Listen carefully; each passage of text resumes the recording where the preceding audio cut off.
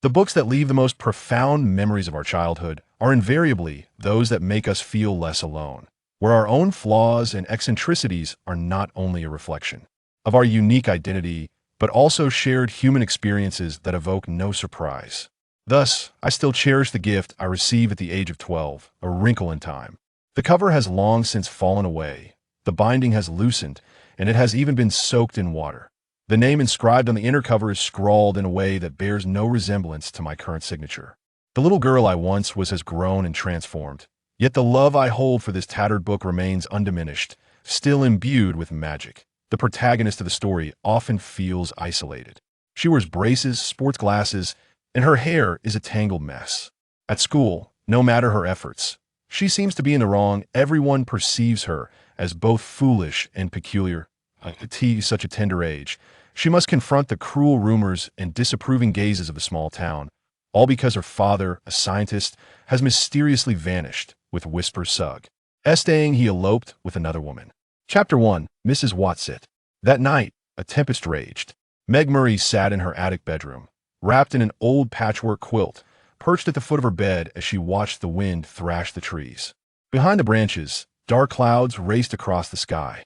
Every few minutes, the moon would pierce through the clouds, casting shadowy rings upon the ground, as if racing against Thek.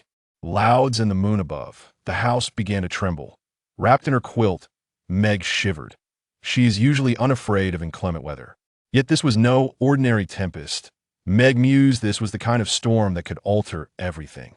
The storm that could dictate the fate of Meg, who always seemed to air Marie's tempest. During lunch, she shifted slightly in her seat, seeking comfort, when a girl with a face full of disdain remarked, "Meg, we are no longer in elementary school. Why do you always fidget like a child?" Meg's twin brothers, Sandy and Dennis, who were 10 years old, arrived home an hour earlier than she did. Upon witnessing Meg's demeanor, they were infuriated. "If a fight is what you want, let's take care of it," they declared to her. "Bad kids. I'm indeed a bad kid," Meg thought bitterly, feeling a pang of sadness that would say that about her. Mother would not, but they would, and others would too. How she wished for her father. Why can't I hide my feelings like Mother does? Meg pondered. Why are all my worries etched upon my face? Everyone had succumbed to slumber, save for Meg. Even Charles Wallace, the little fool of a brother, possessed an uncanny ability to sense when she awoke, when she felt disheartened, and could even foresee who would arrive. Several nights, he had tiptoed up the stairs to the attic to seek her out, yet now he too was asleep. How could they possibly sleep? The radio had been broadcasting hurricane warnings all day. They were acutely aware that the fierce winds could rip the roof off, sweep her into the night sky, and deposit her in some unknown, dreadful place. How could they bear to leave her alone in the swaying brass bed in the attic? Meg could not help but tremble all over. "It was you who insisted on having the attic bedroom," she thought angrily. "Because you are the eldest, Mother agreed to let you sleep in the attic. This is a privilege, not a punishment."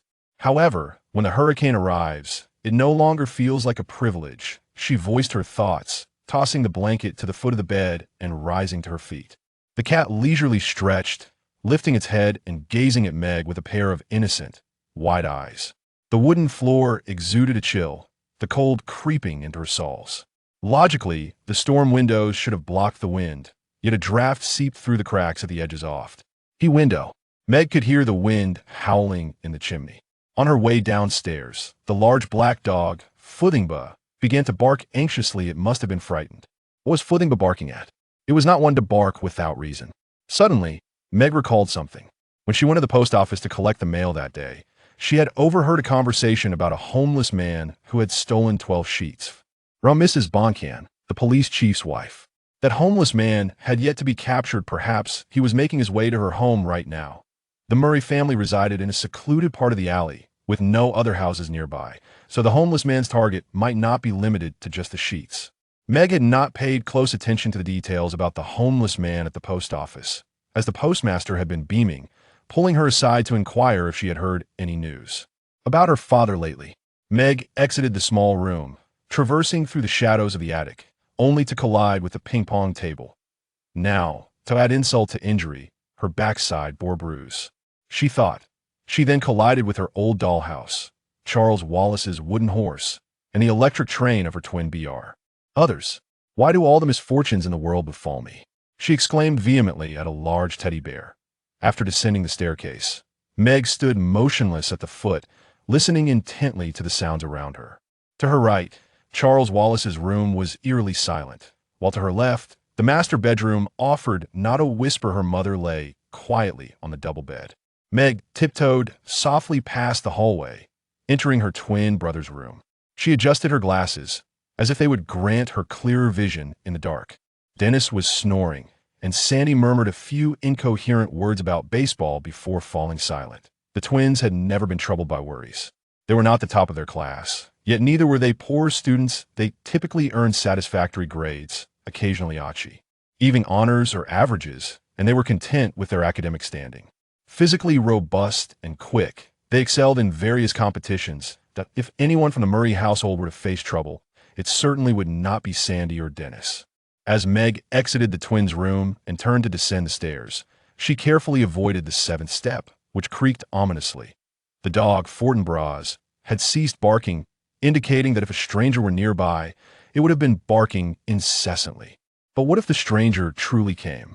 What if he bore a knife? Our nearest neighbor was too far to hear our screams. Whatever happened, no one would care. I shall prepare myself a cup of hot cocoa, for it is certain that my spirits shall be considerably lifted thereafter. Moreover, should the roof indeed be torn away, at the very least, I shall not be swept away along with it. Meg pondered. The kitchen was aglow with light as Charles Wallace sat at the dining table, sipping milk and enjoying a slice of jam-laden bread. This golden-haired little boy, clad in a faded blue nightgown, sat alone, his feet swinging a mere 15 centimeters above the ground, appearing small and fragile within the space eye. Us, vintage kitchen, hello. He greeted Meg cheerfully. I've been waiting for you all this time. Fortinbras also lifted his slender, dark head and welcomed to Meg, his tail thumping rhythmically against the floor. He nestled beneath the dining table, resting by Charles Wallace's feet, eagerly anticipating the crumbs of bread to fall down. It was a winter's night several years prior when Fortinbras, then a gaunt, abandoned dog, had wandered to the Murray doorstep. Meg's father remarked that he bore the lineage of a rough collie and an English setter, and the lean, dark figure possessed a unique beauty of its own. "Why don't you go up to the attic to find me?" Meg inquired of her brother, her tone akin to that which one might use when addressing a peer or someone older. "I was nearly frightened to death." "The wind in the attic is far too fierce," the little boy replied. "I knew you would come down, so I warmed some milk on the stove for you. It should be about ready now." How is it that Charles Wallace always knows what she is thinking and what she will do? How does he possess such insight? He never seems to care about what Sandy and Dennis are contemplating. It is only Mother and Meg who capture his attention, and his accuracy is often unsettling. Do others whisper behind his back, fearing him, claiming that the youngest Murray child lacks intelligence? Meg once overheard that intelligent individuals sometimes give birth to less capable children. The twins appear quite well behaved and ordinary, yet that unassuming daughter and the youngest son evidently do not measure up. When others are around, Charles Wallace scarcely speaks, leading many to believe he is mute. He truly did not utter a word until he was 4 years old. Each time someone glanced at him and clicked their tongue in disapproval, shaking their head with sympathy, Meg felt her face flush with indignation. "Meg, do not worry about Charles Wallace," their father once told her, a sentiment she recalled vividly, as it had occurred shortly before he departed from home. "His mind is perfectly sound. He simply operates in his own manner and at his own pace." "I do not want him to grow up to be as foolish as I am," Meg lamented. "How do you know?" she challenged. "How do you know that I am not foolish? Are you saying this simply because you love me?" "I do love you, but that is not the reason. Your mother and I have conducted several tests for you, as you are aware." "Indeed, that is true." Meg understands that sometimes the games her parents play are, in fact, some form of assessment, and the tests she undertakes with Charles Wallace far exceed those of mere twins. "Are you referring to intelligence tests?" "Well, some of them are." "Is my IQ acceptable?" "Not just acceptable." "Then what is it?" "I shall not disclose that information. However, the results have reassured me, convincing me that you and Charles Wallace will be capable of achieving nearly anything you desire as you grow older. When he begins to speak, you will understand. You should check if the milk is heated," Charles Wallace remarked to Meg, observing that his enunciation was clearer than that of the average 5-year-old. And his meaning was also far more lucid. "You dislike when the milk forms a skin, do you not? You have poured too much milk. Half would suffice." Meg glanced at the small pot. Charles Wallace nodded earnestly, saying, I believe Mother would also like some. What do you wish to drink? A voice floated to them, as their mother stood at the kitchen door. Hot cocoa, Charles Wallace replied. Shall I prepare you a liverwurst and cheese sandwich? I would be delighted to assist. That would be wonderful, Mrs. Murray said, but if you are busy, I can manage it myself. Not at all. Charles Wallace slid off his chair and briskly made his way to the refrigerator, his feet, wrapped in his pajamas, moving as nimbly as a cat. How about you, Meg? He inquired. Would you like a sandwich? Sure, she replied, but I would prefer it without liverwurst. Are there any tomatoes? Charles glanced at the bottom drawer of the refrigerator. There's just one left. Mom, can I give it to Meg? Of course you can, Mrs. Murray smiled, but Charles, if you wish to keep the twins from joining in, you might want to lower your voice. This is our exclusive moment. Exclusive, Charles? Wallace chimed in. That's the new word I learned today. Isn't it impressive? Quite remarkable, Mrs. Murray remarked. Meg, let me see your bruise. Meg knelt beside her mother's feet. The warm, bright kitchen enveloped her in relaxation. The earlier fears dissipated like mist. The aroma of hot cocoa wafted from the pot, steam rising in gentle curls, while geraniums bloomed on the windowsill, and a bouquet of yellow daisies graced the center of the dining table. The red curtains were drawn, adorned with blue and green geometric patterns, as if to scatter their joyful ambience into every corner. The stove resembled a slumbering beast, emitting soft, rhythmic snores. The flames flickered, continuously radiating warmth and light. Outside, the darkened world was battered by a fierce wind. Yet the anger that once terrified Meg in the attic was now replaced by the familiar comfort of the kitchen. Fortinbras hummed contentedly beneath Mrs. Murray's chair. She gently caressed Meg's bruised cheek, and Meg looked up, her emotions a blend of admiration and resistance towards her mother. Having a brilliant scientist for a mother was no small feat. Mrs. Murray's fiery red hair, translucent fair skin, violet eyes, and long, dark lashes rendered her a striking figure, particularly when juxtaposed with Meg's exceedingly ordinary appearance. Previously, Meg managed to pass with her hair neatly braided, but upon entering middle school, she cut it short. Now, despite her and her mother's best efforts to style her hair, it always appeared an unremarkable blend of curls and straightness, rendering her even less conspicuous. Dear, you fail to grasp the essence of moderation, do you not? Mrs. Murray inquired. I doubt you will ever learn the art of compromise. The bruise that Henderson left on you is quite unsightly. Oh, and shortly after you went to bed, his mother called to complain, claiming you had given him a thorough beating. I informed her that since he is a year older and weighs a good 10 kilograms more than you, it stands to reason that I should be the one lodging a complaint. However, it appears she still deems it entirely your fault. I suppose it depends on your perspective. Meg replied. Typically, regardless of the circumstances, everyone seems to attribute the blame to me, even if I had no involvement whatsoever. Nevertheless, I apologize for being the first to strike him. This week has been fraught with misfortunes, and my mood is utterly dismal. Mrs. Murray gently caressed Meg's disheveled hair. Do you know the reason? I despise being a pariah, Meg confessed. Sandy and Dennis are struggling too. I'm uncertain if they are genuinely experiencing the same feelings or merely feigning. I have attempted to pretend to be like everyone else, but it proves utterly futile. You are too candid. You cannot feign what you are not. Mrs. Murray expressed her sorrow for Meg, saying, if only your father were home, perhaps he could assist you. However, I find myself at a loss to offer any help unless you come to terms with your situation. Then you will discover that things become considerably easier. Although, discussing this now may not yield any benefit, right? If only I were not so unappealing. If only I could possess your beauty. Mother is not merely attractive. She is breathtakingly ethereal. Charles Wallace, while preparing liverwurst sandwiches, remarked, I wager that when Mother was your age, she must have been quite unattractive.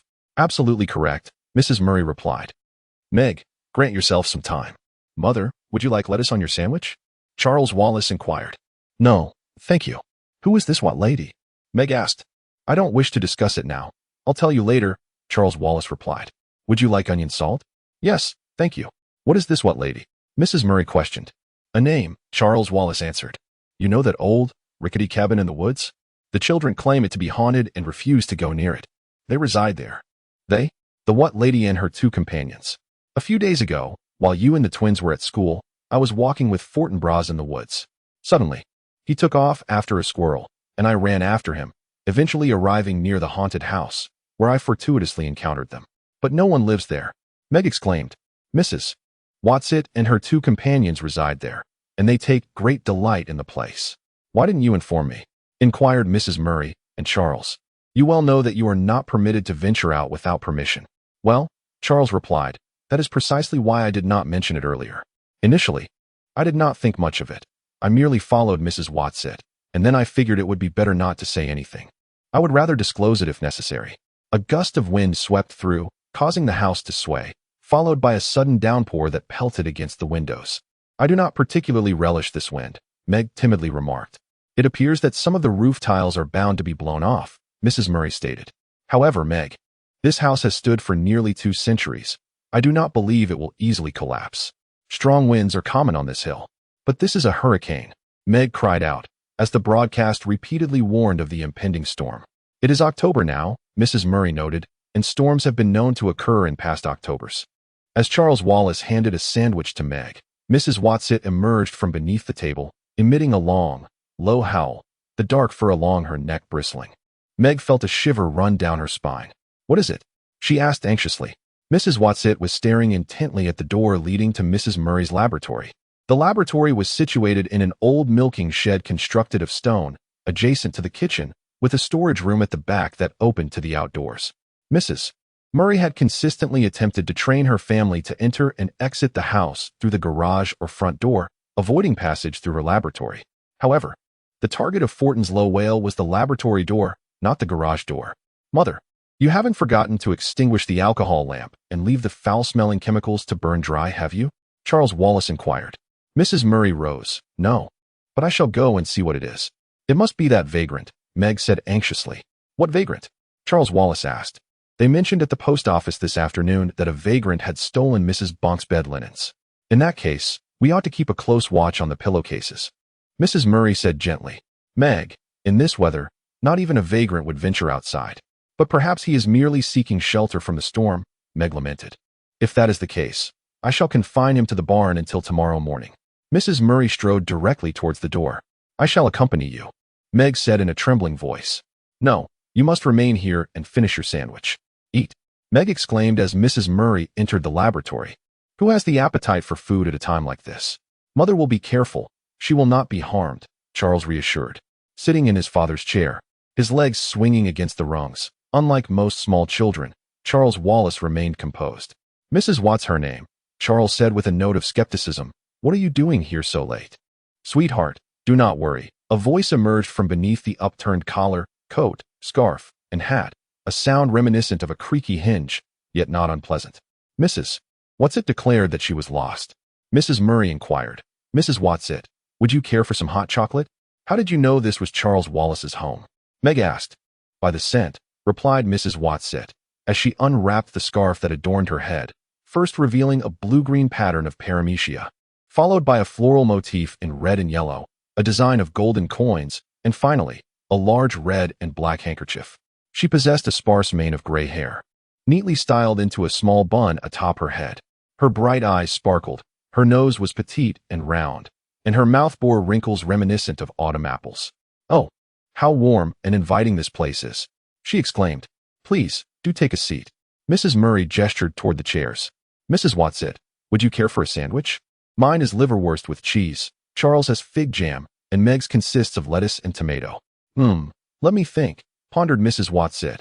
I absolutely adore Russian caviar. You're peeking, Charles shouted in frustration. That is meant for Mother's birthday. You can't have it. Mrs. Watsit sighed deeply, her expression one of sympathy. No, Charles insisted, Mom. Don't listen to her. Otherwise, I shall become quite upset. How about a tuna salad sandwich? He proposed. I'll prepare it. Meg moved toward the pantry to retrieve a can of tuna. In her mind, she thought, this old woman barges into our home in the middle of the night, and Mother behaves as if nothing is amiss. She is undoubtedly the vagrant who steals sheets. Charles should not associate with such individuals, especially when he is not conversing with ordinary people. Madam Shaw, why did you steal Mrs. Bonking's bed linens? Charles inquired with a stern tone. Dear Charles, I needed the linens, she replied. Quickly return them. He insisted. But dear Charles, I have already used the linens, so I cannot return them. You are gravely mistaken, Charles. Mrs. Wallace admonished. If you were in such dire need of linens, you could have simply asked me. Madam Shaw shook her head and remarked. You do not possess any spare linens, Only Mrs. Bonkung has them.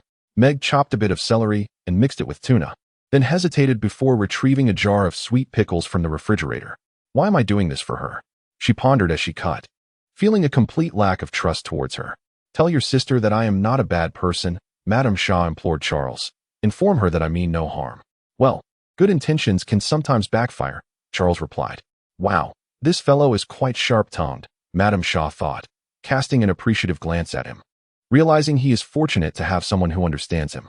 I fear that is not the case, Mrs. Murray interjected. None of us can compare to Charles. But at least you do not pressure him, Madame Shaw asserted, nodding vigorously. You allow him to be himself.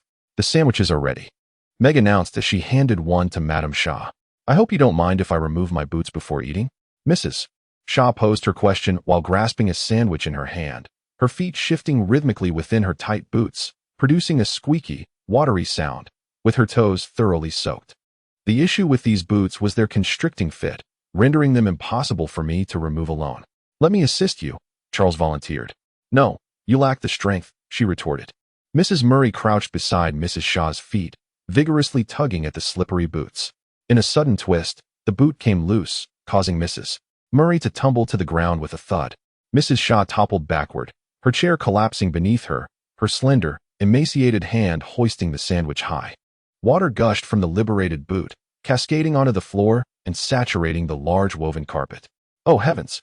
Mrs. Shaw exclaimed, lying on the overturned chair, her legs akimbo.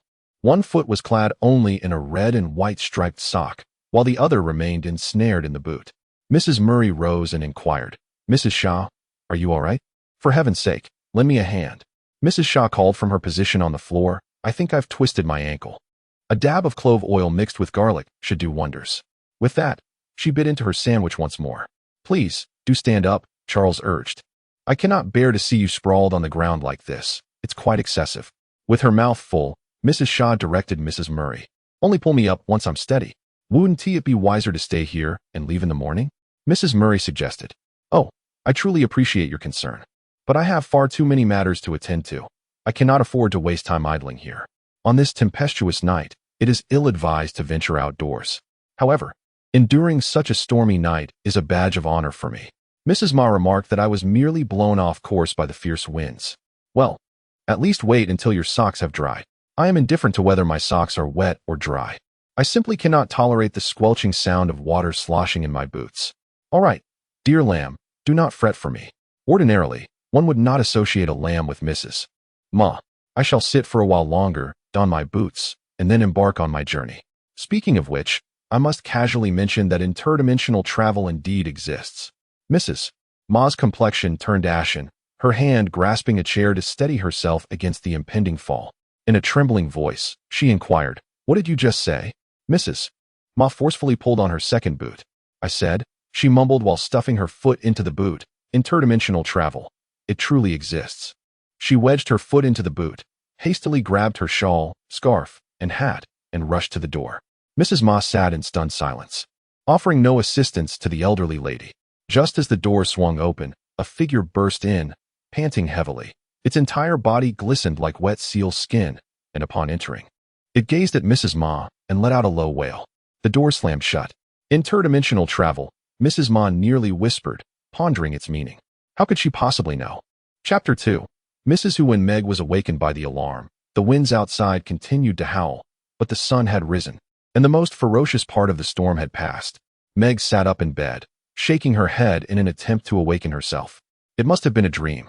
The storm had frightened her, coupled with her concerns about the homeless man, leading to a dream in which she descended to the kitchen and encountered Mrs. What's-Her-Name, who uttered something that startled her mother and plunged her into worry. What had Mrs. What's-Her-Name said? Something about super something.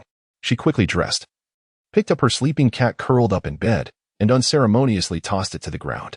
The cat yawned, stretched lazily, mewed pathetically, and then scampered down the stairs. Meg made her bed and hurriedly followed it downstairs. Upon entering the kitchen, she found her mother frying French toast, the twins already seated at the dining table, while the cat licked milk from its dish. Where's Charles? Meg inquired. He is still asleep. If you recall, last night was quite eventful, her mother replied. I wish it had merely been a dream, Meg said. Her mother cautiously flipped the 4 slices of French toast, and then calmly stated, Meg, Do not wish it were a dream. I may not understand this matter better than you, but I have learned one thing. Reality persists regardless of comprehension. I apologize for allowing you to witness my distress. Your father and I used to joke about temporal displacement.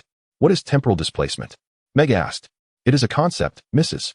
Murray said, handing syrup to the twins. I will explain it to you later. Right now, you're going to be late for school. I really don't know why you didn't wake us up, Dennis said. It's so annoying. We missed all the excitement. Today, you all seem to possess more vitality than I do in class. Meg, clutching her French toast, made her way to the dining table. I couldn't care less, I thought.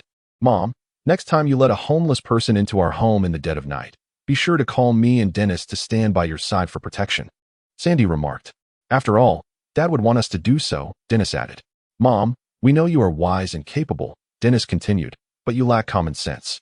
It was evident that Meg and Charles did not possess much either. I know, we are fools, Meg said, visibly displeased. Meg, I wish you weren't so foolish. Pass me the syrup, please, Sandy requested, reaching across the table. Stop assuming that others are attacking you. For goodness sake, try to behave normally. In class, you merely daydream, gazing out the window, entirely unfocused. This will only deepen your sorrow, Dennis remarked. Charles, Wallace will commence school next year, and he is bound to face significant challenges. We recognize his intelligence, yet he does not seem as engaging around others, and they perceive him as a simpleton. I am uncertain about what will transpire. Should anyone trouble him, Sandy and I will certainly give that person a sound thrashing, but beyond that, we cannot offer much assistance. Let us not fret about next year until this one has passed, Mrs. Murray suggested. Would you like some more French toast? Meg, if you continue to be so impolite, you may leave the classroom immediately, the teacher stated. Fine, no problem, Meg replied before exiting. During study hall, the principal sought to have a conversation with her. Megu, what troubles you now? The principal inquired as kindly as possible. Megu stared at the floor in frustration. Principal Jin, I have no problems. Mr. Porter mentioned that you are quite rude, the principal continued. Megu shrugged. Do you not realize that such an attitude only makes your situation more difficult? The principal asked. Now, Megu, I believe that with effort, you can manage your studies and keep pace with your classmates, though some teachers hold a different opinion. You must strive on your own. No one can do this for you. Megu remained silent. Megu, what do you say? I don't know what to do. Megu replied. You could start with your homework. Your mother would assist you, wouldn't she? If I ask her for help, she will. Megu, do you have something on your mind? Are you unhappy at home? Principal Jin questioned. At last, Megu looked at him, adjusting her glasses as was her habit. Everything is fine at home. I am glad to hear that. However, I know your father is not at home, and life must be quite challenging.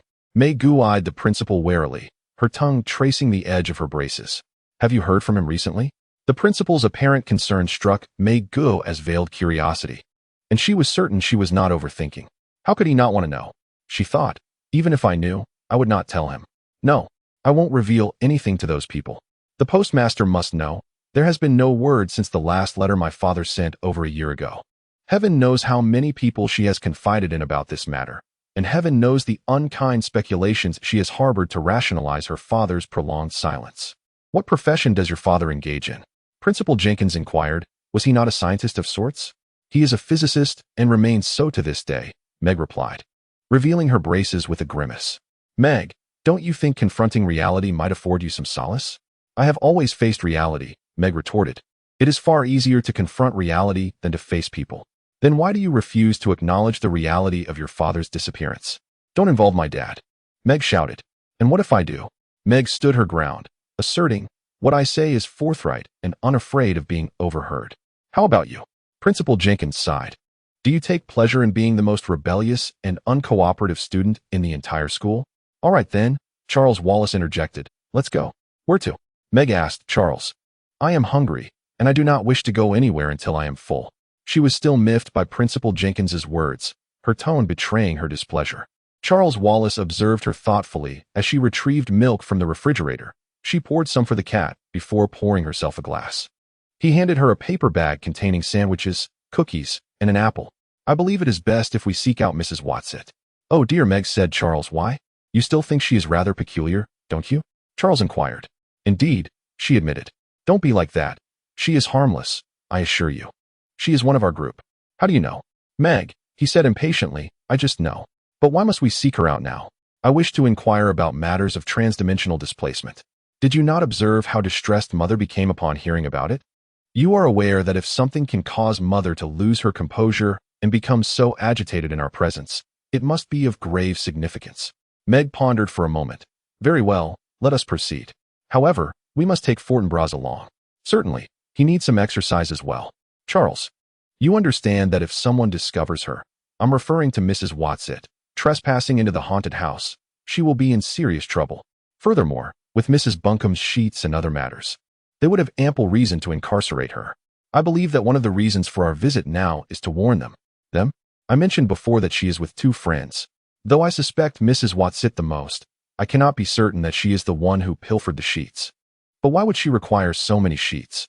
I shall inquire shortly, Charles, Wallace suggested, and also remind them to exercise caution. I believe they will be discreet about their whereabouts, but it is wise to be careful nonetheless. During the holidays, the boys often venture into the haunted house. But presently the trend leans more towards basketball and such activities. I doubt anyone would have an interest in the haunted house.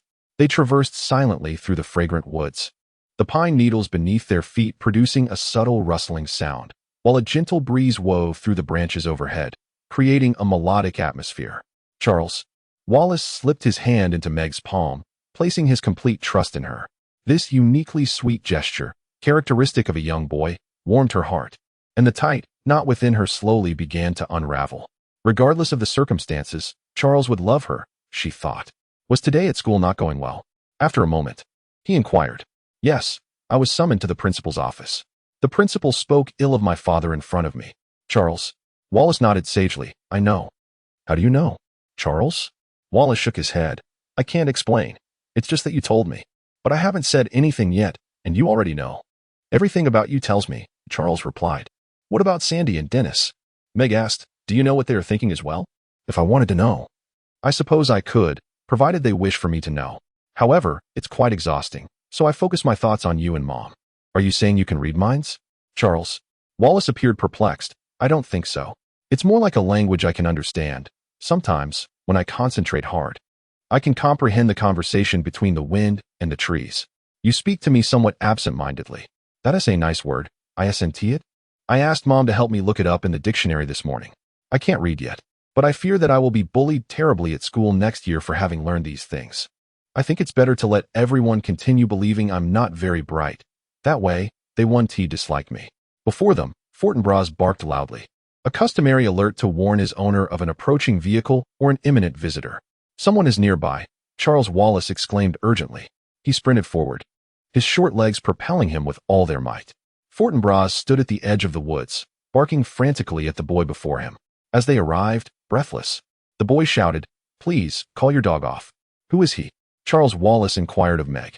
Kevin O'Keefe. We attend the same school. He's older than I am and quite popular. Relax, dude. I won't harm you, the boy reassured Fortinbras. Fortinbras, sit. Charles Wallace commanded, and the dog promptly obeyed, plopping down in front of the boy, though a low growl emanated from deep within his throat. All right, Charles Wallace said, hands on his hips. Now tell me, what are you doing here? I could pose the same question to you, the boy retorted, his tone laced with defiance. Aren't you two the little miscreants from the Murray household? This isn't your territory, is it? He began to advance, but Fortinbras's barking intensified, compelling him to halt. Meg, enlighten me about this person, Charles Wallace insisted. How would I know anything about him? Meg replied. He's a few grades above me and plays on the school basketball team. That's merely because I'm tall, Kevin interjected, sounding somewhat embarrassed. He is indeed tall and rather slender, with bony wrists protruding from the sleeves of his blue sweater. His worn corduroy trousers fall just 3 inches above his ankles, and his bright orange hair appears in dire need of a trim, complemented by freckles that harmonize with his hair color. His eyes are an extraordinary shade of bright blue. What brings you here, Charles Wallace? He inquires. Is this some sort of murder trial? Huh, aren't you the fool? Kevin remarks. I've never encountered such a unique fool before. I merely sought to escape my family. He replies. Charles nods. What kind of family do you have? They all have runny noses. I come from a family of 11 children, and I am the third. A mutation. Upon hearing this, Charles Wallace bursts into laughter. So am I. I am not referring to pictures, Kevin clarifies. Nor am I, Charles responds. I speak in terms of biology. Kevin's tone is skeptical. Genetic changes, Charles Wallace explains, resulting in traits that may not be evident in the parents but could be passed on to the next generation. Thinking of me as a fool allows them to feel superior, Charles Wallace muses. Why should I shatter their illusions? Kevin, how old are you? 14. What grade are you in? Sophomore, and I am quite intelligent. Listen, did someone ask you to come here this afternoon? Charles Wallace grips the collar of his shirt. Casting a dubious glance at Kevin, what do you mean by someone? Kevin shrugged. You still doubt me, don't you? I do not disbelieve you, replied Charles Wallace. Then can you tell me why you are here? I was taking a stroll with Fortinbras and Meg. We usually come out for a walk in the afternoon. Kevin rummaged in his pocket. You do not wish to speak the truth with me. Neither do you, Charles Wallace retorted. All right, little brother, Kevin conceded. I can only say that sometimes I have peculiar feelings about certain matters, which can also be described as an impulse. Do you understand what impulse means? It is the compulsion to act due to some driving force. This definition may not be ideal, but it is what the Oxford Dictionary states. Fine, Kevin sighed. I must amend my impression of your intellect. Meg settled down on the prickly grass at the edge of the woods. Fortinbras gently twisted away, freeing the collar from Charles Wallace's grip, and then laid down beside Meg, resting his head on her lap. Now speaking to Charles Wallace. Kevin made an effort to be polite, much like he was with Meg. Whenever I experience such feelings, such impulses, I embrace them fully, regardless of what they urge me to do. I cannot explain how this feeling arises, nor can I elucidate why it occurs. It is not a frequent occurrence. Yet I invariably follow its lead. This afternoon's impulse is a compelling desire to visit the haunted house. Little one, I have divulged everything I know to you without reservation. Perhaps it is destined that I should encounter you here. Now, it is your turn to speak. Charles Wallace regarded Kevin with a probing gaze for a considerable moment, before his expression became somewhat hazy, as if lost in contemplation. Kevin stood upright, awaiting silently. Well, of course, but do you think your mother would be displeased? Kevin inquired. She will be quite pleased. Do not worry about my mother. Although she is not one of us, she is perfectly fine. And what about Meg? Meg has her own difficulties, Charles Wallace replied. She struggles to find her place. What do you mean by one of us? Meg pressed. What do you mean I'm hard to locate? Meg, do not rush, Charles Wallace said. Take your time. I will explain it to you later. He glanced at Kevin, his expression indicating a sudden resolution. Very well. Let us take him to see Mrs. Watsit. If he has any issues, she will be able to discern them. His little short legs began to run again, making their way towards the dilapidated old house that seemed on the verge of collapse. The house was nestled among the elms, with more than half of it cast in shadow. The leaves of the elms were nearly all gone, and the ground surrounding the house was carpeted with damp yellow leaves. The waning sunlight illuminated the gray-white windows, which refracted the light into a slightly green hue, akin to an ominous omen. The hinges of the shutters creaked loose, clattering with each movement. An unknown source emitted a series of creaks. No wonder everyone says this house is haunted, Meg thought. The front door had been boarded up, sealing it tight, yet Charles Wallace led everyone around to the rear of the house. The back door also appeared to be sealed tight. Charles Wallace knocked on the door, which creaked open slowly on its rusty hinges. An old crow perched atop a sycamore cawed loudly, while a woodpecker relentlessly tapped on the trunk, producing a rhythmic drumming sound. A large gray mouse scurried in the corner of the room, and despite Meg's attempt to stifle her reaction, she let out a piercing scream. They delighted in such old tricks, Charles Wallace reassured Meg. Come, follow me. Kevin's strong hand rested gently on Meg's elbow, while Fortinbras pressed closely against her leg.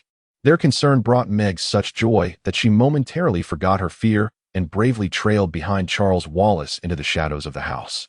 They entered what resembled a kitchen, featuring a large fireplace with a hefty black cauldron suspended above the flames. Why had she never seen smoke billowing from the chimney? Something bubbled ominously within the cauldron, emitting an aroma far from that of food, reminiscent instead of Mrs. Murray's various chemical concoctions. In a nearby rocking chair sat a plump, elderly woman. That certainly wasn't Mrs. Watsit, Meg thought. She must be a friend of hers. The woman wore an oversized pair of glasses, the lenses twice as thick and large as Meg's. She was busily sewing, her needle darting swiftly into a sheet with each stitch.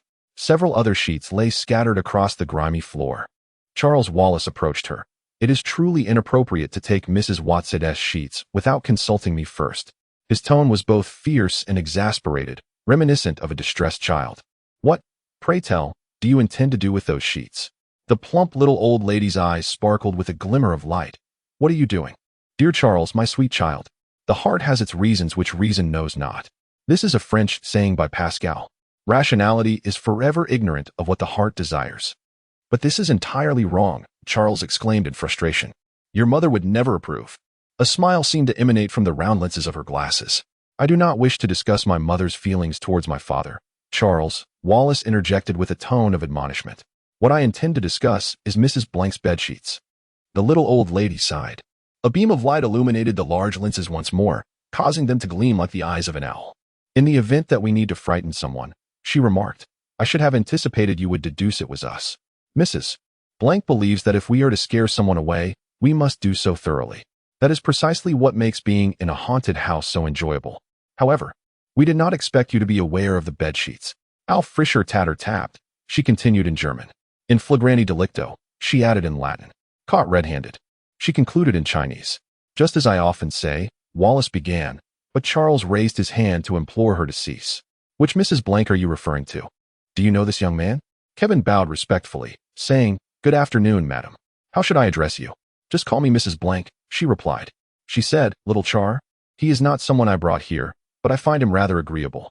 Where is Mrs. What's her name? Charles inquired. She is occupied. Little Char, time is of the essence. It is fleeting. Ab honesto virum bonum nihil deterret, as Seneca once articulated. Nothing can deter a good man from acting with integrity. Dearest little Char, he is indeed a very good man, yet he requires our assistance at this moment. Who? Meg pressed on.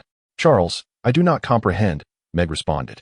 Charles grasped her hand, pulling her away from the room. Fortinbras rushed ahead, with Kevin closely trailing behind them. I too do not understand, Charles admitted, still unclear. As soon as I grasp the entirety of this situation, I shall inform you. But you just witnessed Fortinbras's demeanor, did you not? He remained silent, unshaken, as though nothing were amiss. Thus there is no need for concern. Now, I must ask you to assist me. Let us discuss the recent events after we have replenished our energy. I require sustenance to unravel the intricacies of this matter. Chapter 3. Mrs. What's her name? As dusk enveloped the forest, they walked in silence. Charles and Fortinbras led the way, playfully engaging with one another, while Kevin and Meg strolled side by side, his fingers lightly resting on her arm in a protective manner. This was indeed the most extraordinary and inexplicable afternoon of her life, she mused, yet she felt no confusion. Only a buoyant spirit. She simply felt joy. Why? Perhaps it was destined for them to meet today. Kevin expressed his sentiments, stating that although he was aware they attended the same school and had heard of her, he did not truly know her. He conveyed his delight at their encounter, believing they could forge a friendship. Meg softly reciprocated his feelings, yet soon they both fell into a contemplative silence. Upon arriving home, Mrs. Murray was still in the laboratory, meticulously observing a pale blue liquid as it gradually flowed from a beaker through a test tube and ultimately into a curved neck flask. A pot simmered atop a Bunsen burner, bubbling rhythmically. Do not mention to Sandy and Dennis that I am concocting something here, she cautioned, as they are always suspicious of chemical substances in our food.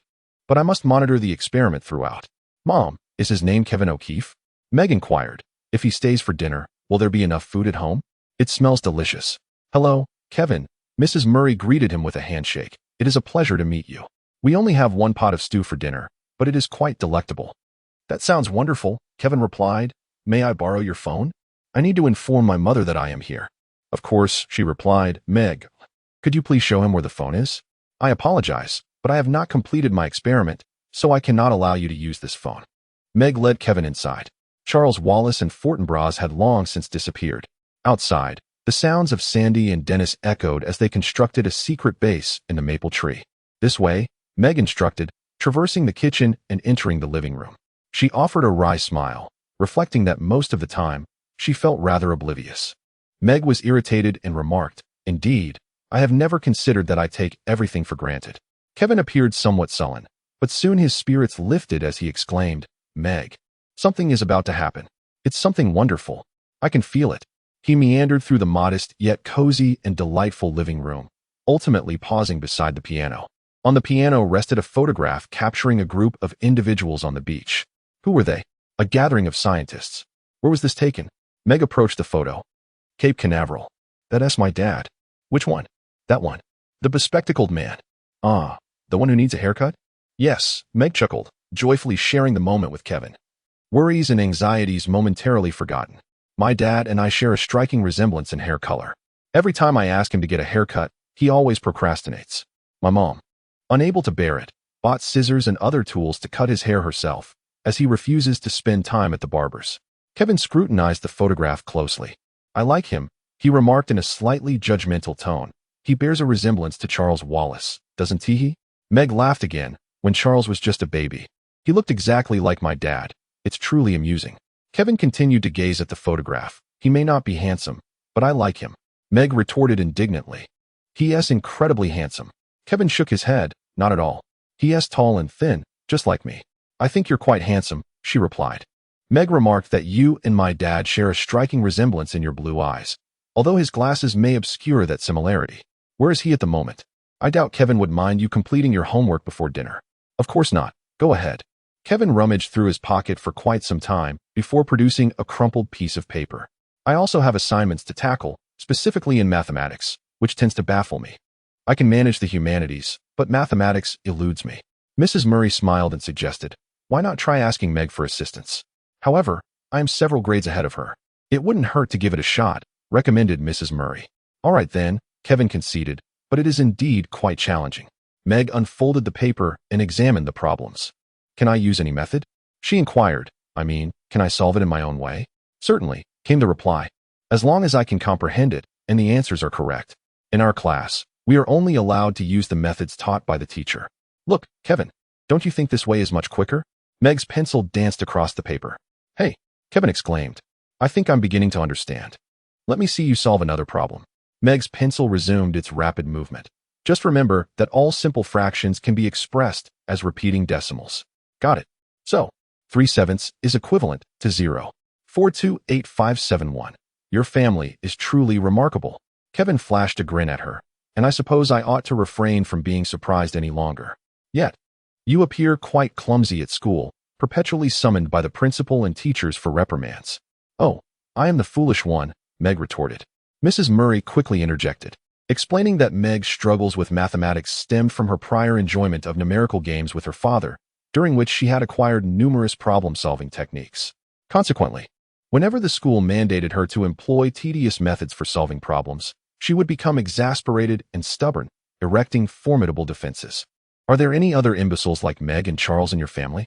He inquired, expressing a desire to meet them if they existed.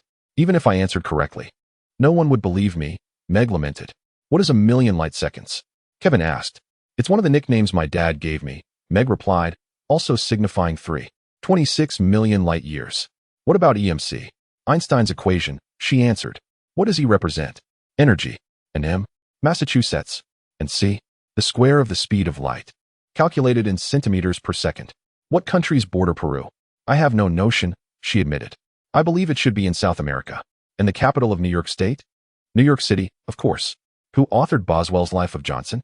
Oh, Kevin, I truly struggle with literature.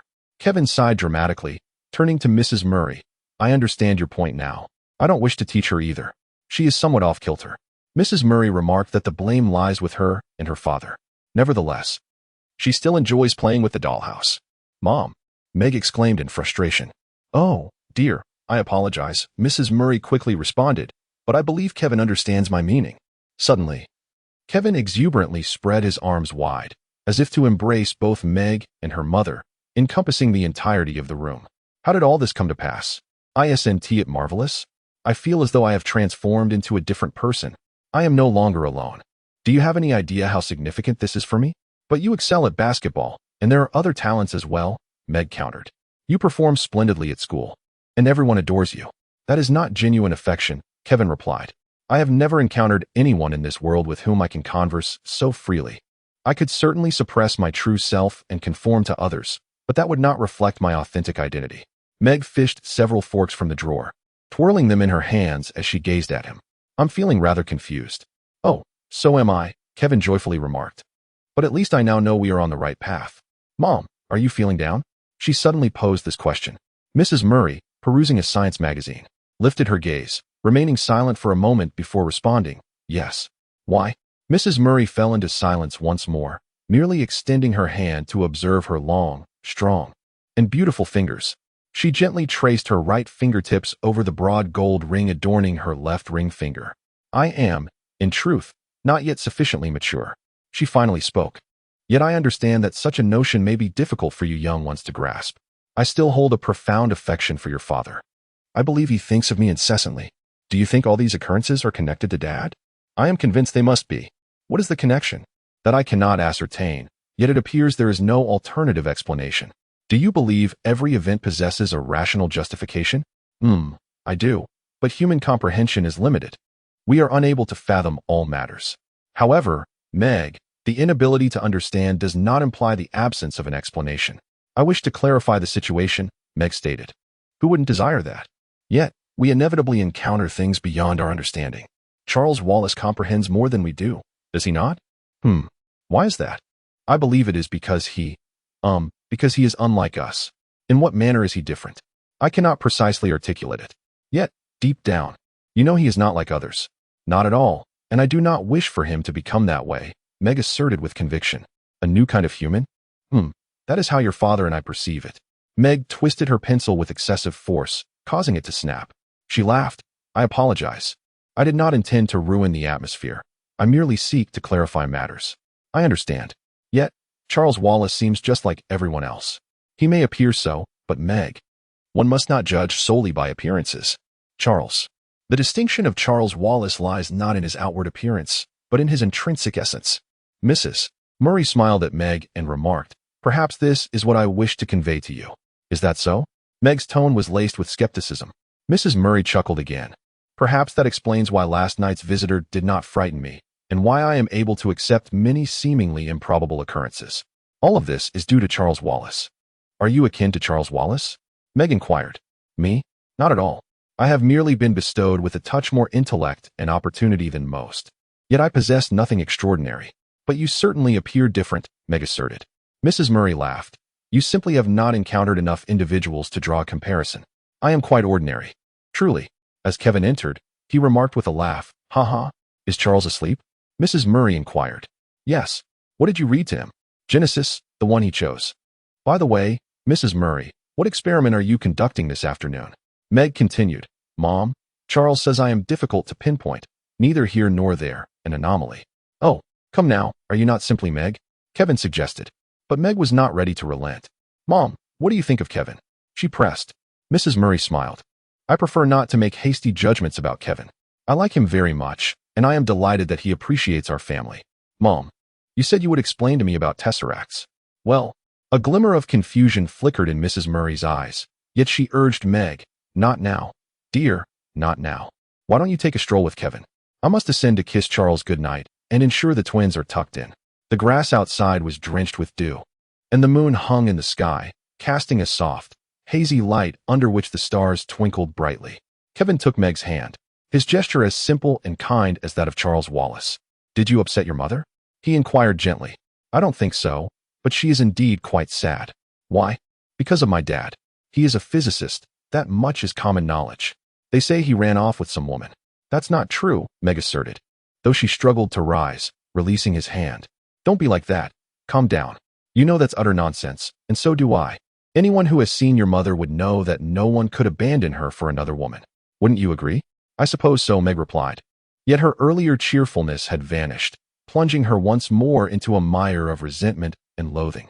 Oh, you silly girl, Kevin gently shook her. I merely wished to clarify the situation, much like uncovering facts from a novel. Your father is a physicist. That is a fact, is it not? Yes. He has also earned several doctoral degrees. Yes.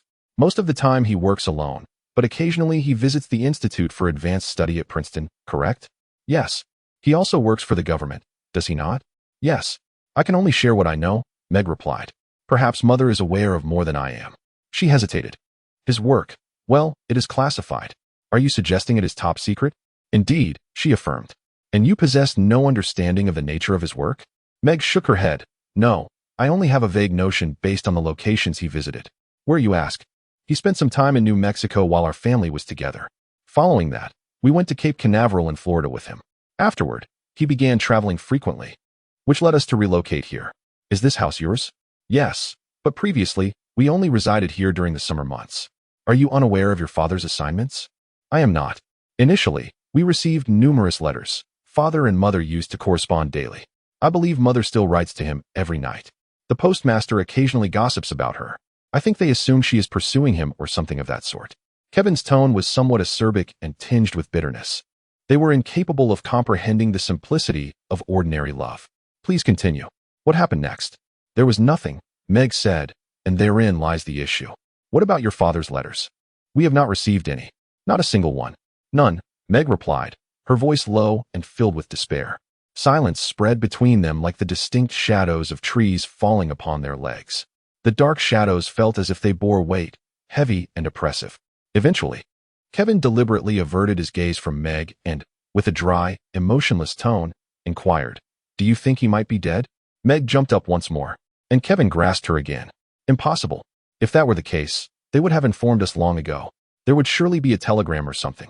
They must notify us. Meg insisted. Then what did they say?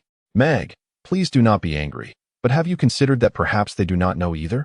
A tear slowly trickled down Meg's cheek. That is precisely what I fear. Why not let it out? Kevin gently asked. You are worried about your father, aren't you? It might help to cry. Meg's voice trembled, overshadowed by her tears. I have cried too much. I should be like mother. I should keep myself in check. Your mother is your mother, and you are you. Besides, she is much older than you. I wish I were not like this. Meg trembled as she spoke. I despise myself. Kevin reached out to remove Meg's glasses and then took a handkerchief from his pocket to wipe away her tears. This tender gesture caused her to crumble. She buried her head in her knees and began to sob. Kevin sat quietly beside her, occasionally stroking her head. I am sorry. Meg finally stammered. I am truly sorry. You must hate me now. Meg, you are being quite foolish, Kevin replied. Do you not realize that? Encountering you has been the most splendid occurrence I have experienced in quite some time. Meg lifted her gaze, the moonlight illuminating her tear-streaked visage. Without her glasses, her eyes appeared remarkably enchanting. If Charles Wallace is a mutation, then I am a biological error. As she spoke, the braces on her teeth sparkled under the moonlight. She awaited Kevin's rebuttal, but instead, he remarked, You know, this is the first time I've seen you without your glasses. Without them, I feel as blind as a bat. My father and I both share the affliction of myopia. Well, you know, your eyes are utterly ethereal, Kevin continued. Listen, quickly put your glasses back on. I don't want anyone to discover how beautiful your eyes are. Meg beamed with joy, feeling a warmth rise to her cheeks, wondering if the blush on her face beneath the moonlight would be noticeable. All right, you two, let us pause for a moment. A voice emerged from the shadows. Charles Wallace stepped into the moonlight. I am not spying, he quickly asserted, and I detest interrupting others. But the time has come. The time has come. His voice quivered with excitement. When is it? Kevin inquired. It is time for us to embark on our journey. Embark? Where to? Meg instinctively reached for Kevin's hand. I am not entirely certain, Charles Wallace replied, but I believe it is to find father. Suddenly, a pair of eyes seemed to leap from the darkness beside them. As the moonlight glinted off Mrs. Watsit's glasses, standing next to Charles Wallace. Beside Wallace, there was only the shimmering shadow illuminated by moonlight. How did she manage that? Meg was utterly perplexed. She heard a rustling noise behind her, turned around, and discovered Mrs. Watt, who was climbing over from the other side of the wall.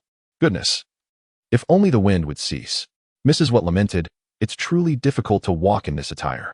She was dressed just as she had been the previous night, in black rubber boots and similar garments, with an additional bedsheet of Mrs. Bonk draped over her. As she slid down the stone wall, the sheet snagged on a low-hanging branch and fell away. The felt hat obscured her eyes, while another branch caught hold of her pink scarf. Sighing deeply, she remarked, I shall never learn how to manage this ensemble. Mrs. Who floated beside her, her small feet seemingly untouched by the ground, with her eyeglasses glinting. Come ti pichel fallo amaro morso, Dante once said. A minor misstep can lead to immense suffering. She extended her claw-like hand to adjust Mrs. Watt's hat upon her forehead, untangled the long scarf caught in the tree, and swiftly folded the fallen sheet. Oh, thank you, Mrs. Watt exclaimed. You are truly clever. Un asno viejo sabe ms que un potro, as Arturo P. Resrevert noted. An old horse knows the way, just because you, old hen, have lived for eons. Mrs. Watt declared with indignation, when suddenly a peculiar and shrill voice interrupted her. Good, good, enough, there is no time to bicker any longer. Is it Mrs. Watsit? Wallace inquired. A gentle breeze stirred. casting dancing shadows among the trees, while the moonlight projected ever-changing shapes. Within the silvery circles, something unknown flickered and vibrated. The voice murmured, I shall not fully manifest. It is, too, exhausting. We still have so many matters to attend to. Chapter 4. The forces of darkness. The trees around them thrashed wildly in the storm. Meg screamed, clutching Kevin tightly, as Mrs. Watsit's voice resonated with authority. Children, be quiet. Was it the shadow that obscured the moon, or did the moon vanish like a candle extinguished by the wind? The rustling leaves produced a sound that was both eerie and terrifying. Darkness enveloped them entirely, devoid of any light. Suddenly, the wind ceased, plunging them into profound silence. Meg sensed Kevin being pulled away from her side. She reached out in search of him, but her fingers grasped nothingness. She was utterly alone. Without Kevin's protective grasp and with Charles absent, she could neither rescue him nor call for help. Trapped in a void, devoid of light, sound, and sensation, she felt her very being dissolve. Where was her body? In her panic, she attempted to move, only to discover she was utterly immobile. Light and sound had vanished. And so had she. Thus, Meg's form faded into nothingness. The surrounding silence mirrored this absence. It was not merely devoid of sound. Even the deaf can perceive the vibrations of the air, yet here, there is an utter lack of sensation. Suddenly, she felt her heart racing beneath her ribs. Had her heartbeat ceased prior to this moment? What had reignited it? The tingling in her legs and arms intensified, and then, quite unexpectedly, she sensed movement. I must be dreaming, she mused, in a nightmare at that. I wish to awaken. Please let me wake up. Wow. The voice of Charles Wallace exclaimed. What a tiresome journey. You should have warned us in advance. The light brightened, quivering and pulsating. Meg blinked, shivering as she adjusted her glasses, while Charles Wallace stood before her, hands on his hips, visibly irked. Meg, he shouted, Kevin, where are you? She could see and hear Charles, yet was unable to approach him. She could not traverse that peculiar beam of light to face him directly. Kevin's voice seemed to emerge from a thick fog. Please give me a moment, will you? I am older than you. Meg gasped, not due to Kevin's sudden appearance, nor because his body materialized in fragments, first his hand, then his arm, followed by his eyes and nose. Rather, it was the soft glow that rendered Kevin's presence seem as if viewed through a veil of water, mist, or flames, until he appeared, tangible and reassuring. Meg. Charles Wallace's voice called again, Meg. Kevin, where is Meg? I am here. She wished to speak, yet no sound emerged. Meg. Kevin shouted, frantically scanning the surroundings. Where is Mrs. Watsit? You haven't left Meg behind, have you? Charles Wallace yelled. If you have harmed Meg. Before Kevin could finish, Meg felt a powerful thrust, followed by a shattering sound, as if she had been violently hurled through a glass wall. So you are here, Charles Wallace exclaimed, rushing to her side and embracing her tightly. But where exactly is this? Meg gasped, her voice surprisingly steady, which eased her anxiety. She hurriedly glanced around. They stood in a sun-drenched meadow, infused with a uniquely sweet fragrance that wafted through the air. This scent was a rare delight found only in the gentle warmth of spring and during the early bloom of apple blossoms. Meg adjusted her glasses and reassured herself that this was all indeed real. They had distanced themselves from the chilly, silvery autumn night. Now, everything around them shimmered with golden light. The meadow was a soft carpet of lush green grass, adorned with a riot of colorful blossoms. Slowly, Meg turned her head to gaze at a towering mountain that pierced the clouds, its peak vanishing into the fluffy white expanse. Suddenly, from the shaded woods at the mountain's base, the melodious chirping of birds broke the tranquility. An indescribable sense of joy and peace enveloped her, calming her racing heart. When will the three of us reunite? Echoed the voice of Mrs. Watsit amidst the thunderstorm. The three of them had appeared so suddenly. Mrs. Watsit donned a lopsided pink scarf, Mrs. Which's glasses sparkled, and Mrs. Who was even smaller than the flickering lights. Light and colorful butterflies danced around them, as if welcoming their presence. Mrs. Watsit and Mrs. Who erupted into laughter, their amusement seemingly boundless. They laughed until they were nearly incapacitated. The faint glow around them appeared to share in their joy. It was dimmer and more nebulous than before, yet somehow more defined. Then emerged a figure clad in a black robe and a pointed black hat, with small eyes, a hooked nose, and long gray hair, one bony hand grasping a broom.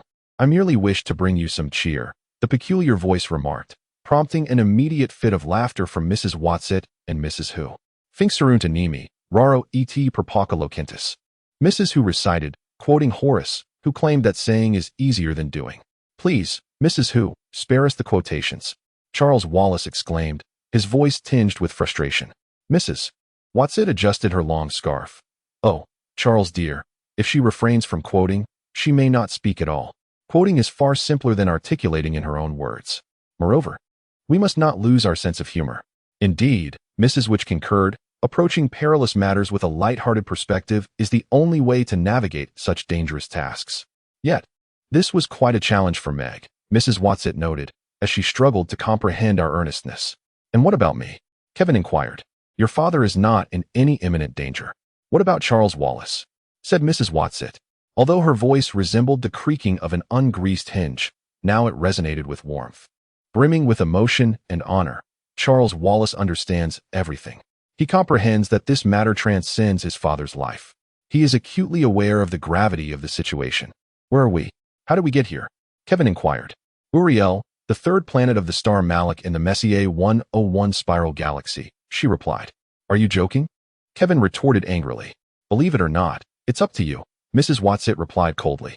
Disregarding Mrs. Watset's peculiar appearance and her fleeting broom, Meg felt an innate trust in her.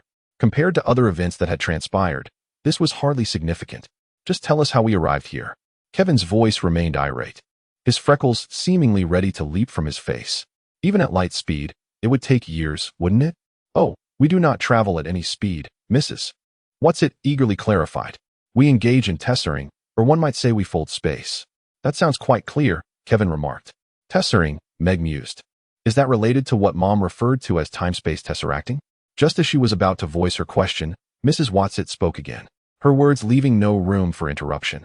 Mrs. Watset is still quite young and rather naive. She always believes she can elucidate matters with words. Madame Who remarked. Que plus sait, plus se tate, a French proverb meaning that the more one knows, the less one speaks. Yet, she felt compelled to converse with Kevin and Meg. Charles reminded Madame Who that if she intended to include them, she must elucidate the situation clearly. Meg approached Madame Who, brimming with inquiries so numerous that she momentarily forgot to ask about the matter of temporal displacement. Is my father here? She inquired. Madame Who shook her head. Meg, he is not here. Let Madame What explain. She is younger and finds it easier to articulate than I do. Pausing for a moment, Madame What interjected, let us take a breath, allowing you the opportunity to grasp the circumstances you are about to encounter. But what of my father? Meg pressed, is he all right? Dear one, he is currently safe. Our presence here is indeed linked to him, but he is merely one of the reasons. Where is he? Please, take me to him. Not yet, Charles replied. Meg, you must exercise patience. But I have no patience. Meg exclaimed, I have never been one to wait. Madame Whose spectacles glimmered slightly at her. If you wish to assist your father, you must learn to be patient. Vitam impendere vero, to risk one's life in the pursuit of truth. We have no choice but to proceed in this manner. Your father is doing the same. Mrs. Who nodded, her tone remarkably serious and earnest, akin to Mrs. Watset's. Then, she radiated a brilliant smile. All right, why don't the three of you children take a stroll? Charles can explain the situation to you. It is utterly safe here on Uriel, which is precisely why we are pausing for rest. But aren't you coming with us? Meg's voice trembled with fear. A prolonged silence ensued. Mrs. Watset made an authoritative gesture. Show them, she instructed Mrs. Who. There was something in Mrs. Watset's tone that made Meg feel as though she were sitting on pins and needles. Now, Mrs. Who inquired, her pitch rising, the already chattering quality of her voice becoming even sharper. Whatever Mrs. Watset wanted them to see, it was surely something that would discomfort Mrs. Who. Now, Mrs. Watset insisted, after all, they will eventually know. Should I change my appearance? Mrs. Who asked. Most certainly.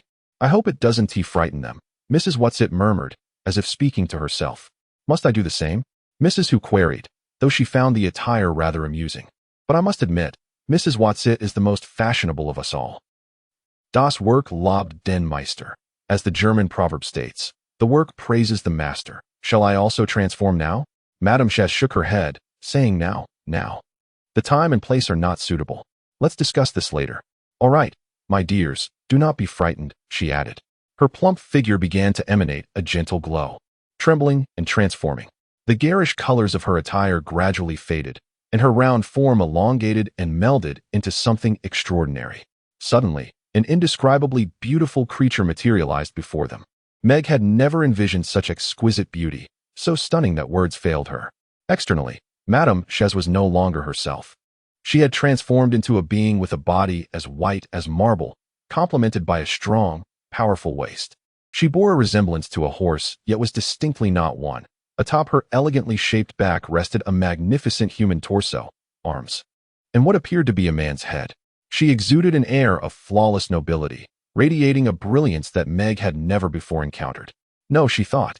This was not the centaur from Greek mythology. It was nothing like that. Behind her shoulders, wings composed of rainbows, shimmering water ripples, and poetic grace unfurled slowly. Kevin knelt down. Do not do this, Madame Chaise said, though her voice bore no resemblance to her usual tone. Kevin, do not kneel before me. Never do this again. Please rise. Carry them across, she commanded. Madame Chaise gracefully knelt before the children, her movements powerful yet delicate.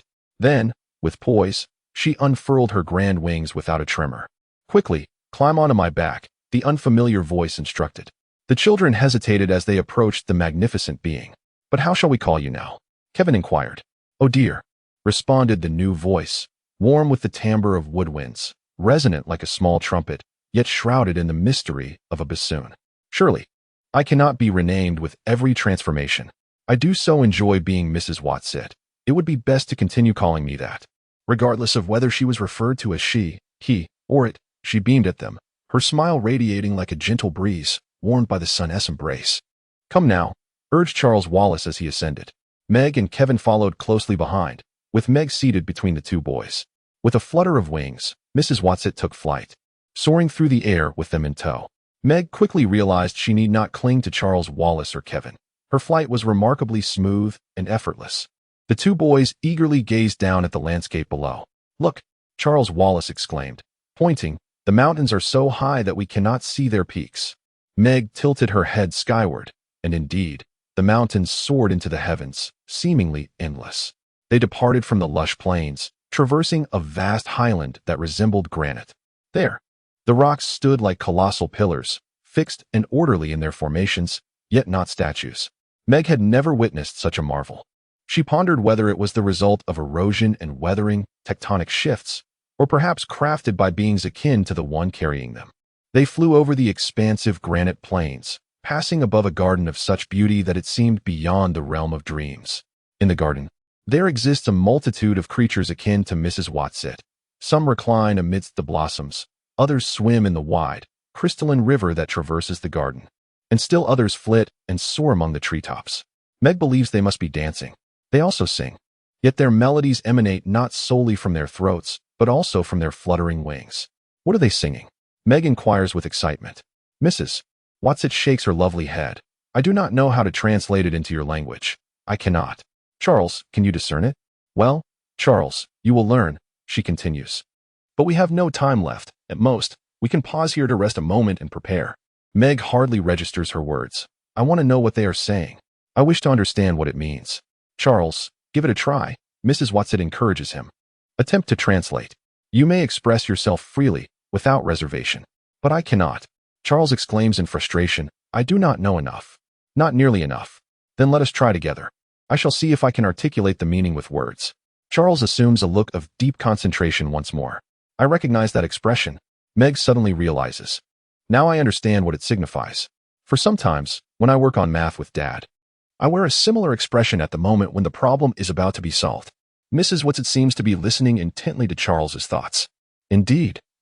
I can give it a try. Charles, it is unfortunate that you are not yet proficient.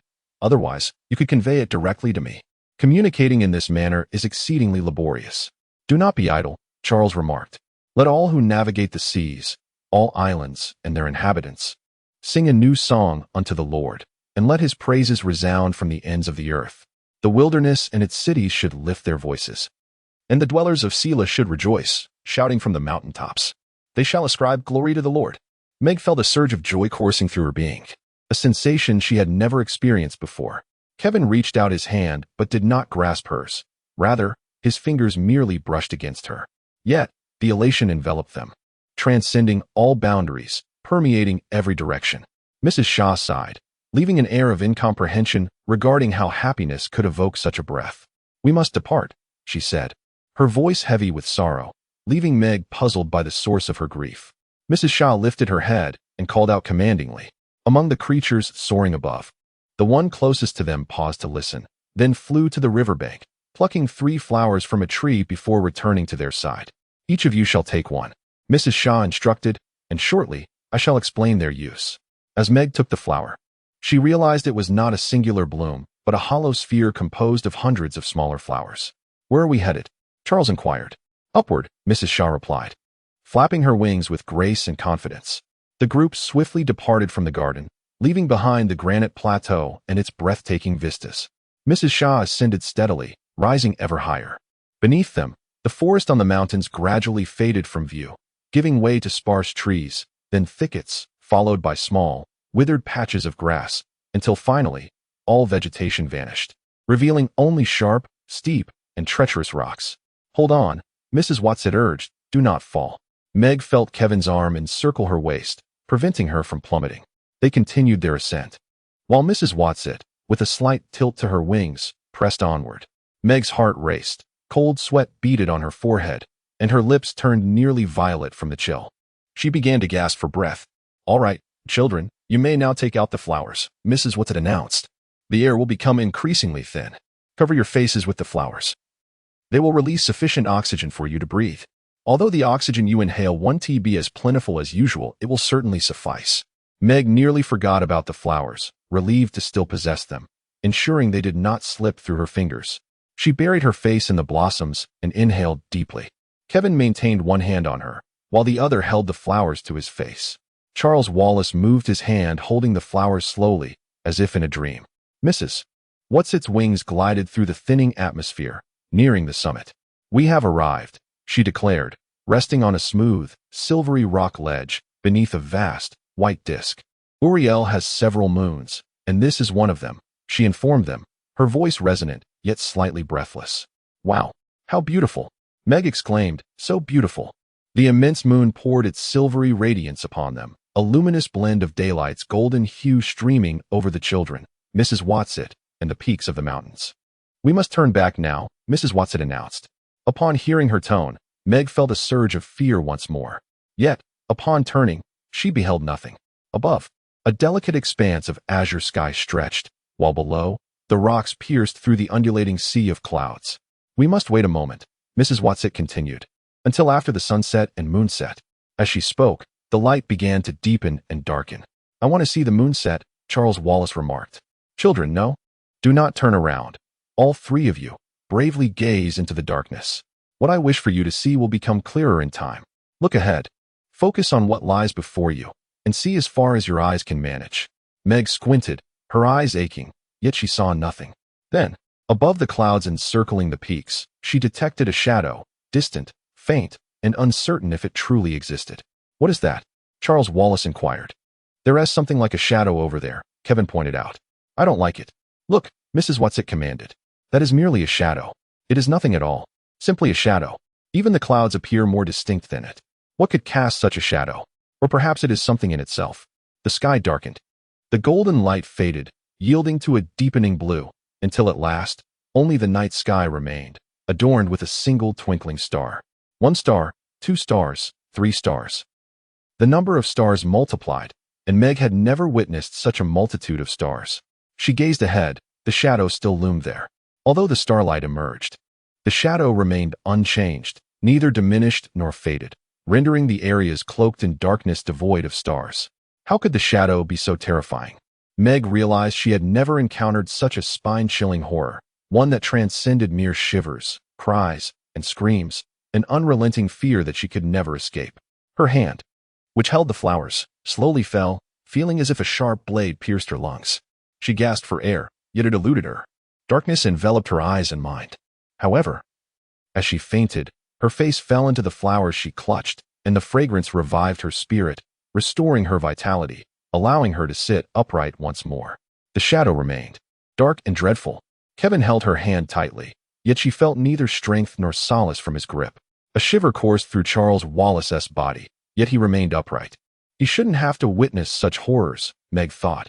No matter how special or different he was, such a small boy could not bear it. Kevin turned, resisting the darkness that obscured the starlight. Mrs. Watson, make it go away, he whispered. Make it go away, that thing is evil. Mrs. Watson slowly turned backward, allowing the shadow to fall behind them. Thus, they beheld the clear stars, the twinkling lights upon the mountains, and a moon swiftly descending the horizon. Then, without a word, Mrs. Watson soared downward, further and further still. As they reached the resplendent ring of clouds, Mrs. Watson proclaimed, "Children, you need not rely on flowers to breathe any longer." With an elegant descent, she folded her magnificent wings. Charles Wallace was the first to alight. "Mrs. Watson, Mrs. Witch," he exclaimed, causing a ripple in the air. The familiar spectacles of Mrs. Watson sparkled in their direction. Mrs. Witch also appeared, yet as she had previously informed the children, fully manifesting herself was a challenge. Thus, despite her donning a robe and a pointed hat, Meg could still perceive the mountains and stars through her form. Meg slid down Mrs. Watson's back, her legs trembling from the prolonged flight, and wobbled toward Mrs. Witch. "That dark entity we observed," she inquired, "is my father contending with it?" Chapter 5. The Tesseract. "Indeed," Mrs. Witch replied. He is behind the shadow, thus we cannot see him." Meg burst into tears, sobbing loudly. Through her tear-streaked vision, she spotted Charles Wallace standing nearby, small and pale. Kevin embraced her, yet she shivered and recoiled, consumed by her grief. Subsequently, she found herself enveloped in the vast wings of Mrs. Watson, a wave of comfort and strength flooding her being. Although Mrs. Watson remained silent, Meg sensed her unspoken words through the wings. "Child, do not despair. If there were no hope, do you believe we would have brought you here? The task we ask of you is formidable, yet we are confident that you will prevail. Your father requires assistance. He needs courage. Perhaps for the sake of his children, he can achieve what he once deemed impossible. Well, are we ready to embark?" Mrs. Watson inquired. "Where are we going?" Kevin asked. Upon hearing Mrs. Watson's words, Meg felt a sudden chill, as if a wave of electricity coursed through her body. We must go to the shadow behind. Yet we shall not proceed immediately," Mrs. Watson reassured them. "We shall take it step by step." She turned to Meg. "We are about to engage in a tesseract, to fold space once more. Do you comprehend?" "Not really," Meg answered candidly. Mrs. Watson sighed. "It is rather challenging to explain concepts that have yet to emerge in your civilization. Kevin had previously mentioned traveling at the speed of light. Do you understand, little Meg?" "I do," Meg nodded. "Of course, traveling at light speed is impractical. It is a roundabout method. We shall endeavor to take the most direct route possible. Is it somewhat akin to finding shortcuts in solving math problems?" Meg inquired. "Precisely, Mrs. Watson replied, glancing at Mrs. Who. "Demonstrate with your skirt for them." "La experiencia es la madre de la ciencia," Mrs. Who stated in Spanish, quoting Cervantes. "Experience is the mother of success."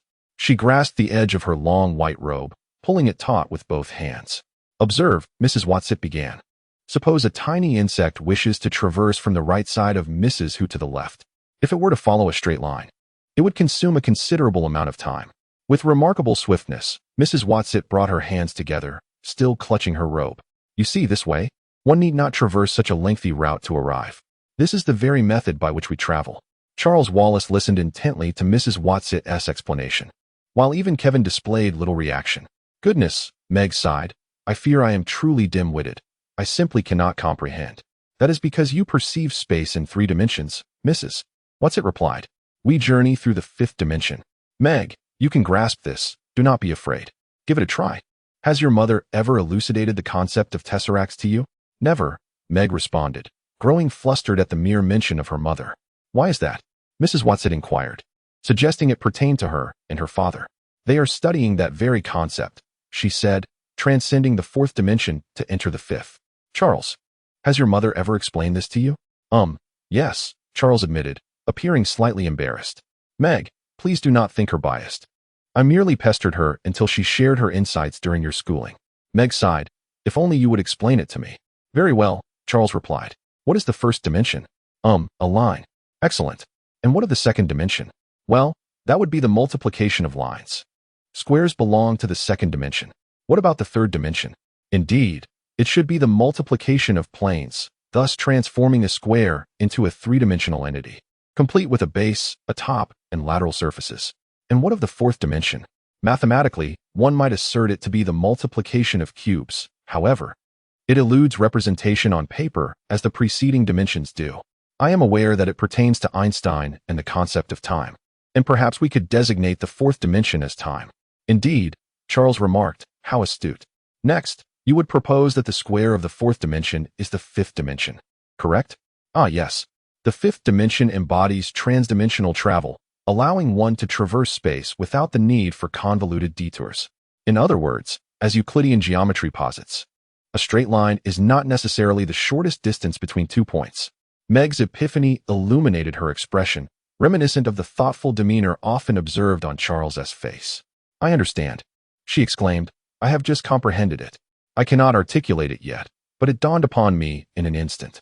Thrilled, Meg turned to Kevin. Do you comprehend? He nodded. Sufficiently. I am not employing Charles Wallace's method of thought, but I grasp the essence of their discourse. Then, shall we embark? Mrs. Watson interjected. Time is of the essence. Shall we hold hands? Meg inquired. Kevin took Meg's hand, grasping it tightly.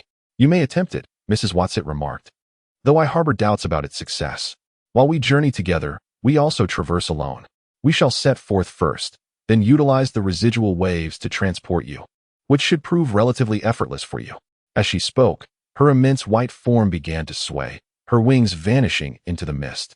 Madame Whom appeared to evaporate gradually, leaving behind only her spectacles, which soon also disappeared. This evoked in Meg the image of the Cheshire Cat from Alice's Adventures in Wonderland. I often see faces without glasses, she mused, but never glasses without a face. I wonder if I too pass through first, and then my glasses follow? She glanced towards Madame Whom, who had been present but then vanished entirely. Amidst a gust of wind, a thrust, and the sound of shattering glass, what was she being pushed through? Following this was darkness, silence, and void. Even though Kevin still held her hand, she felt nothing. Yet this time, she was aware in advance that her body would completely vanish in an instant. As the tingling sensation coursed from her fingertips, she recognized that this journey was nearing its conclusion, feeling once more Kevin's grip upon her hand. Without warning, Meg was suddenly startled into a jolt. She sensed an unimaginable pressure, her body flattening as though crushed beneath the colossal roller of a steamroller. This predicament was far worse than being in the void, for when she became insubstantial, breathing was unnecessary. Yet now, her lungs felt constricted, yearning for the life-giving air, unable to expand or contract. This was entirely different from the experience of flying to the mountains, where the atmosphere thinned and she had to cover her face with a flower to breathe. She attempted to gasp, but found herself as helpless as a paper doll. She yearned to contemplate, yet her mind, as compressed as her lungs, struggled to function. Both her thoughts and her body felt utterly flattened. Her heart endeavored to beat, but could only shift from side to side, a sensation akin to being sliced by a knife, yet she remained immobile. Then, she seemed to perceive a sound, if it could even be called such. At least a form of discourse, flat as the printed words upon a newspaper. Alas, we cannot linger here. This is a two-dimensional realm. The children are unable to adapt. Meg found herself once again ensnared in the void of nothingness, a state that was, in truth, exquisite. The absence of Kevin's hand was inconsequential. It mattered not that she could neither see nor feel, nor that she had ceased to exist, as long as she could liberate herself from the unbearable pressure. Soon, a tingling sensation returned to her fingers and toes, and she could sense Kevin's firm grasp on her hand, her heart rhythmically beating, blood coursing through her veins. Regardless of what had transpired or what mistakes had been made, it was all over now. She believed she could hear Charles Wallace speaking, his words resounding rich and full, just as they were meant to be. I truly mean it, Mrs. Watson. You nearly brought about our demise. Children, I wish to apologize, the voice of Mrs. Watson articulated. I am truly sorry. It was indeed Mrs. Watson's voice, yet one could discern a certain joy within it. This is no game, Charles Wallace exclaimed, stamping his foot in frustration. Then, the shining lenses of Mrs. Watson emerged, followed gradually by the rest of her form. She stood behind them. Our essence is akin to that of dreams. Madam, with a radiant smile, uttered lines from A Wrinkle in Time, a play I hold dear. Surely, you did not intend to cause any distress? Charles inquired. Oh, my dear, of course not. Mrs. Watson quickly replied. It was merely a trivial mistake, not worthy of undue concern. Mrs. Who finds it challenging to perceive from a tangible perspective. You know she would never intentionally jeopardize your well-being. Moreover, that little planet is truly delightful. Its transformation into a flattened form is quite amusing. Each visit brings us immense joy. Where are we now, Charles? Wallace asked. And why have we come here? We are in the vicinity of Orion's belt, where a friend resides. We hope you will take a glimpse of your own planet. Little one, fret not, Mrs. Watson cheerfully declared. We took care of everything before our departure. Your mother is already burdened with the uncertainty of your father's whereabouts. While also tending to you and Charles, we do not wish to add to her worries. Thus, we folded time and space a bit. Once you grasp the method, it becomes quite simple. What does that mean? Meg asked, her face etched with sorrow. Mrs. Watson, please, I am utterly confused. Do not instill fear in them, came Mrs. Who's voice. Is there no confidence? No, of course there is. Yet Meg felt her voice was barely a whisper. I hope this planet truly is splendid, Calvin remarked, for we have not witnessed much. Has it always been this hazy? Meg glanced around and realized that she had been so overwhelmed by the journey and the world of the second dimension that she had failed to notice her surroundings. Yet, there was nothing particularly astonishing about it, as the characteristics of the landscape were rather unremarkable. They seemed to be standing on a flat surface that defied description, enveloped by a grayish haze. It was not quite fog, but it obscured visibility. The only discernible figures were Charles, Wallace, and Kevin, the astonishing forms of Mrs. Watson and Mrs. Who, along with the occasional flicker of light, which was Mrs. Watson. Come along, children, Mrs. Watson urged. We won't venture far. Just a little stroll to stretch our legs.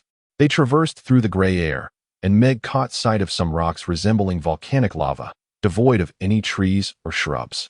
No plant life was visible, only the flat ground beneath their feet. Eventually, through the mist, something akin to a stone hill emerged ahead. As they approached, Meg noticed an entrance that led into a deep, dark cavern. Are we going in? Meg asked nervously. Do not be afraid, Mrs. Watson reassured her. The happy medium works better inside. She is quite fascinating. I am certain you will adore her. If she appears unhappy, I will be very disheartened. I believe that as long as she can smile, everything will turn out well in the end. Mrs. Watson, Mrs. Whose tone was stern. Youth cannot be an excuse for your excessive chatter. Mrs. Watson appeared somewhat hurt, but she composed herself. How old are you, really? Kevin inquired of her. Wait a moment, Miss Shaw muttered, counting on her fingers.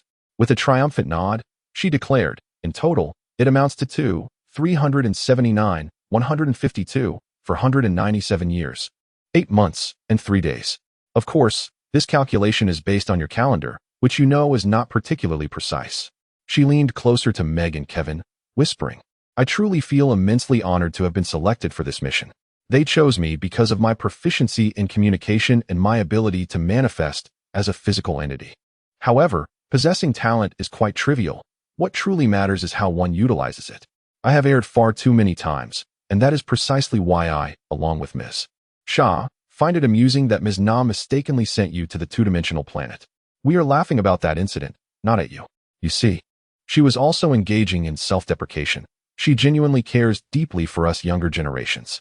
Meg was so engrossed in the conversation that she hardly noticed they had entered the cave. The transition from outside to inside brought little change to the gray atmosphere. She observed a flickering light ahead, down the slope where they were heading. As they drew nearer, Meg realized the light emanated from a campfire. It was quite chilly inside. Miss Shaw remarked, that is why we asked her to kindle a warm fire for you. They approached the fire and discerned a shadowy figure. Stepping closer revealed a woman. She was adorned with a lovely, pale lavender silk scarf and draped in an ethereal purple robe, her gaze fixated on a crystal ball in her hands. It seemed she was oblivious to their presence, absorbed solely in her examination of the crystal sphere. She laughed as she watched, and regardless of what she observed, her laughter was unceasing. We have arrived. The woman lifted her head, and upon seeing them, she rose and curtsied. Mrs. Watson and Mrs. Who returned the gesture, while the soft light seemed to bow gently. Dear joyous medium, Mrs. Watson said, these are the children. Charles, Wallace, Murray. Charles Wallace bowed in greeting. Meg, Murray. Meg thought that since Mrs. Watsit and Mrs. Who had curtsied, she ought to do the same, and thus she clumsily performed a curtsy. And Kevin O'Keefe. Kevin also offered a respectful gesture. We wish to show them their home planet, Mrs. Watsit declared. The joyous medium immediately retracted her smile. Oh, there are so many delightful things to behold. Why must you insist on showing me something so unpleasing? The joyous medium sighed, and then raised a crystal ball. Children, Mrs. Watsit instructed, you must pay close attention. How small the earth is to those who see it from the heavens, said the French poet Drell. From paradise, the world appears so diminutive. Mrs. Who recited, her tone imbued with a rhythmic quality. Meg gazed into the crystal ball, initially with caution, but soon an eager longing grew stronger within her. Before long, she appeared to witness a vast expanse of darkness and void, followed by galaxies traversing their path, ultimately seeming to draw closer to one of the many galaxies. Your galaxy, Mrs. Watsit whispered to Meg. They advanced steadily towards the heart of the Milky Way, then veered to one side. The stars seemed to rush towards them, prompting Meg to raise her arms to shield her face from their impending collision. Quick, quick, quick, look, commanded Mrs. Watsit. Meg lowered her arms, realizing they were heading towards a particular planet. In her mind, she could discern the polar ice caps, everything appearing clear and luminous. Oh, dear, happy medium, that is Mars, Mrs. Watsit gently corrected her. Is it not so? Inquired the happy medium. Ma. Make haste, ordered Mrs. Watsit. The brilliant planet slipped from their view. For a moment, the crystal ball was engulfed in darkness, and then another planet emerged. Its silhouette was neither distinct nor clear, seemingly shrouded in a murky haze. Through the mist, Meg recognized the familiar outline of a continent she had seen in her social studies textbook. Is it the atmosphere that obscures our vision? Meg anxiously asked. No, it is not, replied Mrs. Watsit. You must muster some courage. It is that, shouted Charles Wallace. It is the dark force we saw atop the mountains of Uriel when riding on Mrs. Watsit's back. Has it just arrived on Earth? Meg lamented, unable to divert her gaze from the grotesque shadow that marred the Earth's beauty. Did it pass by while we were absent? Mrs. Watsit's voice carried a tone of weariness. Explain it to her, she said to Mrs. Watsit. Mrs. Watsit sighed deeply. Meg, it did not merely arrive on Earth. It has resided here for an exceedingly long time. This is the reason your planet suffers so many calamities. But why? Kevin began to inquire, his voice growing hoarse. Mrs. Watsit raised her hand to silence him. There are numerous reasons for you to witness the dark forces on Uriel. First, the atmosphere near the mountaintop is thin and pristine, allowing for a clear view of the dark forces. Secondly, we wish for you to observe, the realms beyond Earth. This should facilitate your understanding. I loathe it, Charles Wallace exclaimed vehemently. I detest the dark forces. Mrs. Watsit nodded in agreement. Indeed, dear Charles, we share your sentiments. This is another reason for you to prepare mentally on Uriel. It would be utterly terrifying for you to witness the beloved world you cherish transformed in such a manner. But what is it? Kevin pressed on. We know it is malevolent, but what exactly is it?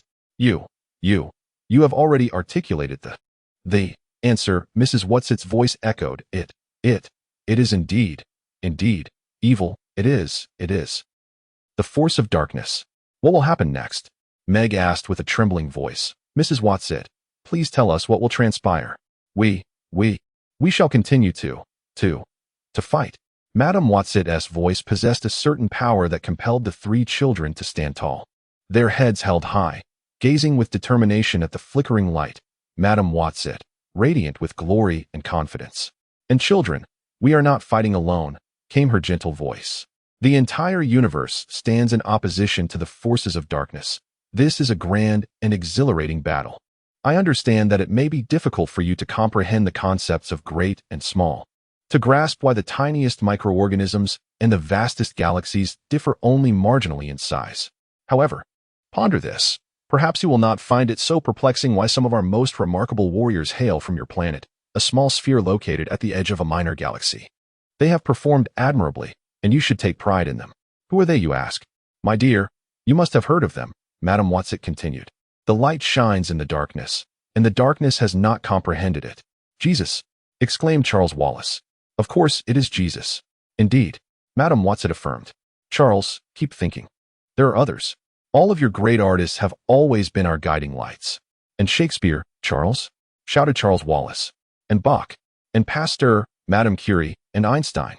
Now Kevin spoke with newfound confidence. And Schweitzer, Gandhi, the Buddha, Beethoven, Rembrandt, and St. Francis. Meg, it is your turn, Madame Watset directed. Euclid, I believe, came her response. Meg became impatient, her voice laced with anxiety. And where is father? Please, where is father?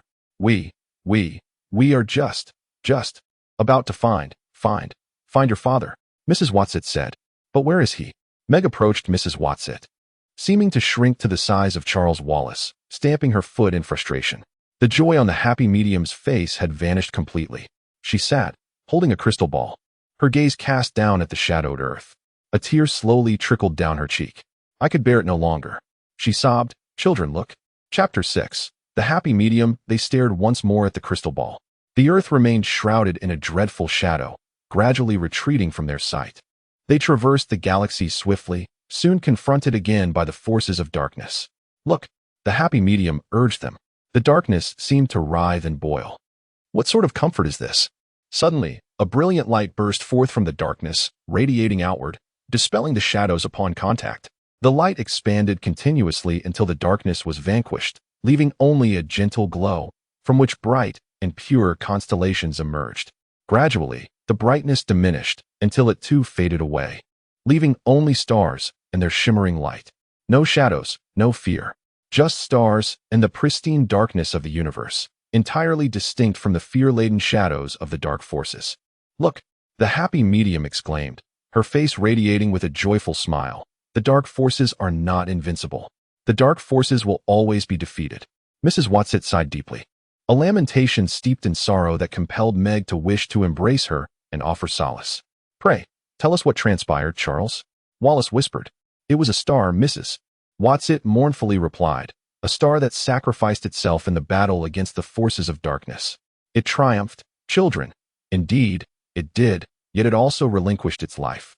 Once more, Mrs. Watset spoke, her voice tinged with fatigue, revealing the exertion required to articulate her thoughts. For you, it was not long ago, was it? She gently inquired. Mrs. Watset shook her head. Charles Wallace approached her, stating, I understand now. You were once a star, were you not? Mrs. Watset covered her face with her hands and nodded, her shyness evident. And then you did what that star did? Charles Wallace pressed, and she nodded again, still obscuring her face. With utmost seriousness, Charles Wallace gazed at her and asked, May I kiss you? Mrs. Watset lowered her hands, drawing Charles Wallace into her embrace for a swift hug. His arms encircled her neck as he pressed his cheek against hers and bestowed a gentle kiss. Meg yearned to kiss Mrs. Watset as well, yet after Charles Wallace, anything she or Kevin might say or do would seem rather anticlimactic. Thus, she chose to remain by the side, silently watching Mrs. Watset. Meg had grown accustomed to the peculiar attire of Ms. Shaw, which, in its oddity, provided her with a sense of comfort. However, she was taken aback to discover that the figure she perceived as Ms. Shaw was not truly her. Meg understood that the most authentic version of Ms. Shaw transcended human comprehension. What she witnessed was merely a game that Ms. Shaw was engaged in, a delightful and enchanting endeavor, brimming with laughter and a serene ambience, yet merely a diminutive aspect of Ms. Shaw's myriad facades. Initially, I had no intention of divulging this, Ms. Shaw stammered, clearly reluctant to reveal it. But, dear heavens, I truly adore being a star. You are still so young. The tone of Ms. Shaw's voice carried a hint of reproach. The joyful medium sat, blissfully observing the starry sky within the crystal ball, smiling and nodding, occasionally chuckling softly. Yet, Meg noticed her eyelids drooping, and suddenly her head sank forward, accompanied by a faint snore. Poor little creature, Ms. Shaw remarked. We have exhausted her. This work is too taxing for her. Please, Ms. Shaw, Meg inquired, what is happening now? Why are we here? What shall we do next? Where is my father? When shall we go in search of him? She clasped her hands tightly, pleading, let us take it one step at a time. Ms. Shaw replied. Ms. Nye interjected. As paredes têm ouvidos, which is Portuguese for the walls have ears. Indeed, let us step outside, Ms. Shaw proposed, allowing her to enjoy a good rest. However, just as they turned to leave, the joyful medium lifted her head and beamed a radiant smile. Surely, you do not intend to depart without a word? She inquired. My dear, we do not wish to disturb you. Mrs. Watson gently patted the joyful medium's shoulder. The task we require of you is so arduous. You must be utterly exhausted. But I was just about to prepare some delightful refreshments for you. At the very least, stay for a cup of tea. The joyful medium replied, and Meg suddenly realized her own hunger. How long had it been since their hearty dinner of stew? She pondered silently. Yet Mrs. Watson replied, My dear, thank you, but I believe it is best that we make haste. You know, she continued, they do not need to eat. Charles Wallace whispered to Meg. At least they do not rely on food for sustenance. For them, eating is merely a game.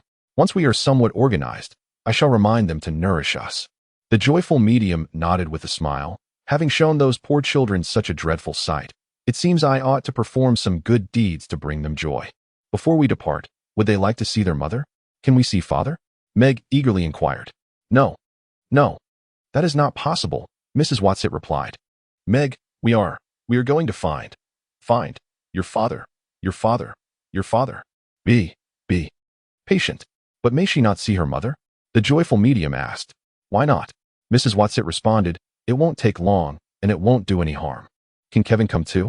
Meg inquired whether he could also see his mother. Kevin quickly nudged Meg. She was uncertain whether this gesture signified gratitude or concern. I don't think it's appropriate, she stammered. Mrs. Na did not approve. Yet since the matter had been raised, I suppose you must see her. I detest her being angry. As Mrs. Na spoke, she cast a sidelong glance at Mrs. Na. The issue was that she always seemed to be correct. However, I truly could not discern any harm in it, and perhaps it might bring them some solace. Dear happy medium, please. The happy medium smiled, softly humming as she gently rotated the crystal ball in her hands. Stars, comets, and celestial bodies flickered across the sky, followed by the earth, shrouded in darkness, drawing ever closer until it filled the entire frame. As they penetrated through that veil of shadow, soft white clouds and the outlines of the 5 continents became clear and radiant. Let Kevin see his mother first, Meg whispered to the happy medium. The image within the crystal ball shifted from blurry to distinct. They beheld a chaotic kitchen, the sink overflowing with unwashed dishes. In front of the sink stood a disheveled woman, her gray hair cascading over her face. Her mouth was agape, revealing toothless gums, and it seemed as though they could hear her screaming at the 2 small children nearby. Then she grasped a long-handled wooden spoon from the sink and began to strike one of the children. Oh dear, the happy medium murmured as the image gradually faded. It was unintentional. It's all right, Kevin replied in a faint voice. I would rather you know. Meg grasped Kevin's hand, but this time it was not in search of reassurance. She uttered no words. Instead, she gently squeezed his hand, attempting to convey her feelings through that simple gesture. If someone had told her a day prior that she, the nearsighted, buck-toothed, and clumsy Meg, would be holding the hand of a boy, particularly one as esteemed and popular as Kevin, while offering him comfort and strength, she would have found it utterly unimaginable. Yet now, the desire to assist him and shield him felt as instinctive as her affection for Charles Wallace. Shadows swirled within the crystal ball, and as the image clarified, Meg recognized her mother in the home laboratory. Mrs. Murray sat perched on a high stool, a clipboard resting on her lap, upon which she was diligently writing. She was composing a letter to her father, Meg surmised, as she did every evening. Watching her, tears brimmed in Meg's eyes. Mrs. Murray lifted her gaze, almost as though she were looking at her children. Then she lowered her head, hunching over the paper, allowing herself to succumb to the sorrow she never permitted her children to witness. In that moment, Meg felt her previous urge to weep dissipate. The fervent desire to protect Kevin had now shifted towards her mother.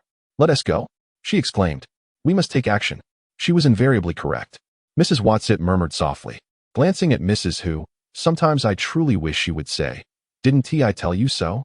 I simply wish to assist, the happy medium lamented. Oh dear happy medium. Do not despair, Mrs. Watson quickly exclaimed. Find something cheerful to look at? I cannot bear to see you so despondent. It's quite all right, Meg sincerely assured the joyful seer. Dear miss, it truly doesn't matter, and we are immensely grateful to you. Are you certain? The joyful seer brightened. Absolutely. You have been a tremendous help. Just seeing those things makes me so angry that I have no time to be afraid. Well then, grant me a farewell kiss for good fortune, the joyful seer requested. Meg approached her and swiftly bestowed a kiss, followed by Charles Wallace, who also planted a kiss. The joyful seer smiled at Kevin and then winked, saying, I would like that young man to kiss me as well. I have always had a fondness for red-haired boys. Charming little rogues. It might bring you luck. Kevin bent down. His cheeks flushed and awkwardly kissed her cheek. The joyful seer playfully pinched Kevin's nose, saying, "You have much to learn. Farewell, dear joyful seer, and thank you immensely, Mrs. What's it said? We shall meet again in a few million years. Where are you going?" "Perhaps I can glimpse you in my crystal ball," the joyful seer inquired. "But I wish to know what will happen to the children," she continued. "My greatest challenge is that I feel too deeply. If I were a bit more carefree, I would surely be delighted at all times. Indeed, I shall endeavor to remain cheerful. For now, a brief nap will be greatly beneficial." Then everyone listened as her voice transformed into the soft, rhythmic sounds of slumber. "Let us proceed," commanded Mrs. Watsit. They followed her out of the dark cave and into the cold, gray world of this planet. "Children, do not be frightened by what may transpire shortly, Mrs. Watsit cautioned them. "Meg, remember to hold on to your anger," she whispered. "You will need it. If you can be angry, then be as angry as you can." Without warning, Meg was swept into the void once more. A sensation of damp, chilling cold enveloped her, disrupting her state of nothingness. A deepening chill surrounded and penetrated her, while an unfamiliar darkness loomed, palpable and strange, akin to a monstrous beast eager to consume her, to digest her essence. Then, the darkness receded. Was it a shadow? A manifestation of dark forces? Must they traverse it to reunite with their father? The familiar sensation she had come to recognize reemerged. First, her limbs tingled and felt numb, followed by a jolt as she was thrust against a solid object, ultimately landing on the ground, breathless yet unscathed, beside Charles Wallace and Kevin. "Is this Commissaires?" Charles Wallace inquired as Mrs. Watsit materialized before him. They stood atop a hill, and Meg surveyed her surroundings, noting the resemblance to Earth, with trees she recognized, birches, pines, and maples. Although the warmth here was a stark contrast to their hasty departure from the orchard, a hint of autumn lingered in the air. Nearby stood a few small trees adorned with red leaves that resembled sumac, along with a sprawling patch of yellow, flower-like blooms.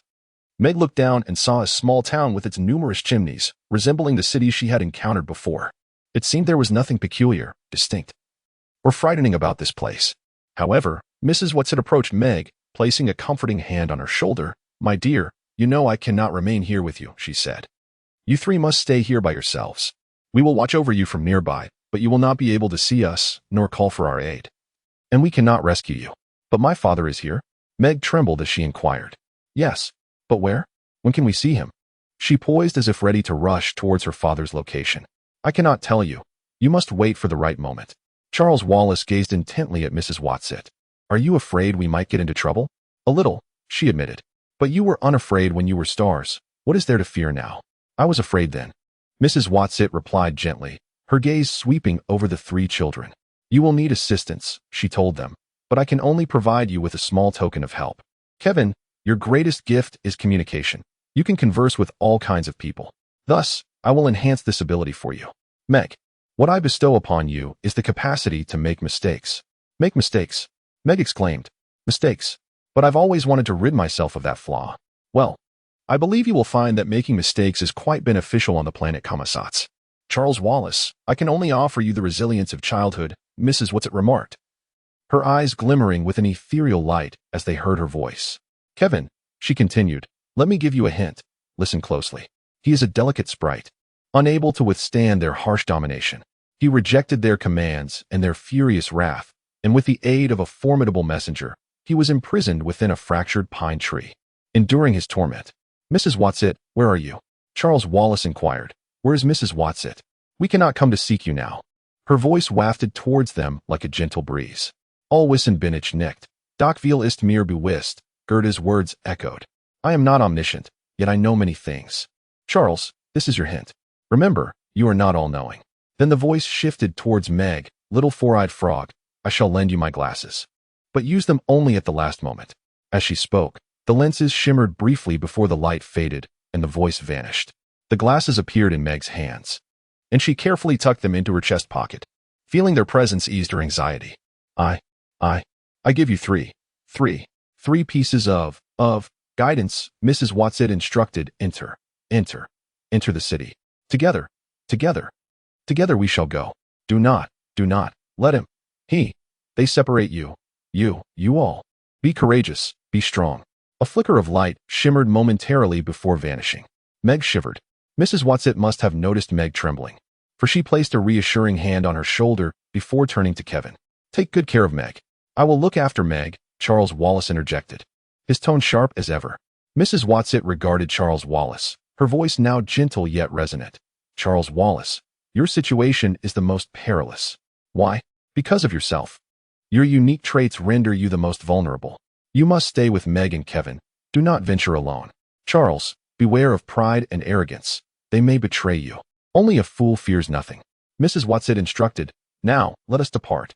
In the next moment, all that remained of her was the sky, the grass, and a small patch of rock.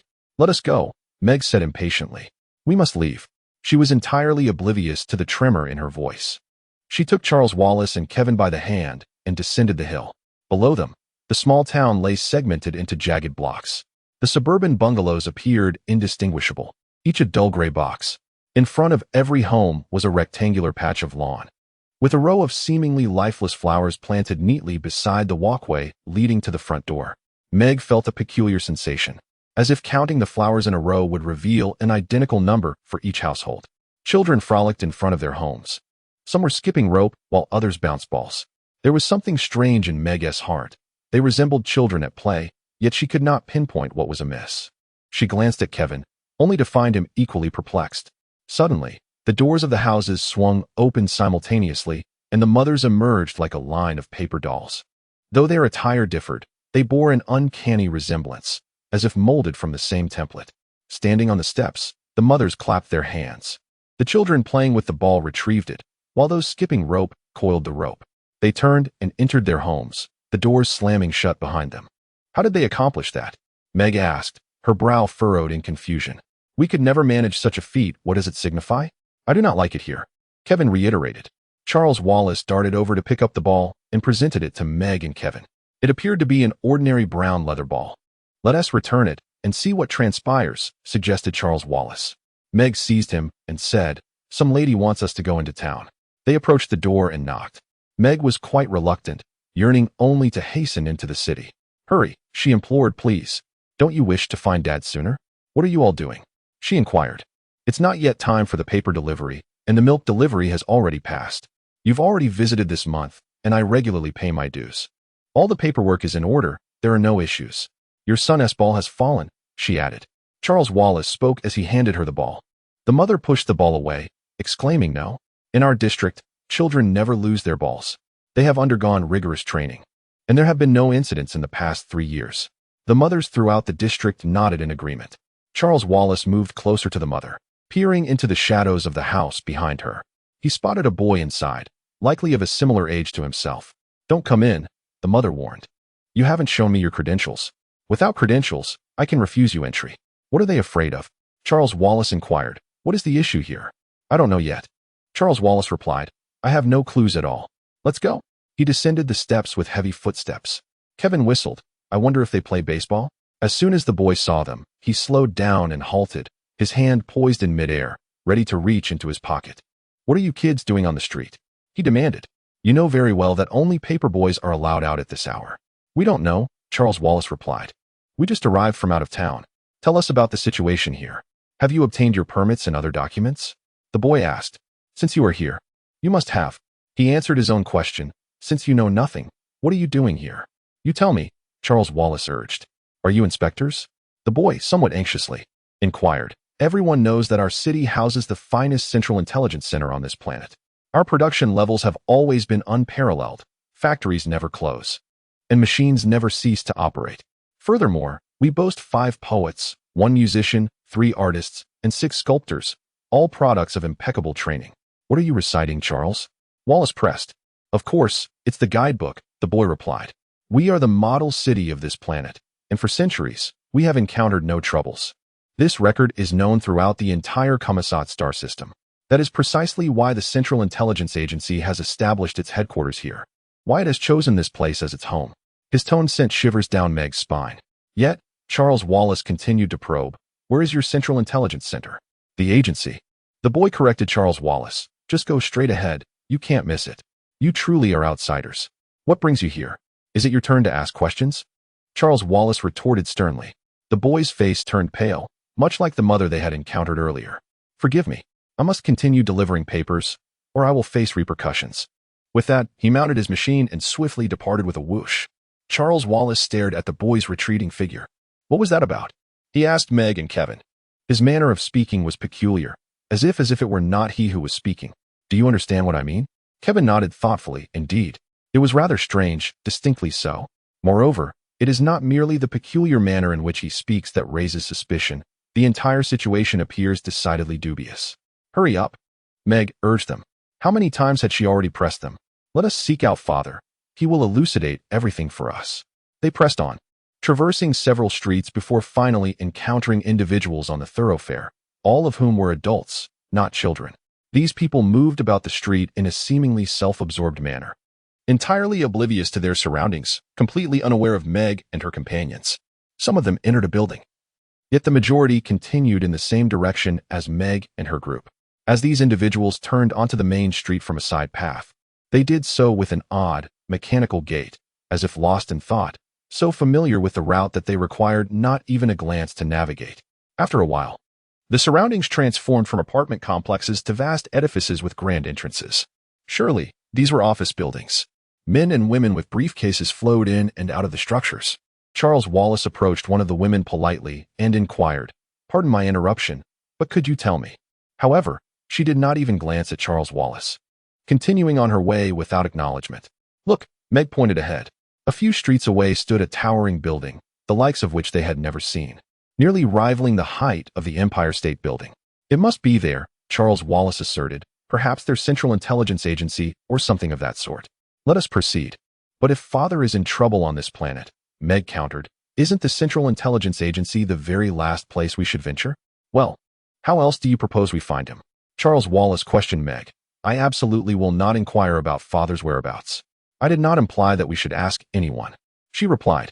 "However, unless we familiarize ourselves with this place a bit more, we cannot ascertain Father's location or where to begin our search.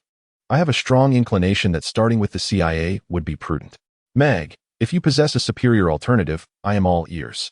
"Calm down," Meg retorted angrily. "Let us proceed to your beloved CIA then." "I believe we will require some form of identification," Kevin suggested. "This is not akin to traveling from America to Europe. The lady we encountered previously and the newsboy were quite particular about following proper procedures. We do not possess the necessary passes to navigate through the layers of scrutiny. If we needed a passport or identification, that lady would have informed us by now," Charles Wallace stated. With his hands on his hips, Kevin looked down at Charles Wallace. "Little brother, hear me out. I, like you, hold great affection for all three of them, but I do not dare assert that they know everything. They are far more knowledgeable than we are. Furthermore, let us not forget that the lady mentioned she was once a star, and stars likely have little understanding of humanity. Correct? When she transformed into a human, she nearly failed miserably. One would search high and low and still not find anyone resembling her. She did that merely for amusement. It was not that she could not dress like you or Meg. She simply chose not to." Kevin shook his head. "I cannot be certain of that. Moreover, the crowd here appears quite indistinct, if you catch my drift. They are unlike us, possessing an indescribable strangeness.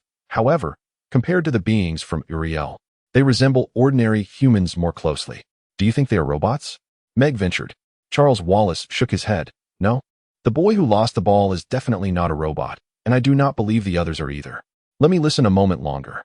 They stood motionless in the shadow of an office building. The 6 enormous doors of the building swung open and shut incessantly, with people continuously entering and exiting. Those individuals walked with their eyes fixed straight ahead, striding purposefully without acknowledging the 3 children standing nearby. A look of focused listening emerged on Charles's face. "They are not robots," he suddenly declared with conviction. "I am uncertain of what they are, but they are certainly not robots. I can sense that they possess hearts. I cannot read their thoughts, yet I can feel a kind of vibration. Let me try again." The 3 of them stood in silence. The doors opened and closed, and a throng of people surged in and out. Their movements were stiff, resembling characters from a silent film. Suddenly, the bustling crowd vanished, leaving only a few stragglers who quickened their pace, appearing as if they were part of a fast-forwarded film. A man in a dark suit with a pale complexion glanced at Meg and her companions. He exclaimed, "Oh no, I'm going to be late."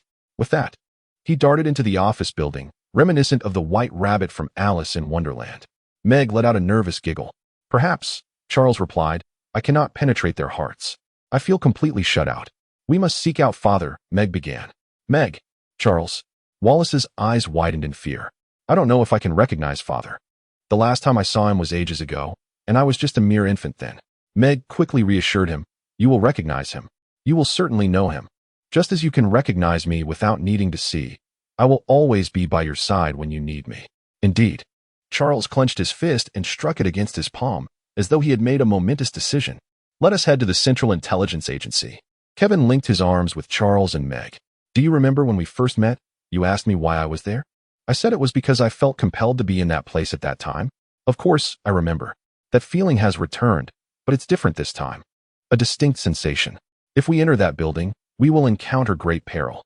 Chapter 7. The red-eyed man. We were well aware that danger awaited us. Charles Wallace said. Mrs. Watson had already warned us. No, Charles Wallace asserted firmly. She instructed us to act together, stating that we must not venture alone. She meant that you should not act alone.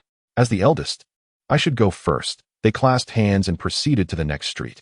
The imposing Central Intelligence Agency had but a single door, yet it was grand, at first glance. It appeared unremarkable, resembling a structure of copper-like metal, standing at least 2 stories tall, broader than a single room. Should we simply knock? Meg giggled. Kevin examined the situation. There were neither handles nor latches on the door, nothing at all. Perhaps there were alternative means of entry. Let us proceed, Charles suggested. And the 3 of them clasped hands and stepped inside. As they crossed the threshold, the door silently closed behind them. Meg glanced at Kevin and Charles. They resembled those who sit idly by, their faces pallid and ashen. The trio advanced toward the empty walls, which appeared almost ethereal, as if they could be traversed with ease. Charles extended his hand. It felt solid and icy. Kevin followed suit, exclaiming, "Oh dear." Meg, holding Charles with her left hand and Kevin with her right, had no intention of relinquishing their grip to touch the wall. Perhaps we should inquire of someone, she suggested. Charles led them toward a nearby bench. Excuse me, could you kindly inform us of the procedures here? He asked one of the individuals seated there. The people were clad in nondescript suits.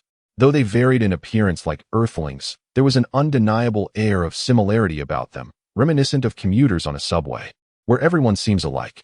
Meg mused that unlike the subway crowd, which occasionally featured distinct individuals, this place lacked such diversity. The man regarded them warily, asking, "What procedures? How may we meet your superior?" Charles inquired. "Take your identification to Machine A. That is what you need to know," the man replied sternly. "Where is Machine A?" Kevin asked. The man gestured toward the empty wall. "But there is no door," Kevin protested. "How do we enter?" "Place the S document into the B slot." The man instructed. "Why are you asking me these foolish questions? Do you think I lack the answers? It would be wise for you not to play tricks here, or else you shall all be sent to the processor. I assure you, you do not wish to be cast into it." "We are outsiders," Kevin interjected. "Therefore we are unfamiliar with these matters. Sir, might you enlighten us on your identity and your role?" "I am responsible for the #1 spelling device at level 2. He replied. "And what brings you here now?" inquired Charles Wallace. "I have a letter lodged, hence my reporting here. Before the grade F refueler can operate, there exists a potential hazard of psychic congestion. Color? Red or green?" Charles Wallace murmured. Kevin glanced down at Charles and shook his head in caution. Meg gently squeezed Charles's hand, conveying her understanding. She recognized that he was not attempting to be mischievous or humorous. Rather, this was his method of maintaining composure in the face of danger. The man fixed Charles with a piercing gaze. "I believe I ought to report you. Out of a fondness for children and a desire to keep them out of trouble, I would rather not do this. However, I must submit your case to avoid another incident with the processor." "Perhaps that is for the best," Charles mused. "To whom do you intend to report us?" "Oh, you shall find out shortly. My level has yet to reach 2. Meg silently wished that Charles would temper his confidence. She anxiously watched him, tightening her grip on his hand until he, in frustration, began to twist his fingers. That was precisely what Mrs. Watson had cautioned him against: arrogance. "Please, do not act this way," Meg implored silently to Charles Wallace. She was uncertain whether Kevin understood that such arrogance was merely a fade. The man rose awkwardly, as if he had been seated for an eternity. "I hope he will not be too harsh on you," he murmured, guiding the 3 children toward the barren 4th wall. "I have already been sent for a reprocessing, and that is sufficient. I do not wish to be dispatched there again. I have never been sent there. Nor do I wish to take that risk. What was it? Suddenly, the wall vanished, revealing an expansive room filled with machines resembling the large computers Meg had seen in her textbooks, which she knew her father occasionally operated. Some machines appeared dormant, while others flashed with lights. One machine ingested a lengthy tape, while another inscribed a series of marks akin to Morse code. Several personnel clad in white lab coats scurried about, manipulating the devices. Even if they noticed the three children, they exhibited no particular response. Kevin muttered to himself. "What did you say?" Meg inquired. "There is nothing to fear but fear itself," Kevin replied, quoting a famous line reminiscent of Mrs. Watson. "Meg, I am utterly terrified." "So am I." Meg tightened her grip on Kevin's hand. "Let us proceed." They stepped into the room filled with machines. This space was not only wide but astonishingly long. As far as the eye could see, an endless array of machines stretched toward an infinite horizon. Three children ventured to the center of the room, striving to maintain a distance from the ominous machines. "I believe these machines are devoid of any harmful radiation, don't you think, Charles?" Wallace remarked. "And they won't reach out to seize us or devour us." It felt as though they had traversed countless miles before confirming that the room indeed had an end, where something awaited them. Suddenly, Charles Wallace spoke, his voice laced with terror. "Do not let go of my hand. Hold tightly. He wants to take me away." "Who?" Meg exclaimed in alarm. "I don't know, but he is invading my mind. I can feel him." "No," Charles Wallace insisted. "I must keep moving forward. We need to make a decision, but it must not be driven by fear." His voice bore an unusual maturity, strange and distant. Meg clutched his small hand tightly, sensing the sweat accumulating in his palm. As they approached the end of the room, their steps slowed further. Before them stood a platform, upon which sat a man in a chair. This man embodied the coldness and darkness they had encountered during their journey through the malevolent forces of this planet. "Dear children, I have been waiting for you," the man proclaimed. His voice was gentle and benevolent, a stark contrast to the chilling terror Meg had envisioned. After a moment, she realized that although the voice emanated from the man, his lips did not move, nor did he physically speak. In truth, no sound reached her ears. He communicated directly through brainwaves. "But how is it that there are three of you?" the man inquired. "This is quite educational," Charles Wallace responded. "Let Kevin speak for himself," the man commanded. Kevin muttered a few words, his lips pressed tightly together, his body rigid. "I have nothing to say." Charles Wallace shut his eyes tightly. "Close your eyes," he instructed Meg and Kevin.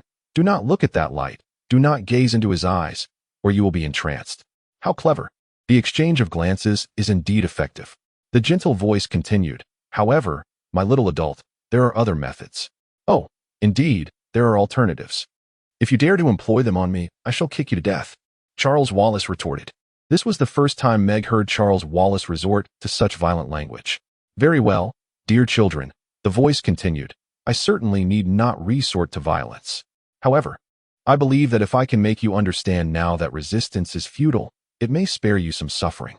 You will soon realize that there is no need to resist me, and not only is there no need, but the very thought of resisting someone who seeks to alleviate your pain and troubles will not even cross your minds.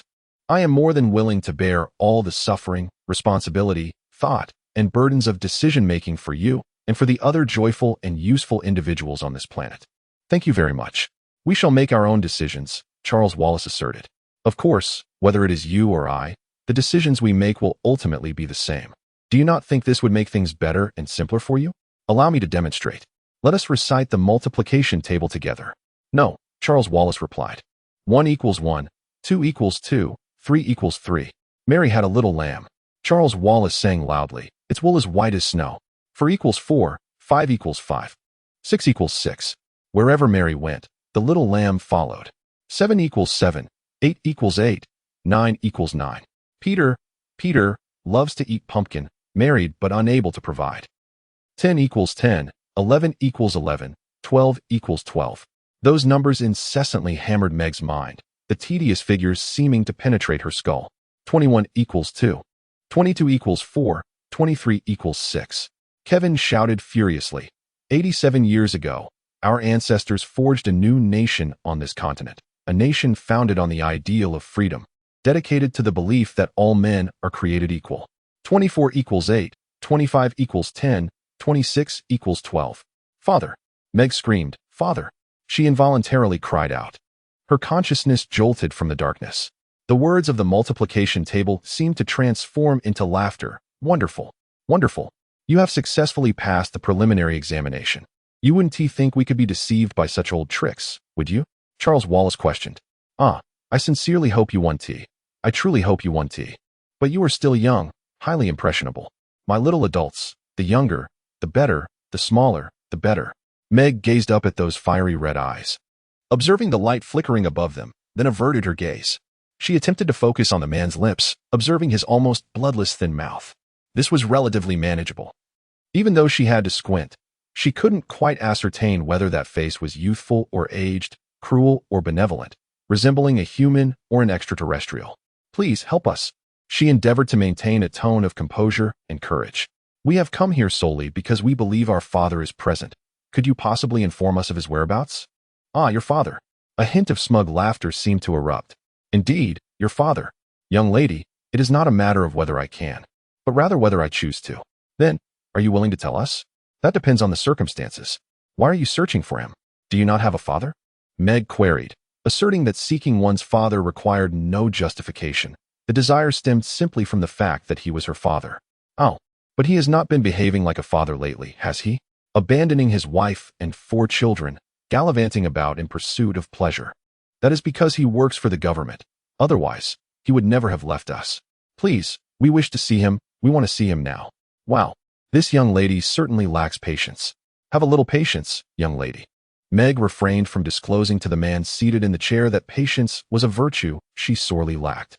By the way, children, he continued with calm assurance, you know, conversing with me does not necessitate verbalizing every word. I understand what you wish to say, just as you comprehend what I articulate. Charles Wallace, defiantly placing his hands on his hips, proclaimed that the ability to articulate thoughts is one of humanity's significant achievements. He declared his intent to continue speaking, particularly in moments of distrust towards others. However, his voice quivered. Charles Wallace, who scarcely cried even as an infant, now teetered on the brink of tears. And you do not trust me? What grounds do we have to trust you? Is there something about me that inspires your distrust? His thin lips pressed together in a tight line. Suddenly, Charles Wallace lunged forward and delivered a fierce kick to the man. The twins had taught him well, and his strike was powerful. Charles! Meg screamed. The man in the flowing black cloak moved with fluidity and speed towards Charles. The man seated in the chair merely shook his finger, prompting the 4 men to retreat to their positions. The man blinked, his breath slightly labored, as if Charles Wallace's kick had shaken him. May I ask why you did that? Because you are not truly yourself, Charles Wallace replied. I am uncertain of your nature, but you, he gestured towards the man in the chair, are not the one speaking to us. If I have harmed you, I apologize. I sense no truth emanating from you, which led me to believe you were an imposter, perhaps even a machine. I am unsure of the source of the information I received, yet it came through you, though it was not of your own making. You are quite astute. Are you not? A voice echoed in his mind. Meg felt a wave of unease wash over her, sensing a deep, resonant growl. It is not my intelligence, she replied. Charles Wallace remarked, and Meg once again felt the small hand she held growing clammy. Well, it depends on whether you can discern who I am, the voice inquired, probing. I have been searching, Charles Wallace replied, his tone high and perplexed. Look into my eyes, delve deep into them, and I shall reveal the truth to you. Charles Wallace swiftly glanced at Meg and Kevin, as if to reassure himself. I must try. With that, he locked his clear blue gaze upon the man seated before him, whose eyes blazed a crimson hue. Meg, however, focused not on the man, but on her brother. Before long, his expression seemed to lose its focus, his pupils constricting as if he had been gazing at a bright light for too long, finally shrinking to mere pinpricks, leaving only an opaque blue in their wake. He withdrew his hand from Meg and Kevin and began to approach the man at a deliberate pace. No, Meg cried out, don't. Yet Charles Wallace continued his slow advance, oblivious to her pleas. Don't, she screamed again, rushing towards him, clumsily intercepting him and bringing him down to the ground. Meg's reaction mirrored those moments at school when she would respond to Principal Jenkins with similar ire. She glared at the floor, exclaiming, if you want my cooperation, you ought to provide us with some sustenance first. We're nearly starving. She complained, if you intend to treat us this poorly, you must first feed us. The voice that echoed in her mind transformed once more into laughter. What an amusing girl. Dear, I find you amusing. Consider yourself fortunate, for I would not so easily let you off the hook otherwise. Those two boys do not possess your charm. Very well, young lady. If I were to satiate your hunger, would you promise not to disturb me any further? Not a chance, Meg replied. In any case, I have no desire to consume your foul food. Meg remained quite irate, akin to someone in the principal's office, and I cannot trust what you offer. Our synthetic food may not compare to your beans and bacon, yet I assure you it is far more nutritious, although it lacks flavor. With time, one might be deceived into believing they are enjoying a sumptuous roast turkey feast. Regardless, should I ingest it now, I would undoubtedly regurgitate it, Meg asserted. Charles Wallace, holding Meg and Kevin's hands, strode forward. What comes next? He inquired of the man seated in the chair. We have been engaged in our introductory course long enough. Let us proceed. It was indeed ongoing, the man replied, albeit interrupted by your sister, who delivered a rather genuine concussion. Shall we attempt it once more? No. Meg shouted. Charles, you mustn't. Please, let either me or Kevin give it a try.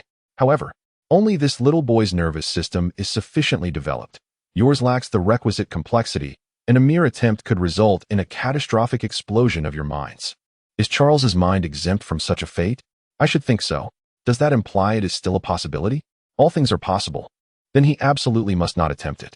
I believe you ought to grant him the autonomy to make his own decisions. However, Meg is exceedingly stubborn, a trait that often lands her in troublesome situations. She continued, Are you suggesting that Kevin and I are incapable of discerning your identity? Oh no. I did not imply that at all. However, you cannot utilize this method to ascertain who I am, and frankly, it matters little to me whether you know or not. Ah, here they come. 4 men cloaked in black emerged from the shadows, bearing a table draped with a white cloth, resembling one used for room service in a fine establishment. Upon the table rested a steaming metal box, containing something that smelled delectable, reminiscent of a turkey feast.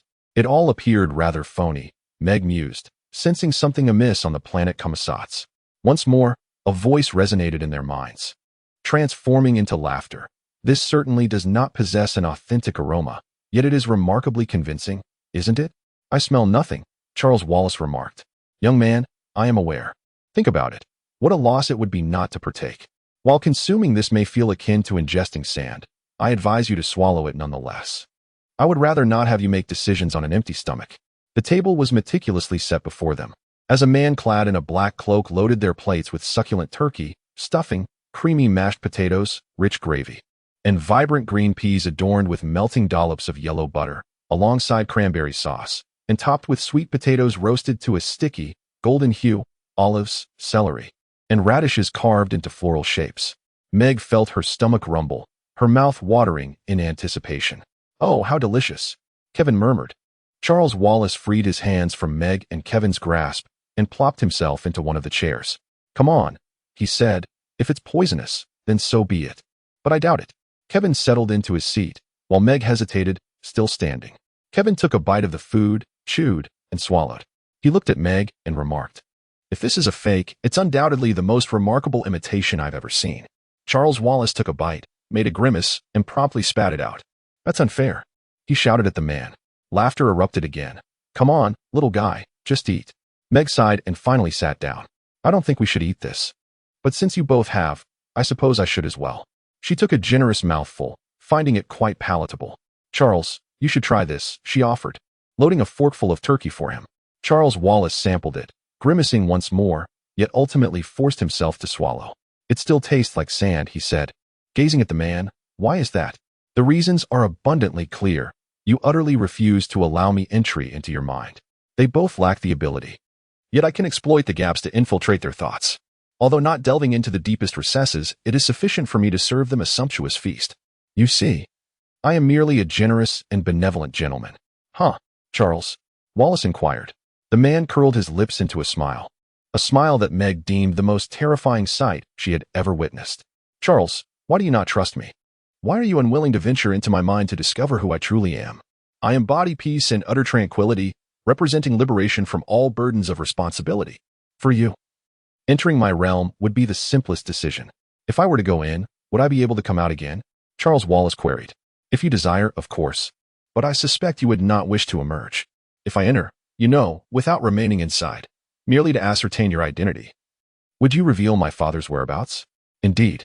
I keep my promises and do not make commitments lightly. Could you refrain from eavesdropping and allow me to speak to Meg and Kevin alone? No, Charles shrugged. Listen to me, he addressed Meg and Kevin. I must uncover his true identity. You know, I will attempt to exercise restraint, keeping a part of myself outside. Meg, you absolutely cannot stop me this time. But Charles, you cannot do it. He is far stronger than you. Deep down, you know it. I must try. But Mrs. What's it warned you? Meg, I implore you. For the sake of Father, I must attempt this. I wish. I long to know Father. His lips trembled, yet he soon regained his composure. But it was not solely for Father's sake. Meg, you are now aware of the dark forces at play. We must report our situation to Mrs. Watson. Kevin, Meg pleaded. Yet Kevin shook his head. Meg, he speaks the truth, and no matter what transpires, we shall remain by his side. But what is to happen? Meg exclaimed. Charles. Wallace glanced up at the man and said, Very well, let it be. The red eyes and the overhead lights seemed to penetrate Charles's being, causing his pupils to constrict. Only when the last vestige of darkness dissipated from his blue eyes did he divert his gaze from those crimson orbs to Meg, offering her a sweet smile. Yet it was not the smile of Charles Wallace. Meg, do indulge in the feast prepared for us, he remarked. In a fit of defiance, Meg seized Charles Wallace's plate and hurled it to the ground, the food scattering and the plate shattering into fragments. No, she cried out, her voice piercing and shrill. No, no, no. One of the 4 men clad in black robes approached from the shadows, placing a new plate before Charles Wallace, who began to devour the food voraciously. Meg, what troubles you? He inquired. Why are you so rebellious, so uncooperative? Though the voice was indeed that of Charles Wallace, it bore an unsettling flatness, akin to the sound one might hear on a two-dimensional planet. Meg frantically seized Kevin, exclaiming, That is not Charles. Charles is missing. Chapter 8. The Transparent Column. Charles? Wallace sat there, desperately devouring turkey and stuffing as if he had never tasted anything so delectable. He was dressed like Charles Wallace, or a resemblance to Charles Wallace, with hair of a similar light brown hue and a face that retained the roundness of infancy. The only difference lay in his eyes, the black parts still engulfed by blue. Yet, Meg sensed that the disappearance of Charles Wallace was not solely due to this. She felt that the boy before her was merely a replica of Charles Wallace, a mere doll. She struggled to hold back her tears. Where is he? She demanded of the red-eyed man. What have you done to him? Where has Charles Wallace gone? My dear child, you are being hysterical. The red-eyed man communicated within her mind. He is right here, in front of you, perfectly fine and joyful. For the first time in his life, he is truly happy. He is nearly finished with dinner. You should be as clever as he is. You know very well that is not Charles. Meg shouted. You have taken him away. Sure. Meg, it is futile to reason with him, Kevin whispered in her ear. We must firmly hold on to Charles Wallace. He is right there, though presently obscured from view. We cannot allow him to be taken away. Meg, help me seize him. Do not lose control. It cannot happen now. You must assist me in capturing Charles. He clutched one of Charles Wallace's arms tightly. Meg suppressed her tumultuous emotions, gripping Charles's other arm tightly. You're hurting me, Charles exclaimed. Let go of me. No. Meg replied coldly. You are gravely mistaken. The voice of Charles Wallace echoed, sounding like a recording, with a mechanical quality that suggested he was not an adversary, but rather an ally. You are mad, Kevin retorted rudely. Kevin, you do not comprehend, Charles Wallace insisted. Which missus is causing us disturbance? They are our enemies. We should not place our trust in them. His tone was calm and rational, provoking irritation in the twins. It seemed as though he was staring directly at Kevin, yet Meg was certain those hollow blue eyes were blind, as if someone or something was perceiving Kevin through Charles. Now, those cold, unfamiliar eyes turned to her. Meg, release me.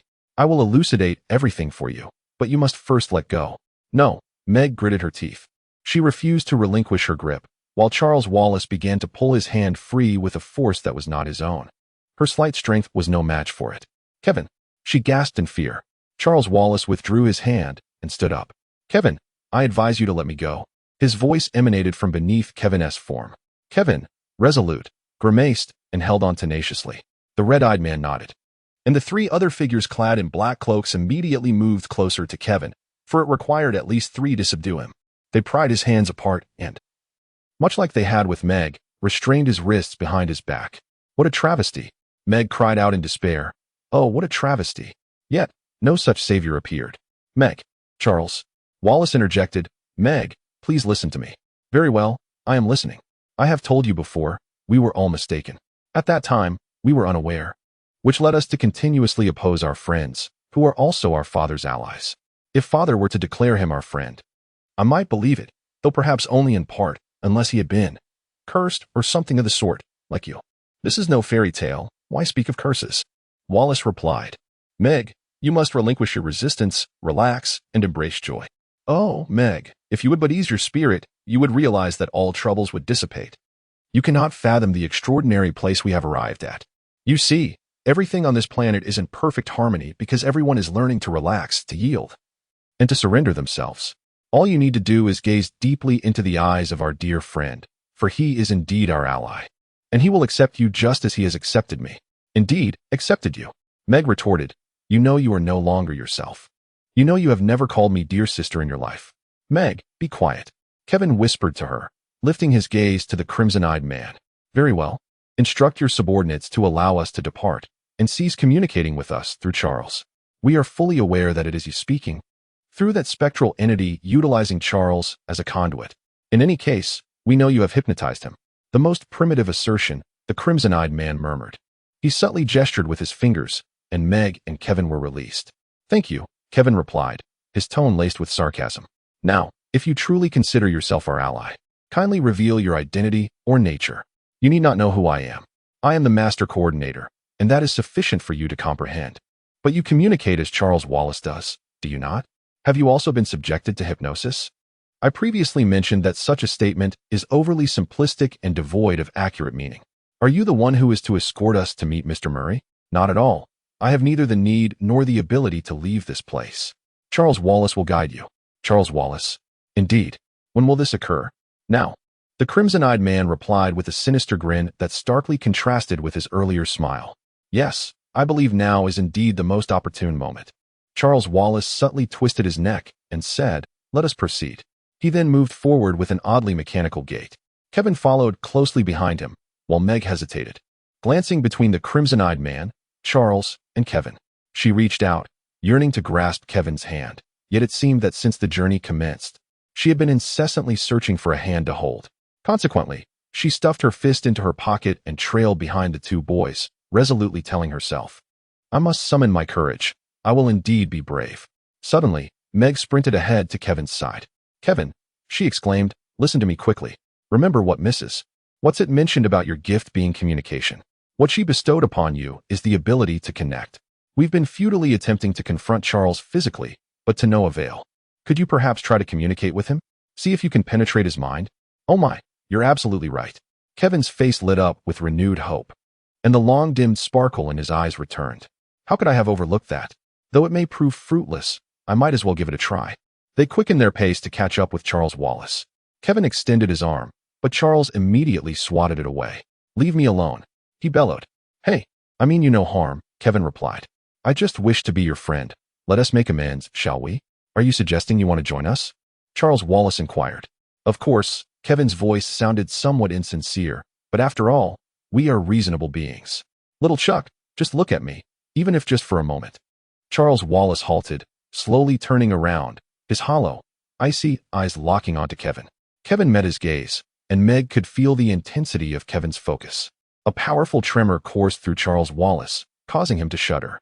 In an instant, his eyes appeared to see, yet his body convulsed violently, becoming rigid once more. He resumed his puppet-like gait forward, something I should have anticipated.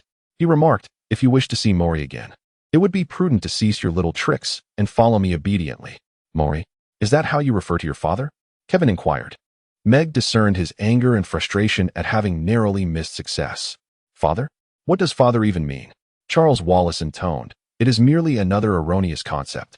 If you feel the need for a father, I would suggest you seek one out. Another it. Who is it? Meg queried. The time has not yet arrived, Charles Wallace replied. You are not ready to encounter it yet. First, I must introduce you to the beautiful and advanced planet of Kamsats. His tone was monotonous and ostentatious, reminiscent of Principal Jenkins. Perhaps you are unaware, but we Kamazatzians have eradicated all diseases and imperfections. We? Kevin interjected.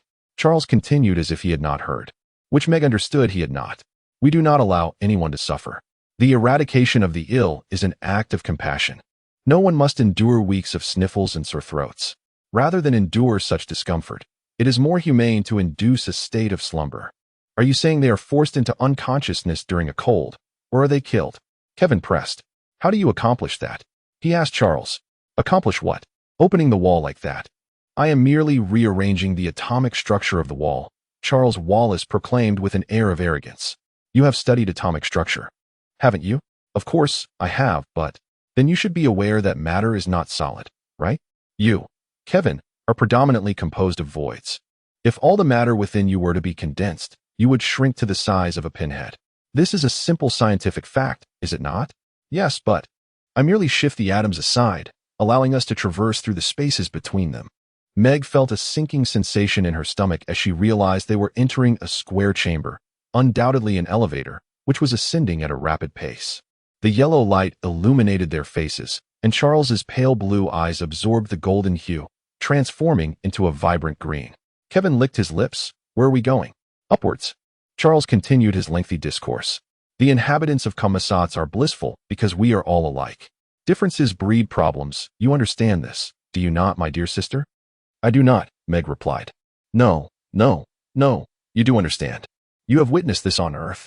You know this is why you are unhappy at school, because you are not like everyone else. I am indeed different from others, and I am quite happy, Kevin interjected. That is because you pretend there is no distinction between you and the rest. I relish being different from others. Kevin's voice rose unnaturally loud. Perhaps I do not relish being different, Meg remarked, but I also do not wish to be indistinguishable from others. Charles Wallace raised his hand, and the square box came to a halt. One of its walls seemed to vanish, allowing Charles to step outside, with Meg and Kevin trailing closely behind. Kevin barely managed to exit before the wall reappeared, and once outside, they could no longer discern the location of the previous opening. You want to abandon Kevin, don't you? Meg inquired. I merely wish for you to learn to keep up, he responded. I caution you, if any one of you causes me further trouble, I shall have no choice but to surrender you to it. Upon uttering the word it, a shiver of dread coursed through Meg, as if she had been touched by a viscous, terrifying entity. What exactly is this it? She asked. You may refer to it as the boss, Charles Wallace replied, breaking into a sinister chuckle that sent chills down Meg's spine. It was the most malevolent laughter she had ever heard, one that sometimes claimed to be the happiest of sadists. Meg, masking her fear with a frigid tone, stated, I do not comprehend what you are saying. I am speaking of a sadist, not sorrow, Charles continued, his laughter echoing once more. Many misunderstand this concept. I do not care, Meg retorted defiantly. I do not wish to encounter it, period. Charles Wallace's monotonous and eerie voice resonated in her ears. Meg, you ought to employ some intellect. Do you not ponder why there is war on Earth? Why people are bewildered and unhappy? It is because they lead their own lives, each in their own manner. I have persistently endeavored to elucidate to you the existence of the inhabitants of Commissots in the simplest manner. The entirety of Commissots operates in a state of unified consciousness, and therein lies the essence of their collective joy and efficiency. This is precisely what the formidable Mrs. Watsit and her companions disdain. She is not a witch, Meg interjected. Isn't she? No, Kevin replied. You know she is not. It is merely their way of jesting, perhaps a means of preserving happiness amidst the shadows. Indeed, they reside in darkness, Charles continued, and they wish to perpetuate our confusion, to prevent us from leading a life of order and structure. Meg vehemently shook her head. No, I exclaim. I am aware that our world is far from perfect, Charles, yet it is infinitely superior to this. This cannot be the sole option. It is impossible. Here, no one suffers, Charles intoned. No one experiences unhappiness. We cannot abandon Charles, Kevin remarked, and we cannot depart until we locate your father. You understand this well. However, Meg, you are right, and so too is Mrs. Watsit. This is indeed malevolent. That was the little boy we encountered this afternoon, Kevin suddenly noted. The way he dribbled the ball was unlike anyone else's. Charles, Wallace chuckled once more. Indeed, there are occasional recalcitrant nuisances, yet they can be easily managed. After today, he shall no longer harbor deviant thoughts. Ah, we have arrived. He strode swiftly down the corridor, once more raising his hand to render the wall transparent. They beheld a small chamber or cell, at its center a colossal transparent cylinder encasing a man. Father, Meg exclaimed. Chapter 9, Kevin caught her. The wall is merely as transparent as glass, He informed her, "We cannot pass through." "Oh, father," she whispered longingly. Yet the man within the cylinder did not turn to look at her. His horn-rimmed glasses were absent from his face, his gaze withdrawn, as if lost in contemplation. He had not shaved, his smooth brown beard interspersed with gray, and his hair was unkempt, not merely the length seen in that photograph from Carnivale, but cascading softly from his high forehead, nearly grazing his shoulders. He appeared as though he belonged to another century or was a shipwrecked sailor. Despite the changes in his appearance, there was no doubt he was her father, the father she cherished deeply. "Good heavens, he looks so disheveled, doesn't he?" Charles Wallace remarked, chuckling softly.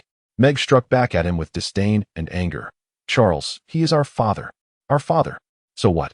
Meg turned her back to him, extending her hand toward the man within the cylinder. "Meg, he cannot see us," Kevin gently stated. "Why? Why?"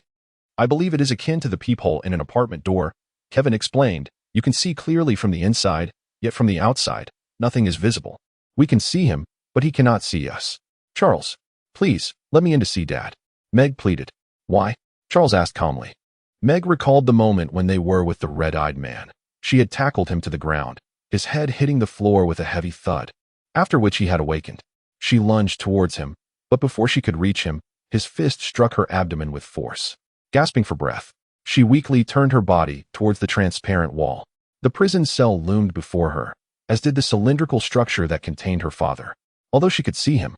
And their distance was so close that she could almost touch him. At that moment, he felt more distant than the figure in the photograph on the piano.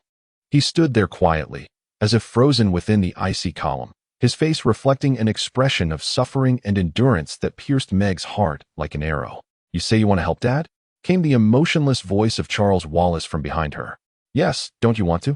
Meg shot back, turning to glare at him. "How could I not want to? That is the very reason we are here." "Then what shall we do?"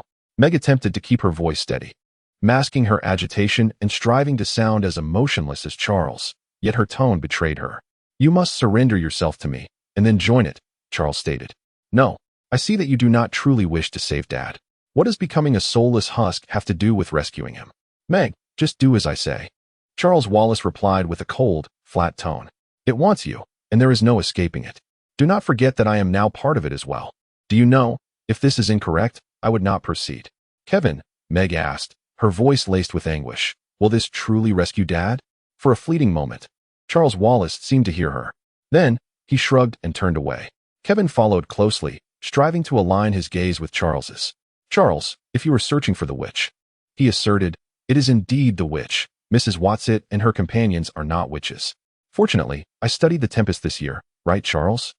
It was the witch who imprisoned the sprite Ariel within the gnarled pine, correct?" Charles Wallace's voice echoed as if from a distant realm. "Do not stare at me." Once more, a tremor coursed through Charles Wallace's entire being. Kevin, with clenched fists, turned towards him. "Try to reach my father." "Attempt to connect with my father," Meg reiterated. "How shall we proceed?" "You mentioned the gnarled pine. Isn't Dad more akin to being trapped within a gnarled pine than Charles? Look at him, over there in that column. Kevin, save him." Kevin, in a weary tone, replied, "Meg, I do not know what to do. I am uncertain how to enter." "Meg, their expectations of us are too lofty." "Mrs. Whatsit's glasses," Meg suddenly exclaimed. "She told me to wait until we were out of options, and that moment is now."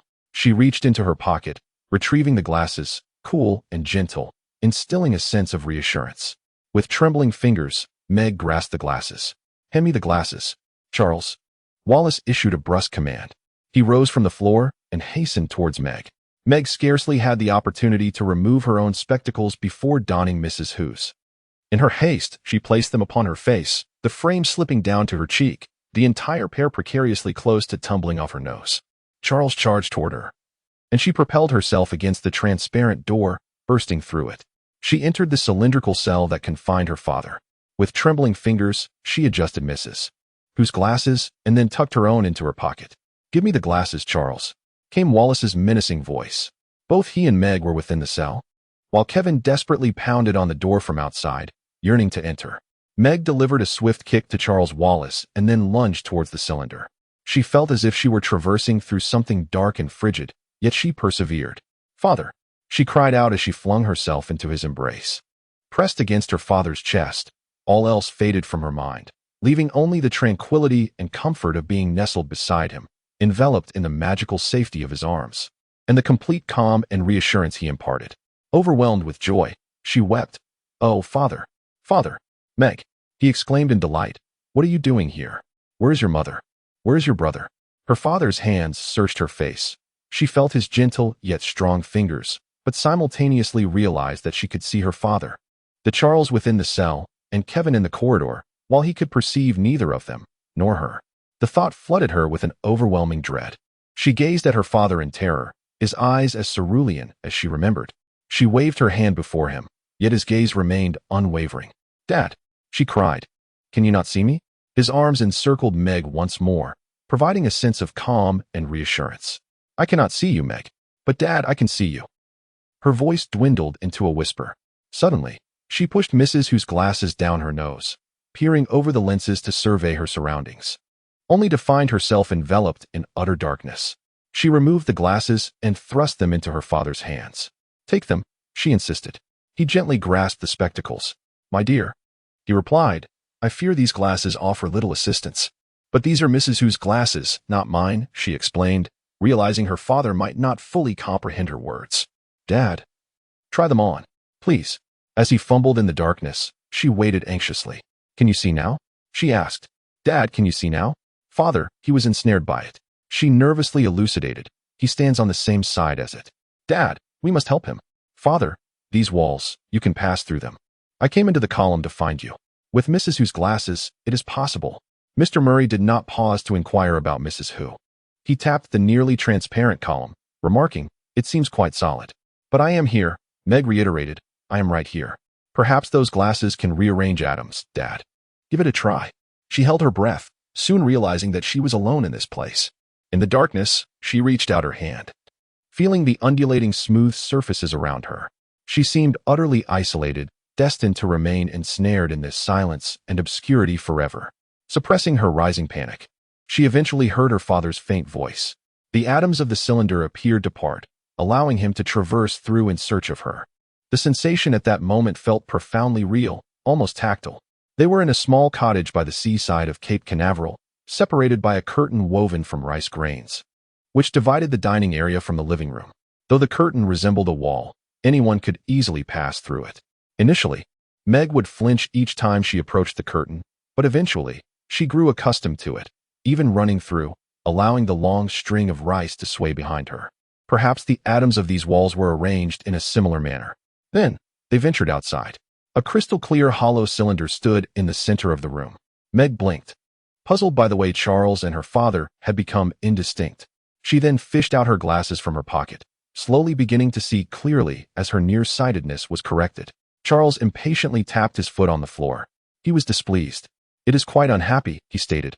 Mr. Murray set Meg down and knelt before the little boy. "Charles." His voice gentle. "Charles Wallace, what are you doing?" "Charles, I am your father. Look at me." The dim blue eyes seemed to stare intently at Mr. Murray's face. "Hi, old man," came the haughty voice. "That is not Charles." Meg cried out. "Father, that is not how Charles behaves. He was captured by it." Mr. Murray sounded weary. "I disowned." He extended his arms. "Charles, come here quickly." "Father will manage," Meg thought, believing that all would be well now. "Look at me," Mr. Murray commanded. "No." His tone grew stern. "When you speak to me, you must say Father. I cannot, or Father, I am unable to." "Oh, spare me that, old man." Charles Wallace's voice was icy, echoing beyond the confines of Commissats. He was peculiar, extraordinary, yet never impolite. This was not a realm where one could dictate terms. Meg observed Kevin strike the glass wall once more. "Kevin," she cried out. "He cannot hear you," Charles remarked, making a grotesque face at Kevin and then placing his thumb on his nose in a derisive gesture. "Who is Kevin?" Mr. Murray inquired. "He is—" Meg began to explain, only to be interrupted by Charles Wallace. "You'll have to elaborate later. We must leave." "Where to?" "To it." "No," Mr. Murray asserted. "You cannot take Meg there." "Oh, who says I cannot?" "You cannot." "Charles, you are my son. You must obey my words." "But he is not Charles," Meg shouted in frustration. "Why does father not understand?" "Dad, Charles would never be like that. You know he could never be like that. He was but an infant when I left." Mr. Murray's tone was laden with gravity. "Father, it speaks through Charles. It is not Charles. He has been enchanted." Once again with the fairy tales, Charles remarked. Dad, do you know it? Meg inquired. I do. Have you seen it? I have. Once more, Mr. Murray sounded utterly exhausted. I have seen it. He turned to Charles. You know she cannot endure it.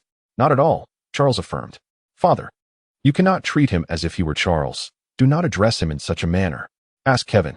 Kevin will tell you. Hurry, Charles, Wallace urged. We must leave. With a casual wave of his hand, he effortlessly exited the cell, with Meg and Mr. Murray trailing behind. They ventured into the corridor, and Meg clutched her father's sleeve tightly. Kevin, my father has arrived. Kevin anxiously turned towards them, his pale complexion accentuating his freckles and hair. You can introduce yourselves later, Charles remarked. It dislikes waiting. He strode down the corridor, his demeanor becoming increasingly peculiar with each step. The others hastened to keep pace with Charles Wallace. Does your father know about the ladies? Kevin asked Meg. There is no time to explain. It's a complete mess. Despair weighed heavily upon her heart like a stone.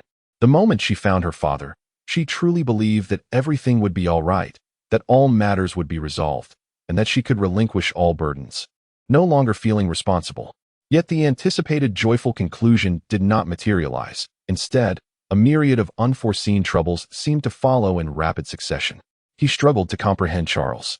She whispered to Kevin, casting a sullen glance at their father trailing behind Charles. Where are we going? Kevin inquired.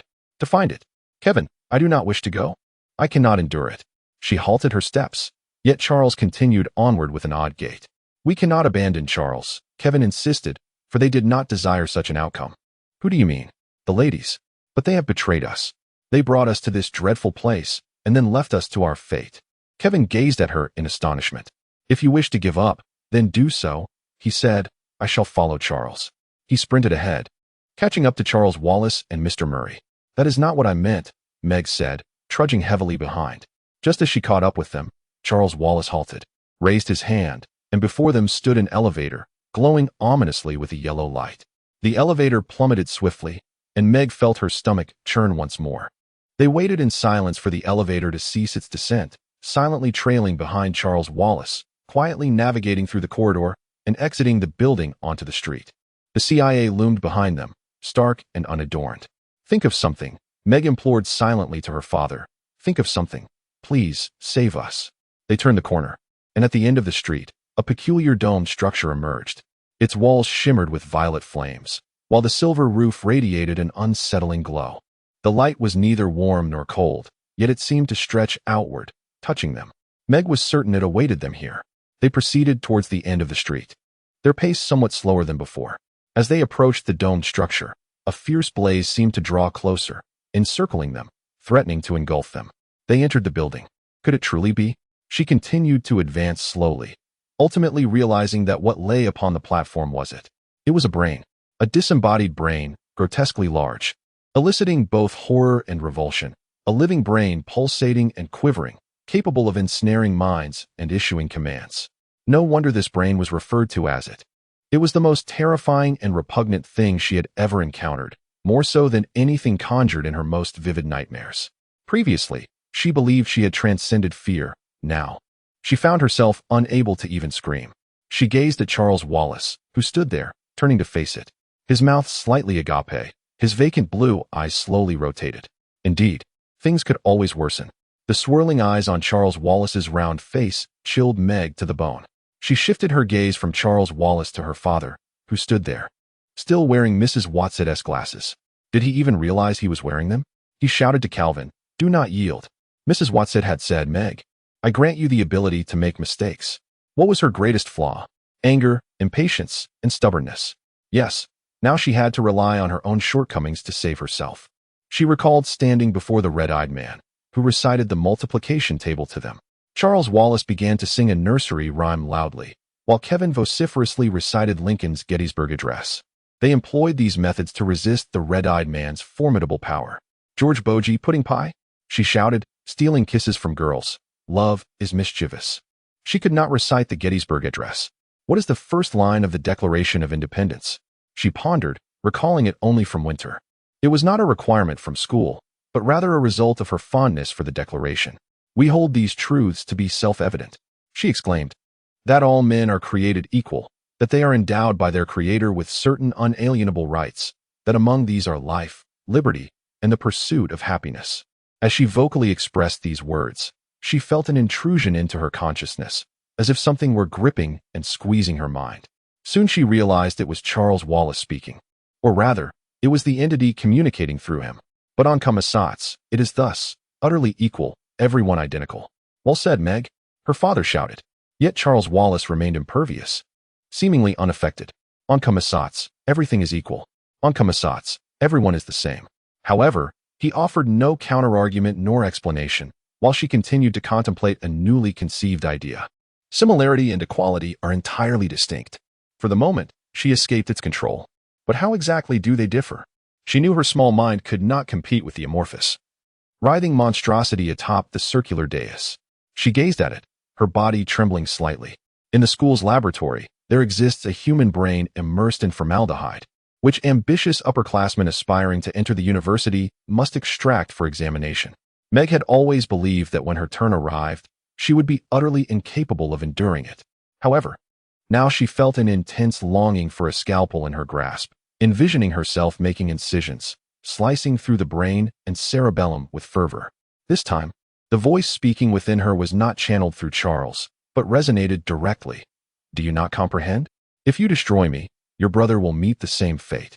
If that brain were to be severed and crushed, would every individual under its dominion on Commissats perish?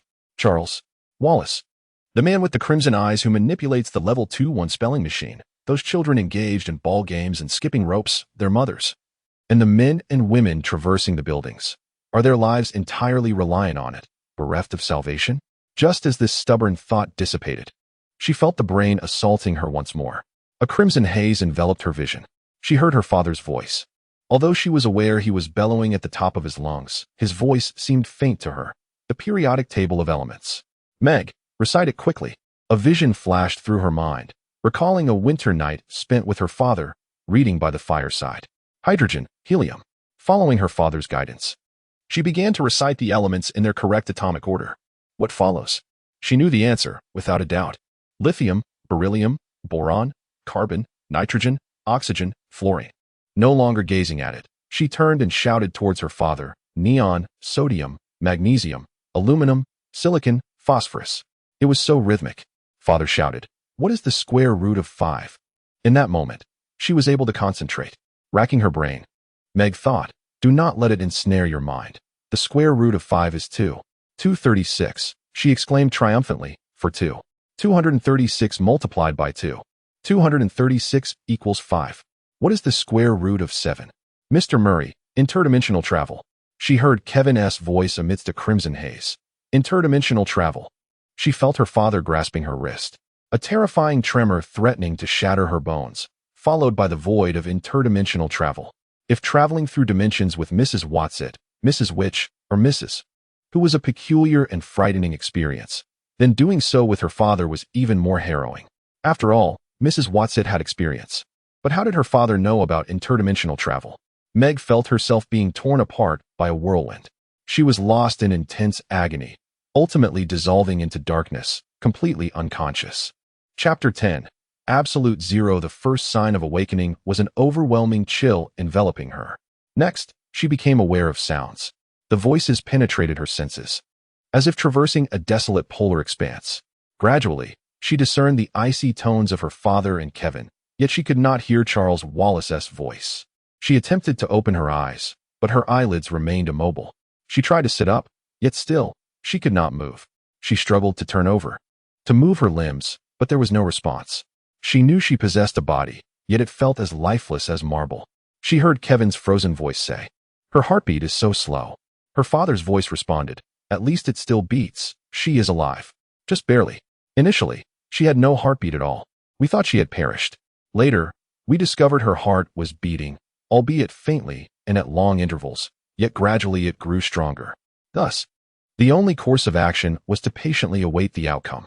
Her father's voice, to her ears, sounded high and sharp, as if chiseled from ice. Kevin remarked, "Indeed, Mr. Murray, you are correct." She yearned to shout at them, "I am still alive.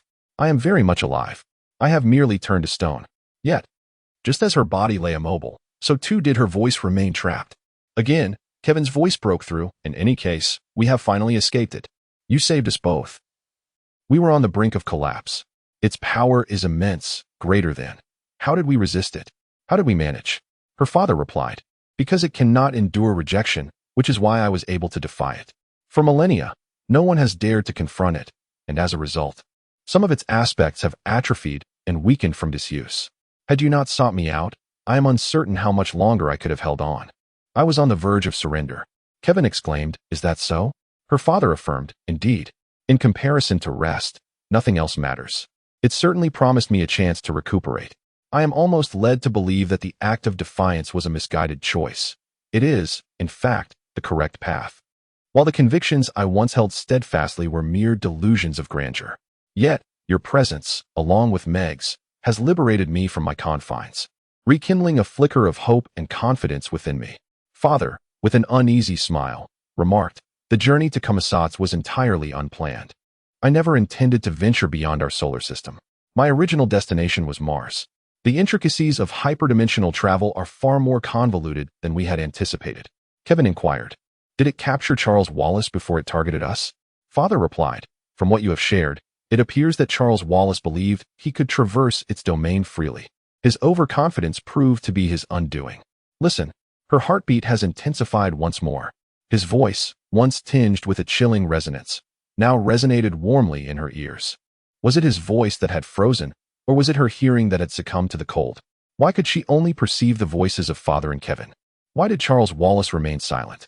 The silence stretched on, a profound stillness. Then came Kevin's voice again. Is there truly nothing we can do? Can we not seek assistance? Or are we destined to wait idly here? Father asserted, we cannot abandon her. We must act in unison. We simply cannot afford to fear the passage of time. Kevin countered, are you suggesting that we were previously apprehensive about wasting time? Were we too hasty in our endeavors on Kumasats? And is that why Charles Wallace fell captive? Meg felt none of Father's fingers pressing against her wrist. She could not feel her own wrists, her entire body remained as rigid as stone. Yet her mind was capable of functioning. She strained to produce a sound, to signal to them, but nothing transpired. Once again, she heard their voices. Kevin inquired, are you conducting the research project alone? Her father replied, no, we have 6 or 7 collaborators. Though I believe we should include a few members we do not yet know. This is not an entirely novel idea. Other nations must be advancing in this direction as well. However, we strive to keep our endeavors concealed from other countries. Did you travel to Kumasats alone? Or was someone with you? I went alone.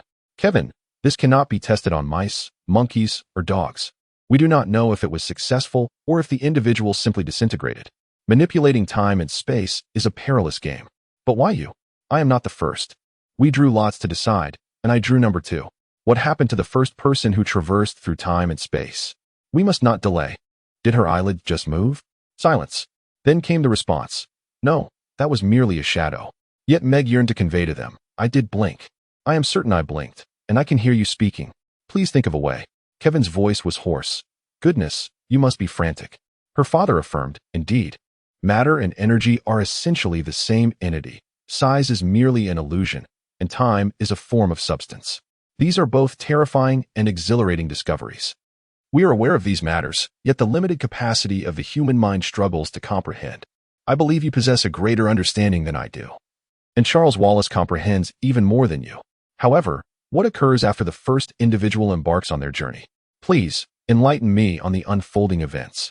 Kevin inquired. What do you mean? Their father replied, exactly what I indicated.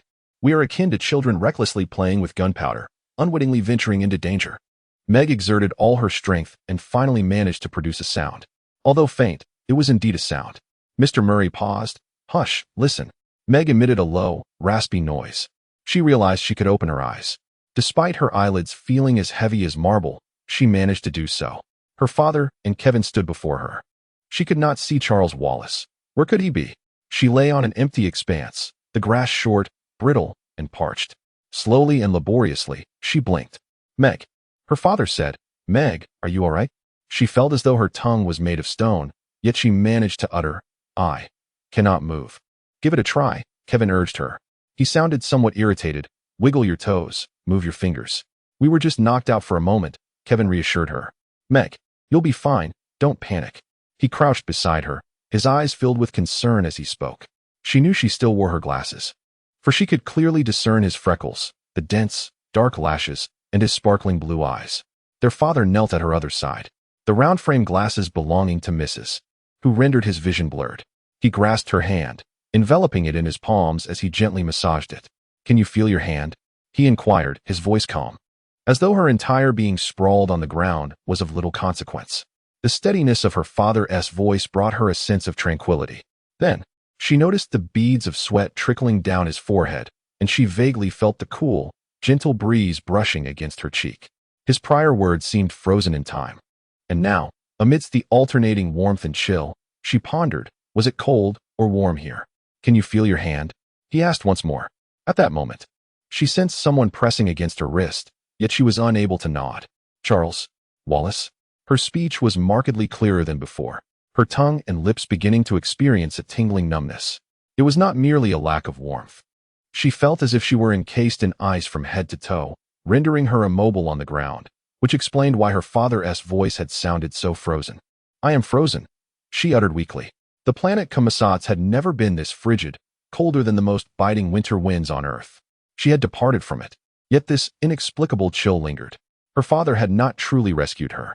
Now, she could barely survey her surroundings, her vision revealing a landscape shrouded in gloom. Trees surrounded the meadow where she lay, their leaves, like the grass beneath them, a desolate yellow. There were also some plants that appeared to be flowers, their colors muted and dreary. Yet, the air was suffused with the fresh fragrance of spring, gently caressing her face, contrasting starkly with the barren, grayish earth and the numbing cold that had rendered her unconscious. She gazed at her father and Kevin, both clad in shirts, exuding an aura of comfort. Yet, she found herself ensconced within their garments, frozen to the point where even shivering seemed a distant possibility. Mr. Murray regarded her with a solemn expression. "Meg, I am uncertain. My temporal displacement skills are rather lacking. I must have overshot my destination. This is not Quintet, and I cannot ascertain where we are. You might be feeling this chill due to our passage through the dark forces, during which I genuinely feared you might be swept away. Is this the Dark Star?" Her tongue gradually thawed, and her words became increasingly articulate. "I doubt it," Mr. Murray replied, "but my knowledge is insufficient to draw a definitive conclusion." "Then you ought not to have attempted temporal displacement." She had never spoken to her father in such a manner. These words felt foreign to her. Kevin looked at her and shook his head, saying, "There was no other choice at that moment. At least this has taken us away from Quintet. Why abandon Charles? Are we to simply forsake him?" The coldness and accusatory tone in her voice were uncharacteristic. "We did not abandon him," her father asserted. "Remember, the human brain is a delicate organic structure, easily susceptible to damage." "Meg," Kevin interjected, casting a concerned glance at her. "If your father had attempted to bring Charles along during our temporal displacement, and the force clung to him, he would likely not withstand it, and we would lose him forever. Furthermore, we had no choice but to depart." "Why?" she inquired. "It attacked us. Both you and I were ensnared. If your father had continued to assist us at that time, he would not have been able to endure much longer himself. It was you who urged him to traverse through time and space," Meg reproached Kevin. "This is not a matter of assigning blame." Mr. Murray coldly interrupted the conversation. "Can you move now?" She sought her father, yet he did not rectify the situation. Instead, everything deteriorated further. If the long journey to find her father had come to an end, and he could not surmount the myriad challenges they faced, it would signify the loss of the last vestige of hope that everything would turn out fine. She felt paralyzed, while Charles Wallace was engulfed, and the omnipotent father did nothing. She found herself in a tug-of-war between love and hatred, the dark forces pushing her toward animosity. "You don't even know where this is," she yelled at her father. "We can no longer see Mother and the twins. We don't know where Earth is. We don't even know where Quintet is. We are lost in the universe." She failed to grasp the extent to which the dark forces influenced her, as deeply as they did Charles. Mr. Murray bent down, gently massaging her icy fingers. Meg could not see his face. "My dear, I am not any lady, nor am I some lady or that lady. Kevin has relayed everything to me. I am a human, and humans are prone to err. However, I concur with Kevin's assertion. There is a purpose to our being sent here. We know that all things work together for good to those who love God, to those who are called according to his purpose." "Dark forces." Meg shouted at him. "Why did you allow it to nearly capture me?" "You are unlike us in your adaptability to transdimensional displacement," Kevin reminded her. "Charles, and I do not share your multitude of concerns." "Then he should refrain from involving me in transdimensional travel," Meg replied, suggesting they postpone until his skills have advanced. Both father and Kevin remained silent. Father continued to gently massage her. A tingling sensation began to awaken in her fingers, followed by a sharp pain. "You are hurting me," she exclaimed. "That signifies your sensation is returning," Father replied calmly. "Meg, I fear you may soon experience considerable discomfort." The prickling sensation gradually ascended her arm, and her toes and feet began to ache as well. She commenced yelling at Father when Kevin suddenly exclaimed, "Look! 3 figures are silently traversing the parched, yellow grass towards us." "What are those?" "On Uriel, magnificent and beautiful beings exist, and the inhabitants of Kamatars at least resemble humanity. What strange entities now approach us? Their hues are as muted as the flowers surrounding them. Were it not for their upright posture, they could easily be mistaken for animals." They advanced towards the 3 humans. They possess 4 arms, each with more than 5 fingers, yet those appendages resemble swaying, elongated tendrils rather than fingers. They have heads and faces, but in comparison, the faces of the beings from Uriel are more human-like. The areas where one would expect features are merely depressions, and in place of ears and hair, additional tendrils sprout.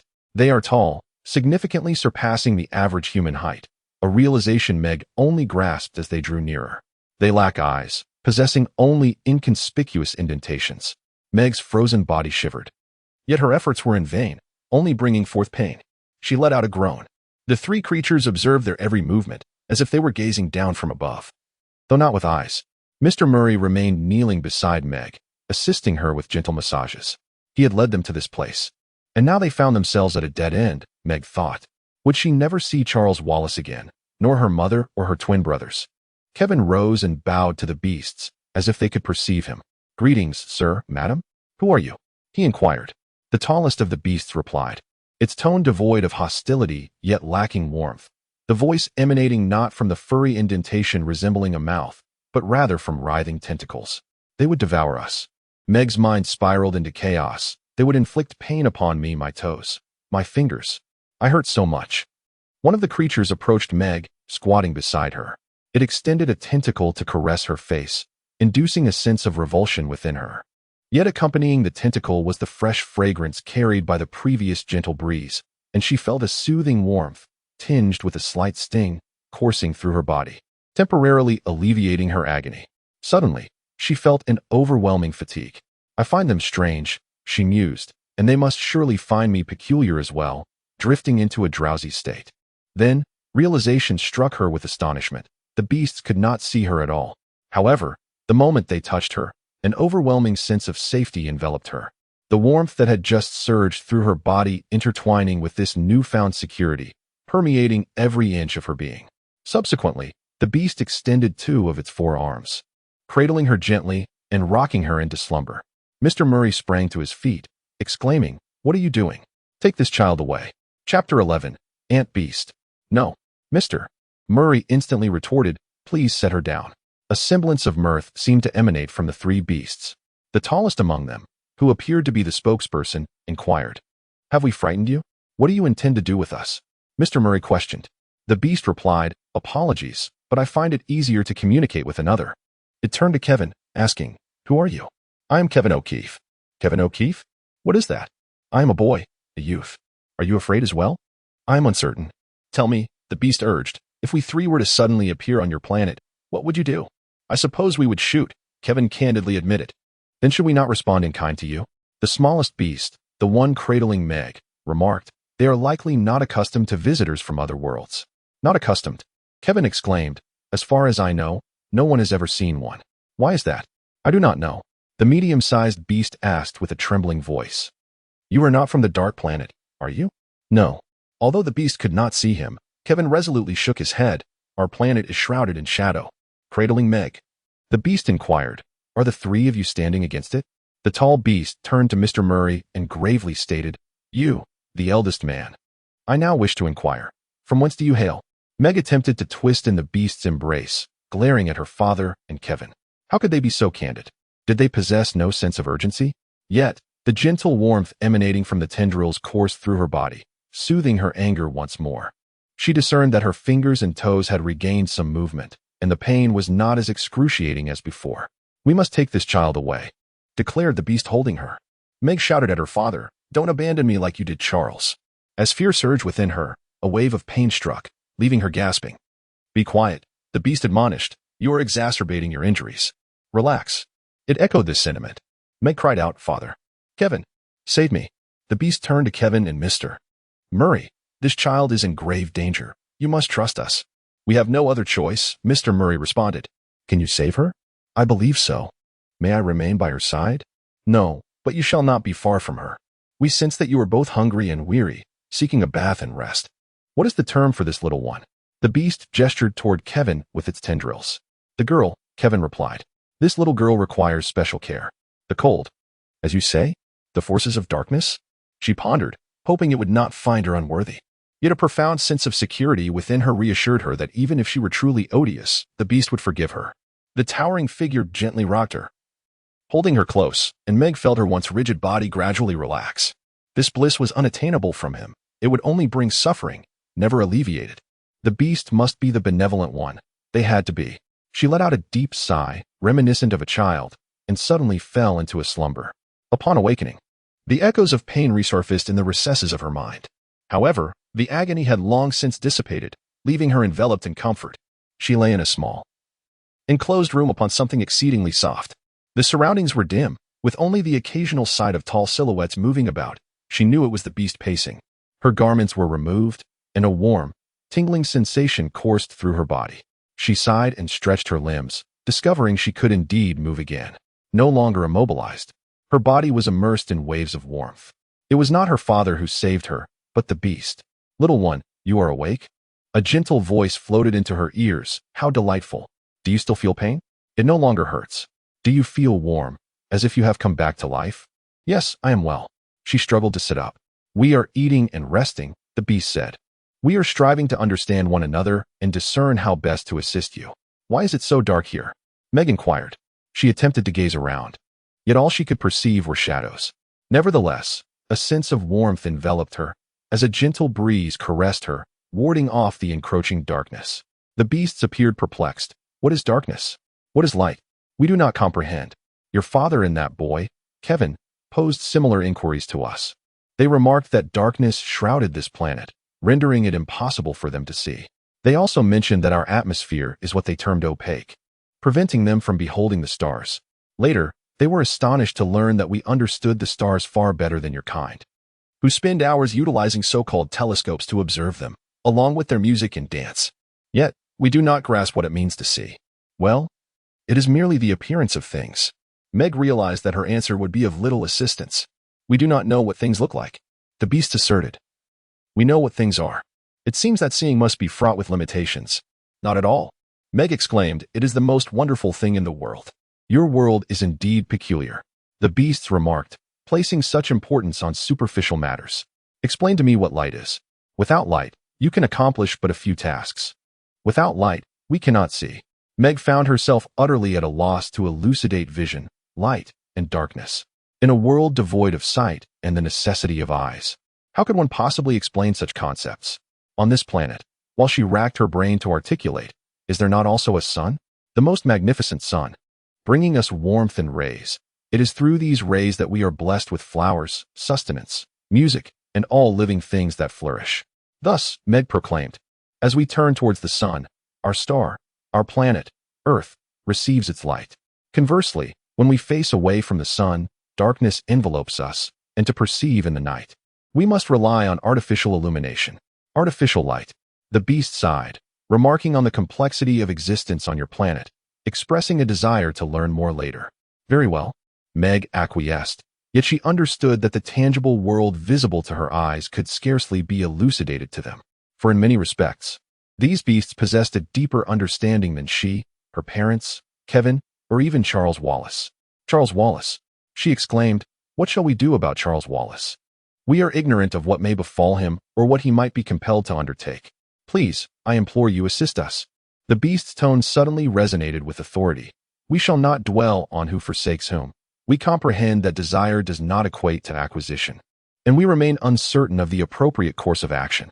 Given your current predicament, we cannot permit you to undertake actions that may jeopardize us all. I understand your yearning for your father to hasten to Kamisats, and you may indeed pressure him into it. But what then? No, no. You must allow yourself to regain composure before proceeding. My dear, this garment is for you. Don it, and you shall find warmth and comfort. Meg felt herself being lifted once more, a garment both light and soft enveloping her. Do not worry about your brother, spoke the tendril in a melodious tone, gently caressing her. We shall never allow him to remain in the shadows. But now, you must rest. You must find joy. You must recover. The tender words, coupled with the unwavering love the beast held for her, enveloped Meg in a warm tranquility. She sensed a tendril brush against her cheek, as gentle as a mother's kiss.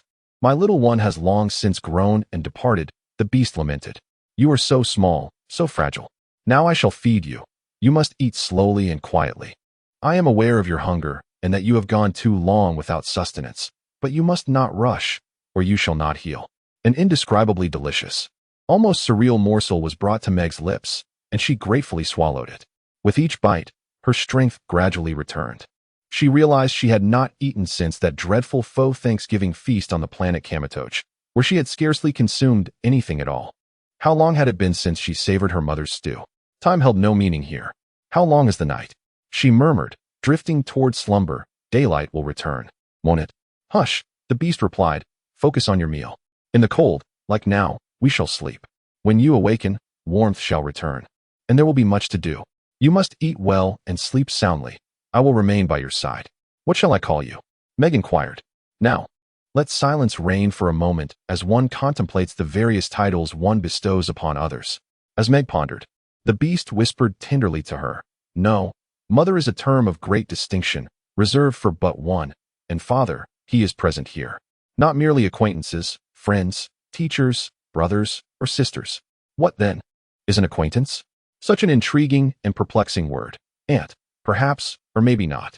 How curious it is to conjure such whimsical terms. Things, and even monsters. The very notion of a monster is quite terrifying. I do not perceive myself as a monster. The beast. That is a fine appellation, Aunt Beast. Aunt Beast, Meg murmured sleepily, then burst into laughter. Is what I said amusing? Aunt Beast inquired, surprised. Does Aunt Beast not sound lovely? Aunt Beast is splendid, Meg replied. Aunt Beast, please sing a song for me. To describe the visual essence of Aunt Beast is an impossible endeavor. Thus, to convey the beauty of her song to a human is an even greater impossibility. Her voice surpassed even the melodies of the creatures from the planet Uriel. It possessed both substance and structure, more tangible than mere shapes perceived by the eye. Her song enveloped Meg, offering a steadiness even greater than the embrace of Aunt Beast's arms. The melody seemed to lift her, allowing her to float joyfully among the stars. For a fleeting moment, she felt that the words darkness and light held no significance. Only the melody of this song remained truly real. Lost in its embrace, Meg drifted into slumber. When she awoke, Aunt Beast had also succumbed to slumber, her furry, faceless head drooping softly. The night had passed, and a dim, gray light filled the room. Yet, she now comprehended that on this planet, color was superfluous.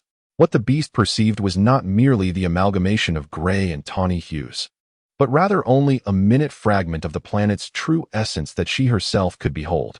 She was the one constrained by her senses, not the sightless beast. The beasts must possess sensory perceptions beyond her wildest dreams. Meg shifted gently, and Aunt Beast immediately leaned down to regard her, exclaiming, Good heavens, I slept exceedingly well. How do you fare? Splendidly, Meg replied. Aunt Beast, what is the name of this planet? Goodness, Aunt Beast sighed. I find it truly challenging to express things using your way of thinking.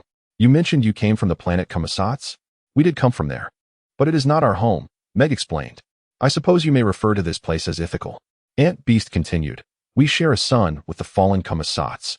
But thankfully, that is the only thing we share with them. Are you also battling against the forces of darkness? Meg inquired. Who aids you? She asked. Good heavens. Little one, it is quite difficult to explain things to you. I now realize that it is not only because you are a child. Communicating with the other two is equally challenging. How can I articulate this for your understanding? Kindness assists us, the stars aid us, love supports us, and perhaps what you would refer to as the power of light also aids us. Oh, child, I shall not explain. It is a matter of either knowing or not knowing. However, what we perceive is not merely what your eyes behold, but rather that which remains unseen. The visible is but ephemeral, while the unseen is eternal. Aunt Beast, do you know Mrs. Watsit? Meg inquired, a sudden hope surging within her. "Mrs. Watson." Aunt Beast responded with a hint of confusion. "Oh, child, your language is far too simplistic, constrained by limitations that yield complex outcomes." She extended forearms, her upper appendages undulating, adopting a posture of helplessness. "Shall I escort you to find your father and your Kevin?" "Yes, please." They promptly set forth. "They await your plans. We believe you would prefer to share a meal. What do you call it?" "Ah, yes, breakfast. It is quite warm wearing this thick fur. I shall procure a lighter garment for you. Once you are changed, we shall depart." Aunt Beast seemed to treat Meg as an infant, aiding her in bathing and dressing. The newly donned attire, though of a grayish fur, was lighter than the finest summer fabrics on earth. Aunt Beast wrapped one of her tentacled arms around Meg's waist, guiding her through a long, dim corridor. Meg could only discern shadows and the silhouettes of shadows, ultimately arriving at a grand conference room adorned with columns. Beams of light streamed through the open skylight, converging near a large circular stone table. Several beasts, along with Kevin and Mr. Murray, were seated on elongated stone benches encircling the table. Due to the towering stature of the beast, even Mr. Murray's feet could not touch the ground, and the tall and slender Kevin's long legs dangled, swaying as if he were of the same size as Charles Wallace. The hall was partially encircled by several arched entrances, each leading to paved walkways. There were no vacant walls or ceilings, and although the light was dimmer than the sunlight on Earth, Meg felt neither darkness nor cold. As Aunt Beast guided Meg into the conference room, Mr. Murray immediately slid down from the bench and hurried towards her, enveloping her in a gentle embrace. "They assured us you were safe," he said. Earlier, when nestled in Aunt Beast's arms, Meg had felt secure. But now she was consumed by worry for Charles Wallace and disappointment in her father's helplessness, emotions swelling within her like a lump in her throat. "I am fine," she murmured, her gaze not resting on Kevin or her father, but on the beasts, who were her current source of solace. It seemed to her that her father and Kevin were indifferent to Charles Wallace's plight. "Meg," Kevin exclaimed joyfully, "you have never tasted anything like this. Come and eat." A wave of intense frustration washed over Meg, and she found herself unable to eat any longer. "Our friends here," he continued, "believe we are still within this solar system. All because I am still wearing the glasses Mrs. Who provided. Meg, the glasses are here." However, the glasses had likely lost their efficacy, now reduced to mere spectacles. They might have been designed for one-time use on commissats or possibly damaged while traversing through the forces of darkness. He slid his glasses across the table to Meg, who was seated opposite him. These individuals possessed the ability to traverse time and space. Kevin indicated towards the beast seated at the round table. Yet they are incapable of transporting themselves to the dark planet. "Have you attempted to contact Mrs. Watson?" Meg inquired. "But you cannot conceive of any alternative methods. At present, this is our sole option. Father, you exhibit no concern for Charles Wallace." As soon as Meg uttered those words, Aunt Beast rose, her tone admonishing. "Child." Mr. Murray remained silent, and Meg could discern the profound hurt she had inflicted upon him. Lowering her gaze to the table, much like she would before Principal Jenkins, she declared, "We absolutely must enlist their assistance. If you disagree, you are a complete fool." Aunt Beast addressed the others. "This child is overly anxious. Do not hold it against her. She was nearly captured by the forces of darkness, and even when her body has fully recovered, we remain unaware of the extent of her psychological wounds." Meg, seething with anger, surveyed the round table. The beast sat in silence, utterly motionless. She felt as though they were scrutinizing her, and she perceived herself as utterly worthless. "Indeed. Child, give it a try." Aunt Beast resumed her seat, pulling Meg closer. "I sense the anger within you, yet I do not comprehend what fuels it. I perceive blame and guilt. Why is that?" "Aunt Beast, do you not understand?" "I do not," Aunt Beast replied. "Yet that does not illuminate the nature of the individual you wish to convey to us." "Give it a try." Meg attempted once more, her thoughts chaotic and disordered. Initially, she described various ladies, one adorned in a male overcoat, accompanied by a vibrant array of scarves and shawls, another, draped in a white robe and sporting sparkling spectacles, and yet another, cloaked in a black robe and wearing a pointed hat, appearing intermittently. Soon, she found it rather absurd, realizing she was merely narrating to herself. These were not just any ladies, but rather entities she could have depicted in a more imaginative light, perhaps illustrating how one transformed into a flying creature on the planet Uriel. "Try not to resort to mere descriptions," the beast Aunt gently advised. "Otherwise, You are merely contending with both me and yourself. Contemplate their essence. Detailing their appearance does little to enhance our understanding. Angels, Kevin suddenly shouted from across the table. Guardian angels. After a brief silence, he donned a look of intense focus and exclaimed, messengers. Divine messengers. Let me think. The beast ant began, but soon fell silent, sighing, no, it is still not sufficiently clear. It is indeed peculiar. They seem unable to convey what they know to us, murmured a tall, slender beast. The beast ant extended an arm covered in tendrils, once more encircling Meg's waist. They are still young, and on the earth they speak of. They have never communicated with beings from other worlds. They have evolved in space, nearly in solitude. Oh, do they not feel lonely? Inquired the tall, slender beast. Suddenly, a thunderous voice echoed throughout the hall. We have come. Chapter 12. The foolish and the weak Meg perceived nothing visually. Yet her heart raced with hope. All the beasts rose, directing their attention towards one of the arched exits, bowing their heads and bending their tentacles in a gesture of welcome. Mrs. Watson appeared between two columns, with Mrs. Who standing beside her, illuminated by a flickering glow from behind. The three of them appeared different from before. Upon their initial encounter, their outlines had been somewhat nebulous, their colors resembling a watercolor blur. However, this time, they manifested with undeniable clarity. Meg extricated herself from the embrace of Aunt Beast, leaping onto the floor and rushing towards Mrs. Watson. Mrs. Watson raised her hand, signaling that Meg should understand she had not yet fully materialized. She remained light, not yet corporeal, and embracing her would be akin to clasping a ray of light. We must act swiftly, for time is of the essence. Do you require our assistance? Mrs. Watson inquired. The tallest beast bowed once more, taking a step forward, departing from the table to approach Mrs. Watson. It concerns that little boy. Dad left him there. Meg cried out. He abandoned Charles on Commissats. Mrs. Watson's voice turned chillingly distant. What do you wish us to do? You are aware that we can do nothing on Commissats. Her tone remained frigid. Are you suggesting that you will allow Charles to remain forever in its grasp? Meg's voice escalated in pitch. Did I ever utter such words? But we are at our wits' end. You know we are powerless. We have tried. Mrs. Watson, you must save him. Meg, this is not how we handle matters, Mrs. Watson lamented. I thought you understood. This is my father. You know he is my father. Meg grew impatient. Dad, Mrs. Watson. Who is Mrs. Watson, and which Mrs. Watson? It is an honor. Mr. Murray murmured before continuing, I apologize. My glasses are broken, so I cannot see you clearly. There is no need to see us. Mrs. Watson replied. Next, what comes next? Came the astonished voice of Mrs. Who. I will find a way to bring my child away from it. Do you believe you will succeed? Aside from trying, there is no other way. Mrs. Watson gently stated. I'm sorry, but we cannot allow you to go. Then let me go, Kevin suggested. I was almost able to save him before. Mrs. Watson shook her head. No, Kevin, Charles is in deeper trouble than before. You cannot penetrate his mind. You must understand that this is the current situation. A lengthy silence ensued, and all the soft light filtering into the hall seemed to converge upon Mrs. Watson, Mrs. Who, and the flickering glimmer, most assuredly Mrs. Which, while no one spoke, a beastly tendril slowly moved back and forth across the stone table. Finally, Meg could endure it no longer and cried out in despair. What are you going to do? Are you just going to leave Charles there? A resounding voice echoed throughout the hall. Children, quiet down. Meg struggled to find tranquility. She pressed tightly against Aunt Beast, yet Aunt Beast did not extend her comforting tendrils to envelop her.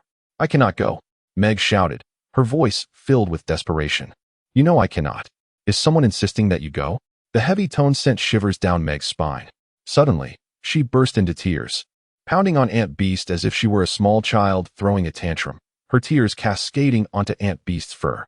Aunt Beast stood silently, enduring the outburst. All right, I will go, Meg sobbed. I know you want me to. If you do not go of your own volition or understanding, Mrs. Watson interjected. We will not compel you to do anything. Meg's tears ceased as abruptly as they had begun. However, clarity dawned upon her. She felt fatigued, yet unexpectedly calm. With Aunt Beast's assistance, the coldness that had enveloped her body and heart dissipated. She glanced at her father, the tumultuous anger in her heart vanishing, leaving only love and pride. She smiled at him, hoping for his forgiveness, and then leaned against Aunt Beast. This time, Aunt Beast's arms encircled her. Mrs. Watson's voice was grave. What do you Do you understand? The one who must go is undeniably me. No one else can take my place. I am not well acquainted with Charles. However, he possesses a profound understanding of me, for I am the one closest to him. My father has been absent from home for a considerable time, and when he departed, Charles Wallace was merely an infant, and they were strangers to one another. Kevin's acquaintance with Charles has been fleeting. Had their bond been more enduring, it would undoubtedly be Kevin who would undertake the journey. Yet, indeed. I comprehend now. It must be I who goes. No one else can take my place. Mr. Murray sat there, his elbows resting on his knees, his fists cradling his chin. He rose to his feet. I forbid it. Why? Mrs. Watset pressed. Listen well. I do not know who you are or what you are, but I do not care. I will not permit my daughter to face danger alone. Why? You are aware of the potential consequences. She is still so frail, even more so than before. She nearly fell victim to the forces of darkness. I cannot fathom how you could overlook such a critical consideration. Kevin leapt from the bench. Perhaps it speaks the truth. Maybe you are in league with it. If anyone should go, it ought to be me. Why not allow me to accompany you? I will take care of Meg. You yourself said so. But you have already done that, Mrs. Watset assured him. I have done nothing. Kevin shouted vehemently. You cannot send Meg. I forbid it. I absolutely oppose it. I will not allow it. Meg's mission is already fraught with difficulty. Do you not understand that this will only exacerbate her plight? Mrs. Watset questioned him. The beastly ant extended her tentacles toward Mrs. Watset. Is her physical condition adequate for a transdimensional relocation? You are aware of her past trials. Should Mrs. Watset assist her in traversing dimensions, she would be capable of managing it. Mrs. Watset remarked, if my presence would be beneficial, I shall accompany her, embracing her closely. The beastly ant tightened her grip around Meg's arm. Oh, beastly ant, Meg began, but Mrs. Watset interrupted her. No, I believe so too. The beastly ant replied submissively, I merely wish to convey my willingness. Mrs. Watset. Mr. Murray furrowed his brow, brushing aside the hair that obscured his face. He then pushed his glasses closer to his eyes using his middle finger, as if to readjust them. Do you not remember that she is but a child? Furthermore, she is developmentally delayed, Kevin roared. I detest when others speak of her in such a manner. Meg exclaimed, her heart racing, hoping her indignation would suppress her trembling. My mathematical prowess surpasses yours, as you well know. Are you brave enough to venture alone? Mr. Murray inquired. Meg's voice was flat. Not at all, but that is inconsequential. She turned to her father and Kevin. You both understand that this is the only viable option. You know they would never permit me to go alone, unless. How can we be certain they are not in collusion with it? Mr. Murray pressed. Dad, it is all right, Meg. Mrs. Watset reassured. I do not blame your father for his anger, suspicion, and fear. I cannot feign ignorance regarding the perilous path I am sending you down. I must concede that you will face grave dangers. I am aware of this fact, yet I find it hard to accept that circumstances may unfold in such a manner. Even the joyful medium harbors doubts. Isn't she capable of foreseeing future events? Kevin inquired. Oh, not concerning matters of this nature, Mrs. Shaw responded, clearly startled by his question. If we were privy to the future, we would exist like the inhabitants of Camatras, devoid of our own lives, with everything meticulously orchestrated. How to elucidate this notion? I comprehend now. In your language, there exists a poetic form known as the sonnet. Indeed, Kevin replied, his impatience evident. What does this have to do with the joyful medium? Allow me to finish, Mrs. Shaw retorted sternly, leaving Kevin momentarily akin to a timid foal, hesitant to stamp his feet in protest. This poetic structure is quite rigorous, isn't it? Yes. There are 14 lines, all adhering to iambic pentameter, I presume? Correct. Kevin nodded. Each line must rhyme according to a fixed scheme. If a poet deviates from these rules, the resulting composition cannot be deemed a sonnet, correct? Precisely. Yet within these stringent guidelines, the poet possesses complete liberty to express whatever they desire, do they not? Indeed. Kevin nodded once more. So, then, Mrs. Shaw continued. So what? Oh, might you exercise a bit more intelligence? Mrs. Shaw chided him. You are fully aware of what I am implying. Are you suggesting that you are drawing a comparison between life and a sonnet? Rigid rules, yet within them, there exists freedom? Yes. Mrs. Watset remarked that there are specific metrics to adhere to, yet the essence of the sonnet must be crafted by one's own hand, entirely at one's discretion. Please, Meg implored. If I must go, I wish to conclude this swiftly.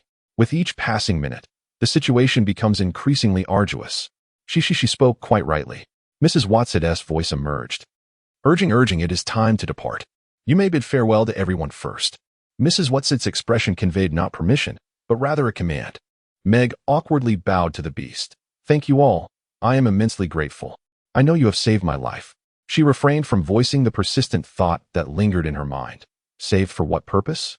To allow it to ensnare me? She embraced the beast ant. Her body pressed against the soft, fragrant fur. Thank you. Meg whispered, I love you. Little one, I love you too. The beast ant gently brushed Meg's face with her soft tendrils. Meg extended her hand. Kevin approached her, took her hand, and swiftly drew her close to plant a kiss upon her. He uttered not a word, turning away too quickly to witness the sparkle of surprise in Meg's eyes. Finally, she turned to her father. Dad, I'm sorry. He cradled her hands, bending down to peer at her through his thick glasses, and asked, Meg, what are you apologizing for? Upon hearing her father's gentle invocation of her childhood nickname, Meg felt tears welling in her eyes. I once hoped you would manage everything perfectly for me, and perhaps I had underestimated the complexities involved.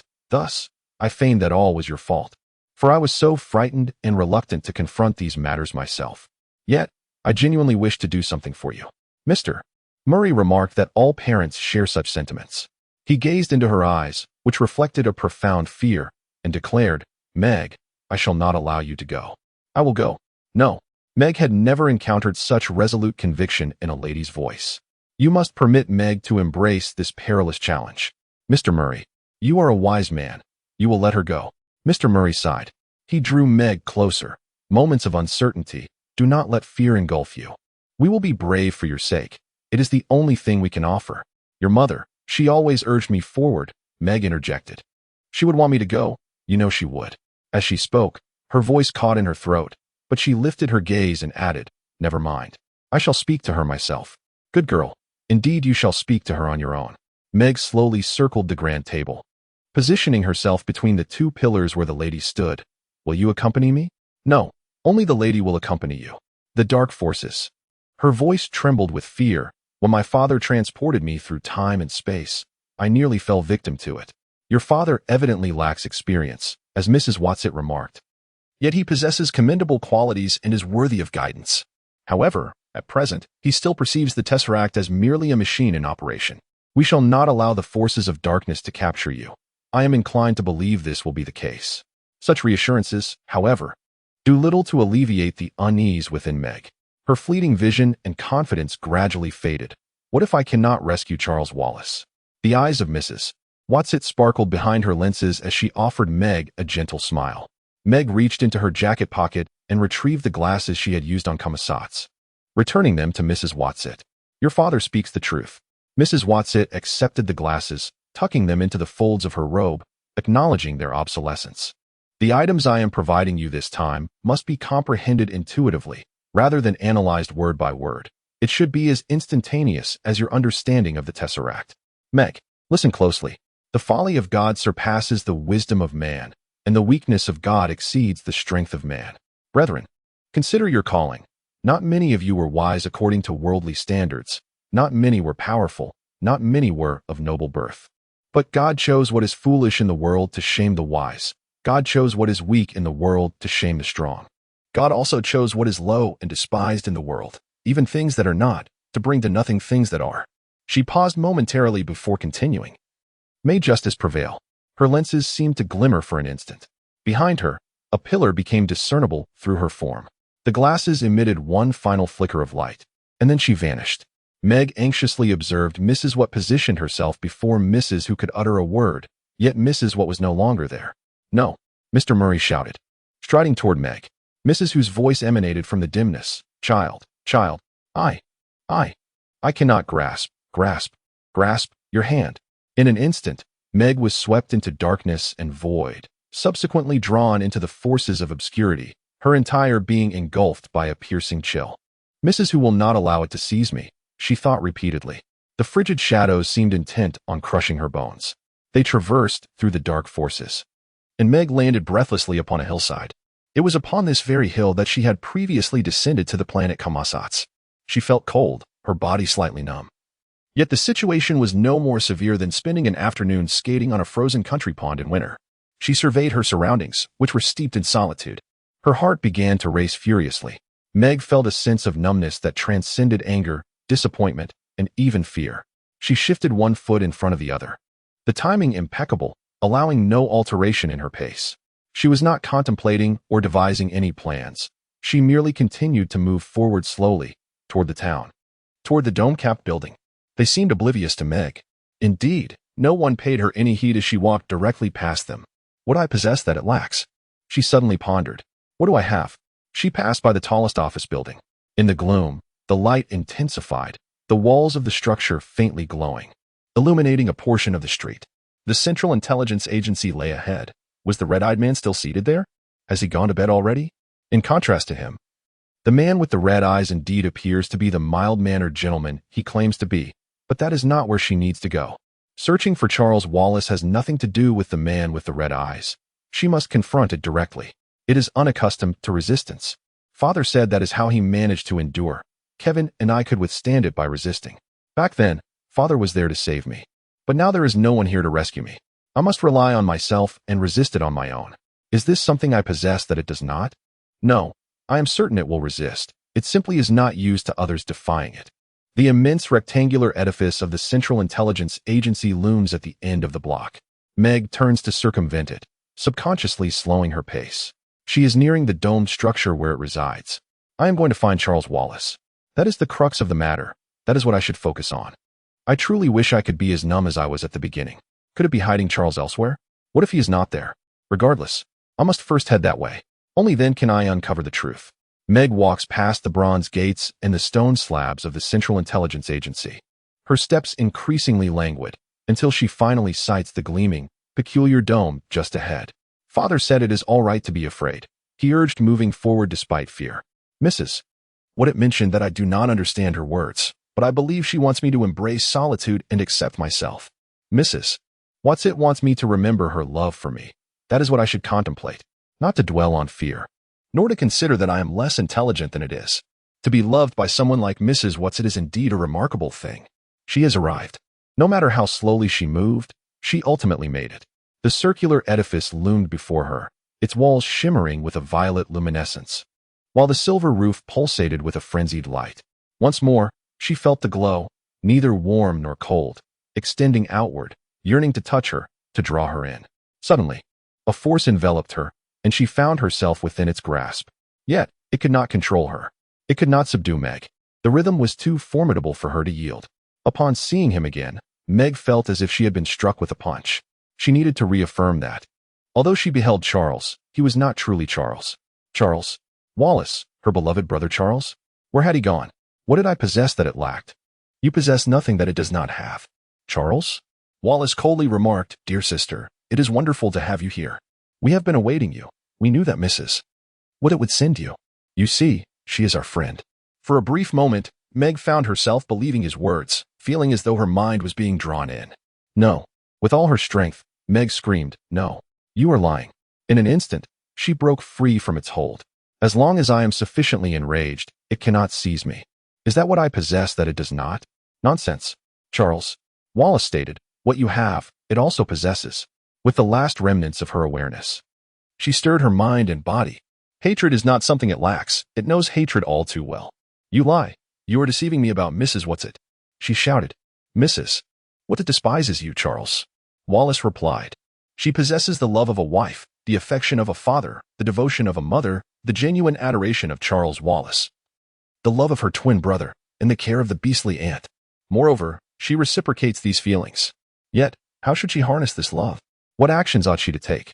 She is certain that it cannot comprehend love. If she could love it, perhaps it would wither away. However, her weakness, foolishness, and humility render her incapable of such love. Perhaps this expectation is not unreasonable, yet she finds herself unable to fulfill it. Nevertheless, she can love Charles Wallace. She can stand here, loving Charles Wallace. She can love Charles Wallace. Tears stream down her cheeks, yet she remains oblivious to them. Now, she can gaze upon him, observing this entity that moves, yet is not Charles Wallace. She can behold him, love him. I love you, Charles Wallace. You are my cherished treasure, the light of my life, the jewel of my heart. I love you. I love you. I love you. His mouth gradually closes, his eyes slowly cease their spinning, and the repulsive convulsions of his forehead come to a halt. He approaches her with deliberate slowness. "I love you." She cries out, "Charles, I love you. I love you." Suddenly, he dashes towards her, rushing into her embrace, sobbing and trembling. "Meg, Meg, Meg, Charles, I love you." She cries again, her sobs nearly matching his in intensity, their tears mingling together. "I love you. I love you. I love you." The dark vortex erupts with a piercing chill. A howl, filled with rage and hatred, threatens to tear her apart. Once more, all descends into darkness. In the enveloping darkness, she sensed Mrs. Watsit beside her. This sensation salvaged her, illuminating the truth that what grasped her was impossible. Subsequently, she felt her feet connect with the ground, an object nestled in her embrace. As she rolled upon the autumn's sweetly fragrant soil, "Charles Wallace," he called out, "Meg. Oh, Meg." At that moment, she drew Charles Wallace close, enveloping him in a tight embrace, his small hands firmly encircling her neck. "Meg, you saved me. You saved me," he repeated fervently. "Meg." Someone was calling her. Her father and Calvin swiftly traversed the darkness towards them. Clutching Charles tightly, Meg struggled to rise, scanning her surroundings. "Dad. Calvin. Where are we?" Charles Wallace gripped Meg's hand, his gaze darting about. Suddenly, he burst into laughter, a sweet, infectious sound that belonged solely to him. "This is the twins' vegetable garden. We landed on the cabbage." Meg laughed in return, attempting to embrace her father and Calvin simultaneously, while steadfastly holding on to Charles Wallace, refusing to let go for even a moment. "Meg, you did it!" Calvin exclaimed. "You saved Charles." "Child, I am proud of you," Mr. Murray said solemnly, bestowing a gentle kiss upon her before turning towards their home. "I must go find your mother now." Meg perceived the tension of his suppressed anxiety and longing. "Look," she pointed in the direction of their home, where the twins and Mrs. Murray were crossing the damp grass towards them. "The first thing tomorrow is to get you a new pair of glasses," Mr. Murray stated. He squinted under the moonlight as he dashed towards his wife. The irate voice of Dennis echoed from the other end of the lawn. "Hey, Meg, it's time for bed." Suddenly, Sandy cried out, "Daddy." Mr. Murray sprinted across the lawn, and Mrs. Murray rushed towards him, embracing him tightly. Soon, they found themselves enveloped in a delightful chaos, with the Murray couple, Meg, Charles Wallace, and the twins all entangled in a joyous hug, while Kevin stood by, grinning widely. Eventually, Meg pulled him into the embrace, and Mrs. Murray bestowed upon him a special, exclusive hug. They laughed and chatted, at which point Mrs. Watsit could no longer bear to remain outside the jubilant atmosphere. Her dark and luminous form surged through the kitchen screen door and dashed out. She swiftly ran across the lawn, joining their merry assembly with fervor, nearly knocking them all over. Meg immediately sensed that Mrs. Watsit, Mrs. Who, and Mrs. Which must be nearby, as her entire being radiated with even more profound love and joy than before. She stowed her smile and listened intently, as did Charles, shushing. A rustling sound arose, and then Mrs. Watsit, Mrs. Who, and Mrs. Which stood before them. The love and joy were so palpable that Meg felt she could reach out her hands and touch them if she just knew the direction. Breathlessly, Mrs. Watsit said, "Dear ones, I apologize for not having the time to bid you a proper farewell. We must." Yet, they would never learn what urgent matters compelled Mrs. Watsit, Mrs. Who, and Mrs. Which to hurry away. For in an instant, a gust of wind swept by, and then they vanished. The Expanding Universe, August 1963. For a novelist, sitting down to compose a speech to express her gratitude for receiving one of life's greatest honors is indeed a daunting task. She can no longer hide behind the pages of her books, allowing her characters to voice her sentiments. She must step forward, standing before editors, publishers, literary figures, and fellow authors, akin to the vulnerability of a dream where one finds themselves unclad and exposed. What should she articulate? Should she recount an amusing anecdote from life that led to the inception of her book? Or perhaps craft a profound address that traces history, rivaling the eloquence of the Gettysburg Address? Should she speak in generalities to avoid offending anyone, yet ultimately convey nothing of substance? Perhaps she ought to draft several variations of the aforementioned approaches, only to tear them apart, for if she refrains, her husband will surely assist her in this endeavor. Ultimately penning some heartfelt reflections. Concerning literature for children, the insights I wish to share are already known to all of you present. You are, after all, my educators. I can only express that the moment Ruth Gallardo called to inform me of my receipt of the Newbery Medal for Children's Literature has profoundly influenced me throughout the past few years. I am among the first generation inspired by Mr. Metcher, born shortly after he established the Newbery Award, with award-winning books always gracing my childhood bookshelf. I have gleaned insights about humanity from Hendrik Willem van Loon, and I followed the creation of The Eccentric Doctor by Hugh Lofting and Dr. Dolittle. William James introduced me to the adventures of the West, while during my time at boarding school, I eagerly borrowed The Unconquerable Louisa from the library. For Louisa May Alcott and I share the same birthday and equally lofty aspirations. At last, I find myself a modest addition to this illustrious list, alongside the authors who have guided me toward the vast expanse of the universe. This is both an honor and a responsibility. I am profoundly grateful to Mr. Mitchell, as well as to those present who recognize the wrinkle in time with accolades. This sense of responsibility has compelled me to reflect deeply on my mission in writing children's literature over the past few months. Currently, I am penning a screenplay about a Portuguese nun from the mid-15th century who, lacking a sense of purpose, is seduced and subsequently abandoned by a wealthy French soldier. After enduring considerable suffering, she ultimately discovers her faith. I believe that each individual present tonight harbors a sense of mission akin to devout believers. Our mission lies in perpetuating Mr. Mitchell's fervor and expanding the imaginations of the youth. In this contemporary world, where our children are burdened with rigorous scientific knowledge and theoretical subjects in school, their reading serves as a means of distraction and pleasure. Thus, we must guide them toward the path of creation. In today's world, we are confronted with a novel force that did not exist in the standardized realms of the past. Much like muffins confined within a muffin tin, we must endeavor to liberate our children from a constricted, waning, and regressive universe, providing them with explosive literature that can radically transform their lives. What course of action should we pursue? We cannot simply sit before a typewriter and expect to produce remarkable works. During my university years, I took a course on Chaucer, one of the most imaginative, evocative, and influential writers in literary history. I shall never forget the final exam, which posed the question of why Chaucer selected certain verbs and adjectives, and why his characters acted in specific ways. In a moment of frustration, I responded, I believe even Chaucer was unaware of why he wrote as he did. Writing is often spontaneous. To this day, I maintain that writing is, for the most part, not a deliberate endeavor. What I mean is, can a writer simply remain seated in a meditative state, with a blank page before them, sipping cup after cup of coffee, waiting for inspiration to arrive? This is not the way of a writer. I once heard a renowned author state that the most challenging step in writing is sitting down at the typewriter. I understand his sentiment. A writer must continually hone and refine their craft, ensuring that when inspiration strikes, they are not caught off guard. In that moment of revelation, the writer must humbly and gratefully accept their calling, and in the next, strive diligently to transcribe that spark of creativity for others. Authors of fantasy, fairy tales, or myths invariably discover that their creations spring not solely from personal experiences and intrinsic knowledge, but from a deeper, broader well of inspiration. I envision that imagination will undoubtedly exert complete dominion over the writer, utilizing the writer to sculpt an entire world. This is the genesis of The Wrinkle in Time. I cannot articulate precisely why I felt compelled to pen this book. I simply had to express it. Only upon its completion did I comprehend some of the meanings embedded within its pages. Children are almost entirely at home in the realm of imagination, as it constitutes their world, their everyday existence, whereas many of us have grown up and lost that childlike innocence. Perhaps, among those present today, you retain the most childlike wonder compared to other adults, and we owe this to our immersion in the realm of children's literature.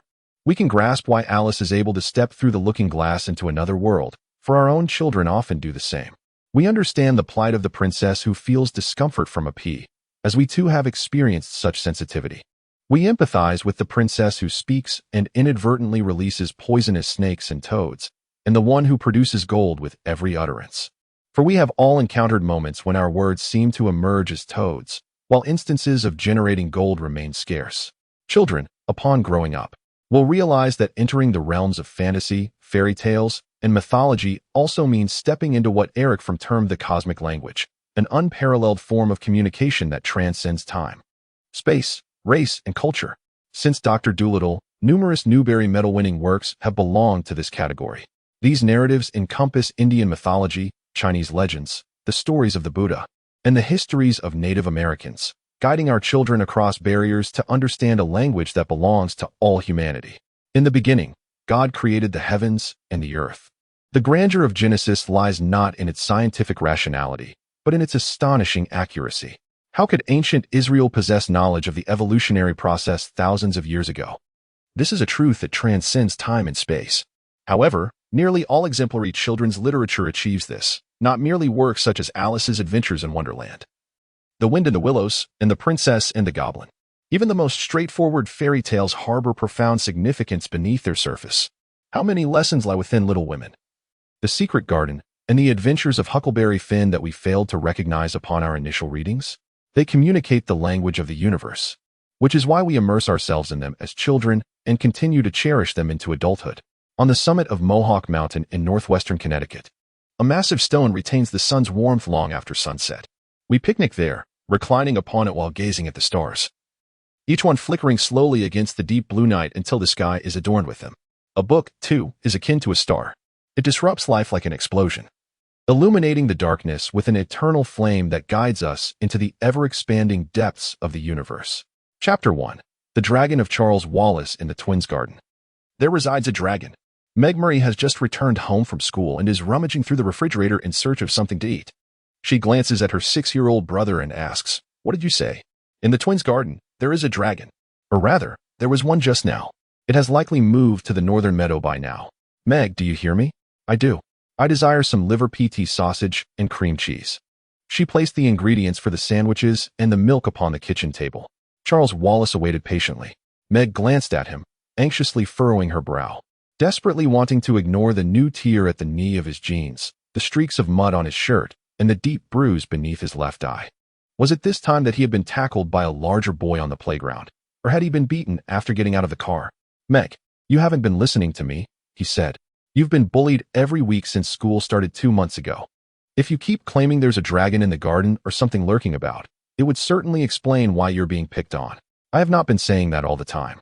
Don't underestimate me. I only noticed it after school." Meg, when consumed with worry, would often resort to anger. Now, she glared at the sandwich. If only their mother had purchased spreadable cream cheese instead of this kind that would crumble the bread with a mere touch. "What about Mother? She's conducting experiments in the lab. She asked me to inform you that she wouldn't be long." "And Father?" "He received a call from Los Angeles and has left for Washington, where he shall remain for a few days." Just like the notion of a dragon in the garden, it was best not to mention Father's trip to the White House at school. Unlike the dragon, however, Father's visit to the White House was indeed a reality. Charles Wallace sensed Meg's skepticism. "But Meg, I have seen those dragons with my own eyes. Once you finish your sandwich, you may go see for yourself." "What about Sandy and Dennis?" Charles Wallace observed Meg as she meticulously prepared a sandwich, carefully arranging the slices of bread and precisely cutting them into uniform pieces. It was uncertain whether Principal Jenkins had ever seen a dragon. Principal Jenkins was the head of the village school, and Meg had experienced several unpleasant encounters with him. She harbored a faint hope that he might take an interest in the circumstances surrounding Charles Wallace or be inclined to intervene in what he referred to as the normal process of achieving democracy. Principal Jenkins, however, was a firm believer in the law of the jungle. With her mouth full, Meg remarked, "Isn't there a dragon in the jungle?" Charles Wallace finished his milk and retorted, "No wonder you always fail your social studies. Focus on your sandwich and stop dawdling. Let's go see if the dragon is still around. It might wreak havoc in this vegetable garden." As he spoke, he led Meg through rows of vegetables, adding, "I suspect it knows it's slightly absent." "What does it mean to be slightly absent?"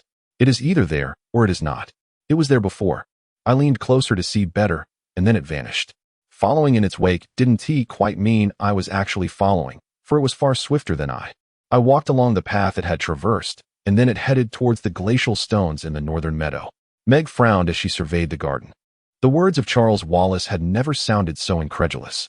"Let us go," he urged, as they navigated past towering cornstalks, each bearing only a few scant ears of corn.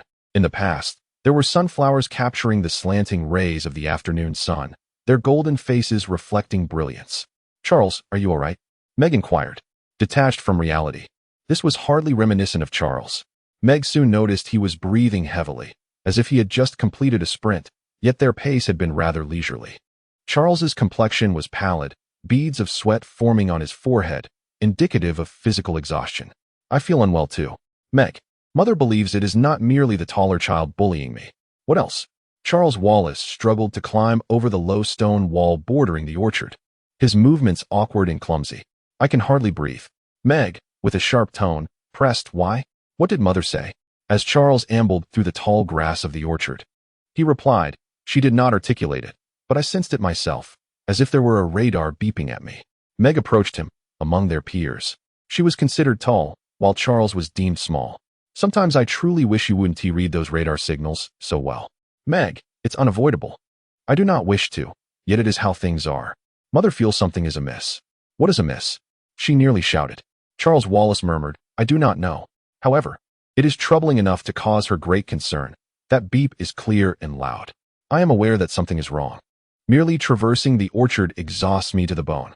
It shouldn't be this way. I have never felt like this before. When did it begin? Her voice took on a sharp edge as she recalled their peaceful walk in the woods just last weekend. I know, she admitted.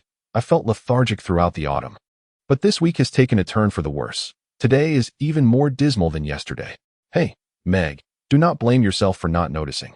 Yet, she indeed chastised herself, her hands growing cold with anxiety. She endeavored to push her fear aside, for Charles Wallace could read her thoughts with greater ease than he could his mother's. Charles picked up an apple blown from a tree by the wind, inspected it for worms, and took a hearty bite. His skin was bronzed by the summer sun, yet it could not conceal the pallor and dark circles beneath his eyes. Why had she not noticed? Because she did not wish to. It was simpler to attribute Charles Wallace's wan demeanor to the rigors of school life. Then why hadn't their mother summoned a doctor? I mean a real doctor. She did. When? Today. Why didn't you tell me earlier? I was more interested in dragons. Charles. Dr. Louise came by before you got out of school. She came to have lunch with Mom. But she often does this. I know. Please continue. What did she say? Nothing of consequence. I cannot read her thoughts as I do Mom's. Dr. Louise chatters like a little bird. But you know her mind is preoccupied with other matters. She is adept at shielding her thoughts from me. I can only sense that she believes whatever Mom said might not be incorrect, and she will keep in touch. They traversed the orchard, where Charles Wallace once again ascended the wall, standing atop it to gaze at the desolate meadow. There lay 2 large glacial boulders. They are gone, he declared. All my dragons have vanished. Meg climbed the wall to join him, aside from the wind rustling through the sun-bleached grass.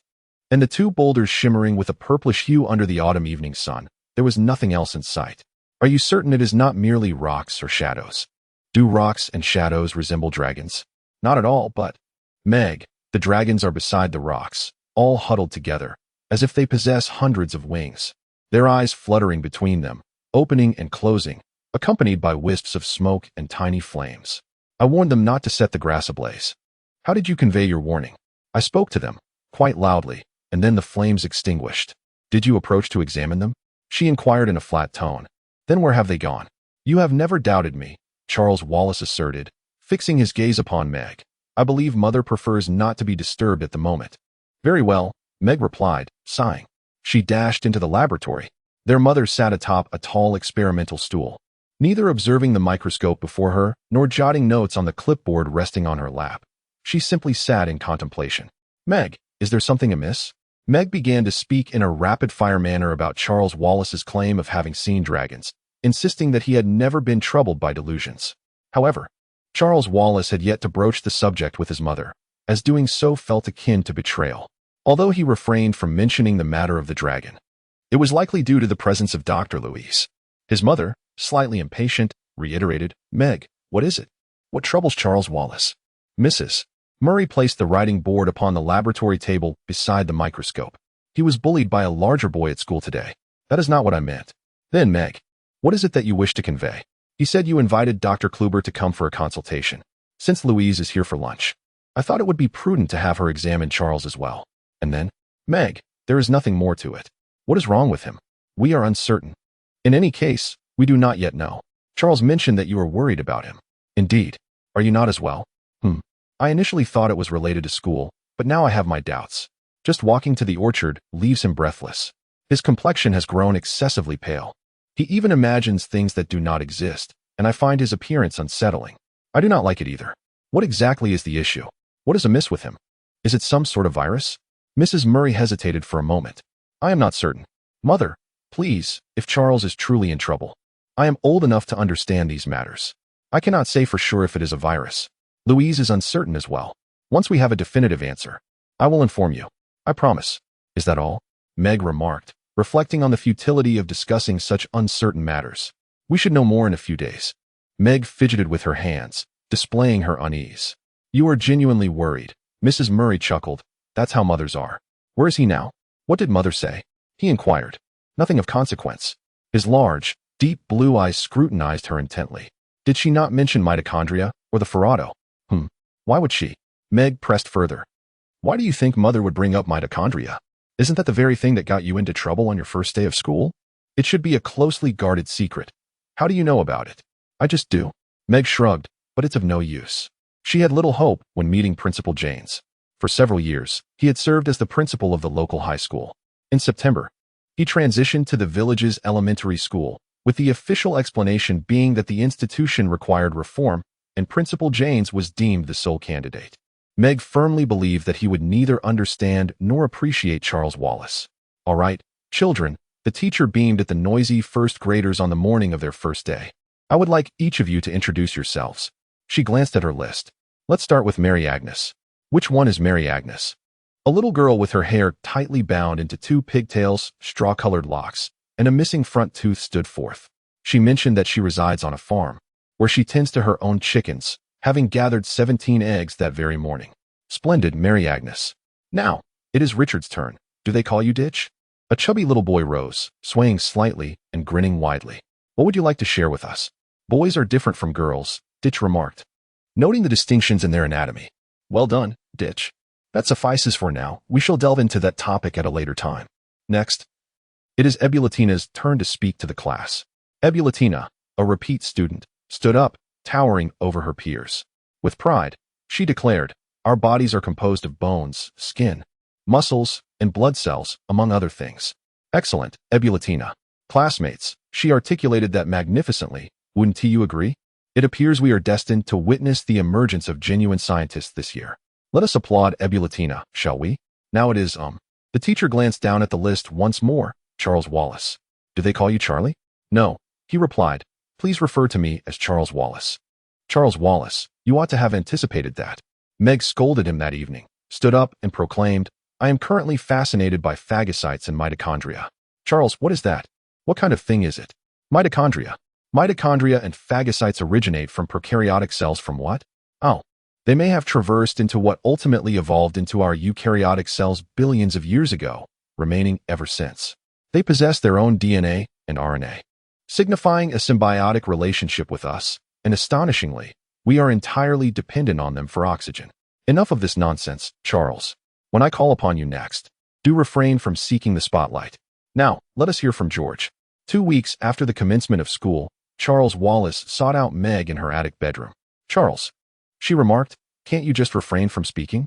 Dressed in yellow pajamas, with a fresh bandage adorning a new wound, his little nose appeared red and swollen.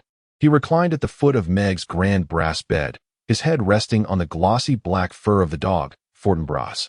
His voice lacked vigor, his demeanor languid. Though Meg was oblivious to this at the time. It's futile. Nothing seems to work. If I remain silent, I am perceived as sulking. If I speak, my words are inevitably misconstrued. I have completed all the exercises in my workbook, and the teacher asserts that you must have assisted me, as I have memorized the entire text. Meg, arms wrapped around her knees, gazed at the small boy and the dog. In their household, strict rules forbade Fortinbras from climbing onto the bed, yet in the attic, such regulations were disregarded. Why doesn't the school promote you to the second grade? She inquired. That would only exacerbate the situation. The second graders are significantly larger than I am. Indeed, she recognized the truth in his words. Thus, she resolved to approach Principal Jenkins. As usual, she boarded the school bus at 7 in the morning, amidst the dreary and uninviting dawn. The journey to the elementary school was brief, as the bus would not depart for approximately an hour. The middle school bus made its first stop in the village, where she discreetly alighted and walked 2 miles to the aged and inadequate school building. Painted in a traditional red hue, the structure was overcrowded with students and understaffed, clearly in dire need of renovation and improvement. Local authorities had increased taxes to fund the construction of a new school, Maggie slipped through the side door, which the custodian had already opened. She heard the buzzing of the electric waxing machine near the yet unopened front door on the porch. Utilizing this noise as cover, she dashed across the porch and hurried towards the small closet that housed cleaning supplies, leaning against a suspended broom and dry cloth.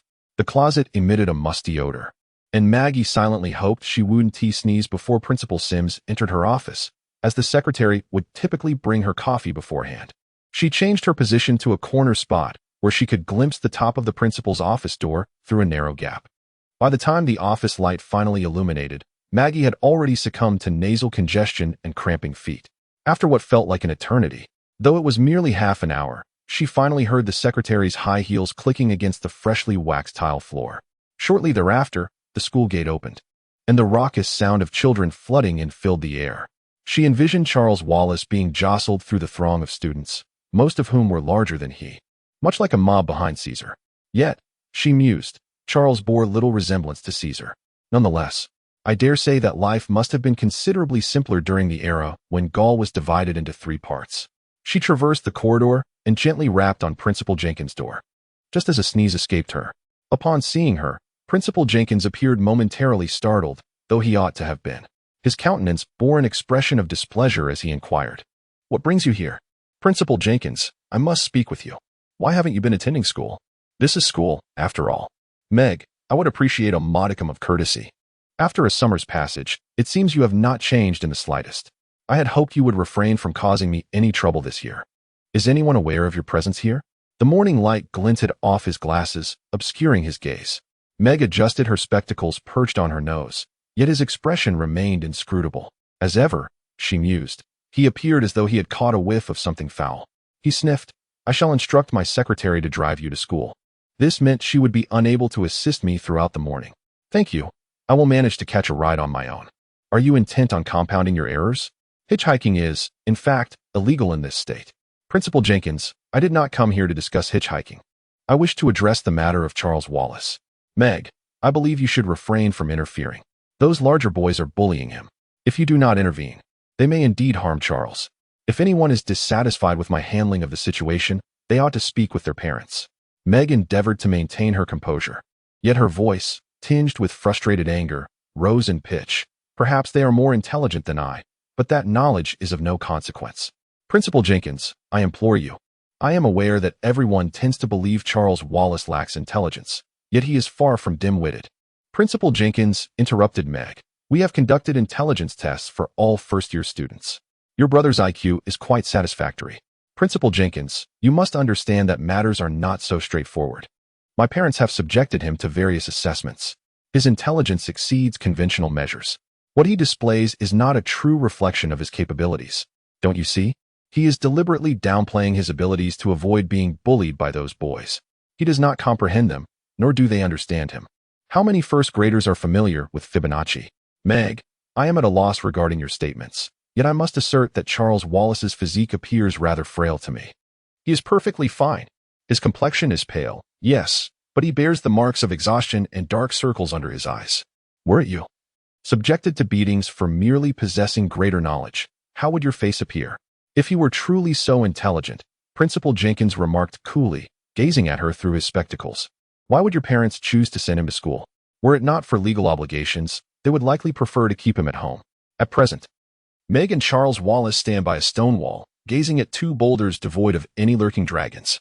Meg recalls Principal Jenkins' words about pallor and shivers involuntarily. Charles inquires, "Why do people invariably distrust those who are different from themselves? Am I truly so different?" Meg gently runs the tip of her tongue over her teeth, recently freed from braces, and gazes at Charles with deep emotion and sorrow. "Oh, Charles, I do not know. I am your sister, and I have known you since your birth. I am too close to you to make a judgment." She meticulously inspects the stones on the wall before taking a seat upon it. A gentle, non-venomous giant black snake resides within the stone structure. This large serpent is a cherished pet of the twins, having observed its growth from a diminutive creature to its current robust form. The snake is named Louise, after Louise Cruz, and the twins' Latin studies are just sufficient to jest about this peculiar surname. "Dr. Snake," Dennis remarks, "How peculiar." "Sounds quite delightful," Sandy replies. "Let us name the snake thus, Big Louise." "Why call her Big Louise?" "Why not? Must she be larger than everything else? She inherently is. She certainly cannot surpass Dr. Louise in size. Dennis, incensed, retorts, for a snake residing within the orchard stone wall. Big Louise is indeed quite substantial. While Dr. Louise is a rather diminutive physician. I mean, she is quite small. I suppose, as a doctor, she is a renowned practitioner. The stature of an individual bears no relation to the vocation of a physician. However, Dan, you are correct, she is indeed diminutive. Our serpents, in contrast, are quite substantial. When twins find themselves at odds, their disagreements rarely linger. The sole quandary lies in her avian resemblance, which starkly contrasts with that of a serpent. Charles Wallace lamented, "If only they had confided in me." The manner in which they converse at school diverges significantly from their home discourse. This is the crux of the matter. At that time, I presumed others shared my fascination with mitochondria and phage. You are mistaken, my interest is genuine. What is so peculiar about that? I believe it is not entirely odd for the offspring of a physicist and a biologist to harbor a curiosity about mitochondria and phage. My point being, the majority of individuals lack such intrigue, particularly those without scientist parents. Our progenitors bestowed upon us a myriad of adverse circumstances. I shall never possess my mother's ethereal beauty. Charles Wallace has consoled Meg far too many times, to the point of exasperation. The remarkable aspect of phage lies in their minuscule dimensions. Meg contemplated her hair, ordinary, straight strands, bearing the hue of a field mouse, starkly contrasting with her mother's wavy auburn locks. How shall I articulate it? They are so minuscule that one can only hypothesize their existence, for even the most advanced electron microscope cannot perceive them. Yet, despite their diminutive size, they hold immense significance for us. A deficiency of phage in the human body would spell certain demise. Nevertheless, the individuals at school exhibit not the slightest interest. The capacity of our teacher's mind is comparable to that of a cricket. As you mentioned, having renowned parents is not necessarily a boon for us. My mother is currently engrossed in research on this subject. She has delved into numerous topics, yet this is the first time you have shown such interest in her work. Should she succeed in proving the existence of Ferrado, she would likely be awarded the Nobel Prize. But what of it? Your interest does not stem from that possibility. Meg, if something were to go awry with our Ferrado, the consequences would be dire. Why? A shiver coursed through Meg, and she suddenly felt a chill. Hastily buttoning her woolen sweater, the clouds in the sky raced by, accompanied by a gust of wind. Have I mentioned mitochondria to you? Yes. What about them? Mitochondria are minuscule organisms residing within our cells. This description gives you an idea of just how small mitochondria are, doesn't it? Quite a clear idea. To mitochondria, the human body is as vast as the world is to us, akin to how Earth is to us. However, in stark contrast to Earth's independence from humanity, we are utterly reliant on mitochondria. Earth can thrive without humans, but if the mitochondria within our bodies falter, life ceases. What causes mitochondria to malfunction? Charles Wallace shrugged. In the dimming light, his face appeared remarkably pale. Accidents or illnesses are inevitable. Anything can happen. However, from what I have gathered from my mother, many mitochondria have encountered issues due to Ferrado. Did your mother tell you these things herself? Partially. The other parts are what I have gathered. Ferro, residing within the mitochondria, is somewhat akin to how mitochondria dwell within human cells. The genes of Ferro are unrelated to those of the mitochondria, just as the genes of mitochondria have no connection to us. If something goes awry with Ferro inside the mitochondria will fall ill and may ultimately perish. A withered leaf descended, brushing against Meg's cheek. Why would Ferro encounter issues? She inquired once more. Indeed, but that pertains to humans. How does this relate to Ferro and the mitochondria? Meg, mother has been laboring away in the laboratory, nearly day and night. She has been at it for several weeks now. You've noticed, haven't you? She often immerses herself like this when she is researching. Her focus is on Ferro. She believes that after studying the mitochondria on the brink of death, she has convincingly established the existence of Ferro. You wouldn't be discussing such matters at school, would you? Meg, I promise to behave. You aren't truly listening to me. I am concerned for you. Then heed my words. The reason mother dedicates so much time in the lab attempting to discern Ferro's impact on the mitochondria is that she suspects my mitochondria are malfunctioning. What? Meg leaped off the stone wall, turning to face her brother. Charles spoke in a hushed tone, requiring her to bend down to catch his words. If my mitochondria are unwell, then I too shall fall ill. The fear that Meg had long suppressed was on the verge of breaking free. Just how dire is the situation? Mother, can you help me heal? I am uncertain. She refuses to disclose anything. I can only speculate. Until she uncovers more truths, she attempts to keep me at bay, allowing me only fleeting glimpses through the narrowest of cracks. Perhaps it is not as dire as it seems. Maybe it is merely the consequence of school, where I either endure blows or find myself thrust to the ground. This has become a daily occurrence. This is sufficient for me to feel a sense of urgency. Look, Louise. Meg turned in the direction of his gaze. Great Louise slithered along the stones of the wall towards them. It moved swiftly, its black waves shimmering with hues of purple and silver in the autumn sun. Charles, Meg cried out. Hurry. He remained rooted in place. It will not harm us. Charles, run. It is about to strike. Yet, Louise ceased its advance, stopping mere feet from Charles Wallace, rising upright, supported only by the last few inches of its serpentine body, eagerly surveying its surroundings. Someone is nearby, and it is someone Louise knows. Is it a dragon? I do not know. I cannot see anything. Shoo, let me sense it.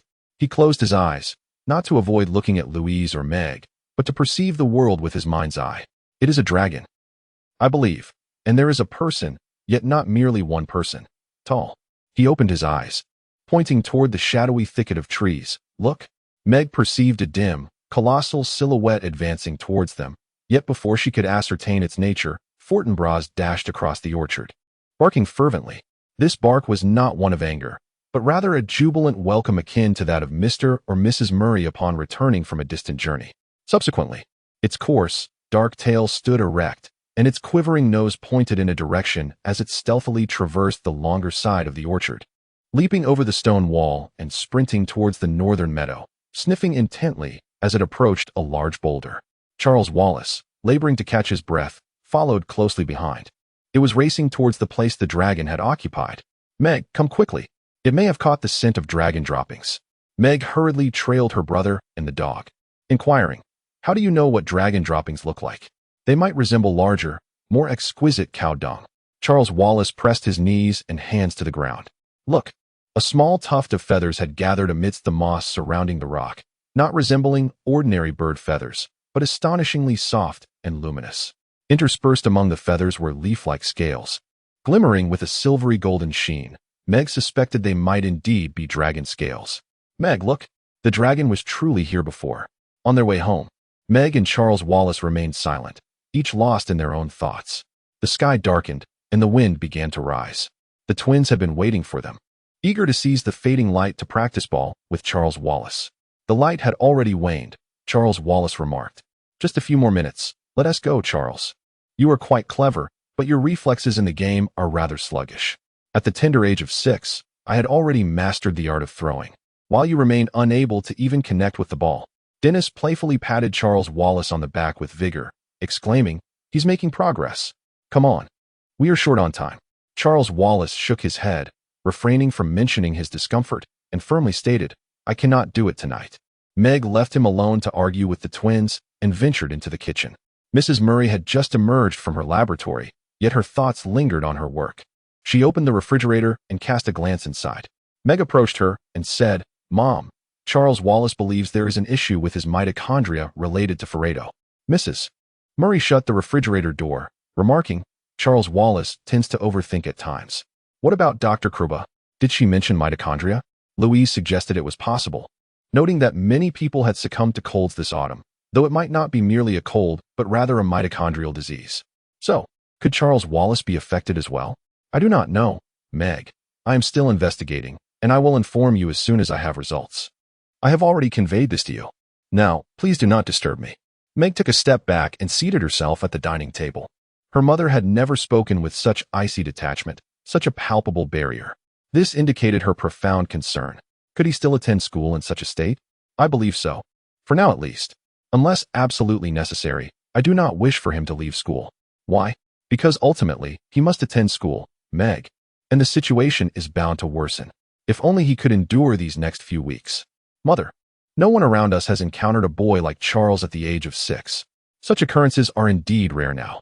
It is inconceivable that you and father would have sent him to Harvard at such a tender age. Ultimately, the concern extends beyond his intelligence. How does he fathom our thoughts and emotions? I am uncertain how much you have disclosed to him, yet he possesses an astonishing understanding of mitochondria and philo. I have mentioned it only in passing. His knowledge extends far beyond that. He is also aware of your worries for him. Mrs. Murray perched herself on a high stool beside the kitchen counter, which separated the workspace from the brightly lit dining and reading area. With a sigh, she remarked, "Meg, you are absolutely right.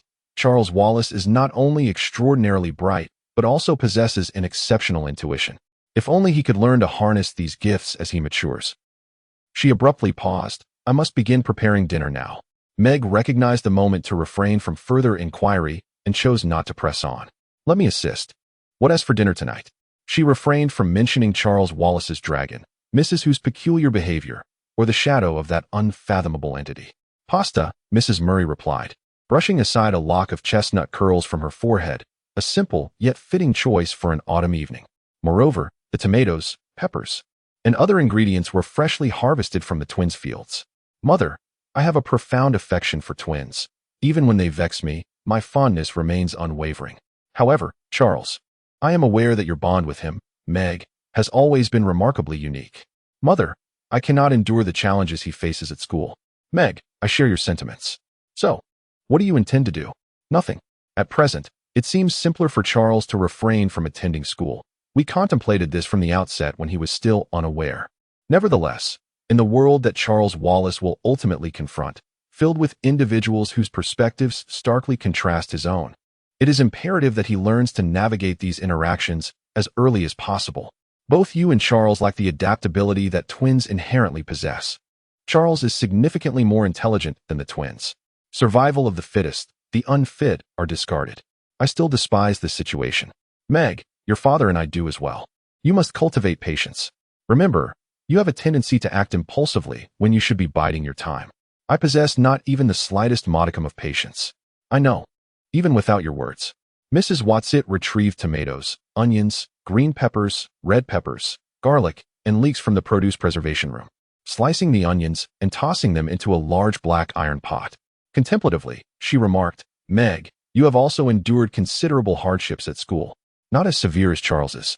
I replied, "I am not as mathematically astute as he is, perhaps. He may not necessarily be brighter than you, yet you consistently underestimate your own abilities. What I wish to convey is that you seem to find school considerably more bearable this year. Due to Principal Jin's departure, Kevin O'Keefe remains. Kevin holds significant importance. He is a basketball star, the president of the Senior Student Council, and a multitude of other things. Those whom Kevin favors are enveloped in his protective aura. Why do you think Kevin has taken a liking to you? It is certainly not because of my beauty. Yet, Meg, he indeed likes you. Does he not? Well, I suppose so, but Kevin has many admirers. Moreover, if he wished, he could choose anyone in school to be his girlfriend. But he chose you, did he not?" Meg felt her cheeks flush. She covered her face and said, "Yes, but it is different. We have shared some experiences. We are good friends. I mean, we are unlike most of the other children. I am delighted to hear that you are friends. I have a fondness for that lanky, red-haired young man." Meg chuckled. "I think Kevin regards you as a goddess, Athena. You are his idol. He also cherishes our family. His own home is quite chaotic. I genuinely believe he likes me out of respect for our family." Mrs. Murray sighed. "Meg, stop underestimating yourself. Perhaps I can at least help you hone your culinary skills. Do you know that it was one of Kevin's younger brothers who struck Charles Wallace today? I dare say he must be feeling quite upset. I am not referring to Abby. He is indifferent. I mean Kevin. Someone will undoubtedly inform him. Would you like to call him? It should not be me making the call, nor should it be directed to Kevin. I shall simply wait. Perhaps he will come over, or perhaps not." She sighed, wishing that life could be less complicated. "Mother, do you think I will someday achieve a dual doctorate like you?" Mrs. Murray lifted her gaze from the cutting board to Meg's face. With a smile, she replied, "That is not the answer to the question. There are other solutions. At present, I am more concerned about whether I have added too many red peppers to the sauce." I lost count while I was measuring. Just as they settled down for dinner, Mr. Murray called to inform them that he would be heading directly from Washington to Brookhaven for a week. The Murrays frequently traveled for work. But whether it was father or mother absent from home, it felt like a calamity to Meg. "I hope he enjoys himself. He loves the local culture there," she remarked casually. Yet, inside, she felt a pang of panic. She wished both her parents were home that evening, not merely out of concern for Charles Wallace, but because the world suddenly seemed fraught with insecurity and uncertainty. This autumn, several neighboring households had been targeted by thieves.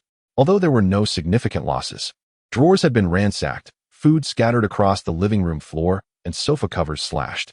Even this seemingly safe little village could witness unpredictable, irrational, and dangerous occurrences.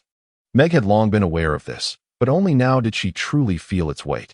She realized that no amount of meticulous planning could render life as one desires. This thought left her stomach feeling hollow. She swallowed hard.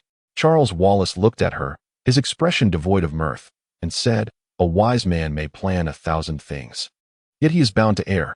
Sandy continued, "The will of man is paramount, but the outcome lies with the heavens." Dennis, unwilling to be outdone, remarked as the twins lifted their plates to add more spaghetti, their appetites always insatiable. "Why must Dad stay away for an entire week?" Sandy inquired. "It's unavoidable, it's work." Dennis replied, "Mom, the sauce could certainly benefit from a touch more chili. He often traveled far afield this autumn. At the very least, he ought to spare some time to be with us." "I find the sauce quite satisfactory," Sandy added. "Of course, it's merely that I prefer it a tad spicier." Meg sprinkled grated cheese over her pasta, but her thoughts strayed from the meal to the matter of whether Charles Wallace had spoken to their mother about dragons, and how she would respond. If there truly were dragons or dragon-like creatures in the northern meadow, surely their parents ought to be informed. "When I grow up, I wish to be a banker and earn a substantial fortune. Someone in this household must remain grounded in reality," Sandy asserted. "Mom, we do not believe that science lacks practicality," Dennis interjected, "but you and Dad are not practical scientists. You are always discussing theories." Mrs. Murray protested Sandy. "You know I am not merely a theorist, nor is your father. Spending countless hours examining a microelectronic microscope, listening to sonar, and such hardly constitutes practicality," Sandy countered. "You observe what others cannot see," Dennis added, "and hear what others cannot hear, then reflect upon these phenomena." Meg defended their mother. "If only more people understood how to think critically. Once Mom has contemplated enough, she will take action, or perhaps someone else will." Charles Wallace tilted his head, a joyful expression gracing his features as he inquired, "Does this refer to something that can be applied in reality?" His mother nodded. Sandy, seated beside Charles Wallace, leaned in to inspect the dragon's feather, just a single feather. Dennis stood up and moved closer to investigate, saying, "Let me." Charles Wallace waved the feather between them. He asked, "Whose feather is this?" "Hey, this is quite extraordinary." Sandy touched the base of the feather, concluding it could not possibly belong to a bird. "Why not?" Charles Wallace questioned. "Because the quill is incorrect." "What is incorrect?" Meg asked. "The quill, a part of the feather shaft. A bird's quill is hollow, but this feather's quill is solid and appears metallic." "Charles, where did you find this?" Charles Wallace handed the feather to his mother, who scrutinized it closely. "Sandy is right. It does not resemble a bird's quill." "So this is—" Dennis began. Meg stifled a laugh, saying, "Charles and I suspect it might be dragon dung." Sandy shot her an indignant look. "Dragon dung is dragon excrement. Don't be absurd." Dennis chimed in, "Mom, do you have any idea what this is?" She shook her head. "Charles, what do you think it is?" Mrs. Murray glanced down at the checkered tablecloth, which bore remnants of equations that had yet to be washed away. She could never seem to curb her husband's habit of scribbling equations everywhere. This was no secret. Recent newspapers had also reported on it. "What is it?" Sandy inquired about an inexplicable phenomenon occurring in the galaxy, not our own, but rather in distant realms, encompassing several other galaxies. To put it succinctly, our newly developed supersensory sonar device has intercepted peculiar sounds, frequencies that lie well beyond the normal range, markedly elevated. Time magazine has coined this enigmatic sound the cosmic cry. Following the reception of this sound, a small fissure manifested within the galaxy. "What does that signify?" Dennis asked. "It indicates that several stars have vanished." "Vanished to where?" "This is where it becomes peculiar. These stars have entirely disappeared. In regions where stars once resided, our instruments now detect nothing but emptiness." "Do you recall that Father visited Palomar Mountain in California a few weeks ago?" "Yet, things cannot simply vanish into thin air," Sandy asserted. "Matter cannot be created or destroyed. The conservation of mass is a principle we learned in school." With a calm demeanor, Mother interjected, "It appears that is no longer the case." "Are you suggesting an ecological imbalance?" "No, I am implying that matter has completely ceased to exist." "But that is impossible," Dennis replied in a monotone. "EMC," Sandy noted. "Matter can be transformed into energy, and energy can revert to matter. One must exist in some form." "Up until now," Mrs. Murray stated. Einstein's laws have never been refuted. However, issues are beginning to arise. Disappearing into oblivion, Dennis exclaimed, "That cannot be. No one wishes for this, do they? So, is that why Father is involved in this matter?" He sought the counsel of several scientists, Shastri from India and Uncle Shun from China, names you may have heard before.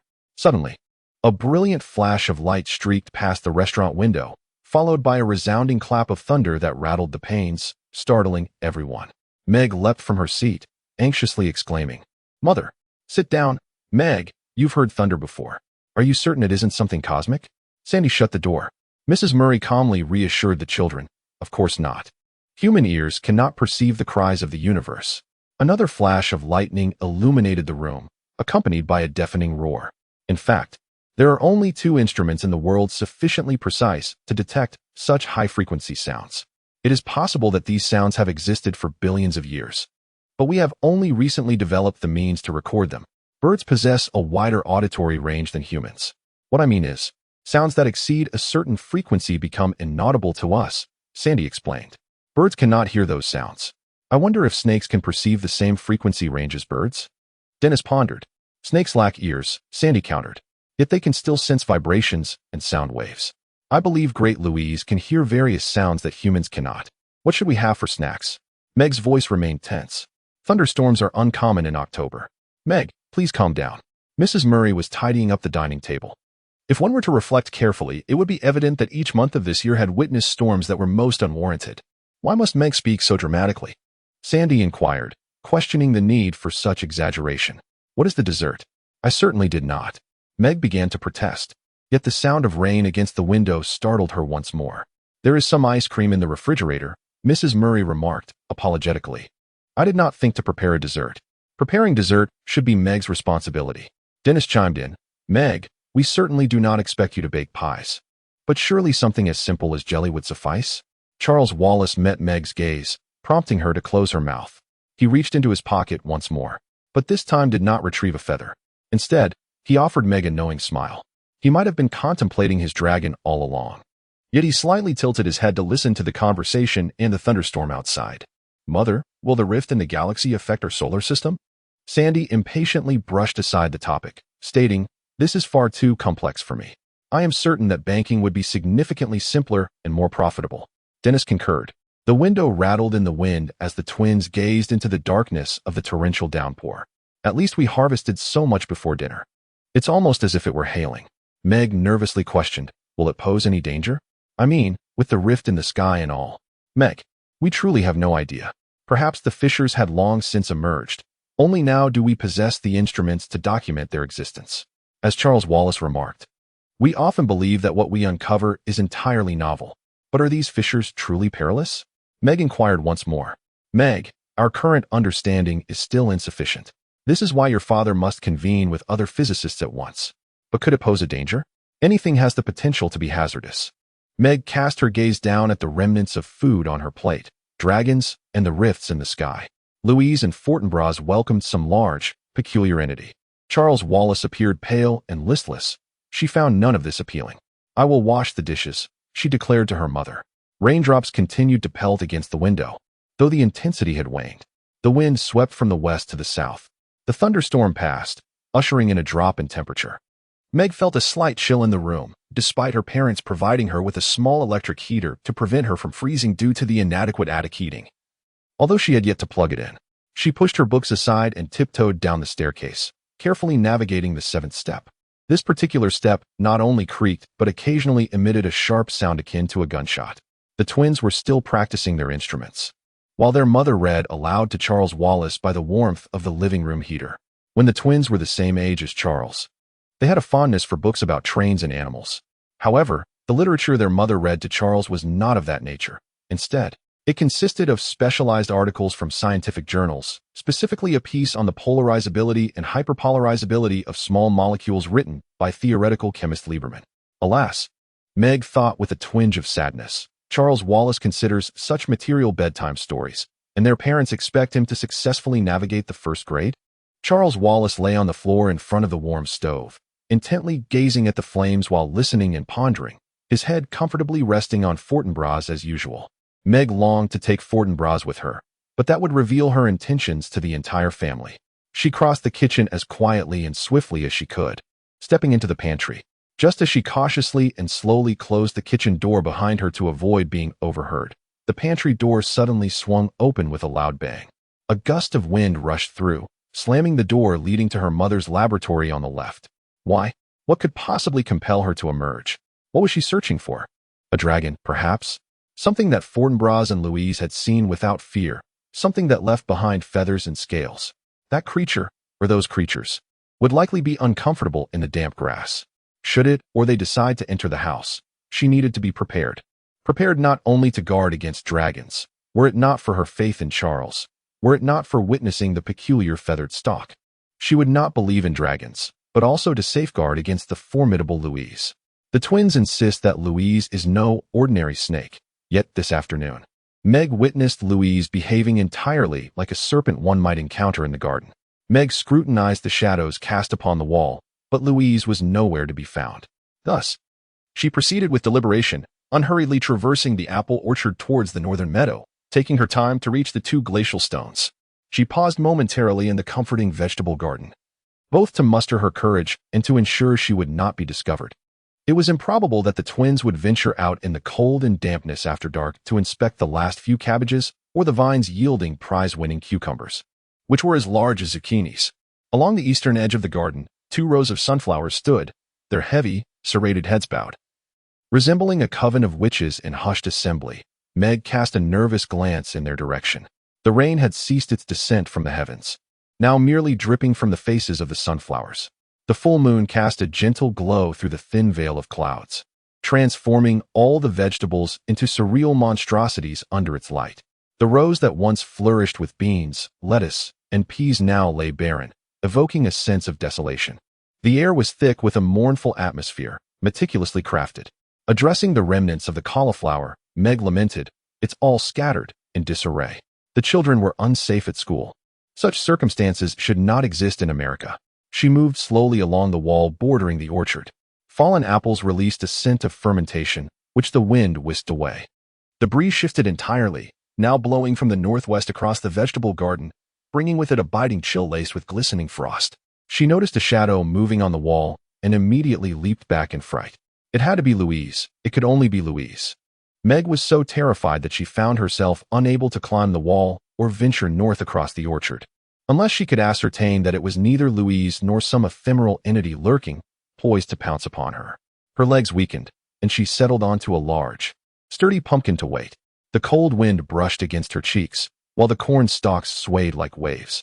She gazed helplessly as raindrops, dislodged from the sunflowers and corn, splattered onto her lenses, trickling down. So she removed her glasses and tucked them beneath her raincoat, wiping them with her tartan. Much improved, yet they still appeared fogged, reminiscent of an underwater realm. She listened intently. In the orchard, she heard the thud of falling apples, the wind swaying the trees, and the branches whispering. Peering into the darkness, she sensed movement drawing ever closer. In the depths of blackness and chill, there would be no snakes. She was certain of this. Yet Louise. It was indeed that large serpent. It cautiously emerged from the crevices of the stone wall. Although Louise posed no threat, Meg's heart raced uncontrollably. At least she knew Louise meant her no harm. However, it lingered, this time exhibiting no signs of welcome. The serpent's head swayed slowly back and forth, captivating Meg at first, then inducing tremors of fear. A voice called from behind her. "Meg." She spun around in haste. It was Principal Jane. She stared at him, bewildered. Principal Jane remarked, "Your little brother said I would find you here." Indeed, Charles would ascertain her whereabouts. However, why would Principal Watson have conversed with him? The principal had never visited her home, nor had he called upon any other family's abode. All disputes transpired within the confines of his office. What compelled him to traverse the damp grass and dripping vegetable garden to seek her out? Surely, summoning one of the twins would suffice? He stated, "Meg, I wish to come personally, for I believe my words were too harsh when you visited me last week, and I owe you an apology." He extended a hand, the moonlight breaking through the clouds, casting a pallid glow upon it. Meg, bewildered, reached out to grasp the principal's hand. At that moment, Louisa rose behind her against the wall, hissing and emitting a strange warning sound. Meg turned to look at Louisa, which appeared as large as a cobra, forming a hood. It hissed angrily at Principal Watset, raising its large, dark body in preparation to strike. The principal let out a scream that Meg had never imagined a man could produce, high-pitched, shrill, and piercing. Then he soared into the air like a great bird, flying across the night sky, transformed into a fissure, into emptiness, into nothingness. Meg realized that she too was screaming. Such a thing could not occur. There was no one, nothing before her. Impossible. Suddenly, clarity struck her. It was an illusion, born from the weather, anxiety, and the state of the world. A potent and foul odor, reminiscent of decaying cabbage and the putrid stems of flowers submerged in water, wafted from the very spot where Principal Jin had just stood, spreading like a noxious vapor. Yet, it was inconceivable that Principal Jin could be there. Meg let out another piercing scream, overtaken by panic. This time, a tall figure rushed towards her. It was Kevin O'Keefe. She exhaled in relief and broke into frantic tears. Kevin vaulted over the stone wall and reached her, encircling her with his slender arms. Meg, what is the matter?" he implored. She was terrified, unable to do anything but sob. "Meg, what is wrong? What happened?" she gasped between sobs. "I know this sounds incredible." Meg paused, trembling violently, her heart racing. Kevin remained silent, gently caressing her back. After a few more shudders, Meg finally uttered, "Kevin, I wish this were all a figment of my imagination." Do you think it's possible that it's merely my imagination?" "I don't know," Kevin replied softly, continuing to hold her close and offer solace. With Kevin by her side, everything would be all right. Meg let out a hysterical, high-pitched laugh. "Principal Jin always said my imagination was too vivid, but I've never experienced such hallucinations before. I don't have issues with delusions, do I? I don't know. The smell was tea this foul before you arrived. Compared to this, even fermented feet smells like roses. Kevin and dear Louise, today, isn't the first time it's been this strange. What? My handkerchief is filthy." Though it is said, Kevin still rummaged through his pockets. Certainly more proficient than in a plaid coat. Meg spat on the lens and wiped it clean. Without her glasses, she could only discern Kevin's hazy silhouette. Thus she mustered her courage to say, "Oh, Kevin, all in all, I had hoped you would appear tonight. I never anticipated you would still be willing to converse with me. My brother has taken action against Charles Wallace. I'm here to apologize." As was her custom, Meg rudely pushed her glasses up her nose. Just then, a beam of moonlight broke through the clouds, illuminating the perplexed expression on Kevin's face. She returned the handkerchief to him. "It's not your fault." And then, "I must be losing my mind or something to have seen Louise and Principal Jenkins in such a manner, correct?" "Meg, I do not know. You have never been insane before, have you?" "As far as I know, no. In any case, that Principal Jenkins is a piece of dragon dung," she nearly shouted. "What did you say?" "Principal Jenkins is a piece of dragon dung. Dragon dung is my new expletive. I have grown weary of the old phrases. Dragon dung is simply dragon excrement. I know dragon dung is dragon excrement. What I wish to comprehend is, with so many words at your disposal, why must you choose that one? To me, it seems perfectly acceptable." Suddenly, Meg began to tremble again. "Kevin, please, do not be this way." "I mean it seriously." He set aside his teasing tone. "Very well, Meg, what is it about dragon dung?" "Oh, Kevin, I was so startled by the matter of Principal Jenkins that I nearly forgot about the dragon incident. What is going on?" Meg recounted the events concerning Charles Wallace and the dragon to Kevin in meticulous detail. He had never experienced any hallucinations before. She went on to describe once more how Louise welcomed something unseen by them. However, it surely was not Principal Jenkins, as Louise bore her no kindness. "Insane," Kevin exclaimed. "Utterly insane." He leapt to his feet. "Then let us depart. Remember to bring the flashlight." Now, Kevin took the lead, and Meg felt emboldened to traverse the orchard and step onto the grass. The foremost thought occupying Meg's mind was to validate that she and Charles Wallace were not merely fabricating tales. The bizarre stories she had shared with Kevin were indeed true. This conviction supplanted her fear. What she sought to prove was not the part about Principal Jenkins rising and vanishing into thin air. She hoped that wasn't true. Rather, she wished to affirm the existence of the dragon. If not a single event of what had just transpired was factual, then she must be mad. As they reached the grass, Kevin took the flashlight from Meg's grasp. "I shall scout ahead." Nevertheless, Meg closely followed him. She watched as Kevin waved the flashlight. As the beam danced around the base of the rocks, she sensed a waft of distrust. A small circle of light settled, revealing a glimmering golden object at its center. "A dragon," Kevin murmured. Meg exhaled in relief, but nervously chuckled. "Are you suggesting dragon dung?" Has anyone ever seen dragon dung? Kevin knelt, his fingers sifting through a small pile of feathers and scales. Well, this is indeed peculiar. But what could possibly remain? After all, a group of dragons would not simply vanish. It is indeed a flock of dragons. Meg corrected herself without a second thought. Do you genuinely believe they are dragons? During dinner, Charles Wallace presented something to the twins, which their mother also noticed. The twins asserted it was not avian feathers, as the rachis was incorrect. And then the conversation shifted elsewhere. I suspect Charles was being deliberate. How is he now? Is he severely injured? He has endured worse before. Their mother tended to his eye, where the bruise had turned a deep shade of purple. Aside from that, he seemed fine. She was not yet ready to discuss Charles's pallor and labored breathing with Kevin. One might think we reside in the most savage part of downtown, a far cry from the tranquility of the countryside. He is bullied daily by larger children, and it is not solely your brother who torments him. Kevin, my parents are well versed in physics and biology, yet why do they seem utterly clueless when it comes to safeguarding their own son? Kevin propped himself up, sitting on the smaller of the two rocks. Meg, I don't know if this will ease your mind, but my parents appear to be oblivious to the distinction between physics and chemistry. Perhaps Charles would fare better in a city school, where children of diverse backgrounds, Caucasian, African, Asian, Spanish speakers, the affluent and the impoverished, converge. In such an environment, he might not stand out so starkly.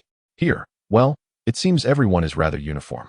Your parents are quite acquainted with influential figures like the president, and their presence here brings a certain pride to the community. However, the Mori family is undeniably distinct from others. You managed to achieve that, employing the same tactics as the twins, adhering to the law of the jungle. As you well know. Nevertheless, my parents and grandparents were born in this village, as were my great-grandparents. The O'Keefe family may lack grand aspirations, but at least they are not newcomers. His voice took on a melancholic tone. Oh, Kevin. He cast aside his gloomy thoughts. I believe it would be best for us to inform your mother. Meg jumped up. Charles, why aren't you asleep? Does Mom know you sneaked out? I was just resting. Mom is unaware of my departure? Is that even a question?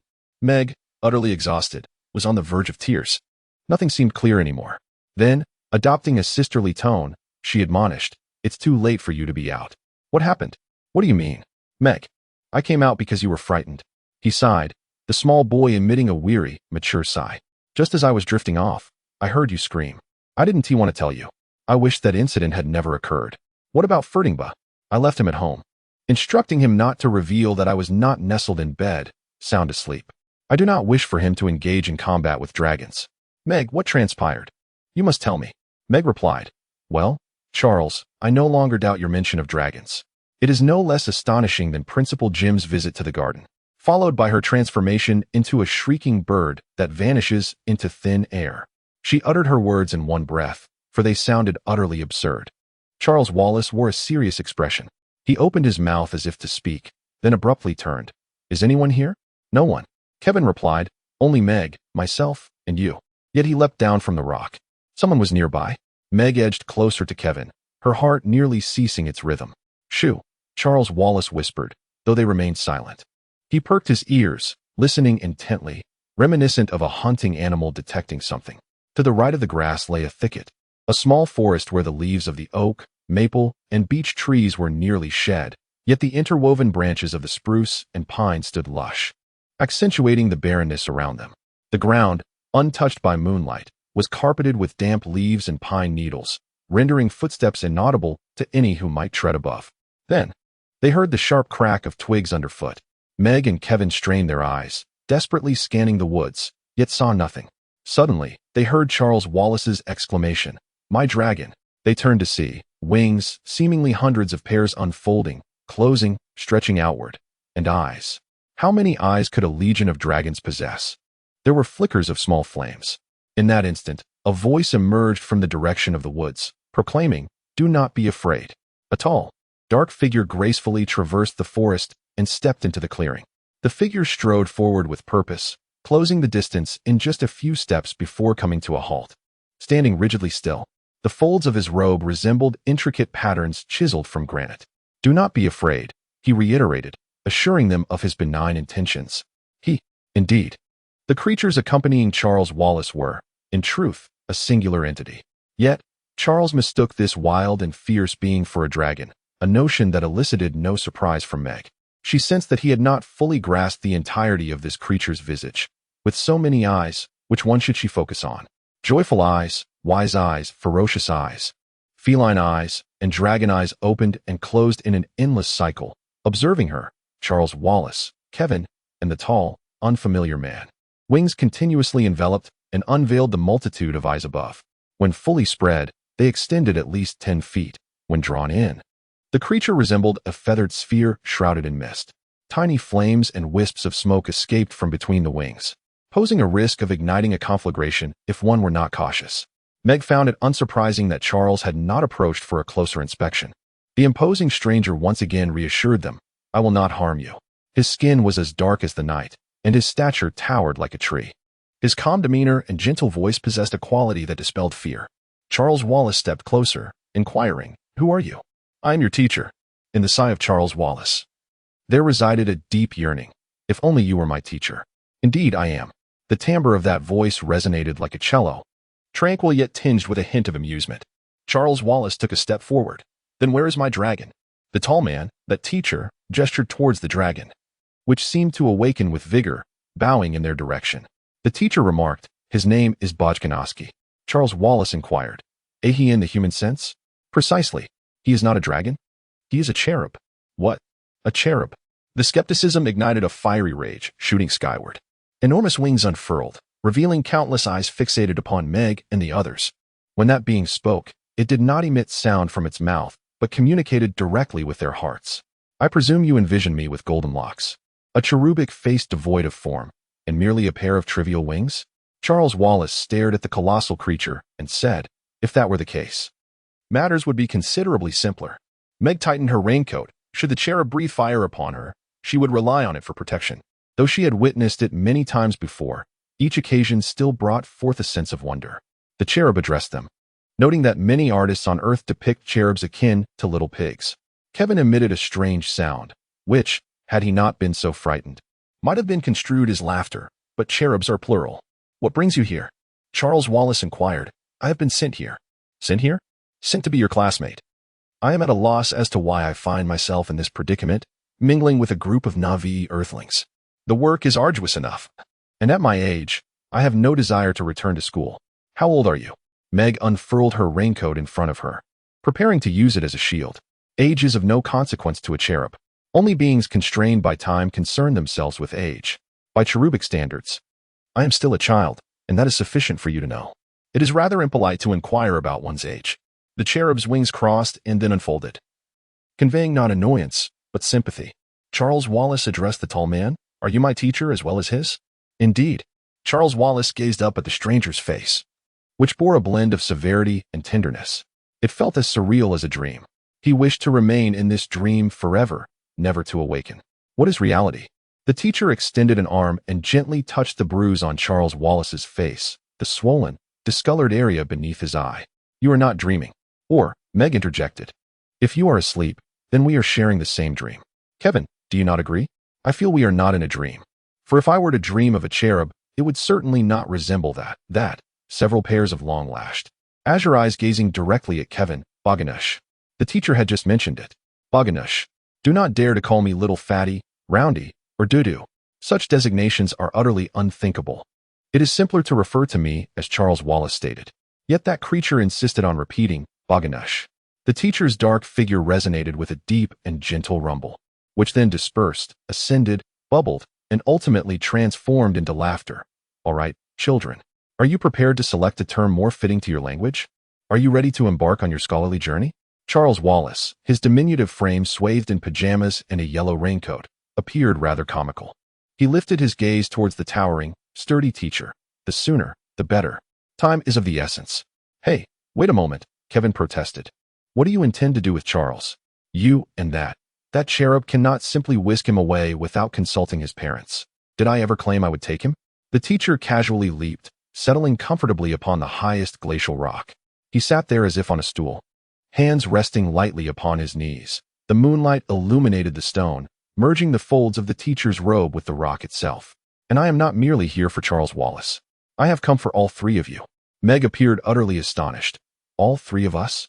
"But you may call me Brawny," the teacher replied. Charles Wallace inquired, "Is it Mr. Brandy? Dr. Brandy? Or Sir Brandy?" "Brandy will suffice. You need only to know my name." He replied. "Are you ready?" "Very well." However, Meg tends to engage in debate whenever she feels uncertain. Kevin need not accompany us. He is the most outstanding student in the school, an exceptional athlete, and a significant figure. My experience at school has been satisfactory thus far. Thus, Charles is the crux of the issue. A mere observation will reveal this.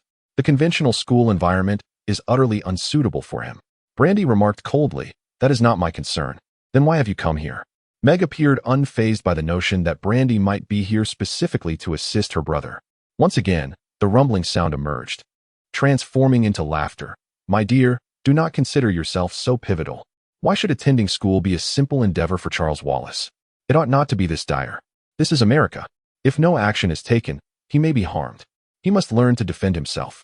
Charles Wallace, seemingly diminutive and defenseless, calmly stated, "The teacher is correct. This is a matter of learning to adapt, and no one can do it for me. If everyone allows me to navigate this on my own, without interference, I shall ultimately learn how to make myself less conspicuous. I assure you, I have refrained from mentioning mitochondria and Ferrado recently." The teacher nodded in broad agreement. Charles Wallace moved a few steps closer to the teacher. "I am delighted that your presence here is not due to the chaos I have created in school life. However, Brenner, if you did not come for that reason, then what brings you here?" "I have come primarily to seek your assistance, rather than to offer mine." "Seek our help?" Meg inquired. Charles Wallace looked up at the teacher. "I am currently unable to assist anyone. This is not solely due to the issues at school." Brenner remarked, "I am aware of the problems you refer to. Nevertheless, you have been summoned.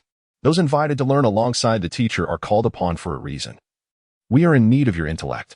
We cannot do without your brilliance. Therefore, we must first ascertain what ails you and, if possible, remedy it." "If possible?" Meg asked anxiously. Kevin's voice suddenly rose as he questioned, "Charles? Ill? What is wrong? What troubles Charles?" "Look at him," Meg whispered. "Observe how pale he is. His breathing is also labored. He is out of breath even after walking through the orchard." Meg turned to the teacher and implored, "Oh, please, please, please, Brenner. Can you help?" Brenner maintained a stern expression, quietly gazing down at her. "Child, I believe the one who ought to take action is you." "Me?" "Yes. You know that I am willing to do anything for Charles." Kevin looked at the teacher with skepticism. "Indeed, Kevin, you should join in the effort as well." "How can we assist?" "How can we assist? Once classes commence, you will gradually comprehend." Kevin inquired, "Where shall we attend school? Where is your institution?" "It is acceptable to come over." Charles Wallace stated, "I am unafraid of you." The cherub adjusted his wings. "Bodkin, please. Where's my school?" Here, everywhere. First grade students, upon their recess, gather on the playground alongside the cherub and the seraph amidst the feral dose." Charles Wallace marveled, "My mother has isolated the feral dose." "Indeed. Brenny, is there an issue with my mitochondria and the feral dose?" "Well, what shall we do now?" "But school. You will attend, as usual, tomorrow morning." This is quite the unexpected twist. "However, your school," Meg exclaimed in disappointment. Not long ago, she wished for Charles Wallace to never set foot in that old red brick building again, hoping Brenny would take charge and resolve all issues. "Child," Brenny said solemnly, "my school encompasses the entire universe. Before our course concludes, I may need to lead you far away to peculiar realms." "Are we the only students?" Kevin asked Meg. "Charles Wallace and I." Bodkin exhaled a plume of angry smoke. "Apologies, there is also the cherub." Brenny replied, "Do not fret. When the time comes, you shall naturally understand." "Why must we seek a cherub to be our classmate?" Meg inquired. "I apologize, Pakanashki, but being among mere mortals such as ourselves must be a considerable affront to you." Pakanashki blinked several times in unison, as if to convey contrition. "What I said was unintentional. Since we are to learn from the same instructor, there must surely be something to glean from one another. The rank of a cherub does not surpass that of earthlings. We are merely different." Brenny nodded in agreement. "Indeed, there is much for you to learn from one another. Now, I shall assign each of you a task. Charles Wallace, can you guess what yours is?" "Adapt to your environment." "I do not wish for you to change." Meg exclaimed. "And what about mine, Brenny?" she queried. The teacher furrowed his brow, pondering before responding. "I am considering how to articulate this in terms you can comprehend. You shall undergo 3 tests, or trials, if you will. You must commence the first one immediately." "What is it?" Part of the trial requires you to discern what the test entails. But how am I to discover that? I cannot disclose that information. However, you have your companion Pakanoshki to assist you in this quest. You shall become what you refer to as partners. You two must successfully navigate all 3 trials together. What if we fail? Pakanoshki appeared quite apprehensive at this notion, shielding his eyes with his wings. Brenny calmly replied, "Indeed, failure is a possibility. But I would advise you not to dwell on that. Remember, these are 3 trials that you could never have anticipated. However, Brini, I cannot possibly take Kibber with me to school." Brini gazed at the magnificent creature with deep emotion, its wings still closely held against its body in a protective manner. "The decision now lies with you. At times, he can become invisible, as you know. Personally, I believe that transforming into a gust of wind or a flame would simplify matters. However, he believes that taking a tangible form would provide a greater sense of security for the inhabitants of Earth." Charles Wallace extended a hand, placing it in the teacher's grasp. "If I were to bring him along, presenting ourselves as a group of dragons upon entering the playground, I dare say I would encounter no trouble whatsoever." Meg interjected, "Did you not mention that we must bring a pet to school tomorrow?" Charles Wallace laughed heartily. "We could bring a small pet to show our classmates." Pequeno's eyes peeked out from beneath his wings. "I am not a mere jest." "Oh, Pequeno," Meg reassured him, "do not worry. He is just speaking whimsically. Charles, tonight is not feasible. You have long surpassed your bedtime, and who knows what tomorrow may bring." "Do you not know?" Meg inquired. "What about Pequeno?" "Well, very well. I suppose this is the best course of action. Then, good night." "Good night, Meg." Pequeno lifted one wing and waved at her, subsequently curling into a plump, large ball. The eyes, flames, and smoke vanished from sight. Meg shivered. "Are you cold?" Brini inquired. Meg shivered again. "The thunderstorm before dinner. I thought it was caused by a cold front meeting a warm front, but it seems quite severe. I never expected to encounter you, Curlber." "Brini," Kevin remarked, "you haven't assigned me any homework." "Well, child, you have your own tasks, difficult and perilous ones, but I cannot divulge their nature. Your assignment is to remain quietly and patiently without asking questions. After school tomorrow, please come to the Murray residence. Is that agreeable?" "Oh, certainly," Kevin replied. "Missing one extracurricular activity is acceptable." "Very well. We shall discuss it further then. Now, let us proceed." Charles Wallace led the way, with Meg and Kevin closely following. The wind continuously blew from the northwest, and with each gust, it seemed to grow colder. Upon reaching the stone wall beside the apple orchard, the moon shone with a brilliant clarity, illuminating the landscape in stark contrast of light and shadow. A few apples still clung to the treetops. Some were as dark as Brini, while others gleamed with a silvery light, appearing to radiate their own glow.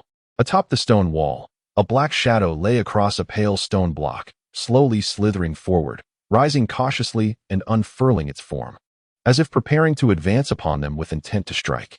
Its forked tongue glistened in the moonlight, emitting a hissing sound. Louise. However, this was not the hostile Louise. Nor was it the Louise who hissed disdainfully at the seemingly insufferable Principal Jenkins. This was the Louise that Meg and Charles Wallace encountered this afternoon, the one waiting there to greet the unnamed specter. Meg suddenly realized that the figure she had seen earlier must have been Brini. Nonetheless, she remained close to Kevin. As long as Louise was nearby, she felt uneasy. Furthermore, Louise's peculiar behavior throughout the afternoon and evening rendered Meg even more unfamiliar with her, despite their bond as twins. Brini offered a respectful nod to Louise and gravely explained, "She is my colleague." But, Kevin exclaimed in frustration, "Wait a moment. She is a teacher, which is why she is so fond of those 2 little boys, Sandy and Dennis. One day, they too will become teachers." Meg interjected. "They are destined for a grander enterprise, employing methods with which we are not familiar to support the rest of the family." Brini, unfazed, asserted, "They are to become teachers. It is the decree from above. Do not be disheartened by your inability to become a teacher. You, too, have a designated role. Perhaps we are merely dreaming." Kevin remarked with astonishment. "What is real?" Brini inquired once more. "I must bid you good night now." Charles Wallace was reluctant to depart. "We want to wake up tomorrow to discover that nothing has transpired, will we? We want to rise to find that it was all just a dream, will we? If only one person remembers what Meg said, and everyone else has forgotten entirely, then it is merely a dream. However, if everyone recalls it, then it has indeed transpired. Tomorrow's matters shall be addressed tomorrow," Brini suggested, bidding everyone good night. Meg was deeply intrigued about where Brini would spend the night, yet they refrained from asking. For inquiring about such matters concerning Brenny would be exceedingly audacious. Thus, Meg and the others left Brenny standing alone, watching them depart. The folds of Brenny's robe resembled patterns hewn from granite, and their dark visage glimmered like stained glass, absorbing and refracting the moonlight. They traversed the orchard and garden. As usual, taking the back entrance, passing through the pantry into the house. The door leading to the laboratory stood ajar, and the lights within illuminated the space. Mrs. Murray bent over to examine a microscope, while Dr. Kruba curled up in an old red leather chair, engrossed in a book. The laboratory was a long, narrow rectangle, with the floor laid out in large slabs of stone. In an era devoid of refrigerators, this room was originally intended for storing perishables such as milk and cream. Even now, it remains a challenge to keep it warm in winter. A lengthy workbench, one end connected to a stone sink, constituted Mrs. Murray's ideal laboratory setup. In one corner of the laboratory, 2 comfortable chairs and a reading lamp softened the harsh, glaring light above the workbench. However, Meg could not recall ever having seen her mother seated in a chair to relax. Her mother always perched upon a high stool against the workbench. I awoke. Charles Wallace remarked nonchalantly, aware that Meg and Calvin were outside, prompting me to venture out in search of them. Mrs. Murray cast a sharp glance at her son before warmly greeting Calvin. Charles Wallace inquired, "Shall we prepare some hot cocoa?" "Charles, it is quite late." "And you have school tomorrow," came the reply. "I believe it would help me sleep better." "I shall fetch milk and other ingredients from the kitchen," Meg stated. With Dr. Louise present, Meg found herself unable to confide in her mother about the events that had transpired outside. The Murray children held Dr. Louise in high regard. Trusting her medical expertise, however, they harbored uncertainties regarding her ability to accept the peculiarities that often befell them, almost certain, yet not entirely so. Dr. Kluver shared numerous similarities with their parents, having forsaken a prestigious position and lucrative career to settle in this quaint village. "I have encountered too many colleagues who have forgotten the essence of healing," she expressed. "If I lack the capacity to heal, then all the expensive training I have received is rendered worthless." She remained indifferent to worldly accomplishments. Meg understood that her parents, despite being esteemed advisors to the President of the United States, had relinquished many opportunities to commit wholeheartedly to their research. Much of their groundbreaking work had emerged from this stone laboratory, enabling the Murray family to embrace rather than shun the strange, mysterious, and inexplicable phenomena that surrounded them. In comparison, Dr. Kruba's work appears remarkably straightforward. Meg was uncertain how she would react upon hearing about the 8 or 9 foot tall, dark-skinned monstrous teacher, and even more unsure of her response to the descriptions of Gabriel. She would likely insist that these children were suffering from a collective psychosis and needed to be referred to a psychiatrist immediately. As Meg entered, Dr. Kruba was articulating, "Those cosmic cries or distant galactic fissures are simply beyond the realm of my rationality." Mrs. Murray leaned against the workbench and remarked, "You initially doubted the existence of Fardu until I provided you with evidence. You have yet to prove it to me," Dr. Louise interjected, appearing somewhat irked, resembling an agitated gray bird. Dr. Louise sported a short, curly mane of gray hair, her eyes mirroring the same hue, complemented by a petite, hooked nose. She donned a gray flannel outfit and continued, "The reason I entertain the possibility of your claims is largely due to your interaction with that foolish machine." She gestured toward the microelectronic microscope and added, "My husband used to treat his violin in a similar manner, as if they were lovers entwined." Mrs. Murray averted her gaze from the foolish machine. "I wish I had never heard of this Fardu, let alone drawn any conclusions about it."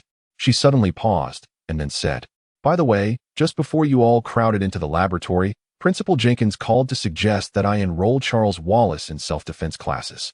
Upon receiving the call, I was genuinely taken aback. "Principal Jane?" Meg felt perplexed. She exclaimed, "But Principal Jane never calls the parents of students. They must seek him out themselves." She nearly inquired, "Are you certain it was Principal Jane who called?" Yet she promptly halted herself, for she recalled that she had yet to inform Brandy about that terrifying, ephemeral specter, the so-called Principal Jane, whom Louise loathed intensely. She ought to have conveyed this to Brandy sooner. An essential task for tomorrow morning is to discuss this matter with him. Charles Wallace ascended to a high stool in the laboratory, positioning himself near his mother. "What I truly require is a course that teaches me how to adapt to my surroundings. I have been reading about Darwin lately, but it seems of little use to me. Do you understand now?" Kevin asked Dr. Louise, astonished that a 6-year-old child could articulate such thoughts. He is indeed delving into Darwinian theories. Meg assured the doctor of her concerns. Yet, I still have not mastered the art of adaptation, Charles Wallace added. Doctor. Louise was preparing cocoa with added sugar, also drawing some hot water from Mrs. Murray's distiller. This is pure water, correct? She inquired. It is the water from our artesian well. The finest and purest, came the response. Dr. Louise gradually poured in the milk, stating, You little ones are far too young to remember, and your mother is a full decade my junior, but I shall never forget, many years ago. When the first astronauts landed on the moon, I watched the broadcast through the night. I remember it quite clearly. Mrs. Murray remarked that I am not as youthful as you might presume. Dr. Louise placed cocoa atop the Bunsen burner, simultaneously heating and stirring it. Do you recall the tentative steps taken by the astronauts upon their initial descent to the lunar surface? At first, they treaded carefully on the peculiar, airless extraterrestrial terrain, yet Armstrong and Aldrin soon advanced with confident strides. The announcer proclaimed this a remarkable instance, exemplifying humanity's astonishing adaptability. However, they merely needed to acclimate to the lunar surface, protested Meg, asserting that no life existed on the moon. I would wager that once our astronauts arrive at a location inhabited by life, the circumstances will be far more complex. Adapting to reduced gravity, to the absence of an atmosphere, or even to sandstorms, would prove far simpler than adjusting to hostile extraterrestrial beings. Fortinbras possesses a rather uncanny penchant for indulging in hot cocoa. Presently, he has slipped from the house to the laboratory, his nose twitching with anticipation. He stands on his hind legs, his front paws resting upon Charles Wallace's shoulder. Dr. Crookshank inquired of Meg, Do you consider the first graders at the village elementary school a hostile bunch? Absolutely. Charles is unlike them, and thus they harbor hostility toward him. People invariably exhibit animosity toward those who are different until they become accustomed to them, the doctor remarked. They certainly have not grown accustomed to Charles. While tenderly stroking the large dog, Charles Wallace added, Do not forget to prepare a dish for little Fort, for he relishes hot cocoa. The pets you have at home are indeed quite peculiar, Dr. Louise remarked, yet she still prepared a small dish of hot cocoa for Fortinba, allowing it to cool slightly before placing it on the floor. Meg, we need a mug. Doctor. Louise arranged the mugs in a row and proceeded to pour in the hot cocoa. Speaking of pets, how is the one sharing my name faring lately? Meg nearly spilled the hot cocoa in her hands onto her mother. She scrutinized Dr. Louise's face, although the question appeared pointed. The bird-like visage only revealed a delightful curiosity. As Charles noted, Dr. Louise possesses the remarkable ability to articulate one thought while harboring another in her heart. Mrs. Murray stated firmly, While that snake is indeed remarkable, you are prohibited from observing whether it enjoys hot cocoa tonight. Let the experiments wait until daybreak. Doctor. Louise must be sound asleep by now. She carefully poured the remaining cocoa from the pot into her own cup. Some snakes have quite an active social life at night. Many years ago, while working at a hospital in the Philippines, I kept a python as a pet. The hospital was plagued by rodents, and my python significantly reduced the infestation. It had a fondness for mushroom soup, though I never allowed it to taste cocoa by nightfall. It was the perfect companion, affectionate and deeply comforting to hold. Meg doubted she would enjoy cuddling with a snake, and Dr. Louise felt the same. The snake's judgment of human nature is remarkably astute. It is innately friendly, and should it express disfavor or distrust towards someone, I would take such sentiments seriously. Once, a man was admitted to the male ward, appearing to have no significant issues aside from a mild appendicitis. However, upon his arrival, my snake exhibited a distinct aversion towards him. That very night, the man attempted to harm the patient in the adjacent bed, but fortunately, we were able to intervene in time. Yet, the snake had already sensed the impending danger. From that moment on, I reacted promptly to its warnings. The intuition of the serpent is remarkably accurate when it comes to human behavior. Mrs. Murray remarked that it is indeed a pity that we humans have lost such instincts. Meg intended to mention that Louise was similar, but she anticipated that either her mother or the doctor would inquire about the basis of her statement. A notion that sounded more akin to what twins might say. Dr. Louise nodded, her voice soft and high-pitched. I was just pondering that. After Kevin departed, Mrs. Murray said, All right, Charles. The twins went to bed an hour ago. Meg, you should get some rest as well. Charles, I will check on you shortly.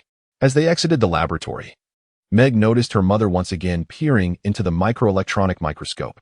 Slowly changing out of her clothes, she stood by the attic window, contemplating why Dr. Kruba had mentioned snakes. Was it merely a casual remark over a cup of hot cocoa? Perhaps it was all part of the strange events that had transpired that evening, leading her to perceive hidden meanings within this seemingly mundane conversation. She turned off the light and gazed out the window. She could see the orchard beside the vegetable garden, but the leaves that had yet to fall from the trees obscured her view, preventing her from seeing the grassy expanse to the north. Upon Star Hill, is there truly a vast mass of feathers with cherubs whose eyes are all closed, slumbering in wait for her? Does he genuinely exist? What constitutes reality? Then, a realization dawned upon her.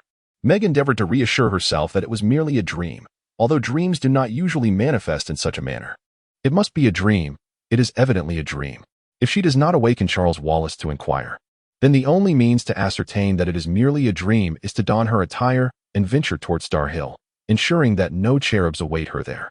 Yet, in the event that it is not a dream, she had promised the cherub she would seek him out before breakfast. She hastily dressed, slipping into a clean blouse and donning her tartan skirt, then tiptoed carefully down the stairs, as she had the previous night. Meg traversed the kitchen and entered the pantry. Putting on her thickest jacket and the multicolored Yale cap, a rare and successful handcrafted creation by her mother, there was nothing but the gentle swirling mist stirred by the breeze. Thus, it was merely a dream. Then, the mist appeared to solidify, transforming into fluttering wings, blinking eyes, and flickering little flames, coalescing into small, fog-like wisps. You truly exist, Meg proclaimed aloud. After all, you are not a dream. The cherub Pokonashki raised a massive wing, gently stretching it towards the sky before retracting it. I have heard that humans seldom dream of cherubs. Thank you for arriving punctually. Cherubs are inherently disinclined to tardiness. Are you hungry? Not at all. I am too exhilarated to eat. However, if I fail to arrive punctually, conversing with the cherub would hardly serve as a valid excuse. Moreover, my mother disapproves of tardiness. Pokonowski remarked, one can accomplish a great deal in an hour. We must first ascertain what the initial trial entails. Do you not know? Why should I? Because you are a cherub. Even a cherub has its limits. The 3 trials have been arranged, yet no one can discern their contents in advance. Not even the instructors may be privy to this knowledge. What shall we do then? How do we uncover the nature of the trials? Pokonowski pondered while slowly fanning a few wings. On a sweltering day, such an action would be quite pleasant. Alas, it is a frigid morning, causing Meg to huddle deeper into her jacket. The cherub was oblivious to this discomfort and continued to think while fanning. Then Meg felt the cherub's words hesitantly yet gradually seep into her consciousness. Since they have assigned you to me, I surmise you must also be a sort of named messenger, even if merely the most primitive kind. What sort of messenger? A named messenger. To illustrate, the last time I followed the teacher, using your terminology, my task was to memorize the names of the stars. Which stars? All of them. You mean every star in the galaxy? Precisely. When he calls upon a particular star, someone must know which one he refers to. In any case, stars appreciate such recognition. If you possess the ability to name every star, if no one knows your name, it can be quite lonely. Must I also remember the names of all the stars? That notion is rather daunting. Good heavens, that's unnecessary. So what am I to do? The great creature, the bokinistic, gently flapped a few of its wings, and Meg gradually comprehended that this was its way of expressing utter confusion. Well, let me put it this way. If I were the nameless messenger, what would that signify? What is the role of a nameless messenger? The bokinistic folded its wings and closed its eyes, first one by one, then several at once, until finally, they were all shut. Wisps of smoke, delicate as mist, ascended in small clusters, swirling around it. Each star is utterly unique. When I recall the names of the stars, part of the reason is to help each star become even more distinctive. Essentially, that is the task of the nameless messenger. Perhaps your role is to make Earthlings feel truly human. What does that mean? Meg settled upon a rock beside the bokinistic. Somehow, she no longer feared its wildness, its massive form, nor the flames it exhaled. It inquired, how do I make you feel? A few puffs of smoke drifted upward. Well, we are still not very familiar with each other. So, with whom do you feel the least confusion? Are you suggesting that they make you feel more like yourself? That could be one way to put it. Who makes you feel the least like yourself? Principal Jean. The bokinistic pressed sharply. Why did you suddenly feel disheartened and afraid? This year, he serves as the principal of the village's elementary school. However, he was the principal of our school last year, and I was frequently summoned to his office for discussions. He understood nothing, and not a single thing I did was deemed correct. Had Charles Wallace not been my brother, his existence would undoubtedly have been more agreeable. Merely being my sibling was sufficient to ruin his relationship with Principal Jenkins. Is it truly as simple as that? What does it signify? When you mentioned Principal Jenkins, I felt a chilling dread wash over me like a wave, sending shivers coursing through my being. Strange occurrences transpired with Bojan last night, just before I encountered you and Brandy. When I was alone in the garden, her voice dwindled to a whisper. What transpired? Please tell me. I have a premonition that this matter holds significant weight. What is so difficult to articulate about Bojan Ostic? Cherubim themselves are equally astonishing. Yet, Cherubim Bojan is his own entity, distinct from Bojan Ostic, while Principal Jenkins is not truly Principal Jenkins. Meg attempted to elucidate to Bojan Ostic, sensing him retreating, and then suddenly he began to flap his wings frantically, as if in a reflexive act of self-defense. The two eyes concealed beneath his wings gazed at her. Ekasoi, she muttered, a most grotesque term. The moment Bojan Ostic uttered it, the morning chill seemed to intensify. What did you say? Meg inquired. Can your Principal Jenkins, I mean the genuine Principal Jenkins, accomplish the feats you just described? Can he ascend to the heavens and transform into nothingness? Surely, such feats are beyond human capability? Well, you spoke of him as a great black bird, yet also a bird of the void, tearing through the sky. Ah, this is how I remember it. The events unfolded too swiftly and unexpectedly, leaving me terrified, utterly incredulous that it had truly transpired. It bears a striking resemblance to Exoi. He once more shielded his eyes. What Exoi? The Pajanoski appeared to exert considerable effort, gradually revealing a few eyes. Exoi. Oh, Earthling, if you are unaware of what Exoi is. I do not wish to know. If it were akin to what I witnessed last night, I am quite content in my ignorance. The Pajanoski flapped his wings fervently, stating, I believe we must pay a visit to Principal Jane, your brother's Principal Jane. Why? The Pajanoski again concealed himself with his wings. Meg sensed his frustration and muttered, They warned me it would be arduous. Why not send me to a tranquil place to count the stars? Otherwise, I would gladly record every ferrado. I have never been to Earth before, being too young and fearful of the shadowy forces enveloping this planet. What manner of world is this? He then slowly opened his eyes, one pair at a time. Meg, I am certain what you beheld was indeed Exoi. If we are to confront Exoi, every feather on my body is aware that, given the chance, you could count the feathers upon me. We must meet with Principal Jane. This must surely be part of the trial. Principal Jane? Part of the trial? But that seems unreasonable. It makes perfect sense to me, having witnessed the marvels of Ixoi. Everything is changed, remarked Bokanosiki. Well, I could make the journey, but I cannot bring you along. You are too large, you cannot even fit in the school bus. And besides, you would frighten the others. Although Meg spoke with a smile, Bokanosiki was devoid of mirth. Not everyone can perceive me, he confessed to Meg.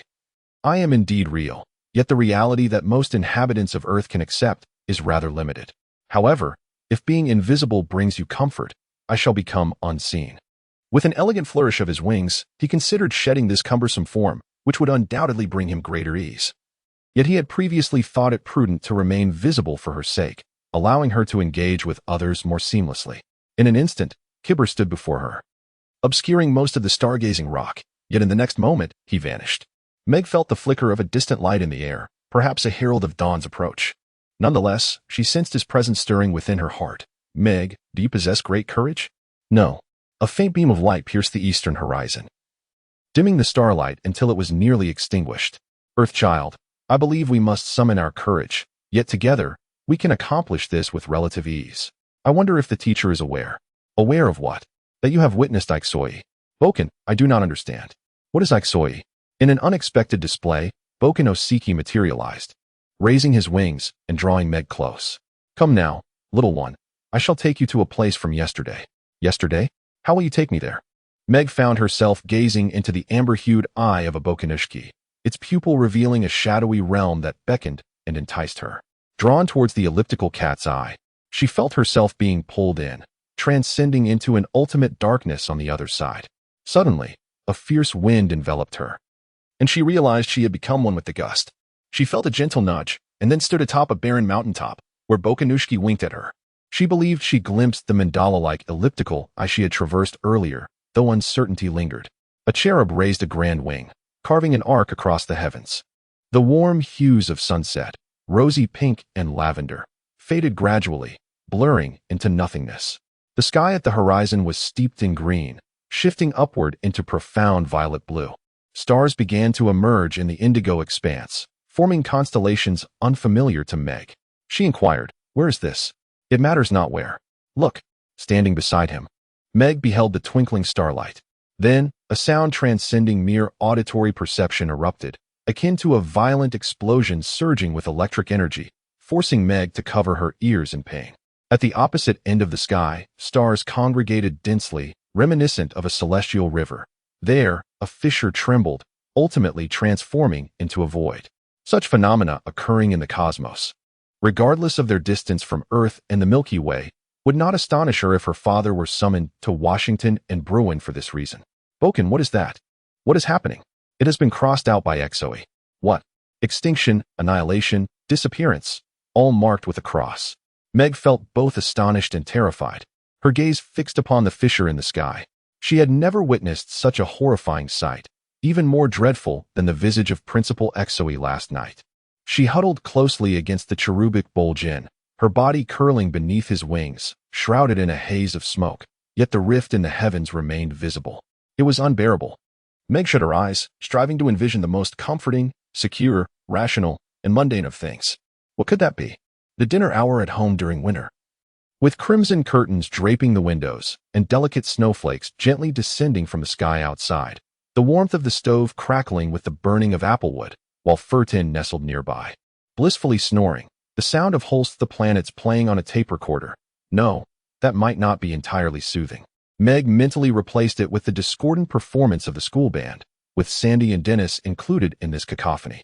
After dinner, she would clear the table and wash the dishes, while her parents leisurely sipped their coffee, and Meg would listen absent-mindedly to their conversation. Everything felt so tangible, as if she could reach out and touch it, as if she were truly present in that moment. Then she sensed Bol'Jin pushing gently at her heart, assisting her in her thoughts. As she rinsed the dishes with warm water, was she truly so engrossed in her parents' dialogue? Their voices were so distinct. It was as if they were in the same room with her. Her father must have mentioned the terrifying thing Bol'Jin had urged her to see. The horror of that thing stemmed solely from its nature of being nothing, for it was an abyss. Meg heard her father speaking to her mother, his voice calm and rational, unmistakably clear. The realm of the absurd is not confined to distant galaxies. Irrationalities silently encroach upon us, often unnoticed. Yet, reflecting on the events unfolding in our own country, one would find it hard to believe such occurrences were possible just a few years ago. Mrs. Watsit, while swirling the dregs of coffee in her cup, remarked, "I am aware, but I shall not accept everything at face value." She glanced at the twins and Charles Wallace as they exited the room, observing Meg washing the dishes while letting water flow into the sink. A decade ago, this household lacked even a key. Now, we must lock the door before we venture out. The rampant violence in the big cities far surpasses what we witness here. The children and I waited for 3 hours, and ultimately, we began our meal, pretending not to worry about any mishap that might have befallen you. Mrs. Watsit stated, "We are currently at the pinnacle of civilization in a great democratic nation. Yet just last week, 14-year-olds were apprehended for drug dealing at school. This is the very institution that left our 6-year-old son with dark circles under his eyes and blood streaming from his nose." Suddenly, she noticed an equation sprawling across the tablecloth. "What are you doing? Have you discerned Faraday's influence on mitochondria? I have a hunch it is linked to that inexplicable phenomenon in space." He added a fraction, several Greek letters, and ultimately computed the square value. Mrs. Watsit lowered her voice, saying, "However, the results I discovered are rather unsatisfactory. I understand. I have isolated Faraday due to increasingly severe air pollution. There exists another factor contributing to the rapid rise in fatalities from respiratory failure. This is the so-called influenza. My initial clue emerged from the analysis of a microsonar device." She abruptly halted, gazing at her husband, exclaiming, "It is the same sound, is it not?" The screams of ailing mitochondria bear a terrifying resemblance to the cries captured by the newly deployed parabolic instruments from distant galaxies. I find it unsettling. It disturbs me that we remain oblivious to the events transpiring in our own backyard. The world has grown numb from shame and violence, as indifference pervades, and everything has become normalized. Local authorities have exerted their utmost efforts under such circumstances. It may only be after witnessing exaggerated fissures in the sky that we begin to acknowledge the crisis. Unless I approach the study of Faraday with a calm academic demeanor, I will remain consumed by worry for our young son. Meg discerned the anguish in her mother's voice and turned away from the sink, observing her father reaching across the table to grasp her mother's hand. "Dear, this is not like you," he said. "To my understanding, I can only perceive reasons for pessimism or despair. However, I refuse to believe that this is the entirety of the situation. What else could there be?" Mrs. Murray's voice was low and filled with ire. "Your father is a wise man," Boganowski remarked. "My memory is quite sharp." Meg was on the verge of speaking further but paused, acknowledging, "Well, I know I cannot rely solely on my recollection for so much. I suppose it may have been at that moment that I received the sound waves, correct? But how did you unearth this from me?" Wojciechowski gazed at Meg with a pair of wide, owl-like copper eyes, saying, "You are beginning to learn the language of the heart." "What is that?" Meg inquired. "The language of the heart," he explained. "Cherubs communicate in this manner. It is a form of expression devoid of words, much like I am invisible. Yet I remain myself. This principle is the same. However, I cannot be invisible, and I require words." "I understand, Meg," Wojciechowski replied gently. "I shall still present things to you through the lexicon of language. But if you can remember that cherubs communicate through the language of the heart rather than words, it will be beneficial. As a human being, you possess a talent for communicating through this heart language." A faint blush adorned Meg's cheeks. She sensed that cherubs rarely offered praise lightly. "Wojciech, if only I could have seen Father writing some equations on the tablecloth back then. Those equations would surely reside somewhere in my mind, and you could retrieve them now. Think about it," Wojciechowski encouraged. "I can assist you from the sidelines." "But Mother threw the tablecloth into the washing machine. Yet you remember there were Greek letters on it." "Indeed. I will search with you." Meg closed her eyes. "All right. Now relax. Perhaps this is how we communicate through the language of the heart. Do not strain too hard. Let me guide you forward." In the corners of Meg's mind's eye, she seemed to glimpse 3 Greek letters within the loosely arranged numbers of the equation on the tablecloth. She conveyed her thoughts to Wojciechowski. He revealed his echoes. "How could Ixoi possibly be my father?" Meg said, a hint of frustration in her tone. "I understand, but I wish we could avoid discussing this matter, like an ostrich burying its head in the sand. I don't want to see it. Look," she continued. "I have a multitude of eyes to open, while you possess merely 2. With that, Meg opened her eyes, revealing the rift in the sky that remained unchanged. She pondered the distant phenomenon and its connection to Charles Wallace's pallor, along with the mitochondria and other complexities. "Boken," she queried. "How did Ixoi alter the sky in such a manner?" Boken, like Charles Wallace, perceived the unusual anxiety within Meg's heart. It was linked to the concept of denaming. If we are the messengers of naming, Ixoi is the messenger of denaming, the usurper of names. "But what does this have to do with Principal Jane?" Meg inquired. Boken unfurled his wings as Meg stepped forward. "What shall we do now?" he asked. "Meg, I have never visited your planet before. This is your home. Charles Wallace is your brother, and you are acquainted with Principal Jane. You must tell me what we are to do next." Frustrated, Meg stomped her foot against the hard, icy surface of the rock. "This burden is too heavy. I am still just a child. I did not ask for any of this. Are you refusing to accept the trial?" Boken stepped back from her. "But I did not request this," she retorted. "I never asked for brain, for you, or for any of these circumstances to arise. Did you not? I had thought you were quite concerned about Charles Wallace." "Of course I am worried. I fret over everything," Meg Murray declared earnestly. "Are you truly prepared to embark on this series of arduous trials?" "I must know. I need to know now." Meg stamped her foot again. "Of course I am. You know I have no other option. Charles Wallace is in peril, and I would do anything to assist him, even if it is foolish." "Then what shall we do now?" "Whatever you deem appropriate," Mr. Murray replied gently. "I will arrive at the base of the mountain by 7. The school bus must traverse numerous routes and make many stops, taking an hour and a half to reach us. I will board at the initial few stops." Meg sensed the tacit approval from Mr. Murray before he vanished. She did not catch even a flicker of light, nor perceive the brief flash of white within her heart. She proceeded toward home, the flashlight illuminating her path not for the familiar turns ahead, but for the unforeseen wonders that might await her. As Meg approached the stone wall, there stood Louise, waiting, neither welcoming nor hostile, merely waiting. Meg cautiously drew closer. Louise regarded her, her eyes shimmering in the beam of the flashlight, resembling 2 deep wells. "Louise, please may I pass?" Meg asked timidly. Breakfast consisted of sausages and steaming oatmeal. Meg thought she should indulge heartily, for who could predict what might transpire? Yet, She could only manage a few bites. "Meg, are you all right?" her mother inquired. "I am fine, thank you. Your complexion appears somewhat pale. Are you certain you are not unwell?" It seems mother is worried that someone at home is experiencing mitochondrial issues again. Just the trials of adolescence. She smiled faintly at her mother. Sandy remarked, "If you're not going to eat the sausage, then give it to me." Dennis suggested, "Shall we split it evenly?" Charles Wallace slowly and laboriously consumed an entire bowl of oatmeal, relinquishing the sausage to the twins. "All right then," Meg said, rinsing the plate and placing it on the drying rack before heading out. "Wait for us," Sandy called. They descended the small hill, braving the morning chill, and Sandy inquired, "What do you think will happen today?" Meg and Calvin arrived safely at the deserted playground. "We'll have to wait for quite a while," Meg told Calvin O'Keefe. "You can become invisible, so it doesn't matter, but I need to find a place to hide."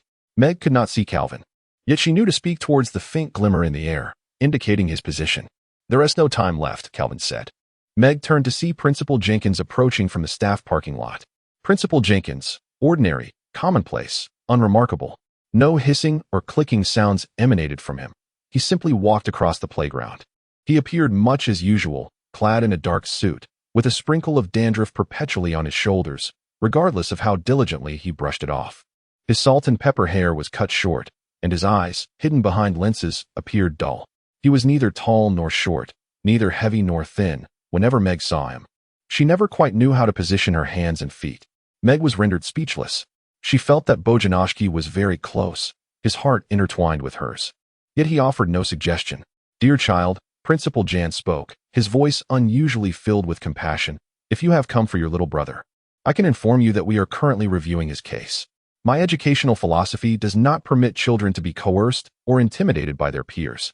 However, the initial assessments we conducted indicate that Charles Wallace possesses extraordinary genius, necessitating a specialized approach. I have consulted with the State Education Department several times, considering the appointment of a special tutor for him." Meg cautiously regarded the principal before her. Everything sounded too good to be true. Louise had warned her to be careful. Careful of what? Bojanoshki also appeared uneasy. Meg sensed a gentle stirring within her heart as he gauged her reaction to Principal Jan's unexpected rationality. "Nonsense," Principal Jan declared. "We cannot grant the child special treatment. Charles Wallace Murray must learn to navigate these matters." Another Principal Jan stood beside the first. "Impossible. It is simply impossible." Yet, two identical principals were standing before her. Bojanoshki flickered momentarily, but did not reveal himself. Meg retreated into the dim light, feeling as if a cherub were unfolding invisible wings. Drawing her closer, she could sense his frantic heartbeat, the kind that reverberates in moments of fear, thundering in her ears. "We are the named messengers." She heard amidst the heartbeat. "We are the named messengers." What were they called? Principal January. No. Meg, this is a test. It must be. One of these principals is Ike Soye. We must discern which one is the authentic Principal Jan. Meg observed the two men glaring at each other. "Bojan, can you sense my feelings? Can't you perceive their emotions? Is it impossible to communicate through thought? It isn't feasible when I am unaware of their identities. You are the one who knows his true form." "Know what?" "The genuine and singular Principal Jan." Look, suddenly, a third Principal Jan appeared beside the two, raising his hand in a welcoming gesture, but not towards Meg. Rather, he addressed the other two principals. "Spare that poor girl. Allow her a moment of silence," the third Principal Jan said. The three principals moved like puppets, their limbs rigid, marching across the playground towards the office. "We must think clearly. Clarify the situation." In an instant, Bojanostika's thoughts became almost transparent, and Meg sensed he was restraining himself from unleashing his fury. Meg said, "Bojan, if you truly are cherubim," a wave of unseen, intense anger surged towards her, enveloping her completely. She clenched one fist and struck it against the palm of her other hand. "Wait. You want me to ponder, and I am pondering. You need not vocalize your thoughts. After all, you can think without speaking. You are deafening me. Meg, try to communicate with me through thought. I still do not comprehend what thought communication is. Is it akin to telepathy?" Bojan Ostic hesitated momentarily. One might assert that telepathy is the most rudimentary form of heart language. However, the language of the cherubim is the purest form of heart communication. Whether it be with you, the stars, the galaxy, grains of salt in the sea, or the leaves of trees. Yet, I am not a cherub. What am I to do? Meg, your brain has meticulously stored all sensory impressions, Yet your conscious mind lacks the key to unlock the storage chamber. What I ask of you is to open yourself, so that I may unseal the door to the repository. Very well, I shall attempt this. It is no simple task to fully lay oneself bare to the cherubic presence of Pachin, to adopt a state of complete vulnerability, yet Meg possesses absolute trust in him. Listen to me, she states. Previously, a cherub visited our planet. I am aware. How do you suppose I know this? How much do you truly know about us? I have heard that your world is shrouded in darkness, tumultuous and restless. Our planet is beautiful, Meg retorts defensively, sensing a tremor in his wings. Are you referring to the city center? No, I do not reside in the city. Is your world peaceful and serene? No, not very peaceful. My prior impression was that Pachin's essence stirred within her heart with reluctance. Your world is engulfed in war, with its inhabitants engaged in mutual slaughter. That is indeed true. But there is also the matter of children suffering from hunger, whom humanity is often ignorant of one another, not necessarily in all cases. And there is also hatred. Meg felt that Bojan Ostic was retreating. What I desire, he murmured, is merely to find a tranquil place to count the stars. Bojan, you claim we are the namers, yet I still do not comprehend what a namer truly is. I have mentioned before, a namer must understand who is who, and who ought to be what. I cannot fathom what I was astonished by upon discovering the presence of Exoi on your planet. Why is Exoi manifested here? Wherever there is war, Exoi will surely follow. All conflicts are instigated by them. Bojan, you have taken me to witness the rifts in the sky. I have seen a myriad of horrific visions, yet you still have not elucidated what Exoi truly is. Bojan Ostic delved into his heart, searching for words she could grasp. I believe, to borrow from your mythology, Exoi can be regarded as a legion of fallen angels. War and hatred are their specialties. And one of their primary weapons is denaming, which leads individuals to forget their own identities. If a person truly knows who they are, I mean genuinely knows, then there is no need for hatred. This is why we require the namers. There exist many realms in the universe akin to your Earth. Once everyone possesses a true and definitive name, we shall overcome Exoi. But alas, O Earthling, why do you think Brenny summoned me? A war has erupted in heaven, and we are in dire need of assistance. The influence of Exoi spreads throughout the cosmos. With each extinguished star, it signifies another battle won by Exoi. One star, one child, or a Feraldo, the size is inconsequential. Exoi is poised to strike at Charles Wallace, an action that will alter the very balance of the universe. But, Boken, what does this have to do with our trials and the 3 principles of the school? It is utterly insane. Amidst the cold silence, the sound of the school bus echoed. The doors swung open, and children rushed out, hurrying towards their classrooms. Charles Wallace was among the throng. In the midst of the clamor, Boken Oskich subtly stirred within Meg's heart. Meg, do not misconstrue my intentions. When I speak of madness, I refer to Xoi's actions. The conduct of teachers may often be peculiar, yet they would never act recklessly. I am aware that Principal Jane is inextricably linked to this matter, and its significance is profound. Otherwise, we would not be here. Meg replied with a hint of displeasure. If I think of Principal Jane, it makes me loathe her. Does that count as naming her? Boken Oskich unfurled his wings and remarked, You are marking her with a cross. It is no different from Exoi. Boken. Meg, uncertain of her own identity, often finds herself either branded or named. Do you believe I should name Principal Jane? That notion is absurd, regardless of how many Principals Jane there may be. She is simply called Principal Jane, nothing more. Yet Boken Oskich asserted resolutely, Indeed. Meg, as if in defiance, exclaimed, I deem this a foolish experiment. Your opinion matters little. What is paramount is your action. How could this possibly assist Charles? I am uncertain, yet we need not possess all the answers at once. Let us tackle one matter at a time. We shall address each issue sequentially. But what am I to do? Every time I encounter Principal Jenkins, my mind is overwhelmed with thoughts of his inadequacies. How could I possibly name him in such a manner? Pakanash sighed, and for a moment, several wings flapped vigorously towards the sky, with such force that he ascended several feet off the ground, only to eventually crash back down. There exists a term that encapsulates this, yet should I utter it, it would merely lead to your misunderstanding. You must say it. It is a 4-letter word. Is it not the case that your planet regards such words as inappropriate? Please, I have seen far worse scrawled on the walls of school restrooms. Pakanash mumbled, Alas. What? Love. It is what enables one to comprehend their own identity. Meg, you are brimming with love. However, in times of adversity, you struggle to remain anchored in it. What do you mean? Indeed, if you imply that I must love Principal Jenkins, then you are gravely mistaken, Meg exclaimed vehemently. However, is your love for me not distinct from that which you harbor for that scrawny monkey, Kevin? It is different. I concur. That is a somewhat ambiguous affection. Unlike the love required to name Principal Jenkins, I despise Principal Jenkins. Meg, this is a test. You must bestow a name upon the true Principal Jien, whilst I shall assist you in this endeavor. Should you falter, I too shall share in your failure. And then, this marks your inaugural venture in following a mentor. Yet it shall also be your final one. What of you? Those like myself, who frequently accompany their teachers, are presented with two paths. One option is to become a faithful companion of Ixoi. What? Numerous unsuccessful namers have chosen this route. However, Ixoi, do you comprehend what they truly are? They rend the heavens asunder, extinguishing the starlight, plunging celestial bodies into profound darkness. They are malevolent dragons, insidious worms, beings consumed by hatred. Boken, you must not succumb to such a fate. I sincerely hope to evade that path, yet indeed, there exist other namers who have transformed thus. Making such a decision is far from simple. Should you refrain from aligning with Ixoi, the wings of Boken Ostic shall obscure every gaze. I am a namer. Ixoi is a namer of disassociation. Should I choose not to join them, I must erase my own existence. What? Allow me to pose a riddle. What? The more you possess, the more you must sacrifice? I surmise it is love. Thus, if I regard naming as my utmost priority, then if relinquishing myself is the sole manifestation of my affection, perhaps I must indeed surrender myself entirely, to completely erase my being.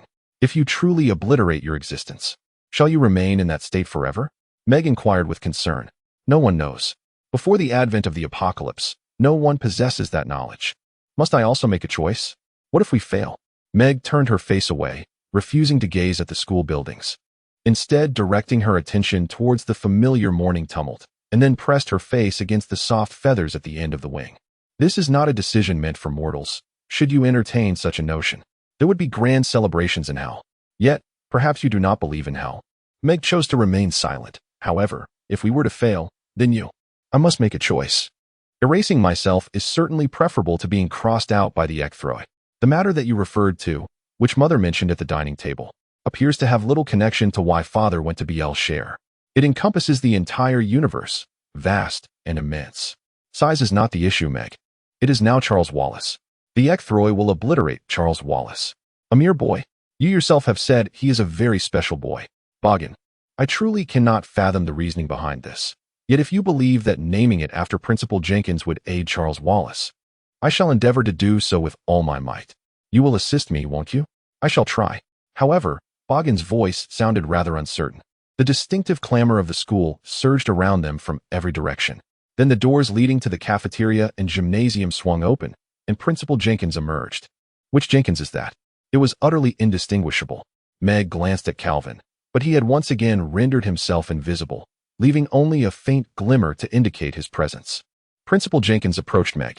She noticed flakes of dandruff on his shoulder. Meg stepped closer and inhaled deeply.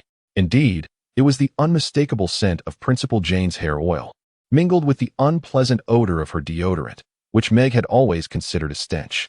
Yet, these three distinct fragrances could undoubtedly be attributed to Principal Jane. Of this, she was certain. The matter was far from simple. As usual, Principal Jane regarded Meg with a cold gaze, peering down the slope of her hawkish nose. Meg, I suspect you, like me, are utterly confounded by this situation. I cannot fathom why two peculiar individuals would seek to imitate me. I have already exceeded my workload. And for such an occurrence to transpire at the commencement of the school term is decidedly troublesome. They have informed me that this involves you and your unfortunate little accomplice. I had hoped you would refrain from causing me any trouble this year. It seems I am compelled to dedicate more time to you than to any other student in this institution, which is undoubtedly my misfortune. Now, I must contend not only with a troublesome sidekick akin to you, but also with you yourself, for reasons I cannot quite comprehend. It appears you must choose between me and those two impostors. Should you successfully navigate this absurd test, it would certainly be more advantageous for me. Perhaps it would result in your distancing yourself from my school. Thus, suddenly appearing beside Principal Jane No. 1, Principal Jane No. 2 interjected. I would then have the time to focus on the pressing issues at hand, rather than those long-past troubles. Meg, heed my words. Even if this is a solitary instance in your lifetime, you must comply and refrain from being obstinate. I am aware of your mathematical prowess. As long as you approach life's challenges without the presumption of being an Einstein solving cosmic dilemmas and are willing to abide by a few fundamental school rules, you can spare yourself a great deal of trouble with my assistance. This is precisely what the esteemed Principal Jane would articulate. The flickering glow of the cherub wavers uneasily. Meg, declared Principal Jane II, I implore you to put an end to this farce and inform those two impostors that I am the true Principal Jane. This entire affair has wasted too much time. I am indeed Principal Jane, and you must trust in me. Meg felt the intense gaze of Bogdanovsky upon her. Meg, when do you feel most like yourself? The truest version of yourself? Meg closed her eyes, recalling the evening Kevin first visited her home. Kevin was the model student, yet his prowess in language far surpassed his numerical abilities, prompting Meg to teach him trigonometric functions. Although her grade had yet to cover such topics, she effortlessly guided him through them, leaving Kevin quite astonished. However, at that moment, Meg had no intention of startling him. Her entire focus was on Kevin, observing his actions, and she felt invigorated, wholly herself. What is the significance of this? Meg inquired of Bogdanovsky. Consider this. At that time, you were not well acquainted with Kevin, correct? Indeed. Yet you loved him, did you not? So what? At that moment, love was the furthest thing from your mind. Your thoughts were solely consumed by trigonometry. Well then, Bogdanovsky remarked, this elucidates the essence of love quite clearly. However, in the presence of Principal Jane, I find myself unable to contemplate trigonometry. I am equally incapable of loving her. You love me. However, O Boken, you are truly remarkable and utterly charming. So is Principal January. You must give him a name. The third Principal Jan joins the other two. Meg, do not panic, just listen to me. The three Principals Jan stand side by side, identical in appearance, gray hair, somber expressions, numbness, overwork, and an unappealing demeanor. Meg, Principal Jan II says, if you promptly provide me with a name, I assure you that Charles Wallace will receive exemplary medical care immediately. Is it really that simple? Principal Jan III responds, for after all, her parents are at a loss regarding how to handle this situation, oblivious to its severity. Principal Jan II interjects immediately. Principal Jan III disregards the other's words and speaks directly to Meg. Meg, you must confront three versions of me. Do you not find this peculiar? This question seemingly lacks an answer. Principal Jan I, discontent, shrugs. Principal Jan II remarks, at present, we must adhere to the most fundamental principles. We have several secondary issues to address. The true Principal Jan revels in relinquishing secondary matters and upholding core tenets. Principal Jan III asserts, there is only one of me. I am he, and therein lies the crux. Principal Jan II scoffs dismissively. You have overlooked a small yet significant fact. I am Principal January. This trial is unique. Our lives, Meg, you, and I, shall never be the same. Confronting two identical reflections of myself alters my self-perception. We all harbor an aversion to perceiving ourselves through the eyes of others. I now possess a deeper understanding of your perspective than I did before. It was indeed prudent of you to approach me regarding your younger brother's situation. He is undeniably exceptional, and I must concede my prior error in failing to acknowledge this, thereby neglecting to accommodate his unique circumstances. Do not place your trust in him, Principal Jan III remarked. Principal Jan II remained unyielding. I believe you and I have engaged in what one might call a debate regarding Nicaragua's import and export trade. That was a lesson you ought to have absorbed in your social studies class. Nevertheless, you were correct at that time in asserting that there was no necessity for you to learn such matters. I must exercise caution to avoid repeating the same mistakes with Charles Wallace. Should Charles Wallace's interests diverge from those of typical first graders, we shall endeavor to comprehend his inclinations, for he has benefited from the tutelage of his distinguished physicist father. I apologize for the unwarranted distress I previously caused you. I assure you that if you bestow upon me a name, I shall endeavor to make Charles Wallace perceive school as a delightful place, and I firmly believe that his health will improve. Principal Jan III murmured, I perceive that both gentlemen may be overstating their case. Principal Jan II, exasperated, queried, what do you mean? Principal Jan I appeared utterly perplexed. Principal Jan III victoriously exclaimed, I knew he was unaware that this was a quote from Shakespeare. He is a charlatan. Meg was uncertain whether the authentic Principal Jan was acquainted with Shakespeare's famous quotations. Principal Jan II stated, Shakespeare is a secondary concern. If I previously exhibited a propensity for anger, it was due to my underlying worries. No matter how harsh your criticism may be, I do not wish to see any child in distress. He sniffled slightly. Principal Jan 1 cast his gaze downward, observing his own nose.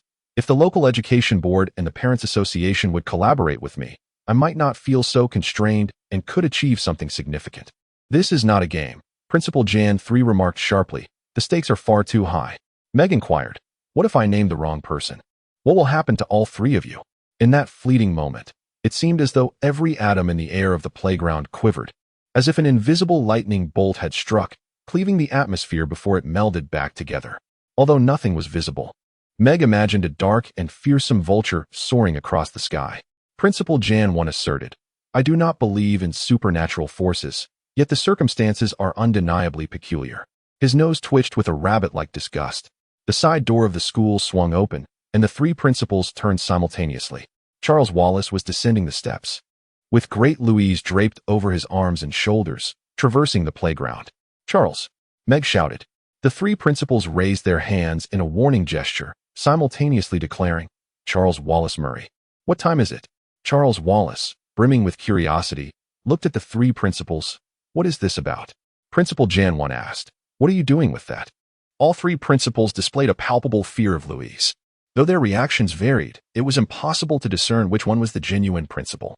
Louise lifted her head, her eyes half open, emitting an eerie clicking sound. This was the very sound Meg had heard the previous night. Charles Wallace gently stroked Louise. His gaze filled with curiosity as he regarded the three Ms. Watset. The teachers had requested that we bring our small pets to school today for the entire class to admire. Meg mused. Charles, you truly have a knack for this. Thinking of the grand Louise. If you manage to startle Ms. Watset, your standing among the other students will undoubtedly soar. If there is one universally accepted notion throughout the school, it is that Ms. Watset is a rather foolish creature. Ms. Watset 3 stated sternly, Charles Wallace, you are well aware of what a small pet entails. Turtles, tropical fish, perhaps even hamsters qualify. Or gerbils, Ms. Watset 2 interjected. Gerbils are permissible. Why do you insist on breeding?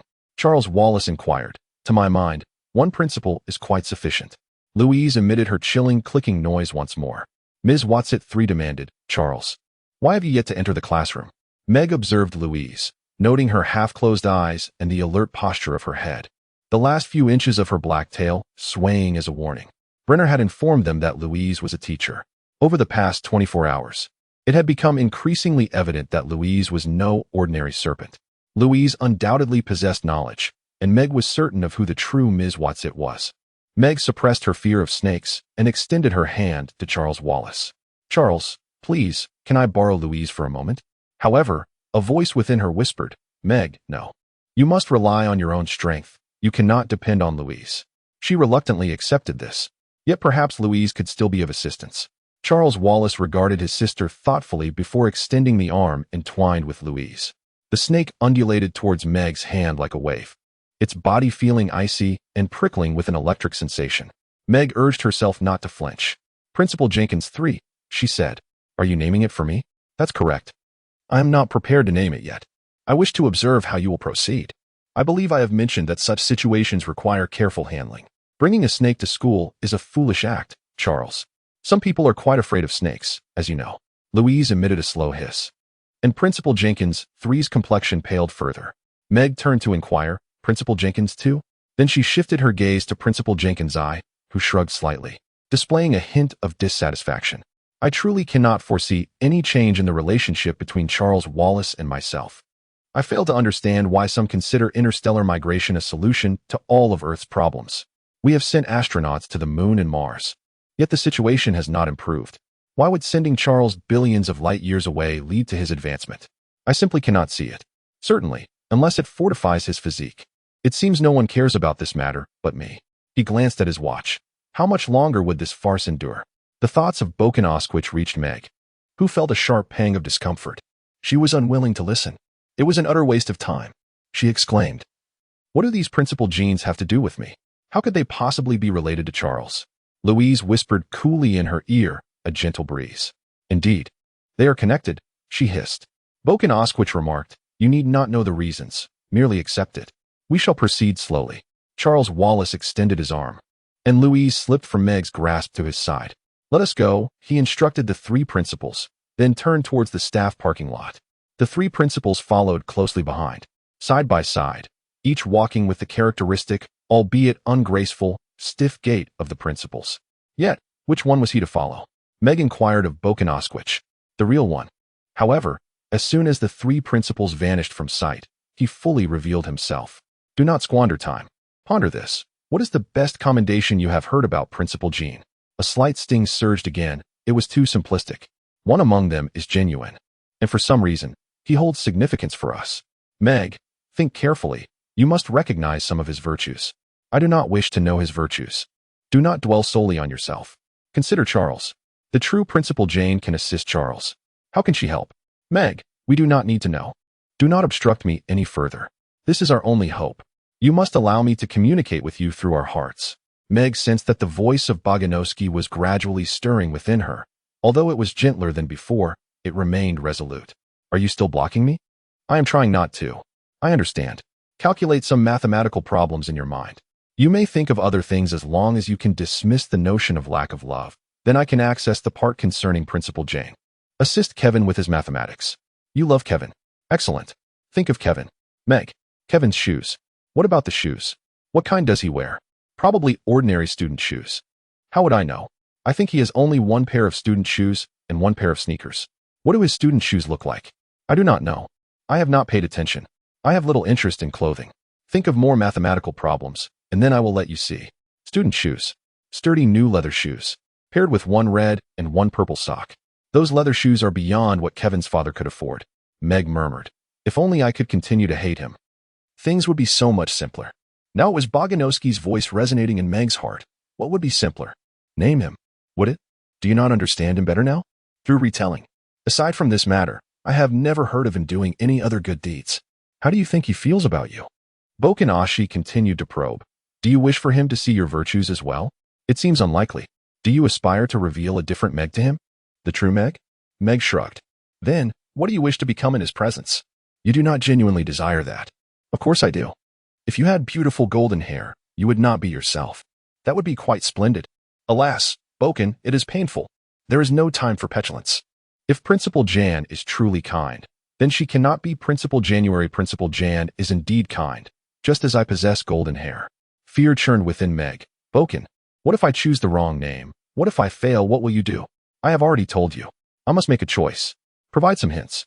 Meg, this is not a game. Principal Jan is correct. Meg glared at him in anger. Bokan glanced downward with multiple eyes, expressing remorse. Bokan, even for Charles Wallace. I cannot transform the impossible into the possible. How am I to love Principal Jan? Bokan, help me. How can I feel love for Principal Jan? Bokan many eyes widened in astonishment. What an absurd notion. Love is not a feeling. If love were merely a feeling, I would lack the capacity to love others. Cherubs do not possess feelings. But you, foolish one.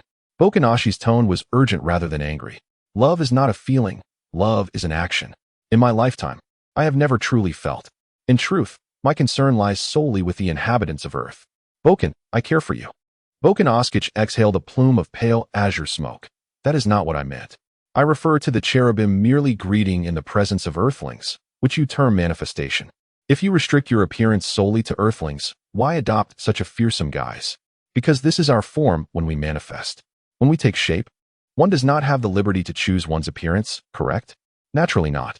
If it were possible, I would not appear as I do now. I would opt for a visage of beauty. Ah, I comprehend. You assert that you lack the choice and can only resemble a horde of shape-shifting dragons, akin to my inability to alter my hair, glasses, or other features. Is it not merely for amusement that you assume this form? Bokan bashfully lifted 3 wings to shield countless eyes. I am a cherub. This is the form I take when I manifest. Meg knelt before this colossal, terrifying yet astonishingly beautiful creature. Bokan, I am neither wind nor flame. I am human. I possess feelings. Without feelings, I cannot contemplate. If I hold significance for you, then your response to my failures is equally important to me. I fail to perceive any connection. Meg rose, brushing aside the last stinging wisp of pale azure smoke, and shouted, For if you choose to transform into a bug or something akin, joining the Exoi, I would not care whether my choice was right or wrong. Principal Jin. To me, it is all the same. Charles Wallace would undoubtedly share the same sentiments. I am certain of it. Pakinowski gently yet thoroughly probed her heart. I fail to comprehend your feelings. I endeavor to understand, yet I remain perplexed. Such emotions must be profoundly uncomfortable. Pakin, which path shall you choose? Silence ensued. No flames nor smoke lingered. Every eye was shut tight. Pakinowski withdrew all his wings. And the subtle phrases echoed within Meg's heart. Draw a line. Should you falter, I shall erase myself. He vanished. Meg turned to find the three Principal Janes approaching her from the direction of the parking lot. Meg addressed them. Principal Jane. Principal Jane 2 pointed at Principal Jane 1 as if leveling an accusation. That impostor has lost his temper, revealing his true nature. Your little brother brought a snake to school, and that charlatan lost composure, calling that child a little thug. Principal Jane 3 sharply remarked. He employed language unfit for children. Mute those words, Principal Jane 2 insisted. He does not care for children, asserted Principal Jane 2. He cannot manage children, stated Principal Jane 3. I shall ensure Charles Wallace's happiness, Principal Jane 2 declared. I shall secure his success, Principal Jane 3 proclaimed. Principal Jane 1 glanced at his watch. Meg closed her eyes. In an instant, she felt nothing. She was thrust into a realm beyond sensation, if such a space could indeed exist, as Pakin suggested it might. In Meg's mind, only a serene awareness remained, utterly detached from what she typically considered feelings.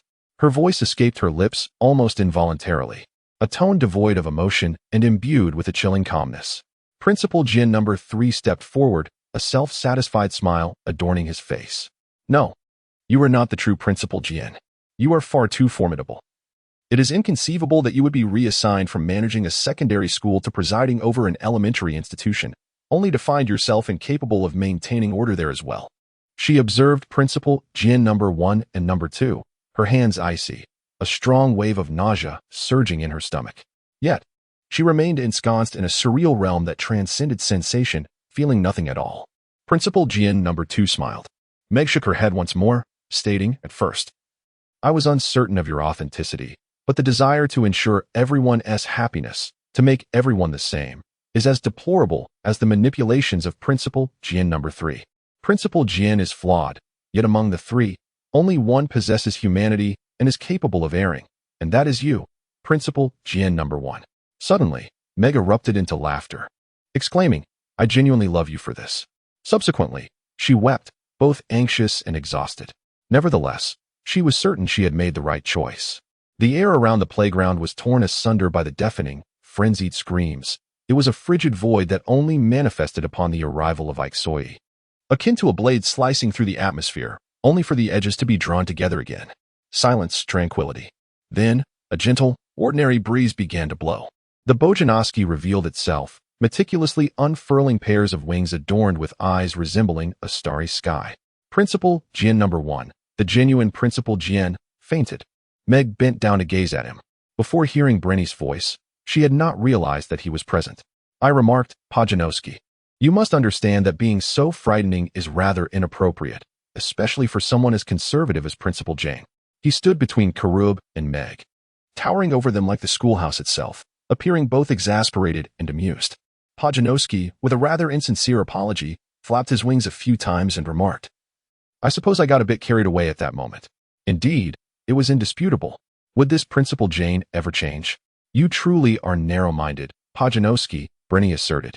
Much to my astonishment, Karub, feeling immensely awkward, closed his eyes and shielded himself with his wings, peeking through 3 open eyes to gaze intently at Brenny, Meg, and the prone figure of Principal Jane. Brenny turned to Meg, saying, Child, I am truly delighted to have you here. Meg's face flushed crimson with embarrassment as she inquired, What should we do for Principal Jane? Brenny knelt upon the dust-laden ground, his extraordinarily long, dark fingers gently pressing against Principal Jane's temple. The normally pallid principal now appeared ashen, his body convulsed slightly, and upon opening his eyes, he immediately shut them again, beginning to groan. Meg felt a tumult of anxiety and relief, teetering on the brink of hysteria as she half laughed and half cried, Brenny, do you not realize that to poor Principal Jane, you are nearly as terrifying as Pajanowski? She too knelt beside the principal, saying, Principal Jane, I am here as well. I am Meg. I know you do not favor me, but at least I am somewhat familiar to you. Please open your eyes. Nothing will happen, I assure you, truly nothing. He gradually, cautiously opened his eyes. I must see a psychiatrist, and I must do so immediately. Meg comforted him, as if soothing a small child. Principal Jian. This is not an illusion. It truly is not. Everything is fine. They are friends, Breen and Bujing. They are real. Principal Jian tightly shut his eyes before reopening them, staring intently at Meg. Jian, Breen is a teacher, and Bujing, well, he is a cherub. Upon seeing Principal Jian's skeptical expression, she could not bring herself to be harsh. His voice was barely a whisper. If I were not on the brink of a mental breakdown, this could very well be a dream. Yes, it must be so. I must be dreaming. With Meg's assistance, he struggled to sit upright. But why is this happening? Why are you appearing in my dream? Why am I lying here? Was I ambushed? I would not blame those giants. He reached up to feel his head, checking for injuries.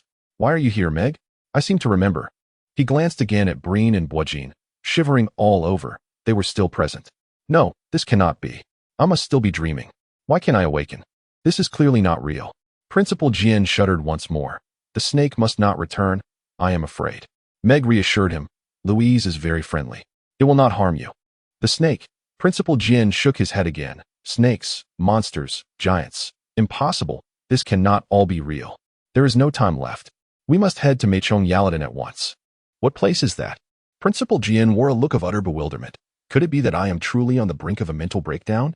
The thought of collapsing should not lead to actual collapse. It is merely a confrontation with several entities beyond your previous experiences.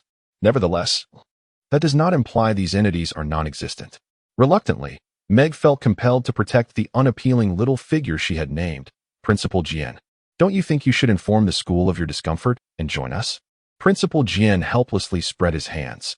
Is it truly the case that there are two other men who resemble me exactly? Indeed, there are, Meg affirmed.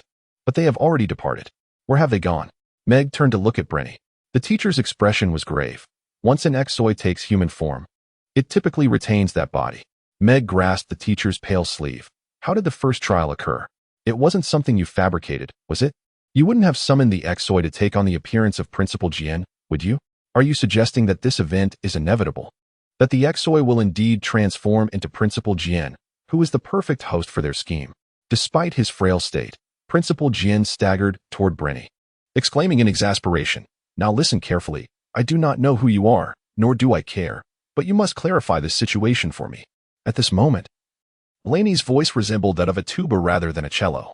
Perhaps in your realm, this phenomenon would be labeled as schizophrenia, but I prefer the term enchantment coined by our predecessors. Hey, are you questioning my sanity? Louise hissed, her voice barely audible with urgency. To her surprise, Meg found herself encouraging, Principal Jane, please join us. But my work. Principal Jane groaned again, her complexion shifting from ashen to a ghastly green. Besides, you have encountered Gabriel and Blaney, Louise hissed once more. Blaney inquired, Do you truly wish to accompany us? My name was bestowed upon me by Meg. Principal Jane murmured. Very well, I shall go with you. She stepped forward, somewhat disheartened to discover that the place she found herself was not far from home. It was merely Stargazing Rock. Wait, is this really Stargazing Rock? She blinked, and upon reopening her eyes, she saw that Principal Jane and Blaney had arrived, along with Kevin, who extended his hand towards her, his face radiant with a smile that enveloped her in warmth. Oh, how I appreciate Blaney. The autumn chill had dissipated. A gentle breeze flowed, warm as summer. The sounds of summer insects filled the air, with crickets, katydids, and the incessant buzzing of bothersome mosquitoes. Frogs croaked and scurried away, while a tree cicada serenaded them with a soft melody.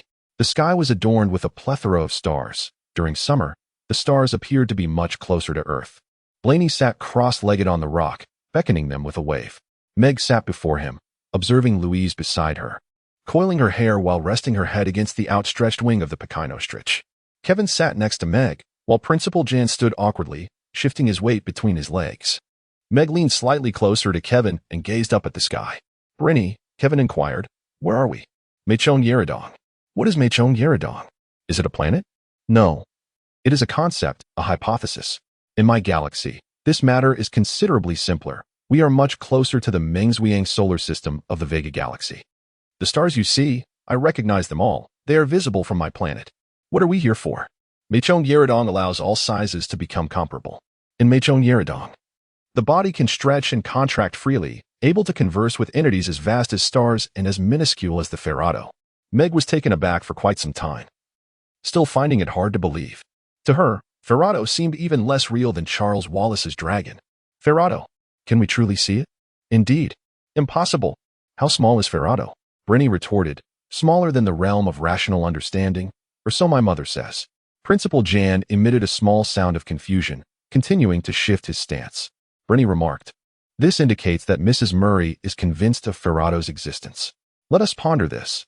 At present, we find ourselves 2 million light-years away in the Vega Nova galaxy, which is roughly comparable in size to the galaxy that harbors your Earth. Who can ascertain the duration it takes for your galaxy to complete a full rotation? This contemplation may grant you a vague understanding of your galaxy's vastness, would it not?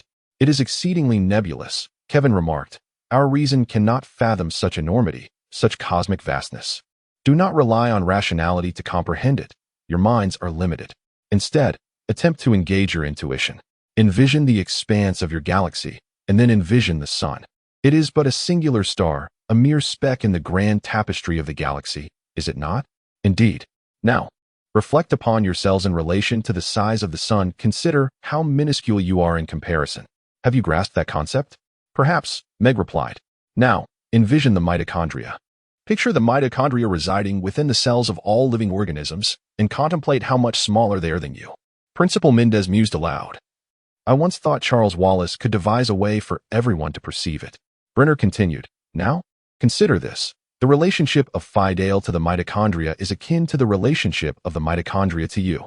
This time, Kevin interjected.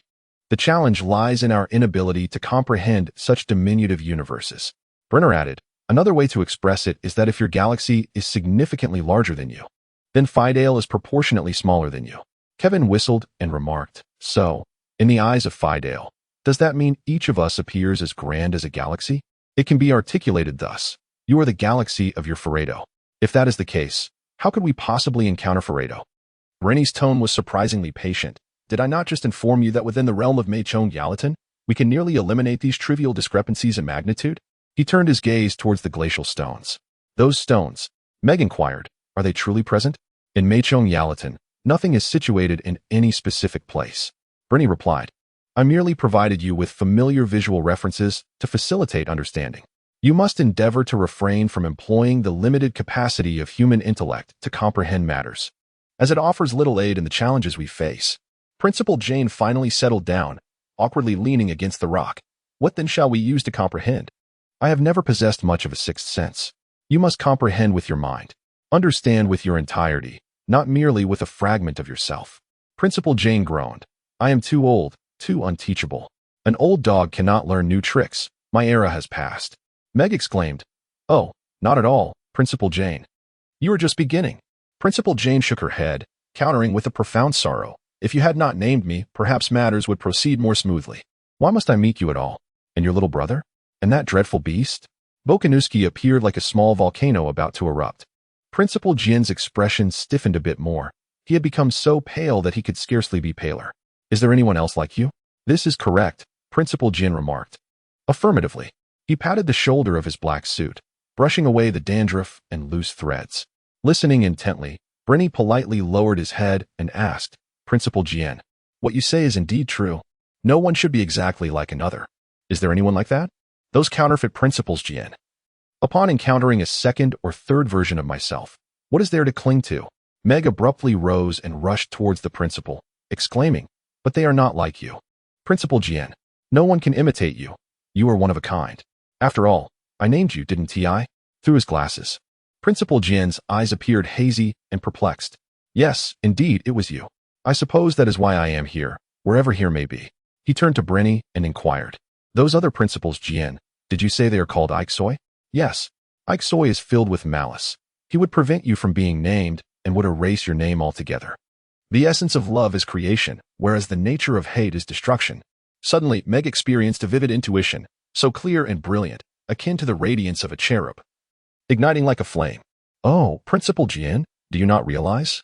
Every time I entered your office, feeling utterly miserable and harboring resentment towards you, it was, in fact, my own self that I loathed even more. Mother was right. As she said, you underestimate yourself. In an instant, Meg finally beheld the former Principal Jenkins, the one who had purchased shoes for Kevin, intentionally scuffing them to spare his pride. Principal Jenkins then turned to Bryony, inquiring about those individuals, the IKs, who bore an uncanny resemblance to her. Will they cause trouble? He asked. Indeed, they will. They will obliterate Charles Wallace, said Caleb. A wave of longing and concern washed over Meg for her brother. We shouldn't abandon him, she began, but quickly sealed her lips. She felt Caleb's gentle presence envelop her heart, assisting her in organizing her thoughts, and in that moment, she sensed herself beside Charles Wallace, not in corporeal form, but within the realm of her imagination. In her mind's eye, she envisioned their mother guiding him up the stairs, his small hand clasped in hers, his feet swinging playfully. Mrs. Murray entered his cozy little room, adorned with wainscoting, featuring a small stove and walls decorated with blue and white snowflake wallpaper. It was a haven of safety and comfort. Through the window, the view opened up to the pine forest behind the house, with light filtering in, both gentle and inviting. Mrs. Murray placed Charles on the bed, assisting him in removing his clothes. The child lacked the strength to aid her, managing only a weak smile as he said, "I will recover soon, Meg." However, speaking was a struggle for Charles. Unlike her usual responses, Mrs. Murray did not retort. She continued to help him into his pajamas. "I am so cold, Mommy." She pulled the quilt up to cover him. "I will fetch another blanket." The sound of footsteps echoed from the stairs as the twin brothers suddenly entered. Is Charles unwell? Is he too sick to stay in bed? Has he been causing trouble at school again? Everything is fine at school. He attempted to catch Louise, and clearly, she retaliated with considerable force. Our Louise? Our dear Louise? Indeed. You are quite impressive, Charles. Well, of course, Charles managed a faint smile. Sandy, Mrs. Murray said, could you please go downstairs and bring up some firewood? It is rather chilly here. Dennis, if you would be so kind, could you fetch another blanket from the cupboard? Of course, I will do it right away.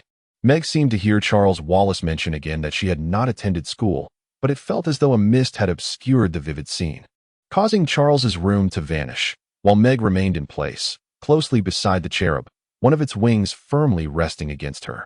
Now, children, Brandy spoke. We must engage in a bit of homework. Let us pretend it is daytime. You are capable of this.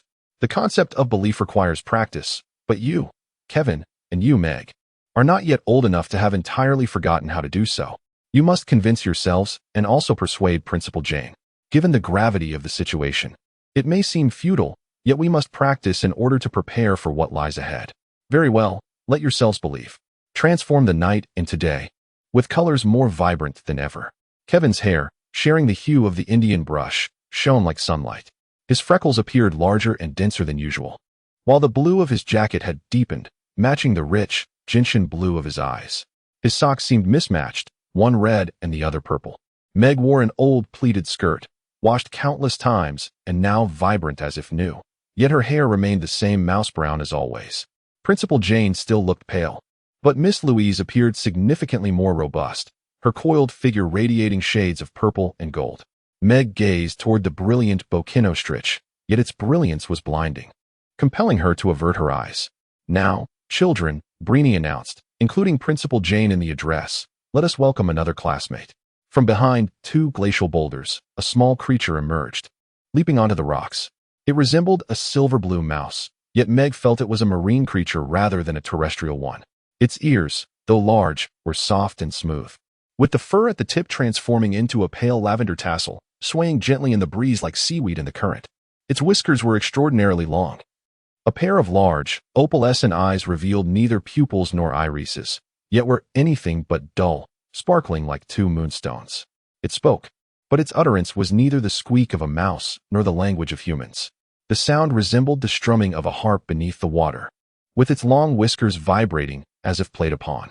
Though brief, its words evidently conveyed a greeting, akin to hello, are you my classmates? Brenny articulated that its language was not expressed through spoken words. Its resolute lips remained firmly sealed.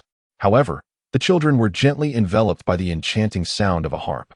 The creature, resembling a mouse, appeared rather displeased, emitting a series of doubtful sounds. Meg understood it was lamenting. Even the most rudimentary of examinations posed a challenge when required to compete alongside humans, leaving it uncertain of success. Perhaps Cherub could lend some assistance, yet it was clear that humans merely regarded it as a mere curiosity. Pocky, too, had previously questioned humans, remarking, I just passed the first test with this Earth girl, and she was the one who accomplished it. Its whiskers danced with enthusiasm, That must not have been a particularly arduous trial. Brinny, may we commence? We are but a second away from my preliminary report, and I can discern that regardless of my partner, I will have to impart a multitude of knowledge, even to Cherub. Its delicate lavender tail flicked, adorned with a fan resembling a fish at its tip, while its whiskers stood erect, directed towards Meg. Meg, feeling provoked, retorted, perhaps when I reach your age, I will have acquired knowledge to teach you. Its whiskers vibrated vigorously. Age is inconsequential. After all, I was born just yesterday. Then what are you doing here? It bent its body, and Meg now perceived it as less of a mouse and more like a small shrimp flailing its antennae. In our time, we Feredos give birth to but one offspring each generation, and we commence our education from the moment of our birth. You are Feredo, aren't you? Nonsense. What else could I possibly be? Everyone knows about Feredo. She interrupted. Not everyone is aware. It was only after we began to comprehend mitochondria years ago that the existence of Feredo was hypothesized. My mother is currently utilizing a microsonar observatory to isolate the functions of Feredo within the mitochondria. Even an electron microscope can merely confirm the existence of Feredo without revealing its trace. This creature, resembling a mouse whose whiskers flicker, represents a remarkably foolish species, entirely oblivious to the divine being residing within them. Moreover, how fortunate you are to have Feredo dwelling within. We are of utmost significance, infinitely important. Beyond Feredo, behind Bojiniowski and the Grand Louise, the form of Principal Jane swiftly approached from the horizon. Principal Jane was trembling beside Meg and Kevin. Brinny's expression was grave. Exoy is back. Kevin, astonished, exclaimed, "You must be mad. I studied biology. Such a thing is impossible." Louise lifted her head from her curled body, fixing her gaze upon little Spore, her heavy eyelids drooping shut. Brinny remarked, "You truly are quite unlikable, little Spore. I am not of Earth. The only reason Earthlings can be deemed important is that we Feredos reside within. Being likable is of no consequence to Feredo." Brinny coldly turned away. "Kevin, you and little Spore will work together." "Oh, very well. After all, there is little that can be gained without effort." This is somewhat the effect of the small tremor, as Meg feels that Kevin ought to provide a more commendable response. Principal Jin inquired, "Brinny, may I be so bold as to ask what is amiss?" "Indeed. I did observe another mimicking me, did I not?" "Well, I am afraid you speak the truth." "What does that signify?" Brinny replied, "It signifies that trouble is afoot." Pajanowski added, "As you are aware, we are not just anywhere. We are in the Meichong-Yaladin, within a concept that Brinny fortuitously conceived in the Mengzuiang solar system of the Viganos galaxy. The principal, transformed into Ixoi, should not be able to trace us here. Thus, what does that imply?" Meg pressed on, "What does it mean?" The small tremor twitched its whiskers. "Must we engage in this debate here? When shall we set forth?" "Immediately." "Where to?" Meg inquired, a sense of foreboding rising within her. "But what about our parents, Charles Wallace, Sandy, and Dennis? We cannot abandon Charles in his time of illness." "For that is precisely the reason we must depart," Brinny asserted. "Him? Male or female? Your planet, perhaps. Are you lonely?"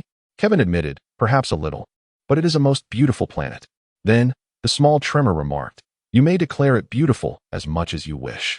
Since I was born just yesterday and came directly to Meichong Yaladeo to find Brinny, I am certainly unaware of the nature of planets beyond the Mengzuiang solar system. If you were to inquire, I would only know that they engage in incessant debates and trivial chatter. We are not like that." Meg attempted to interject, but the little creature continued to sway its antennae. "I truly wish I had not been born into the detestable mitochondria of lonely humans on such a solitary planet as yours. You all originate from the same sphere, do you not?" "I presume so. Alas, alas, I knew you wouldn't be of any assistance. It seems I am destined to fail any trials. I should check the time now." "How do you know what time it is?" Kevin asked curiously. "Naturally. I observe the leaves." "Are you implying that you have no concept of time throughout the day?" "Of course we do. We can read the clock." "What is a clock?" Kevin extended his hand to show it. His timepiece, a source of pride, was a reward from school, capable of displaying not only the hour but also the date, featuring an adjustable pendulum and a stopwatch. "What a remarkable item." The little creature evidently scoffed at it. "Can you only see your own time? Everywhere?" "I suppose it can only display our own time." "You mean to say, if you wish to know the time in some part of Brinny's galaxy or in the distant mitochondria, that contraption called a clock would be of no help?" "Indeed. It can only show the time within my time zone." "How utterly fascinating. Why is everything so chaotic on your planet?" sighed Principal January. I hope my human host does not reside there. Can anyone tell me what is happening? Principal Jan asked. Meg, do you know what Ixoi is? I do not know. I only know that they can mimic me, she replied. Brenny placed his large hands on Principal Jan's stooped shoulders, gazing at him with grave intensity. There are malevolent forces at work in this world. Principal Jan nodded silently, acknowledging the undeniable truth. They have spread throughout the universe. Principal Jan watched as Karuber spread his wings wide, as if contracting his muscles. How large are they?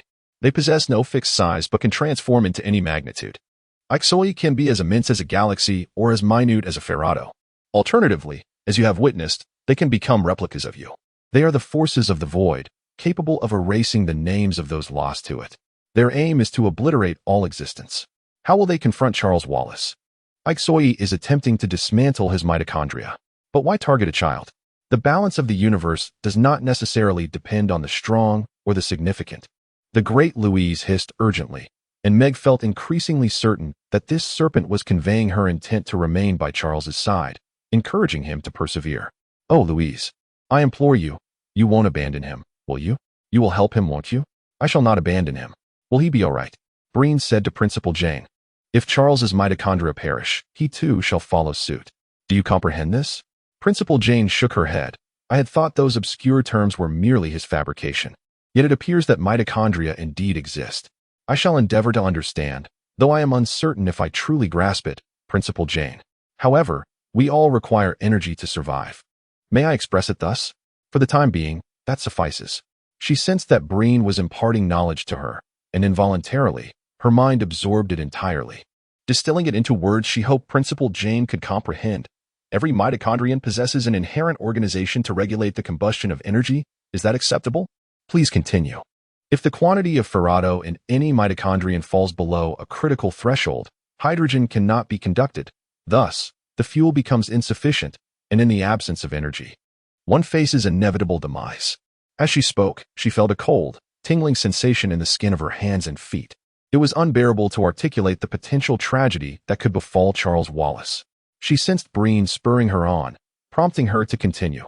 Charles's mitochondria are malfunctioning. I am uncertain of the specifics, as it is all beyond my understanding, but his ferrado is nearing depletion, perhaps due to self-destruction. No, not quite that. It seems as though they are reluctant to sing, yet that makes no sense. The crux of the matter is that Ferrado is on the brink of death, rendering his mitochondria incapable of producing sufficient oxygen. She paused, seething with indignation. Brenny, this is utterly preposterous. They are so minuscule that they are virtually invisible. How could they possibly impede their actions? You must enlighten us. How can we assist Charles? Brenny's voice remained composed. As unyielding as steel, you will soon discover. Discover what? Discover what you must do to overcome Ixoi. Child, you will understand upon your arrival. When? Where? To one of the mitochondria within Charles Wallace's body. Given Brenny's assertion, it was the only logical course of action for Meg, the sole endeavor that held any promise. If they were to save Charles Wallace, if his ailment was indeed caused by Ferrado, if Ixoi was rampaging within him as it did outside, then their only hope lay in shrinking down sufficiently to enter his mitochondria and ascertain the nature of Ferrado's predicament. Meg, it's a trivial matter of size, Kevin gently remarked. But is it possible for us to shrink to a scale comparable to that of the galaxy? Brenny chuckled. Size is entirely a relative concept. Regardless, Meg contemplated the small spore. They had conversed with Ferrado. No matter how she imagined it, she could not fathom Ferrado appearing in such a diminutive form. I am still unclear about the implications of all this. That signifies you are inexorably intertwined with what is to come. Principal Jenkins let out a groan. Breeny extended his arms, wishing to embrace everyone within his embrace. The mitochondria I am about to take you to is called Yada, the birthplace of the small spore. The small spore leaped about in agitation, incessantly expressing its indignation. Meg shouted at it. If you reside within Charles Wallace, if he is your galaxy, then there is no place more extraordinary than this one where you dwell. Louise transmitted her hissing sound to Meg, instantly pacifying her anger. From Louise's melodic voice, Meg once again received a projection of Charles, curled up in a blanket, as their mother lifted him to lean against a pillow, hoping to ease his labored breathing. Then, she pulled the blanket down, allowing Dr. Louise to listen to his heartbeat with a stethoscope. The doctor's expression was grave, and Meg understood she was suggesting it might be best to call Brutchewin. Oxygen. Meg cried out to the elder Louise and Breeny. Isn't oxygen able to help Charles? It may sustain him for a while. If the time comes, Dr. Louise will be aware of that. Tears welled up in Meg's eyes. Oh, Louise. Please take good care of him. Do not let him relinquish his will to survive. Principal Jenkins inquired, what sane person would allow a snake near a sick child? Doctor. Louise would, Meg asserted. I am certain she would, considering what she said the previous night in Mother's laboratory. Brini. Dr. Louise is also a teacher, correct? Brini nodded. The snake, Principal Jenkins murmured, the mitochondria. Exoe. Principal Jenkins gazed at her, adopting his most affected and pedantic tone, exclaiming, ah, the fulcrum of the universe. And Charles Wallace embodies this, does he not? At this moment, Charles Wallace serves as the pivotal point, does he not? Brandy nodded solemnly. So, what affliction has befallen his mitochondria and the spiral? He looked to Meg for an answer. She attempted to gather her thoughts. Principal Jenkins. Let us not forget your oft-repeated Franklinian adage. If we do not hang together, we shall surely hang separately. This suggests the interconnection among humanity, mitochondria, and the spiral, I surmise, as well as our planet and its relation to our solar system. We must coexist in harmony, otherwise, none shall survive. As she spoke, her voice grew fainter. Principal Jenkins shook his head. What can we do? What can we hope for? Then, in a fit of fear, he cried out, oh, it is over. A group of individuals had just witnessed a counterfeit Principal Jenkins rushing toward them, while Louise, arching her dark, coiled form, let out a terrifying shriek. Hurry! Brandy spread his arms wide, enveloping Principal Jenkins, Little Bump, and Kevin in his embrace. Bojanowski drew Meg into his wings, protecting her with the rhythm of his heartbeat, as if she were merging with the cadence of the cherub's pulse. Meg surveyed her surroundings. Before her loomed a colossal and rhythmically swirling vortex of wind and fire. Yet this tempest bore no resemblance to the cherubs. It danced with a coordinated and elegant grace, exuding an image of freedom and unrestrained joy and ineffable bliss. As the dance intensified, the movements grew swifter, the patterns became clearer and more vivid. The wind and fire harmonized in a rhythmic embrace, and as they fused, joy and song emerged spontaneously, melodies soaring towards the heavens, gathering in unison. Thus, wind, fire, dance, and song coalesced into a magnificent sphere of swirling, leaping motion. Meg heard Principal Jane's skepticism. What is that? To which Principal Jane retorted, isn't that rather diminutive? Small enough to fit in the palm of my hand. Following this was a huff of indignation. How large do you think I am? Cease pondering the matter of size. It is merely a relative and inconsequential notion. At that moment, Meg dismissed thoughts of size entirely. Her curiosity was directed elsewhere. Will this star be named Bojan? He will bestow a name upon it, said Karuber. Meg gazed in astonishment at the star, which indeed appeared small enough to grasp with her hand. Yet its brilliance was so fierce that even the emanating song felt like a part of the conflagration. She couldn't help but wonder, surely, I must now be as vast as the Milky Way. Subsequently, all thoughts merged into the radiance of melody and dance. Brenny's voice thundered, now is the time. She was once again drawn into Bojan's orbit, pulled into his fervent heartbeat, into the depths of his dark eyes, into the resounding no. She felt herself on the verge of being consumed by the flames. She sensed her body shaking violently to the boundless rhythm, twisting suddenly as she attempted to scream. Yet no sound escaped her lips. Pain surged through her entire being, unbearable for even another second, as if in the next moment, anguish would wholly erode her essence. It appears that Bojanowski has encountered a predicament. His heartbeat is erratic. She comprehends his words. We have just brushed past Ekosoi. Meg's breath comes in ragged gasps. She is aware that she is alive, yet it feels as though her very essence has been reconfigured. She knows she is Meg. However, upon opening her eyes, she finds herself engulfed in an impenetrable darkness, an eerie hue of blue-black obscuring her vision. She resorts to listening intently.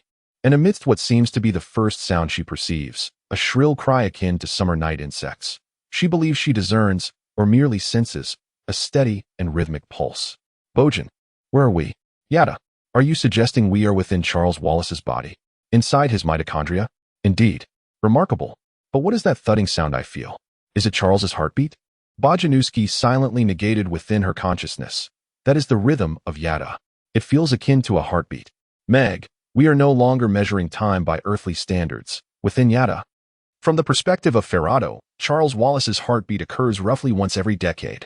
A chill envelopes her, her limbs trembling uncontrollably, completely unresponsive to her will. She blinks, striving to acclimate her eyes to the darkness. Bojan, I cannot see. In this body, no one can see. Meg. Here, vision is unnecessary. She interrupts him. Bojan. Brini. I cannot move. She senses Bojanowski residing within her thoughts. His thoughts were considerably more composed. He had recovered from the incident where he had alarmed her, causing her significant distress. Blajany did not accompany us. Why? Why is this a fatuous question?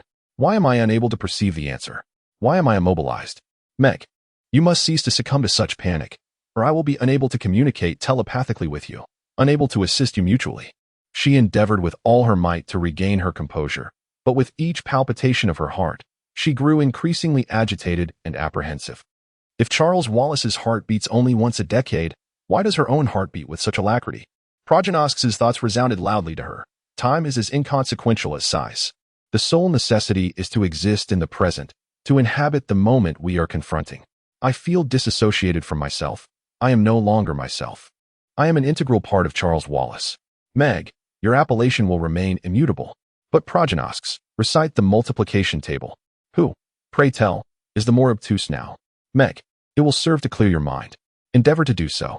I am incapable of reciting it. Her heart felt fractured and numb. She could not even recall how to enumerate from 1 to 10. 7 times 8. 56. She blurted out without deliberation. 2/3 multiplied by 5/7 equals? Her thoughts gushed forth. Lucidly, 10/21. What is the subsequent prime number after 67? 71. Are we now capable of cogitating in unison? The inquiry from Bojanowski was laden with profound concern.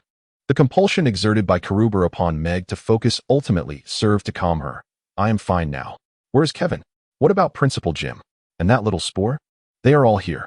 You will soon be able to communicate with them telepathically. But first, we must ascertain what the second test entails.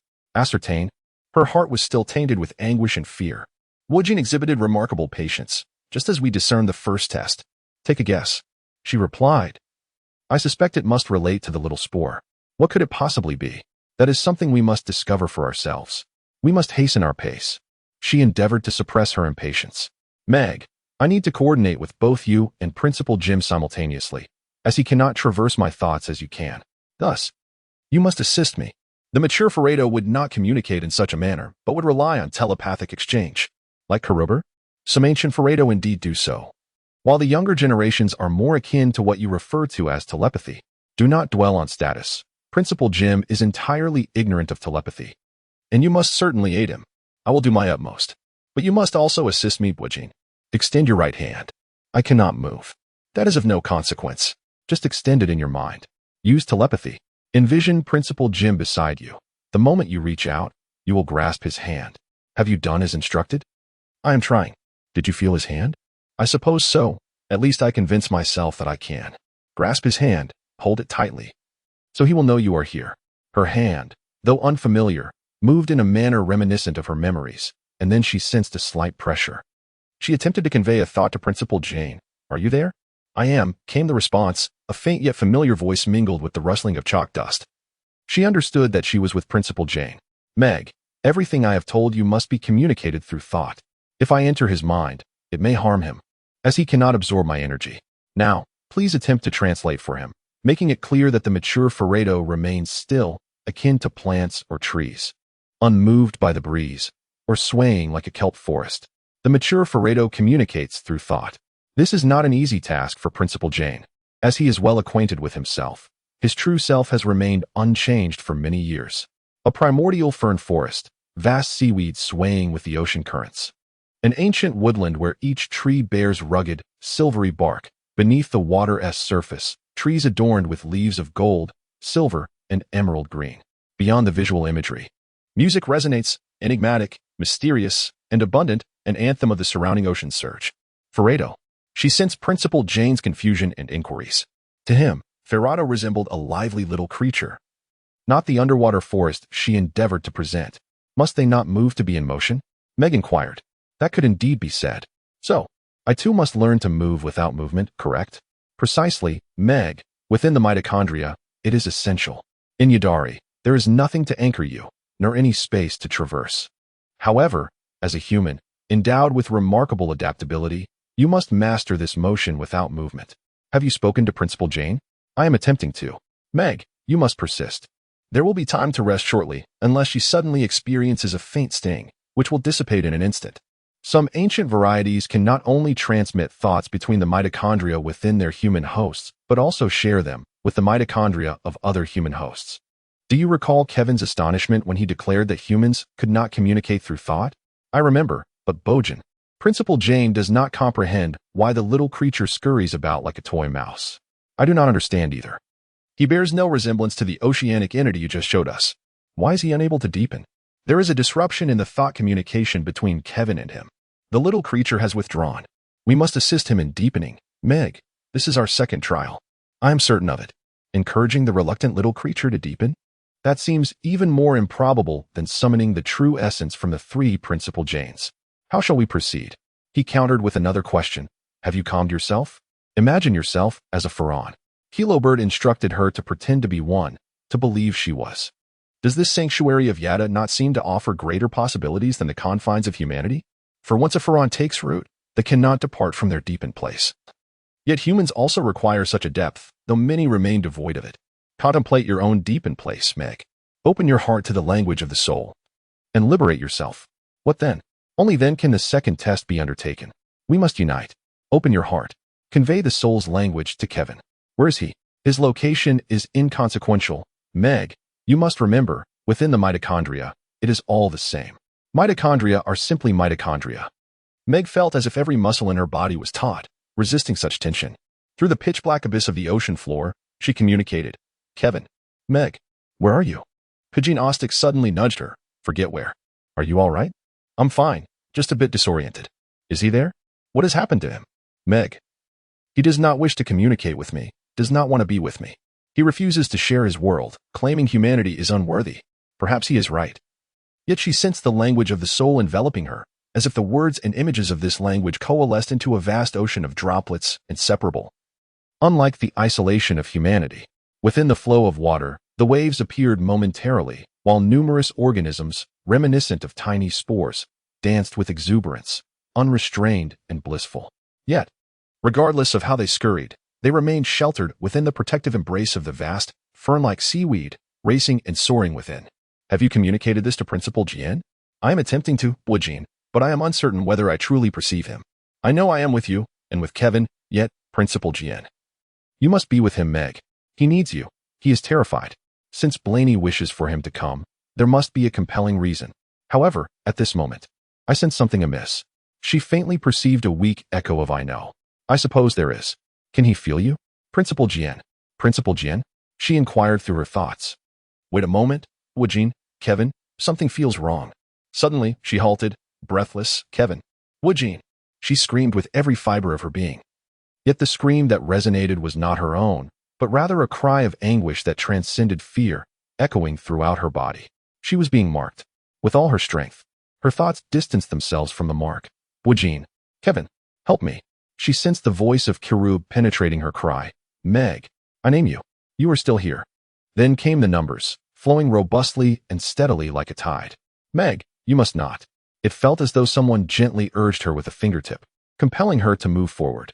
She endeavored to transmit her thoughts, striving to concentrate the voice within her heart, and ultimately managed to convey a beam to Bogdanowski and Kevin. What has transpired? She felt a significant upheaval before finally perceiving the words sent by Bogdanowski. Regardless of what had occurred, it was evidently distressing to Karuber. Eventually, he communicated. It seems that once is not sufficient. Just as you reached out to grasp Principal Jien, you instead clasped the hand of Principal Ikekshawoi. Now we have ascertained that at least one entity has followed us here. How did it arrive? Not through Principal Jien. Although it utilized his form. Perhaps it is Xiaobao. Xiaobao. Arrogance is often the fatal flaw of the evolving Ferrado. Xiaobao may be obedient to Ikekshawoi, but we remain uncertain. Kevin conveyed, Bogdanowski summoned numerous small Ferrado, which startled Ikekshawoi as Principal Jien, causing it to release you. So where is it? Where is Ikekshawoi as Principal Jien? Bogdanowski replied sternly, its location is of little consequence, Meg, yet it is indeed here, alongside us within Yada. Will it pose a threat to us? The entire Yada is engulfed in peril. Every mitochondrion within this human host confronts a crisis. This human host? What then? After another violent tremor reminiscent of a volcanic eruption, Boganowski finally responded, "We must not succumb to panic." At first, I was unaware, but later, Boken enlightened me. Upon hearing this, Kevin fell silent. She comprehended that he had concealed something from her. What has become of those little feral those that saved my life? A profound silence enveloped the atmosphere. Are they unharmed? Those feral those that alleviated Ixoi's distress and rescued me? No. A reluctant thought echoed from Kevin and Bokanowski. What has happened to them? Attacking Ixoi is not a prudent move. Did Ixoi mark them with a cross? No, Meg, it was they who marked themselves. That is an entirely different scenario. So what will become of them now? Bokanowski slowly conveyed through thought. I have never witnessed this before. I have heard of it, but never seen it firsthand. Now I have gained a deeper understanding. Feraldos, like stars, possess names. That realization is sufficient. You have told me nothing. Where have those little Feraldos that saved me gone? If they have marked themselves, then where are they now? She heard a faint voice. Their location is of little consequence. Meg, you must maintain contact with Principal January. The true Principal January. Your screams have reverberated throughout the entire mitochondria. I can only hope that Charles Wallace has not been harmed. She recoiled, then grasped something tightly. Uncertain of its nature, yet it felt akin to a lifeline. In a moment, she realized it emanated from the cherub, a flowing love, tangible and corporeal, allowing her to hold on firmly. Go, reach for Principal January. Bikino urged once more for him to be named. Observe how much heart's dialogue you can share with him. Remember, you must synchronize with his pace, rather than your own. Why? He does not permit us to connect. Lower your voice, Meg, Kevin conveyed through their heart's language. Such matters require more time from adults than from us, especially from Principal Jan, who has not entertained new ideas in quite some time. Yet, we are out of time. Charles Wallace, I mentioned that he would take longer than us, and that is a fact. However, sometimes adults can delve deeper if we exercise patience. We have no time to squander on patience. Meg, trust in Brini. There is a reason Principal Jan will be with us. Assist him. Follow Bikino's guidance. Bikino urgently communicated. We may need Principal Jan to facilitate the deepening of the little spore. Brini would not have sent him without cause. Meg, teachers always have their reasons. Meg, attempt to reach out to Principal January. She set aside her fears, opened her heart, and began to engage in heart's dialogue.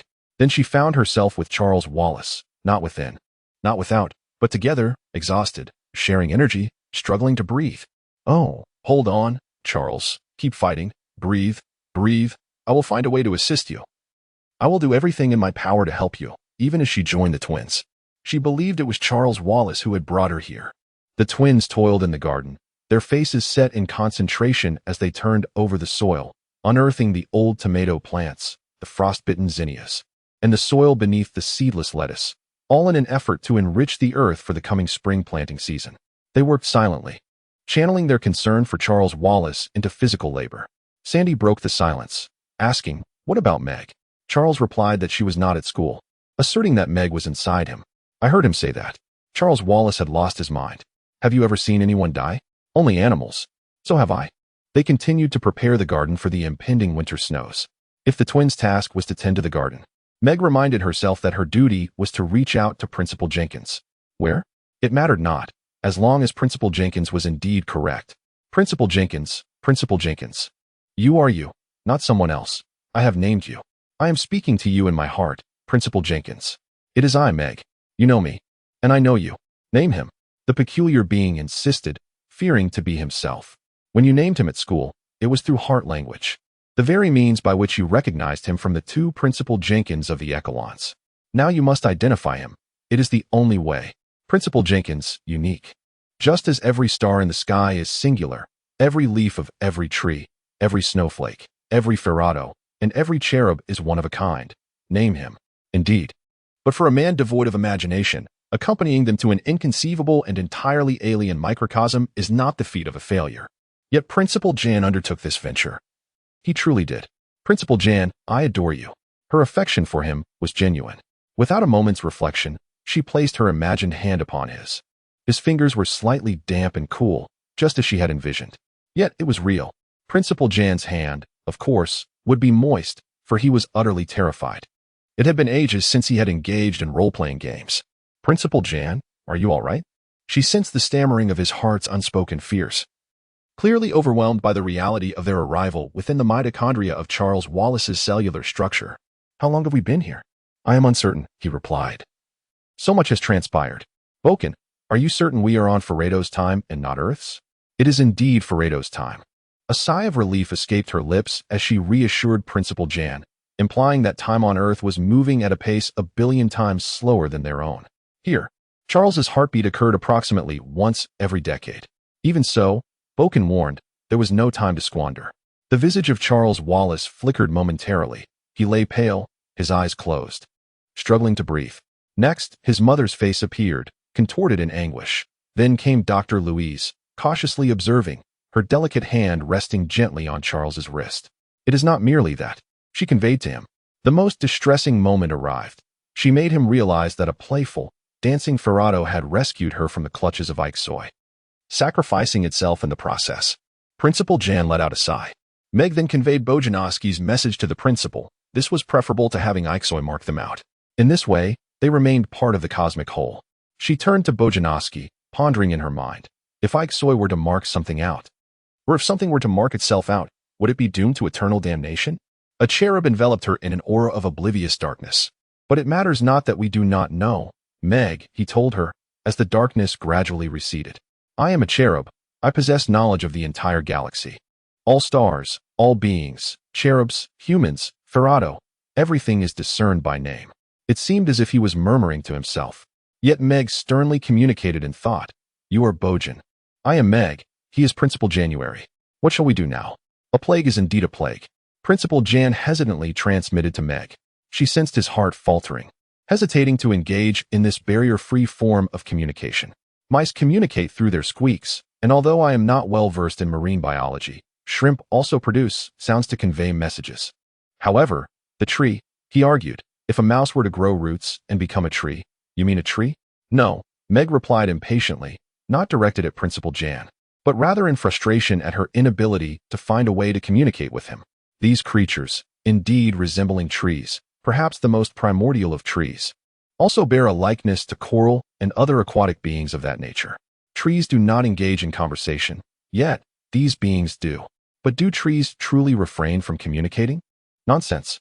Principal Jan, as you stroll amidst the woods, with the wind howling through the branches, have you never experienced that sensation? If you possessed the ability, would you not yearn to grasp what they are conveying? She sensed a faint tinge of regret in his heart's language, prompting her to evoke the sound of the wind rustling through the pine grove. "Close your eyes. It resonates like the sound of ocean tides." Despite our distance from the shore, from Principal Jan, she felt another cold current, for he remained oblivious to her intent.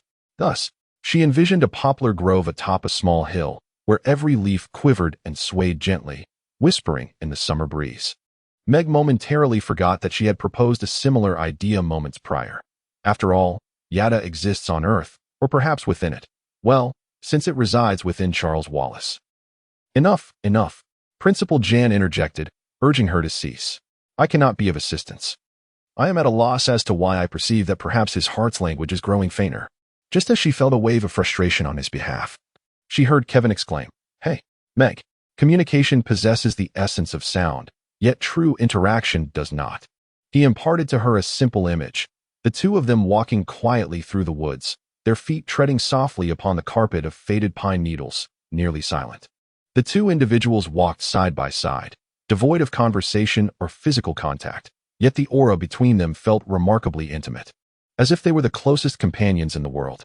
They ascended the slope, traversing through the woods until they reached the mountaintop, basking in the radiant sunlight. A few lacquer trees revealed their weathered trunks. The mountain laurel shimmered, its dark green leaves appearing almost ebony under the brilliant sun, encircling the grove.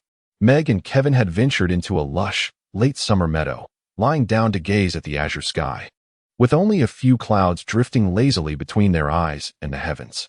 She recalled moments of pure joy, truly blissful, and beyond Kevin. She had also felt a profound closeness with others, including Charles Wallace, two bodies seemingly intertwined through the daisies and buttercups that separated them, merging into one as they reveled in the essence of summer and sunlight. That was the epitome of heartfelt communication. Principal Jenkins had never shared such an exchange with anyone, so rich and intense, a silence more potent than words. Kevin's vibrant and urgent thoughts broke through. The Wall Street Journal. What?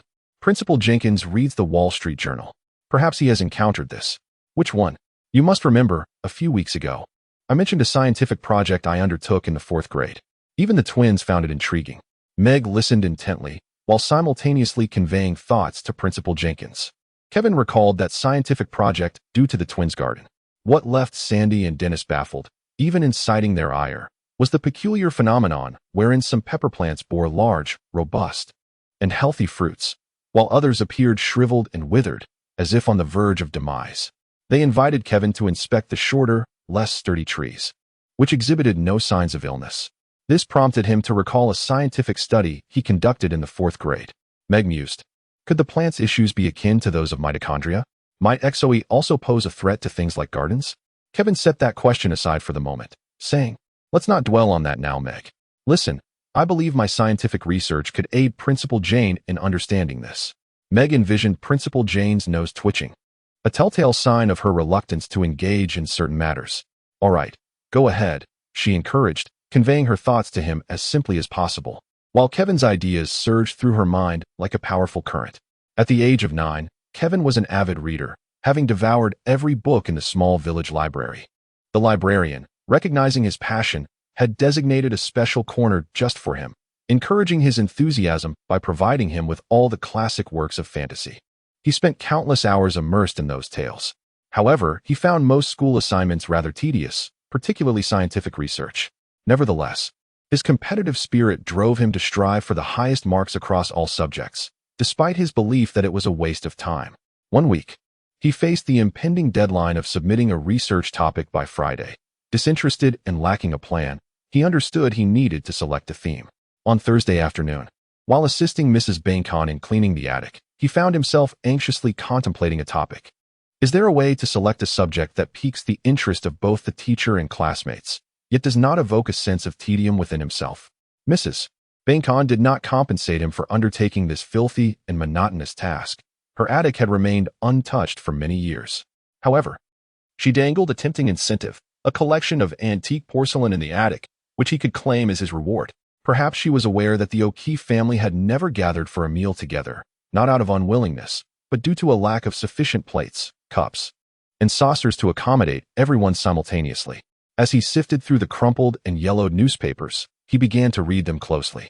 One particular piece was an old edition of the Wall Street Journal, with the date torn away, yet, judging by its brittle and soiled appearance, he knew it was quite dated. His attention was captured by an article detailing a series of experiments conducted by a biologist. This biologist harbored a notion that was considered heretical at the time, that plants exhibit proactive responses to stimuli. He intended to affix electrodes to the leaf of a healthy rhubarb, akin to those used in polygraph tests, to measure the intensity of its reactions. At this juncture, a corner of the newspaper had been torn off, preventing him from reading several subsequent lines. He then encountered a statement explaining that an electronic pointer would record the plant's responses on a graph. Much like an electroencephalogram captures brain waves or an electrocardiogram displays heart rhythms. The biologist spent an entire morning fixated on the pointer, only to observe it tracing a straight line across the paper. Silence prevailed, with no response. The needle remained steady, inscribing a straight line. The biologist contemplated. I shall provoke a reaction from this plant. I will scorch one of its leaves. Consequently, the needle traced frantic and erratic markings. Principal Jin's thoughts flowed distinctly towards Meg, tinged with mild irritation. I have perused that report, and I deem it utterly nonsensical. That individual is merely a lunatic. Kevin mused. Most scientific discoveries are the work of madmen or those perceived as mad. My parents are prime examples. Meg added. Only after their findings were validated did they gain acceptance as rational individuals. Kevin continued his silent reflection. Listen, the tale is not yet complete. I also encountered another article in those newspapers. Each time the biologist's aircraft took off or landed, the plant's warning needle would twitch anxiously. How could it possibly know? Meg inquired. It simply does know. But the distance is so vast, she countered. How could an ordinary homegrown yellow bristlecone be aware of events occurring hundreds of miles away? Why would it even care? Principal Jin's stern voice interjected. Distance is no less significant than size. As for caring, that indeed surpasses the realm of proof. Kevin chose to focus on the plant's reactions as his research subject. Unable to measure the plant's overall response, he resolved to cultivate 3 soybean seeds.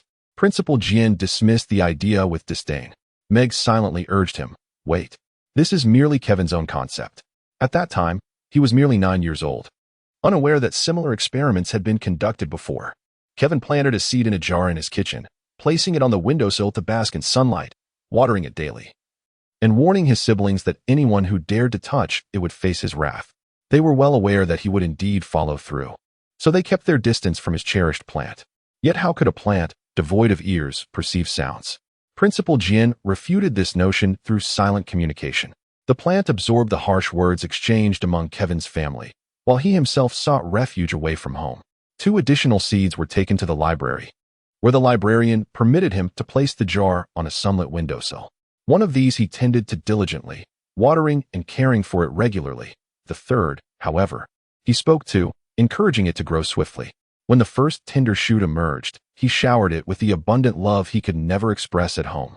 After school, he would sit beside this plant to complete his homework, and if no one was around, he would read aloud to it, sharing his thoughts. The seed planted in the Oakley household grew into a small, pale plant, reminiscent of the ailing pepper trees of its siblings. The second seed, nurtured regularly but without special attention, developed at a normal pace. Yet the third plant, the one to which Kevin bestowed his affection, flourished, growing tall and robust, vibrant and healthy.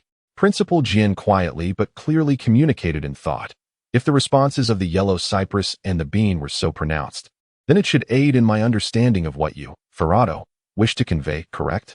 Kevin added, "Do you see? Distance is not an obstacle. They can understand one another and exchange messages. For them, distance simply does not exist." Principal Jian transmitted a wave of skepticism. So, if they are loved, they will flourish? If unloved, Xoi will take advantage of the situation. Now she hears the sound of tendrils in motion. That is the voice of the little sprout. They are clumsy and slow, just like all humans, yet you ultimately manage to enlighten them. Kirabel. Little mouse, my apologies. I am called Baganushi. Ferrado was not particularly pleased. I am little sprout, with a tone of reproach. Meg. Baganushi spoke to her profoundly. Do you realize what just transpired? You have grown closer to Principal Jian, have you not? I believe so. Yes. Yet, your bodies remain quite distant.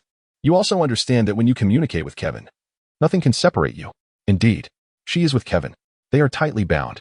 She can feel his radiant laughter, a rare phenomenon among 16-year-olds, capable of transforming sorrow into joy in an instant.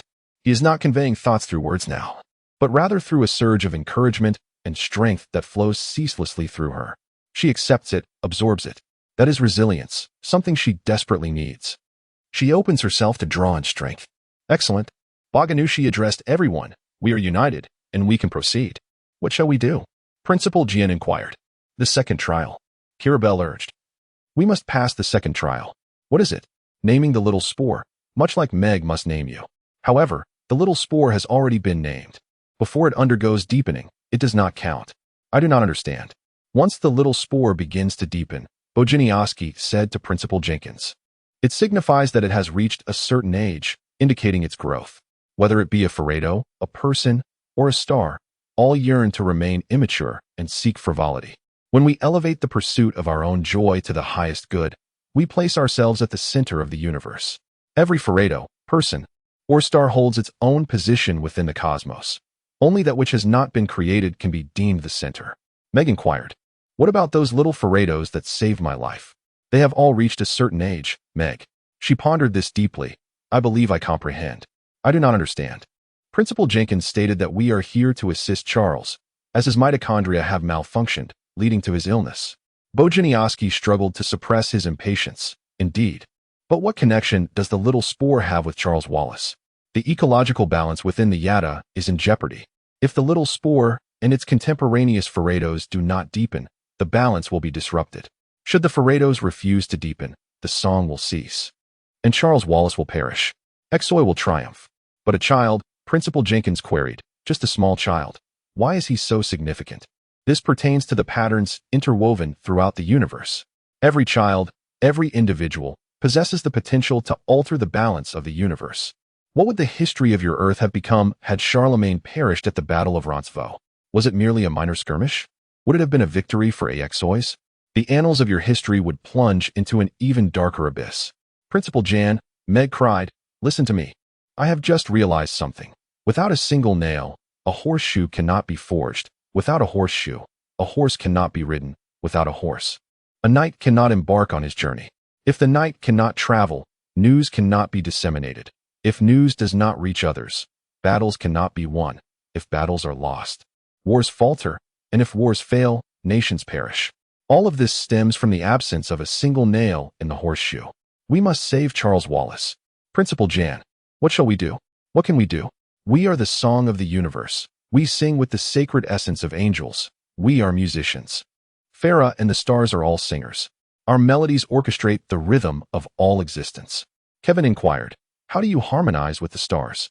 This question astonished them. With this very song, we sing together. It is our joy, our essence. But how can you know of the stars' affairs here? Here. Farah has sung alongside the stars. How could we be unaware of one another? You cannot see the stars. How could you possibly know of their existence? Farah was utterly perplexed. If Meg and Kevin could only communicate through visual imagery, then that was indeed their limitation. Farah had transcended the confines of corporeal vision. Indeed, Kevin remarked, I am acutely aware of our insignificance and the fact that we have scarcely harnessed the potential of our minds. We possess billions of brain cells, yet we utilize only the tiniest fraction of them. Principal Jian, with his coarse and monotonous reflections, added, I have heard it said that the number of our brain cells is identical to that of the stars in the universe, down to the last detail. Bojan, Meg inquired, can you recall all the names of the stars? How many are there? How many? Exclaimed the earthling. I have no idea, but you claimed your last assignment was to memorize the names of all the stars, did you not? I can indeed remember them, every single star within the Milky Way.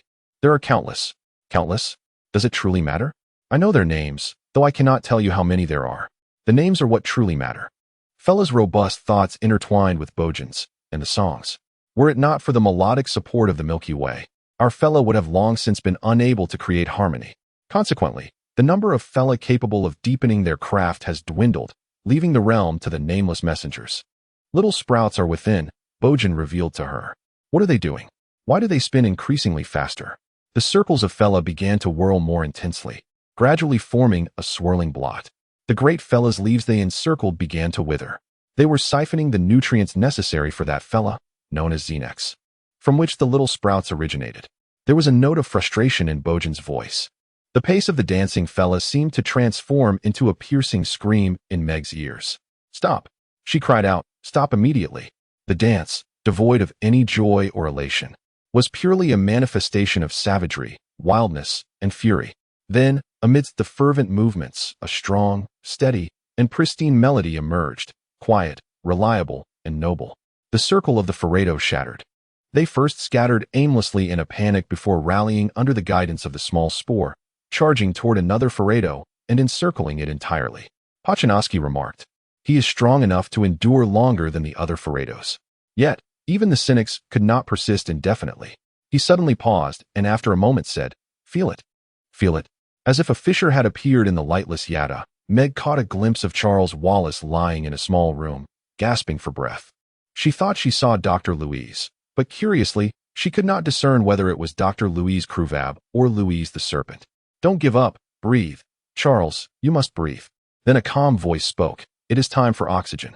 Just as you know the existence of the Milky Way in your galaxy. Did he know that Charles Wallace was ill?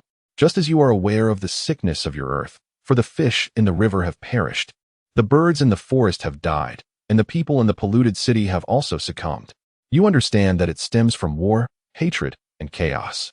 The cynics too knows that his mitochondria are failing because the Ferrado refused to deepen, and an increasing number of Ferrados are withering away. Listen, speak from your heart. A group of Ferullas raced around a solitary Ferule, its leaves withered and colors faded.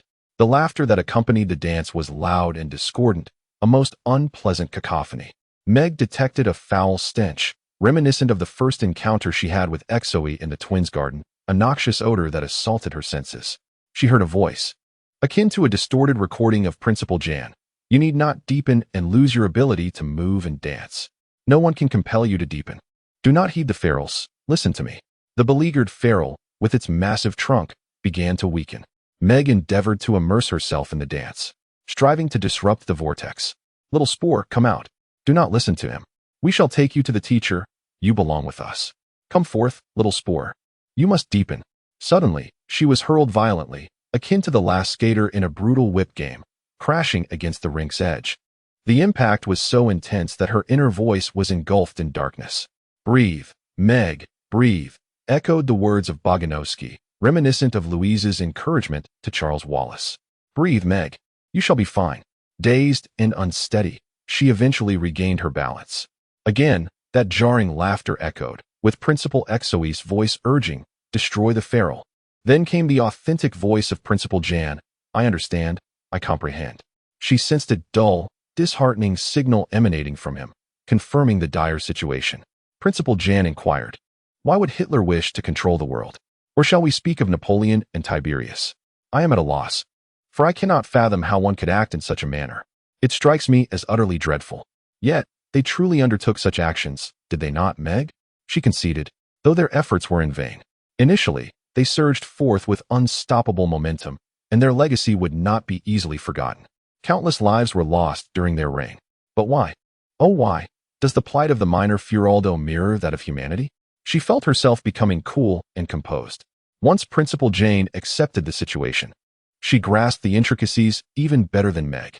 She inquired, what role does Exoe play in this? They are the puppeteers, are they not? Meg, in distress, turned to the oak-like calm and robust Senex. Yet it could not bend and sway as the oak does, adapting to the tempests. Senex, we have been sent here to assist, but I lack the strength to vanquish Exoe. I am powerless to prevent the minor Furaldo and others from slaying Farah. Oh, Senex, if they succeed, will there not be an end to it? Senex responded coldly and quietly. Indeed. How absurd, Principal Jane remarked. Yet, as far as I understand. Principal Jane continued, are we not but a minuscule part of Charles Wallace, so small as to be unmeasurable? Yes, if that is the case. Since we exist within or atop this mitochondria, if Charles Wallace is beyond salvation, then, well, we too shall perish. Thus, I fight not only for Charles Wallace, but also for Meg, for Kevin, and for myself. Meg sensed that Principal Jenkins had disregarded his own life and death, yet she was reluctant to burden him further with her concerns. We should not dwell on such thoughts. We must focus solely on Charles. The dark tendrils of the bogeyman entwined her mind. If you do not care for the little one, how can you convey your concern to Charles Wallace?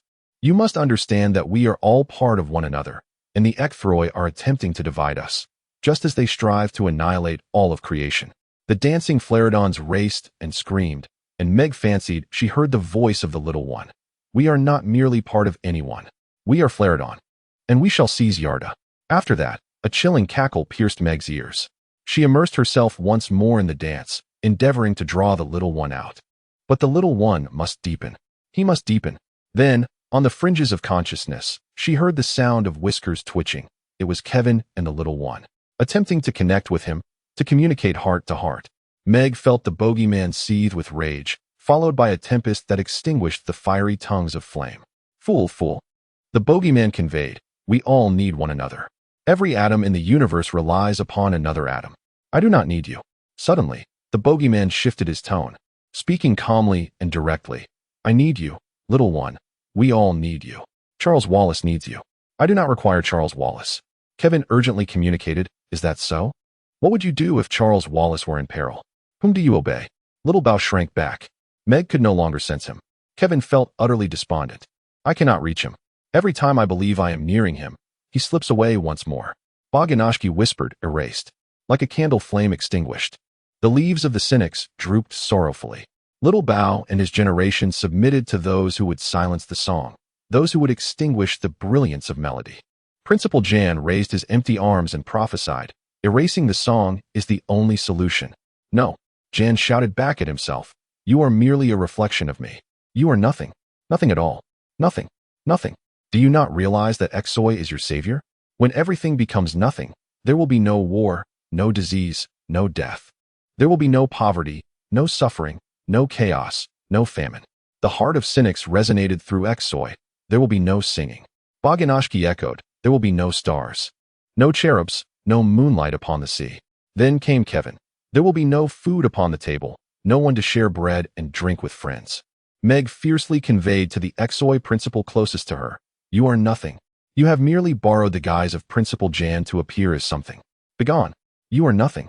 Then she realized that the true Principal Ike Soy was attempting to reach her. Nature abhors a vacuum. How to fill it? If Ike Soy is nothing, merely void, then the void must indeed be filled. While this notion holds truth, the method of filling it remains uncertain. First, Nix calmly suggested, perhaps you should not hastily endeavor to fill it. Perhaps you are still unaware of what is at stake. I know. It's a little boy. My brother. Do you know how he is? Nix conveyed a profound confusion. He felt the weight of the word brother, for all Pharaoh were, or had once been siblings. Yet, the notion of the little boy held no significance for him. I know my galactic host is ill, possibly near death. That is Charles Wallace. He is my little brother. To you, he may be a host as vast as the galaxy, but to me, he is merely a child, akin to the little Pharaoh. She shifted her heart's dialogue from Nix to the Pharaoh who had surrounded another Pharaoh, dancing wildly. This time, she conveyed her thoughts with caution. How could she ascertain which was the little Pharaoh? An Ike Soy principal hissed with laughter. It matters not. Nothing matters. A jarring plucking sound pierced the still-singing melody of the Pharaoh. Meg felt the mitochondria begin to tremble once more. Yada was in torment. Suddenly, she recalled the Pharaoh who had rescued her from Ike Soy when Bognostic had brought her into Yada. Not every Pharaoh has entrusted their fate to Ike Soy, nor have all those who resist Ike Soy marked themselves for her salvation. She began to cry out urgently, "Little Bao, Pharaoh, depart from Ike Soy. You will perish if you continue to leap like this. Come to the side of Xyonix and deepen your essence. It is your innate mission. Come." Some Pharaoh wavered. Others spun ever faster, shouting, "We need not deepen. That is merely an ancient superstition." Their song was so foolish, endlessly echoing glory, glory, glory. "We are the most glorious."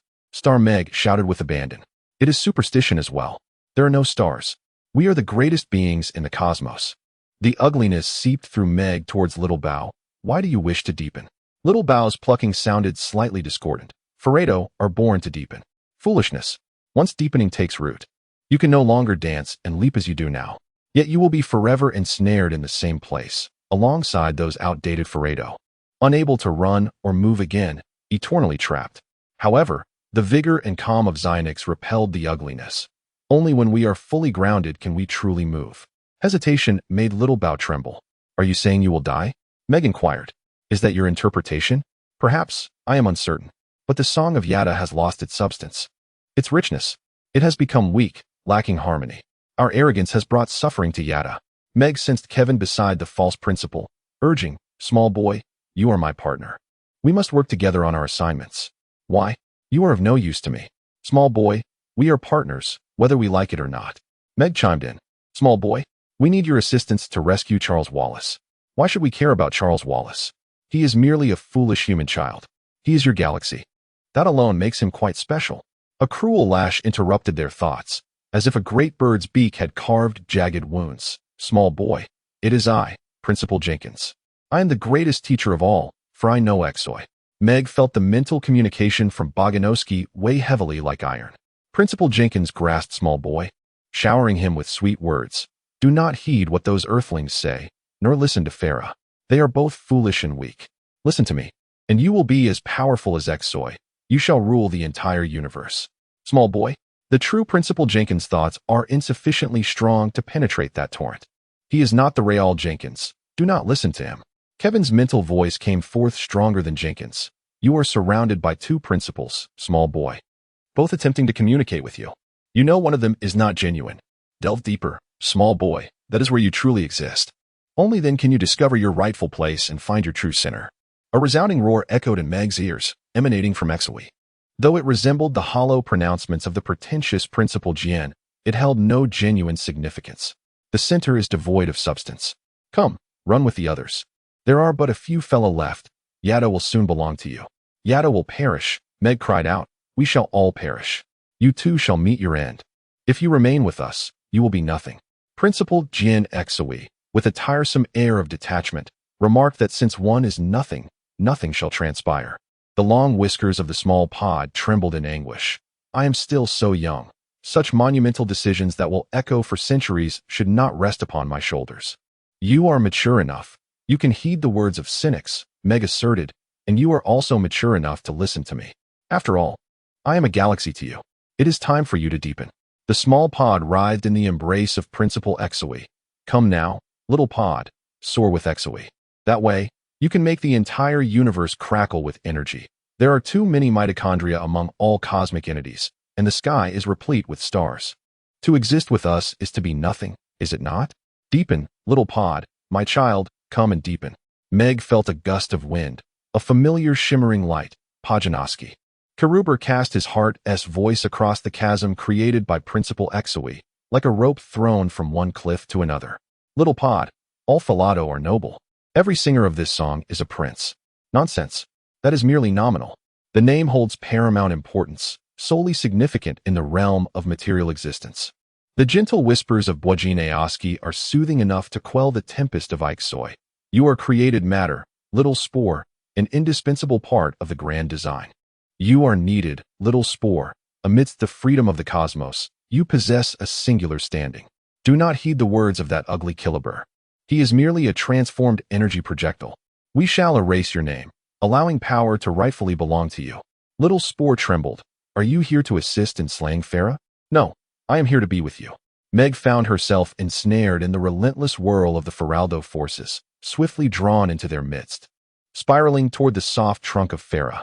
As she rekindled her vitality, the resurrected Farah caressed her with robust, rhythmic tendrils.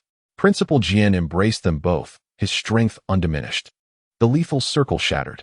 Kevin cradled little Spore in his arms, a tear cascading down his cheek. Meg turned to comfort him. As she transferred the heartfelt whispers from Principal Jien to Kevin, a new circle emerged, not of Feraldo, but of principles, encircling the authentic Principal Jien in a deadly formation. Meg hurried toward him, but it was too late. Principal Jien had already been ensnared. Meg cried out, "Deepen, little Spore, that is our only hope." The fragmented Feraldo floundered in confusion, while Bwajin Aoski extended unseen wings to envelop them, accompanied by a fearful strum. "Behold Ixoi." Bwajin Uski instructed that they were about to slay Principal Jien, just as they had previously conspired against their own Ferris. "You see, the truth is undeniable. Principal Jien." Meg exclaimed, "We must save him." "Oh, little bud, deepen your resolve. This is the second trial, and you must embrace it. For Principal Jien? For yourself. For all of us. But why must Principal Jien endure this? Does he not comprehend the peril that awaits him? Of course he does. He is doing this to save us, to rescue us all," Kevin added. "Ixoi has him now, little bud. They will kill him. What will you do?" Little bud turned to the Senex, the Ferris that had brought him into existence. He extended his diminutive green tendrils towards all the Ferris. "It is time to deepen," he declared. At that moment, she felt Bwajin Uski's insistence pressing upon her recklessness. "Meg, have you forgotten? We have 3 trials." The joy that had enveloped her faded abruptly. The counterfeit Principal Jien's circle spun frantically around the true Principal Jien, drawing ever closer. Meg heard a piercing scream, a high-pitched wail that morphed into a terrifying, triumphant laughter. It was emanating from Principal Jien. There was only one Principal Jien left. The spiral of Ixoi had vanished. They had infiltrated the prey's essence. Bwajin Uski's silent thoughts sliced through the tension. Ixoi had captured him. We must ensure his escape. Ixoi, the counterfeit Principal Jien, advanced towards the group, and the acrid, familiar stench assailed Meg with ferocity. A repugnant thought resonated, layered over the metallic, grinding sounds with Principal Jien's tone. Nonsense. Of course, Ixoi did not capture me. I am Principal Jien. The reason I absorbed Ixoi within me is that they are indeed correct. The void is not Ixoi, but rather, it is I. They fill me with an exuberance derived from the depths of the abyss. Come, let me mark you out. Come to me, draw near. Principal Jien's thoughts pierced like a screwdriver. We all know life is devoid of meaning, Meg.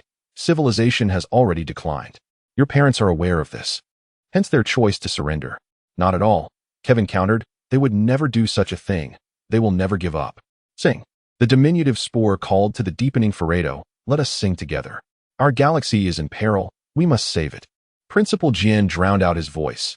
There is no hope in this world save for extinction. Let us hasten our pace. Meg screamed through the piercing drill of despair. Principal Jien, you must not. Stop. Meg felt a sharp, wrenching pain once more, every muscle protesting vehemently. Then, a brilliant scene flickered and vanished, revealing Kevin straining to hold back Principal Jien, his robust figure grappling with the suddenly formidable Principal Jian. Jian's slender, frail arms struck Kevin like steel springs, but Kevin, agile, evaded most of the blows, desperately attempting to seize Jian's wrist. Yet, his wrist transformed into a claw. Vanishing into the void, Kevin was left empty-handed, having caught nothing. Meg heard Ike Soyi's shrill laughter, while Principal Jian struck Kevin with a lightning-fast punch. A crimson darkness enveloped Meg, and Kevin stumbled, drawn into the vortex of Ike Soyi and Principal Jian. Yet, Kevin's figure, swaying beneath the blow, regained its balance and steadied itself, only to vanish. The image faded, but Kevin remained with her, becoming a part of her very essence. Her understanding of him transcended mere sensory perception, reaching into a realm beyond imagery. Now, the Kevin who communicated with her heart bore no red hair or freckled face, nor did he possess those eager blue eyes and radiant smile. She no longer heard that typically low voice, occasionally cracking into higher notes. All of that was gone, only Kevin lingered. Then, she sensed Bogdanowski attempting to draw her attention. Reluctantly redirecting her thoughts to him, "Meg, I can assist Kevin, but I am powerless against Principal Jian. Perhaps you have a way. Try to locate him. Perhaps only you can connect with him." She hesitated. Once she approached Ike Soyi, would his torment return to her? This time, there was no little Ferrado to rescue her. She felt incapable of exposing herself to such anguish, while Principal Jian was ensnared in the deathly whirlpool for her sake. The very reason Principal Jian's body was invaded was due to his love for her. With a soft sigh, she accepted the obligation she bore. Thus, she turned her thoughts toward Principal Jian, despite not knowing in which terrifying corner of Ike Soyi's transformation he resided. Principal Jian. She projected her thoughts toward him with all her might. Now she no longer sees that light brown hair, the same mouse-brown tresses as her own, nor the pair of eyes, stepping into middle age, behind the calloused frame, nor the shoulders lightly dusted with dandruff. What she perceives is something deeper, more authentic, transcending the senses, something truly belonging to humanity. She is beside Principal Jian, just as she is alongside Kevin, whose significance in her heart is so profound that she cannot even whisper to herself how vital he is. Like Kevin, Principal Jian is also authentic. And she is with him, communicating with him through the very essence of her being, from the depths of the XOE variant. He struggles to articulate a single phrase, repeating it over and over until she finally hears a line he has uttered before: "Nature abhors a vacuum." This is the sole expression he manages to voice. She clings to this statement. If XOE is nothing, and Principal Jian now exists in a void, if Kevin is crossed out and thrust into that emptiness, fill it. Fill it. Kevin desperately communicates. From his thoughts emerge vivid images. Charles Wallace, pale and breathless, Meg's parents standing by his bedside, Dr. Louise administering oxygen. Fortinbras lying across the threshold, as if to obstruct the entrance of death into the room. Fill it. She is engulfed in a chilling despair. Boggin. Boggin. What should I do? Her frantic thoughts echo. Boggin, we have passed the first test. I have named Principal Jian. We have also surpassed the second challenge. The small spore has deepened. Can we not conquer the third? Kevin is on the brink of collapse. Should I enter Ike Soyi? Should I do that? If I fail, what will you do? She knows. She is acutely aware of how Boken will react. Pain. It has returned, just as she anticipated. Agony. The blood-red torment assaults her vision. And Charles Wallace feels her suffering as well. He watches his small frame convulsing in distress, his parents rendered powerless. They strive to embrace him, the Moise, Dr. Louise, and the serpent, all yearning to hold him tightly, to support this body that has endured so much anguish. Fortinbras stands at the doorway, roaring, his fur bristling. Ike Soyi. Meg's thoughts are feeble, nearly obliterated by pain. Principal Kevin Jenkins, do not confront Ike Soyi. Help me fill them. It is so cold, colder than ice and snow, so frigid that the thermometer has shattered, colder than the purest void of outer space. The coldness utterly annihilates her into nothingness, cold and painful. She struggles. You cannot erase me, Ike Soyi. I will fill you. Cold, black, hollow, nothingness, void, zero, Ike Soyi. And then, it is Bokanowski. A roar, a gust of wind, a flash of fiery light sweeps through the icy expanse, shattering and igniting the cold and the pain. Bokanowski is being erased. Wings, each pair unfurling to their fullest extent. Eyes, every eye opening and closing, then reopening, gradually becoming blurry. Oh no. Come out quickly. No. Flames. Smoke. Feathers dancing in the air. Bokanushki lunged into the vacuum of Iksoy with the robust form of a cherub, while Principal Jane, Kevin, Meg, and Charles Wallace were marked for elimination. Wings radiating with brilliance, a tempest surged forth, a cacophony reminiscent of the world's hurricanes converging in a fierce clash. "Boken!" she cried, her heartfelt thoughts resonating throughout Yada, and in that moment, she grasped her purpose. What she had to do was akin to Principal Jane breaking through the frenzied circle spun by frayed, embracing her in a protective hold. She must withstand Iksoy. She must grasp Jane, Kevin, and Charles Wallace, preventing Iksoy from seizing them. "Meg, hold them tightly," she urged, extending her hands toward them. Reaching out into the chaos that Iksoy spread, tearing the cosmos into nothingness. Size was inconsequential. She could embrace each one of them. Charles, Kevin, Principal Jane, and the newly ignited star. "I have you," she proclaimed. "I love you. I name you. I name you. Iksoy, you are not nothing, you are simply you." A tiny white feather, not truly a feather, floated amidst the cold. "I name you, Iksoy. I name you, Meg. I name you, Kevin. I name you, Principal Jane. I name you, Bokanushki. Be yourself. Be the butterfly and the beast. Be the galaxy and the grasshopper, the stars and the sparrows. You are significant. You are you. Be yourself. Create caterpillars and comets. Make porcupines and planets. See sand and the solar system. Join us in song. Dance with us. Laugh with us. For the glory of all beings. Seagulls and seraphim, earthworms and angels, chrysanthemums and cherubim. Oh, cherubim, be your true self. Sing for the glory of life and the radiant love of all creation. Join us in song. Dance with us. Be your true self. These are not merely her words. They echo the sentiments of the Senex, the deepening spore, and all the singing Farah.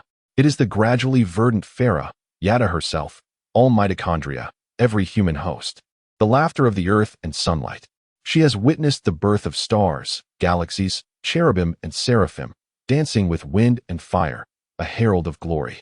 Iksoy, you are named. You are in my embrace. You are no longer nothing. You are yourself. You are fulfilled. You are me. You are Meg. Meg. In her arms is Charles Wallace. Where is this? The location is inconsequential. Here is here. This is the room familiar to Charles Wallace, Meg, Kevin, and the true Principal January. There were the Moise, along with Dr. Louise, her stethoscope gently swaying before her neck, appearing quite disheveled and utterly exhausted, yet radiant with joy. The twin brothers, Dennis, with dirt smeared across his face from the garden, and his brother, equally soiled, bore the weary countenance of labor.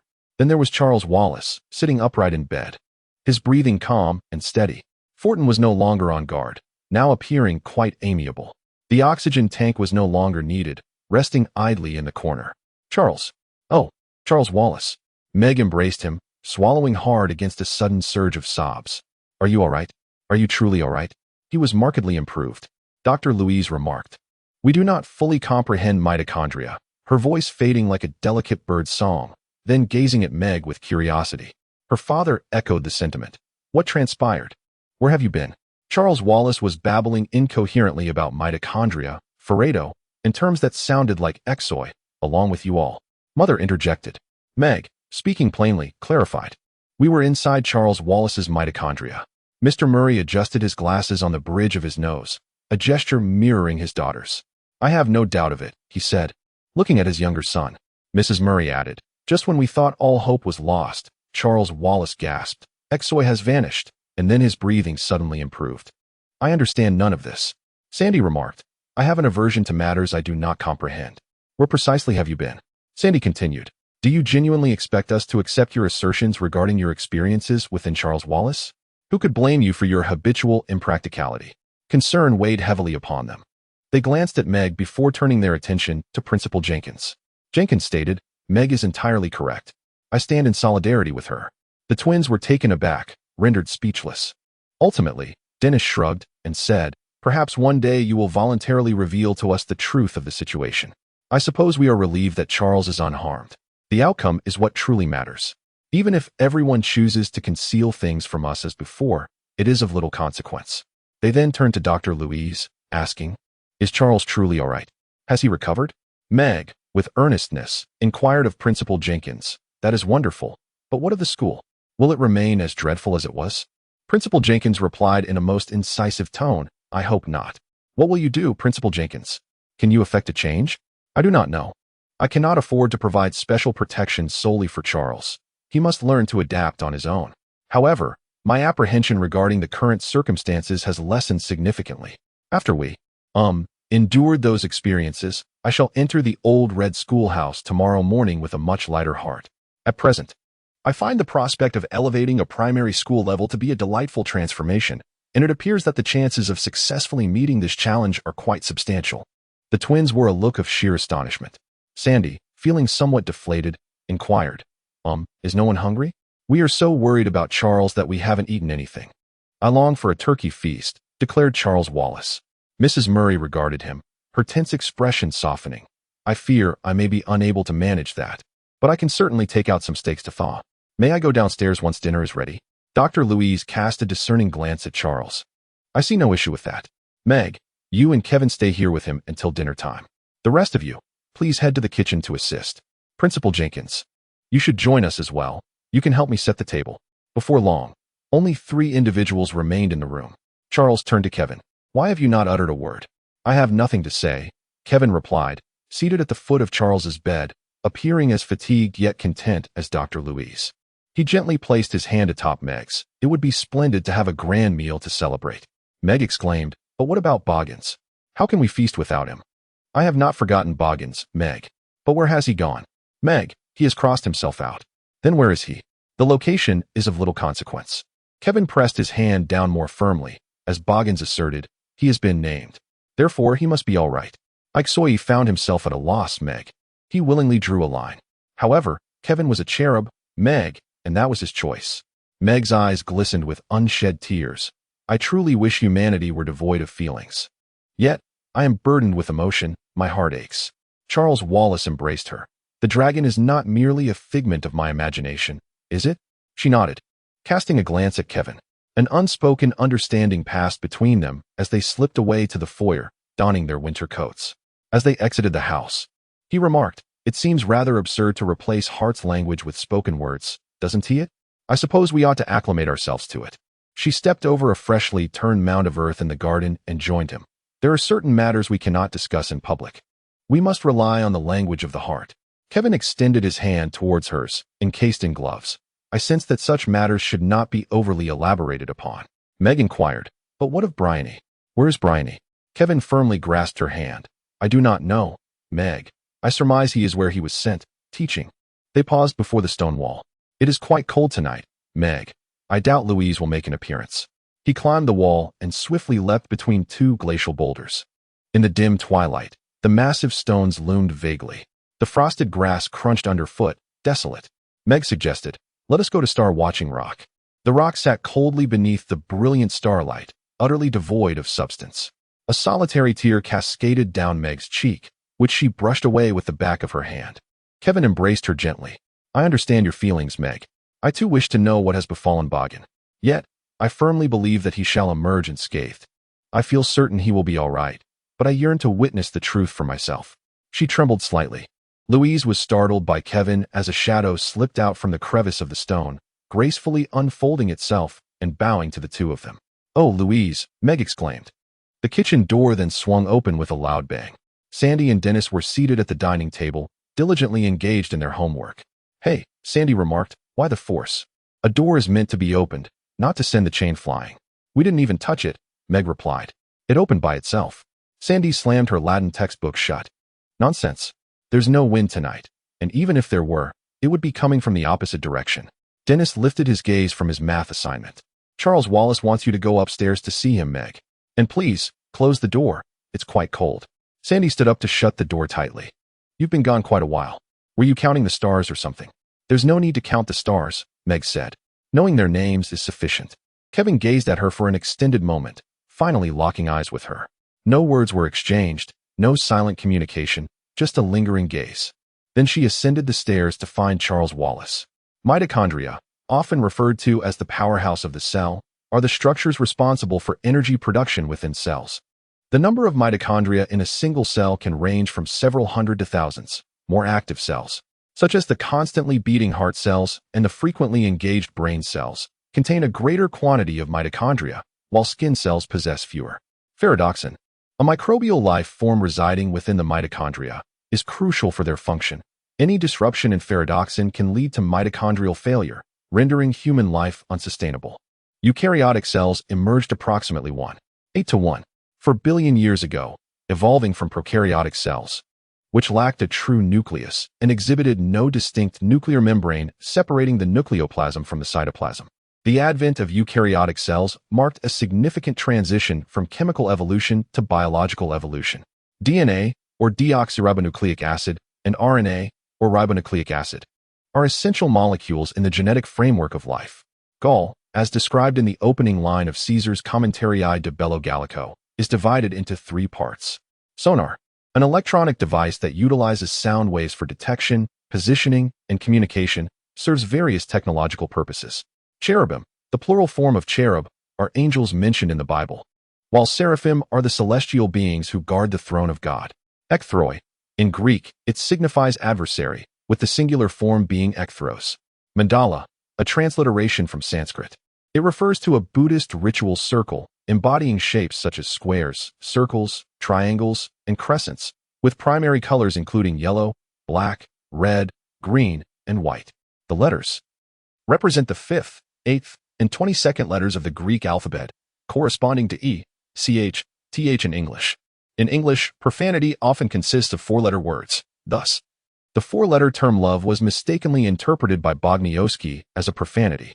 Fathom, a unit of measurement for water depth, equivalent to 8,288 meters. The whip game, a perilous activity utilizing centrifugal force. Tiberius, the Roman emperor who reigned from 14 to 37 A.D. Tarantella, a lively, whirling dance. Chapter 1. In this moment of destiny, the grand kitchen of the Murray household radiated warmth and brightness, its curtains shielding against the night and the northeastern rain outside. The chrysanthemums on the dining table were arranged by Meg Murray O'Keefe, their vibrant yellow and soft golden petals adding a touch of brilliance to the room. The enticing aroma of roasting turkey wafted from the oven as Meg's mother stood by the stove, stirring the gravy. "What an honor, dear sister, wouldn't you agree?" Sandy inquired. "Indeed, it is quite remarkable. And how are you, Mrs. O'Keefe?"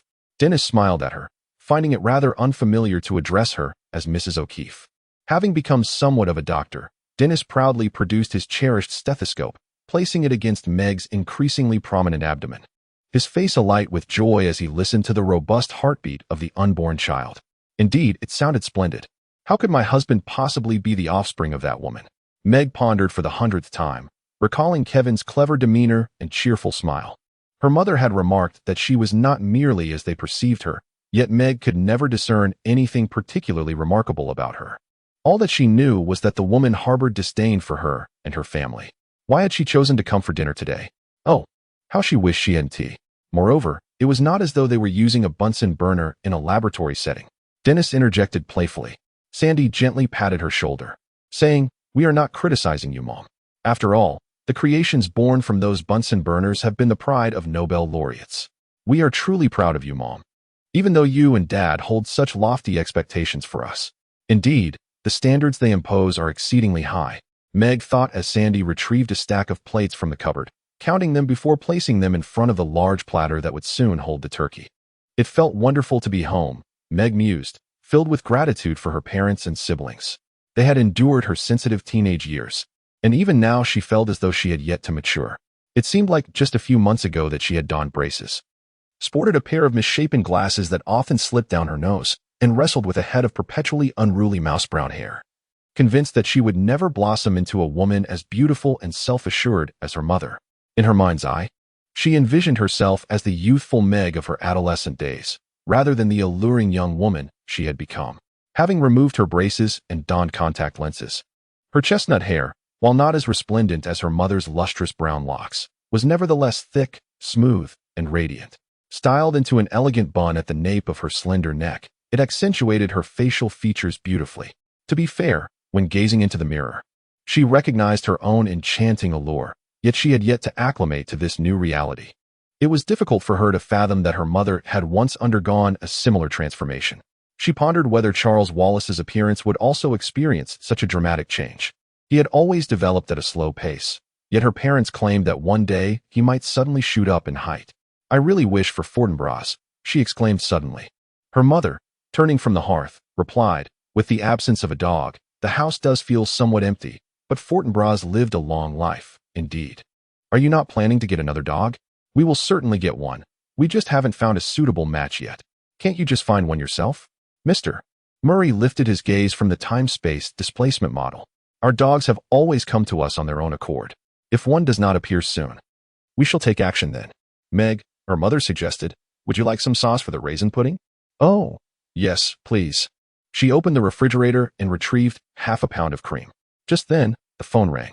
I'll get it, she said, walking towards the phone while carefully pouring the cream into a small mixing bowl. Dad, it's for you. It seems to be the White House. Mr. Murray quickly took the call. Hello. Mr. President, good day? He chuckled, but Meg soon observed that the smile on her father's face quickly faded, replaced by another expression. How to describe it? Void, she mused. The twins ceased their chatter. Mrs. Murray halted her movements, the wooden spoon resting on the edge of the frying pan. Mrs. O'Keefe continued to gaze sorrowfully at the flickering flames. Charles Wallace appeared utterly engrossed in the model of interdimensional travel. Dad is still listening, Meg thought. The president is still speaking. She involuntarily shivered. Just a minute ago, the room had been filled with lively chatter, yet now everyone had fallen into silence, their actions suspended. She listened intently, her father's voice still pressed close to her ear. His expression was grave, the lines of laughter etched deeply. Raindrops pounded against the window. It should have been snowing by now, Meg pondered. Something was amiss with the weather. Mr. Murray remained quietly attentive, his silence permeating the entire room. Sandy, who was about to open the oven door to baste the turkey, stood frozen in place, half-crouched, staring at her father. Mrs. Murray slowly turned, one hand brushing away the white strands that had grown at her temples. Meg opened the drawer and grasped the mixer tightly. It was not surprising that Mr. Murray received a call from the president. He had been the White House's advisor on physics and space travel for many years. Although he had engaged in numerous serious discussions with the president, Meg sensed that this time was different. The warmth of the room seemed to dissipate, and the light dimmed. Dennis, still holding the utensils, inquired, "What did he say?" Her father shook his head, remaining silent. Sandy closed the oven door. Dad? Meg cried out, Dad, we know something is happening. You must tell us. Please, she cradled her abdomen. Are you suggesting nuclear war? The family clasped hands simultaneously. Mrs. Murray extended her hand towards Mrs. O'Keefe. But Mrs. O'Keefe shut her eyes, unwilling to join in. Is it that mad dog, Blangillo? Indeed. The president believes this threat is no jest. We have no choice but to employ anti-ballistic missiles. To strike such a small territory with missiles? Wisbug is no smaller than Israel, and Blangillo has formidable allies. Does he truly possess the means to actualize this threat? Mr. Murray expressed certainty. Are we to issue a red alert? Sandy inquired. Yes. The president stated we have 24 hours to avert tragedy. I have never heard him so desperate. He is not one to easily concede defeat. Meg's face drained of color. Doesn't that equate to the end of the world, the conclusion of everything? She glanced at Charles Wallace, but he was nearly as indifferent as Mrs. O'Keefe. The connection she once shared with Charles Wallace felt distant at this moment, and Kevin was miles away, instilling a sense of fear within her as she turned to her father. He did not deny it. This is no jest, Mrs. O'Keefe, Mrs. Murray elucidated. My husband has been consulting for the White House for many years. I had no idea he was. Mrs. O'Keefe shot a sardonic glance at Mr. Murray, a politician. He is not involved in politics. He is a physicist, and the president requires scientific information, hoping that it may come from someone he trusts, without allocating funds to any particular programs or supporting specific political figures. My husband shares a particularly close relationship with the new president. Having said that, she ceased stirring the gravy, reaching towards her husband as if in prayer. But why? Why? Everyone is acutely aware that a nuclear war would only lead to mutual destruction. Charles Wallace lifted his head. El Rabioso, that is his nickname. The mad dog Brangillo. To label a lunatic who instigates a bloody coup to overthrow a democratic government as El Rabioso is most fitting. He has truly lost his sanity, entirely devoid of reason.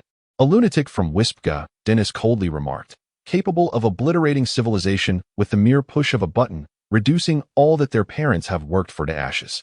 Why can't the president make him see the reality? Sandy added fresh wood to the fireplace, as if seeking hope from the warm glow. Dennis continued, if Brangillo were to launch missiles, humanity might face annihilation. Sandy furrowed her brow suddenly. Perhaps it wouldn't be so dire. Even if there are a few survivors scattered across the vast mountains or deserts, the pervasive radioactive fallout would induce mutations. The president must make him understand this truth. No one wishes to bear the harrowing costs of war. The president has not failed in his attempts, Mr. Murray stated. But the nickname Mad Dog Brangelo is not merely a jest. Even should he fall, he would take all of humanity down with him. Mad Dog Brangelo perceives this as a punishment, believing it to be a pure manifestation of the retribution we deserve. The Western world has excessively consumed energy that does not belong to humanity and has misused the planet's resources. Thus, severe penalties are warranted. Mr. Murray asserts that we must take responsibility for the grave oil shortage, rampant deforestation, and the destruction of the atmosphere, and he demands that we pay the price. Indeed, we cannot absolve ourselves of culpability, Sandy remarks, yet if he insists on us bearing the cost, then Wispka must also endure an equally steep price. Mrs. O'Keefe, her hands lined with age, reaches toward the flames. In terror, in this fateful moment, she murmurs. Meg attempts to catch her mother-in-law's gaze, but Mrs. O'Keefe turns her head away. Thus, Meg turns to everyone and says, I know this is selfish, but I truly wish Kevin had not gone to London to present his paper. I wish I could be with him. Perhaps I should give him a call. Charles Wallace breaks his silence. It has not yet occurred. Nuclear war has not transpired, and missiles have not launched. As long as it has not happened, there remains a chance to avert it. A flicker of faint hope crosses Meg's face. If we are like the other nations of the world, she wonders, would it perhaps be better not to witness the sunrise tomorrow? We are utterly unprepared for this. In this fateful moment, Mrs. O'Keefe murmurs again, and upon noticing someone gazing at her, she immediately turns away. But we must endure, Father states with resolute tone. Quickly set the table. Dennis, could you pour the drinks? This time, no one listens. Sandy sought to alleviate the tense atmosphere and remarked, do you all recall the last time Mother placed the oat cakes in the frying pan to bake over the Bunsen burner? It's not as if they were inedible. What do you mean inedible? Dennis retorted. Indeed, your appetite is insatiable. All right, it's time to sit at the table, Mrs. Murray announced. Once everyone took their seats, she instinctively reached out her hands, and thus the family, including Mrs. O'Keefe who sat between Mr. Murray and Meg, formed a circle around the table, holding hands. Charles Wallace suggested, let us sing Grant Us Peace, for this is precisely what we seek at this moment. Sandy, you should start, Meg urged. Your voice is the finest. Then came Dennis, followed by Mother, Father, and lastly me. They sang in succession, repeating the refrain, Grant us peace, grant us peace, grant us peace. Meg's voice trembled, yet she managed to sing until the very end. As the dishes were placed upon the table, the family fell into a profound silence, replacing the former lively chatter with quietude. How peculiar, Mr. Murray remarked, that the greatest threat arises from an obscure dictator in a small South American nation. Meg, would you like some white meat? Mrs. Murray inquired. I recall my mother mentioning that, many springs ago.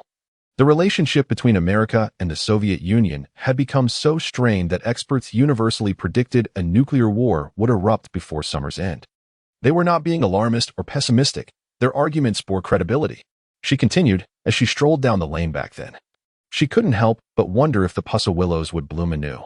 From then on, every spring she would vigilantly await the catkins, reflecting on the past. She no longer took the budding for granted. Her husband nodded in agreement. The tensions of yesteryears had eased, yet history seemed poised to repeat itself. Could it truly be so? Sandy's brown eyes were earnest and grave. Back then, everyone deemed it impossible, yet the catkins had blossomed for several springs. He passed the cranberry sauce to Mrs. O'Keefe. In that fateful moment, Mrs. O'Keefe mumbled, brushing aside the jam. Mr. Murray leaned in closer. What did you say? In terror. During that pivotal instant, she anxiously replied, I can't remember. It's significant. Don't you know? I'm sorry, I don't know. What is it? Lunwen, Patrick's Lunwen. It is needed now. Kevin's mother had always been taciturn, communicating mostly through murmurs at home. Her children, aside from Kevin, took a long time to learn to speak, as they rarely heard complete sentences before starting school. My grandmother hailed from Ireland. Mrs. O'Keefe gestured towards Charles Wallace, accidentally toppling her glass. Dennis grabbed some napkins to wipe away the spilled beverage. I suppose, in the grand scheme of the universe, our second-rate planet's explosion would have little consequence. Dennis, Meg shouted at him, then turned to her mother. I apologize for using this as an example, but Dan, Do you recall when Mom separated the ferrado from the mitochondria? Dennis interjected, "Of course I remember. That was how Mom won the Nobel Prize." Mrs. Murray raised her hand. According to Meg, the phyllo is extraordinarily minuscule, seemingly devoid of significance, yet it exists in a symbiotic relationship with mitochondria. Ah, I see. You mean to say that mitochondria provide us with energy. If anything were to jeopardize the phyllo, it could potentially endanger the mitochondria. Moreover, Meg inferred that if such an event were to transpire, we might perish from a lack of energy, a fact you should be acutely aware of. Please, continue, Sandy urged. Thus, once we obliterate our planet, it will undoubtedly exert an influence on the solar system, which in turn could affect the galaxy, perhaps. Sandy questioned, the age-old theory of cascading reactions? Indeed. But it encompasses more than that. It involves interdependence. It is not merely that one event directly precipitates another. Rather, every occurrence, every individual, and every location mutually influences one another. Dennis discarded the damp tissue, took a fresh one to conceal the stained tablecloth, and refilled Mrs. O'Keefe's glass. Despite the snow-blocking shutters, the drawn curtains fluttered incessantly, with the wind swirling throughout the room. Heavy rain cascaded from the chimney, while the flames hissed. I still maintain, he asserted, that you overestimate the significance of Earth. We have rendered it chaotic. Perhaps destruction is the most favorable outcome. Dennis, you are a doctor. Meg scolded. Not yet, Sandy interjected. But you aspire to be a doctor. You should cherish life and safeguard it. My apologies. Dennis offered, his tone laced with unease. He merely uttered those words to bolster his courage. Sandy took the food and gravy, then raised her glass in a toast to her sister, believing that a full stomach would alleviate such sentiments. I spoke with a degree of seriousness. Dennis remarked, I believe we have blurred the lines regarding what should take precedence. Humanity has utterly forgotten what is worthy of protection and what is not. Otherwise, we would not find ourselves in such disarray. One moment we are earnest, the next we are not. Mrs. O'Keefe muttered, forever perplexed by the actions of humanity, yourself included. She gestured once more towards Charles Wallace, although this time, she did not topple the glass. Sandy cast a glance at the frail boy across from her. He appeared pallid and slight. Charles, you have scarcely touched your food and have remained silent. Meg perked up her ears. What are you listening for? He shook his head slightly, a gesture only she could discern, and chose not to pursue the matter further. In that fateful moment at Tesseract, I beseech the heavens for strength. Mrs. O'Keefe pointed at Charles and once again overturned her glass. This time, no one made an effort to wipe it up. My grandmother hailed from Ireland. She taught me to hold it dear. I implored the heavens for strength. Her words trailed off. Mrs. O'Keefe's children referred to her as Mama. Except for Kevin, each uttered it as if mocking her. Meg was uncertain how to address her, but now she pushed back her chair and knelt before her mother-in-law. Mama, she murmured gently, what did Grandma teach you? To value it, to thwart the darkness. What does that mean? I beseech the heavens to bestow power. Mrs. O'Keefe intoned melodically, the sun grants brilliance, snow bestows purity, and fire imparts strength. At that moment, it seemed as though an entire barrel of water had been poured from the chimney onto the flames. The fire blazed fiercely, and smoke wafted into the room. Fire imparts strength, Charles Wallace echoed verbatim. The firewood, crafted from apple trees, crackled, yet the flames coalesced their might and roared back to life. Lightning confers wrath, while the wind grants swiftness and progress. Suddenly, a powerful gust swept through, causing the house to sway momentarily before stabilizing once more. Mrs. O'Keefe maintained her grip on Meg's shoulder, the weight almost becoming unbearable for her. The sea bestows depth, the rocks confer peril, and the soil grants steadfastness. Using Meg's shoulder as leverage, she rose to her feet, facing the hearth and gazing at the dancing flames. I entrust all of this, relying on divine assistance and grace, as a barrier between myself and the forces of darkness. Her tone grew increasingly triumphant. That will serve as a fitting lesson for the mad dog, Bran. It is akin to Patrick's breastplate, Sandy remarked, which our university choir has sung. It is one of my favorite pieces. The harmonies are exquisite. Not a song, Mrs. O'Keefe countered. It is a rune, Patrick's rune, employed to ward off danger. In this fateful moment, I implore the heavens to grant power. Without warning, the lights extinguished. A gust swept across the dining table, snuffing out the candles. The refrigerator's hum ceased, and the heater in the ceiling fell silent. A damp chill enveloped the room, and the stench invaded the nostrils. The fire in the hearth flickered feebly. Speak up, mother. Charles Wallace implored. Reveal everything. Mrs. O'Keefe's voice was frail. I have forgotten. Suddenly, a brilliant flash of lightning illuminated the exterior, with a cacophony of thunder following close behind. I will recite it with you, Charles Wallace urged, but you must assist me. Come, in this moment of destiny, I beseech the heavens for strength. The thunder roared almost simultaneously, followed by a series of deafening explosions. A tree has been struck, Mr. Murray stated. Grant us power, Charles Wallace echoed. At last, Mrs. O'Keefe's whispered words coalesced into a complete sentence. The sun bestows its radiance. Dennis ignited a candle with a match. Initially, the flame flickered uncertainly, but soon it steadied and blossomed into brilliance. The snow bestows purity, the fire grants strength. The lightning bestows wrath. Meg awaited another bolt to strike the house, yet none came. Instead, the electricity swiftly returned, as abruptly as it had vanished. The heating began to hum, and the room once again brimmed with light and warmth. The sea grants depth, the rocks confer peril, the soil provides solidity. I entrust all of this, relying on God's aid and grace, as a barrier between myself and the forces of darkness. Charles Wallace pulled back a corner of the curtain. The rain has turned to snow. How beautiful the white blanket is. For a moment, silence reigned. Then Meg spoke. Perhaps there is still hope. Sandy interjected. Meg, please, exercise some rationality. Why should I be rational? We do not inhabit a rational world. Nuclear warfare is irrational. Reason offers no solace. However, one cannot completely disregard reason, Sandy countered. It is akin to Brangelino's madness, utterly devoid of logic. Dennis remarked, All right, Sandy. I concur with your perspective, yet what transpired exactly? Meg cast a glance at Charles Wallace, who remained silent. A stirring within Meg's womb conveyed a vigorous message of life. Dad, will the president still call? He stated he would reach out should there be further developments, regardless of whether the news is favorable or not. Within 24 hours? Indeed.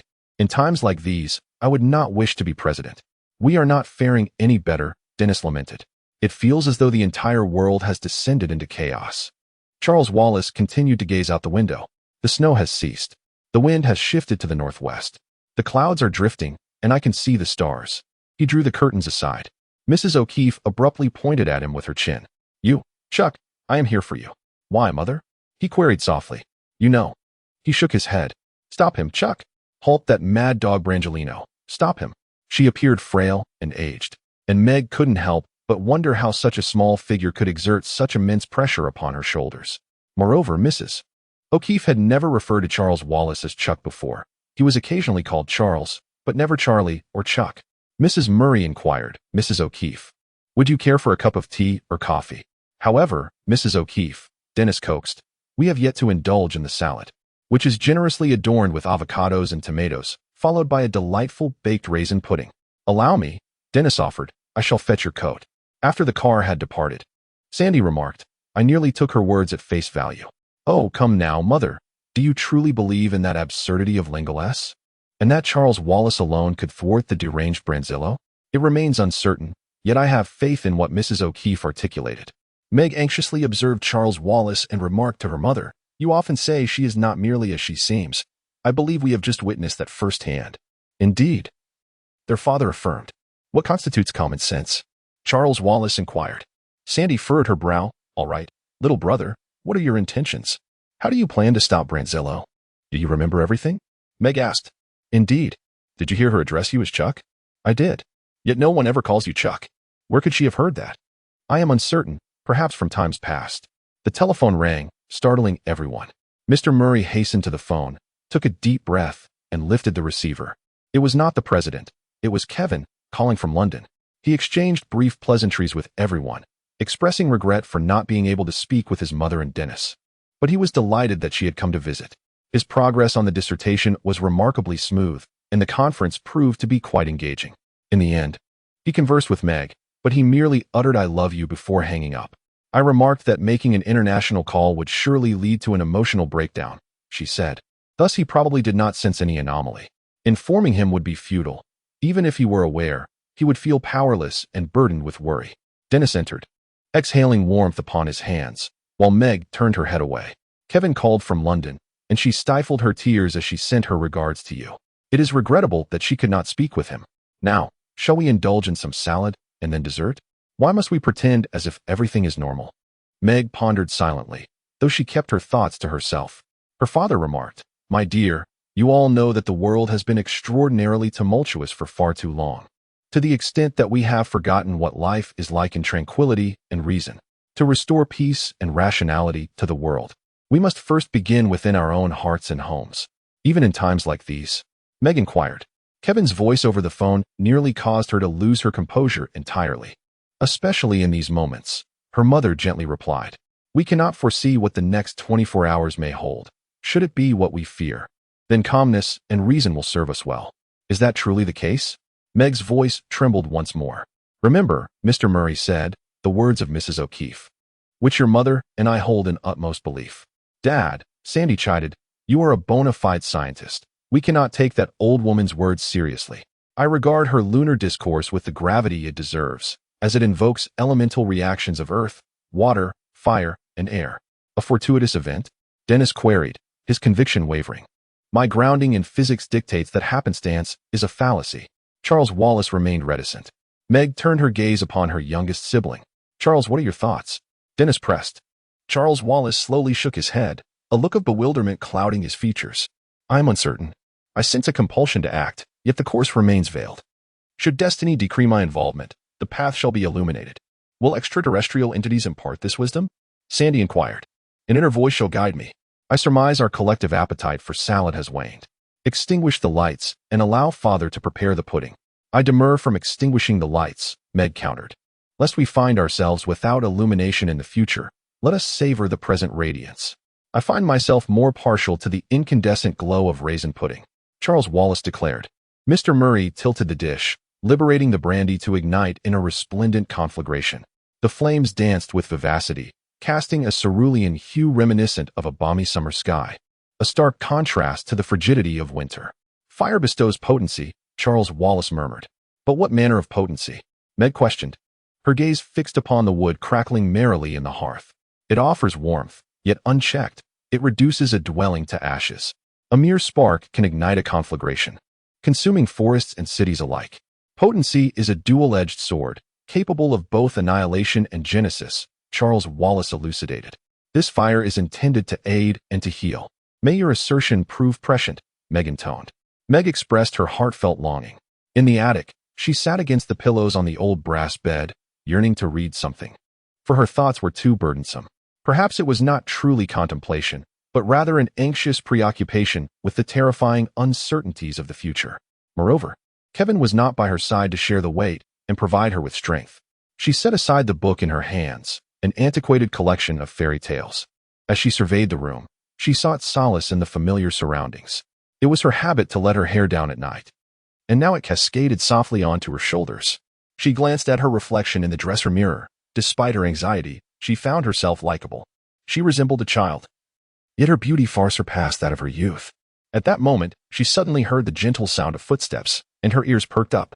A striped cat sauntered across the expansive floor, leaping onto the bed while happily purring and grooming itself. It seemed that there had always been a cat in the house, at least one. She missed the great black dog dearly. How would Forthingba have reacted to the events of this evening? If Forthingba could remain by the foot of the bed, a place always deemed forbidden, she would have felt much happier, for he was remarkably sensitive. Far more so than an average dog, always able to sense the presence of both aid and danger to his family. Feeling a chill, Meg pulled the worn blanket up to her shoulders.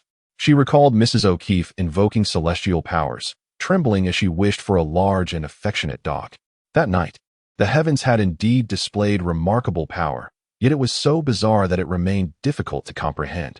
And then there was Charles Wallace. She wished he were with her. Mrs. O'Keefe implored Charles to intervene with Brangialo, emphasizing that he must possess the divine authority to do so. He bid Meg good night with a contemplative demeanor, casting upon her a fleeting, melancholic glance. She allowed the lamp to remain lit and the book to lie open. Her drowsiness had been shattered the moment the president's call interrupted her thoughts, dissipating without a trace. The cat rose, circled thrice, and then settled heavily into a curled position. Its soft murmurs gradually faded, surrendering to slumber. Meg pondered whether she would ever again find such tranquility in sleep. Slowly, she began to empty her mind, relinquishing thoughts of what might transpire thereafter. Though her eyes felt parched with fatigue, she resisted the urge to close them. If she shut her eyes, she would lose sight of the comforting glow of the two lamp bulbs, the deformed bookshelf she had assembled from wooden planks, and the blue floral curtains. The frayed edges of the curtains had long since loosened. She had intended to mend them before marriage, yet had not yet taken action. Perhaps tomorrow, she mused. If tomorrow were to come. At that moment, the sound of footsteps on the staircase made her body tense, though she soon exhaled in relief. They had developed a habit of avoiding the seventh step. Stepping on it produced sounds that were not merely creaks. At times, it resonated like a gunshot. Both she and Charles Wallace were aware that the leftmost section of that step emitted a long, almost sighing sound. Such a step indicated a desire for conversation. The sound of his approach echoed through the attic, and upon hearing the creak of the old rocking horse, she knew he had once again instinctively patted its rear. Followed by a swift sound as a dart struck the corkboard. These were all part of their long-established secret signals. He sidled through the long rice straw curtain that draped at the entrance, standing at the foot of the bed, his chin resting on the brass railing of the footboard. He gazed at her, devoid of any smile, and then, just as he had in his childhood, climbed over the footboard and seated himself cross-legged at the bed's edge. She genuinely wished for me to take action. Meg nodded. However, this time, I found myself in agreement with the twins, contrary to our parents' views. The twins deemed the matter utterly nonsensical and implausible. Yet, I recalled Mother often saying that she was not merely the person we perceived her to be. Meg sighed. She entrusted you with this. What should I do with it? Prevent Brangelo. Alas, I too believe the twins are right. It does seem rather absurd. Have you truly spoken to her? Do you understand her? Not really. I doubt anyone truly knows her. Kevin opines that she refrains from allowing herself to like anyone or anything in order to shield herself from harm. What is her maiden name? Charles Wallace suddenly inquired. Meg furrowed her brow. I don't remember. Why do you ask? I don't know. I feel utterly lost. She mentioned her grandmother taught her the language of runes. Do you know her name? Meg closed her eyes, pondering. Branwen. Indeed, that was it, Branwen. She even gifted me a linen sheet as a wedding present, which was filthy. I had to wash it 6 or 7 times, but to my surprise, it turned out quite lovely after being cleaned. That must have been her dowry, adorned with her initials, BMZ. What do the Z and M signify? I cannot recall. Meg, please think. That M. She spoke slowly. I believe it is Maddox. Maddox. It seems to hold some significance, yet I am uncertain of its exact meaning. Meg, I implore you to share with me all that you know about her, as much as possible. My knowledge is rather limited. Meg. His pupils dilated, leaving only a faint blue ring of iris visible. Somehow, she must be connected to Brangelo. That is utterly absurd. Twins would not express themselves in such a manner. Yet, it is indeed the truth. She has consistently refrained from approaching, yet chose this very night to do so. You heard her insist she did not wish to come, yet felt compelled to attend. Then she began to recall the runes she had not thought of since childhood, even instructing me to utilize them to thwart Brangelo. She also mentioned that we perceived her as boasting. She was not boasting. Our parents are aware. Yet no one dares to label them as unrealistic fools. What does Z signify? Meg shook her head. I do not know, even if I had inquired. I may not remember, though I believe I should have asked. Brawlin Maddox, Brawlin Z, Maddox. He pressed his fingers against his forehead, pondering. There must be some clue regarding Maddox. Maddox. It seems reminiscent of a song or a ballad that speaks of fraternal conflict, akin to Harold's son. Perhaps it is an epic. He buried his head in the crook of his arm, lamenting. Why can I not recall? He was utterly dejected. Is it significant? Indeed. I cannot fathom the reason, yet it holds great significance. The conflict between the Maddox and their brethren has provoked the ire of the divine. However, Charles, that tale belongs to a distant past. What relevance does it hold now? It serves as a clue, yet I find it eludes my memory. Is it particularly cold outside at this moment? Meg inquired, her expression one of surprise. It should be bearable. Why do you ask? Charles Wallace gazed out the window. The snow has yet to thaw, and fortunately, the wind is not fierce. I must contemplate this matter with utmost care. The most suitable place for reflection is undoubtedly Starview Rock. Charles Wallace declared. Excellent idea. I shall go. I will accompany you. No, you must remain here. But, last week, you were afflicted with a severe cold, and Dr. Louise expressed concern that you might develop pneumonia. For the sake of the unborn, you cannot risk another illness. Very well, Charles, but... Meg, he said softly, something is obstructing me, and I must clear the path. I must go alone, yet I require your silent communication. She appeared quite troubled. My practice in this nuanced language of the heart has waned. It transcends mere words, allowing individuals to sense one another, regardless of distance. Charles Wallace possesses this innate gift, while Meg is gradually learning to interpret the thoughts he conveys to her, understanding the truths he wishes her to grasp. This silent communication differs greatly from ordinary ESP. For Charles Wallace, it is as natural as breathing, whereas Meg must concentrate intensely to achieve it. Charles Wallace and Kevin are the only two individuals with whom she can exchange this profound, wordless connection. Charles Wallace assured her, "It is akin to swimming or cycling. Once learned, it shall never be forgotten. I understand, but I long to accompany you." She fervently suppressed this notion to shield him. "Meg," his voice grew increasingly urgent, "I truly need you, yet I require you to remain here, engaging in our silent communion, a journey of hearts. Where shall this journey lead?" His countenance was pale and tense. "I do not yet know. I sense it is a long road, and I must traverse it swiftly. Why must it be you? Perhaps it need not be me. We are engulfed in uncertainty, yet someone must undertake it. If that individual does not emerge," Meg pondered, "then the world, at least the world we know, shall cease to exist." She reached out to embrace her little brother, planting a gentle kiss upon him. "Safe travels." She extinguished the light, reclining to await the resonance of his thoughts. The kitten stretched, yawned, and drifted back into slumber, its indifference offering a peculiar solace. Suddenly, a sharp bark jolted her upright. The barking persisted, piercing and insistent, reminiscent of a summons demanding attention. She flicked on the light. The noise ceased abruptly, enveloping the room in silence. Why has it fallen silent? She descended from her bed, hastily donning her robe and slippers, rushing downstairs, oblivious to the seventh step, which creaked beneath her weight. Upon reaching the kitchen, she beheld her parents and Charles Wallace all gathered around a dog of indeterminate breed. Mrs. Murray regarded Meg with a knowing expression. "I believe our dog has found us." Mr. Murray gently tugged at its upright ear, while the other drooped. It resembled a common mutt, yet it was both gentle and intelligent. Lacking a collar, Charles Wallace remarked that it was hungry, though fortunately not excessively thin. "Meg, could you fetch it something to eat?" Mrs. Murray inquired, mentioning that there was some leftover dog food from Fortinbras in the pantry. As Meg stirred the food, she pondered. "Look at our actions, as if we are certain this dog will remain with us indefinitely." The arrival of this dog was hardly surprising. It was not unusual for them to adopt one so effortlessly.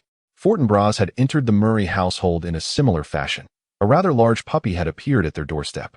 Everything felt so ordinary that tears suddenly welled in her eyes. "What shall we name it?" Mrs. Murray asked. Charles Wallace replied nonchalantly, "Its name is Ananda." Meg gazed at him, and he responded with a smile.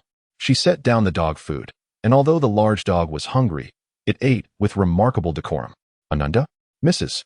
Murray mused for a moment, the name sounding quite familiar. "It is Sanskrit," Charles Wallace explained. Meg inquired, "What does it mean?" "Joy.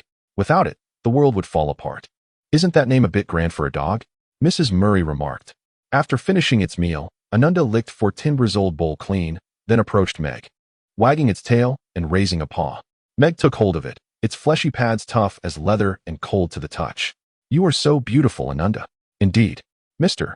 Murray chuckled, remarking on its remarkable ability to unwind as well. The kettle began to whistle. "I prepared some tea to ward off the chill." Mrs. Murray extinguished the flame and filled the teapot. It was time to retire for the night, for it had grown quite late. "Mother," Meg inquired, "do you know Mrs.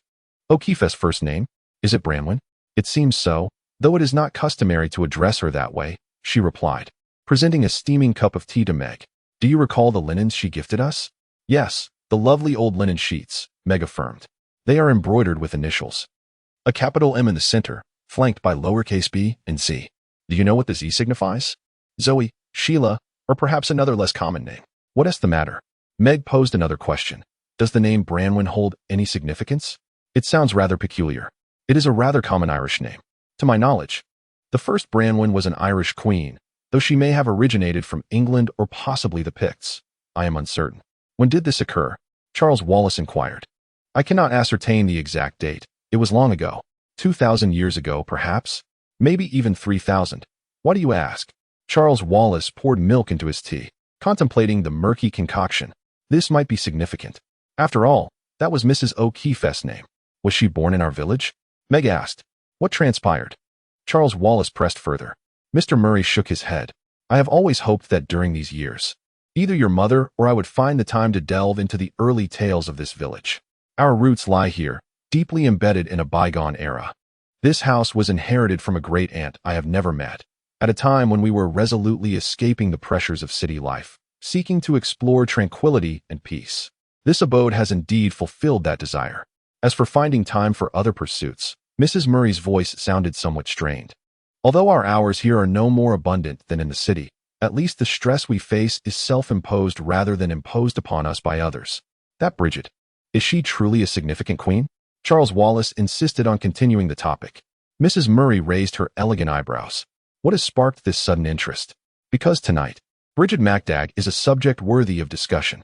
Mrs. Murray took a sip of her tea. Since you all have grown up and no longer require my bedtime stories, I have not pondered the myths of the British Isles.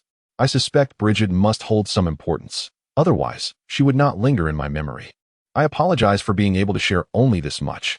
Over the past few years, I have been engrossed in cellular biology, with little inclination to contemplate mythology. Charles Wallace finished his tea and placed the cup in the sink. May I go out for a walk? Not advisable, his father replied. It is quite late.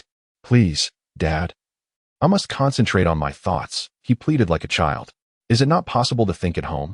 There are too many distractions, and too many minds interfere. Is it not feasible to ponder this tomorrow? Mr. Murray sighed. We all care deeply for Mrs. O'Keefe and are concerned about the events of this evening. But I truly do not wish to see you continually shoulder the burden alone. The boy, with a hint of anxiety, replied, This time, it was not my doing. It was Mrs. O'Keefe who placed this upon me. The father regarded him solemnly before finally nodding. Where do you intend to go? Not too far, merely to Starry Rock. Mr. Murray washed the teacups. You are still a child. I am 15, and besides, the route from home to Starry Rock is quite safe. Very well. Do not linger too long. It won't be necessary to stay for long. Take Anunda with you. I must go alone. Please, Dad. Mr. Murray removed his glasses, scrutinized his son, then replaced them. All right, Charles. Meg observed her mother, speculating that she was restraining herself from urging her younger son to don his boots and warm jacket. Charles Wallace smiled at his mother. I will wear the blue raincoat Kevin brought from Norway. He then exchanged a smile with his sister before stepping into the pantry and firmly closing the kitchen door. Those who have nothing to do should retire for the night. Mrs. Murray declared, especially you, Meg, do not catch another cold. I intend to take Anunda with me. The father objected. We still do not know how hygienic it is. Its manner of eating suggests it is well trained. Very well, proceed as you wish. The dog followed Meg up the stairs, as if it had belonged to the Murray household since its very inception, trotting through the cluttered attic and into Meg's room. The kitten lay peacefully asleep upon the bed, while the large dog sniffed at its slightly protruding fur, wagging its tail joyfully in a gesture of goodwill. Its tail, broad and lengthy, bore a small tuft of golden hair, suggesting a lineage that might include a setter or a Labrador. However, the chaos such a tail could wreak in a porcelain shop might rival that of a rampaging bull. The kitten opened its eyes, letting out a somewhat indifferent hiss before returning to slumber. Anunda effortlessly leaped onto the bed, excitedly thumping the mattress with its hefty tail. The kitten rose, strutting proudly to the pillow. As she often reminded Fortinbras, Meg declared, no sleeping on the bed. Anunda gazed at her with imploring amber eyes, and she murmured softly, All right. Only up here is permitted. Downstairs is absolutely off limits. If you wish to be a part of this family, you must remember this. Anunda's tail wagged in response. The light from the lamp flickered in the depths of its eyes, casting a golden hue, while its fur shimmered with a healthy luster. Charles Wallace continued along his familiar path. In that fleeting moment of life and death, I beseech the heavens for strength. The stars twinkled brightly as Charles Wallace gazed skyward, noticing a star radiating an exceptionally brilliant light. A beam, steadfast as a ladder and clear as water, flowed between the star and Charles Wallace, indistinguishable as to whether it emanated from the silvery blue star or from the boy's pale blue eyes. The light grew increasingly intense and stable, then transformed into a radiant glow beside the boy. This luminescence gradually took form, ultimately morphing into the corporeal essence of a magnificent white beast, its mane and tail still shimmering with light. A silver horn emerged from its forehead, aglow with remnants of brilliance. What a breathtaking creature it was! The being emitted a silvery whinny, resonating in his heart as I am not truly real, yet in a certain sense, I am the only one who is. Why have you come here? The boy's breath quickened, infused with admiration, excitement, and anticipation. You summon me, whispered Charles Wallace, gazing at the creature that stood with him upon the stargazing rock, a being that could only be described as magnificent. A silver hoof delicately brushed the ground, producing a clear, resonant sound from the stones. A unicorn, a true unicorn. Indeed, that is how you refer to me. What exactly are you? What are you? The unicorn retorted. You called for me with urgency, and thus I have arrived. Do you know my needs? I have seen them in the depths of your heart. How can you speak my language? The unicorn whinnied again, its voice clear like silver bubbles. I do not. I speak the ancient language of harmony. Then how can I understand? Though you are young, you belong to the ancient melodies. Do you know my name? Here, in this time and space. You are called Charles Wallace. It is a courageous name, most befitting of you. Charles Wallace stood on tiptoe, extending his arm to reach the neck of the exquisite unicorn. How shall I address you? He inquired. You may call me Gator, came the response, the tone resonating like a bell striking upon stone. Charles contemplated the brilliance of the horn. Gator signifies a more joyous meaning in Latin. The unicorn emitted a soft, almost acquiescent whinny. Joy, if it were absent. Gator gently grazed the rock with his hoof, producing a sound akin to a silver trumpet. There is no need to dwell on such thoughts. But my understanding of Gator cannot be mistaken, can it? In one sense, yes. In another, no. You are both real and unreal, while I am simultaneously wrong and right.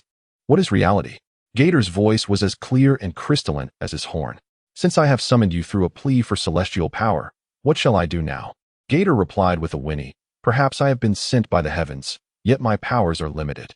Moreover, I have never traversed your planet, which seems to present a formidable challenge. He bowed his head in regret. Charles Wallace gazed at the rock at his feet, now revealed from beneath the snow. We have not treated Earth kindly, have we?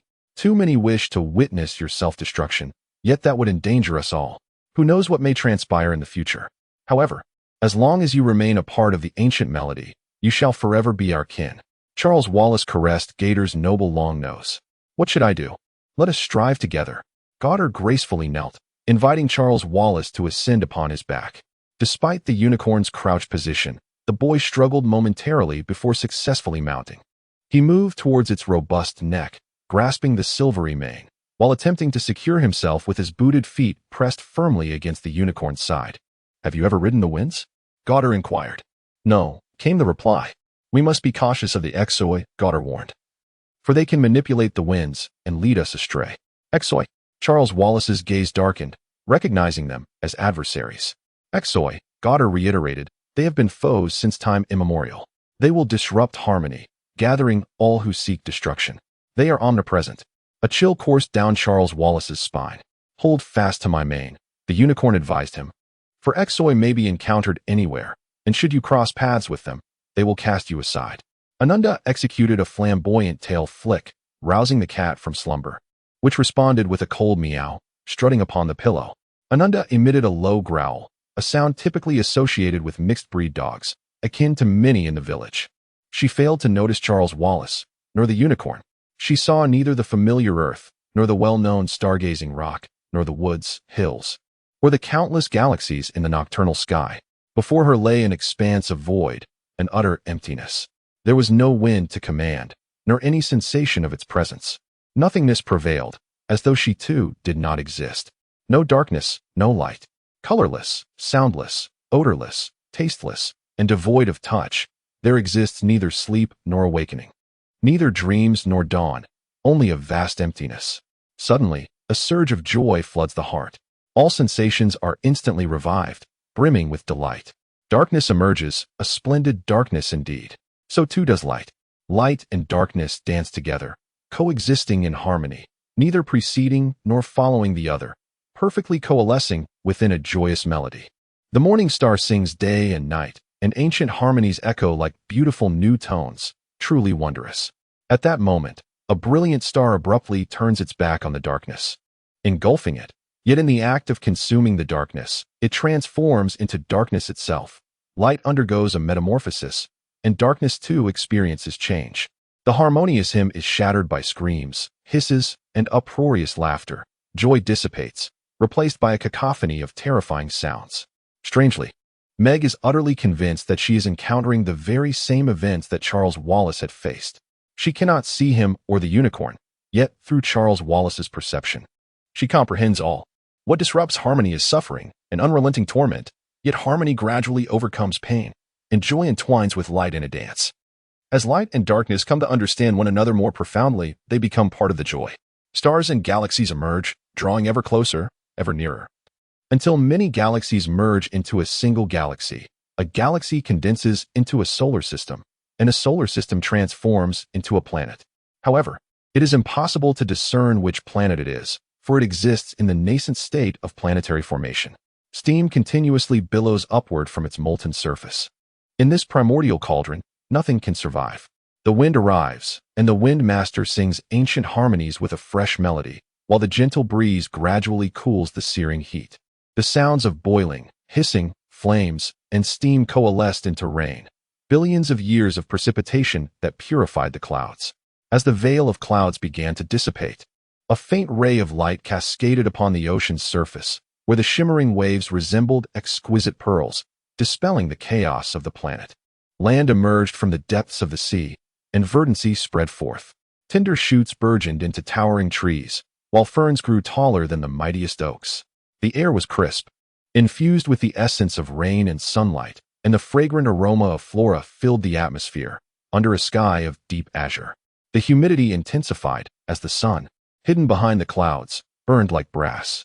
Heat shimmered upon the horizon. Suddenly, an enormous creature emerged, stretching its long, thick neck and using its diminutive green head to part a towering fern. It slowly turned its neck, revealing tiny, glimmering eyes. When the clouds obscured the sun, the warm breeze turned brisk, causing the ferns to droop and wither. The dinosaur struggled to escape the sudden chill, yet succumbed to the drastic temperature drop, its lungs failing in defeat.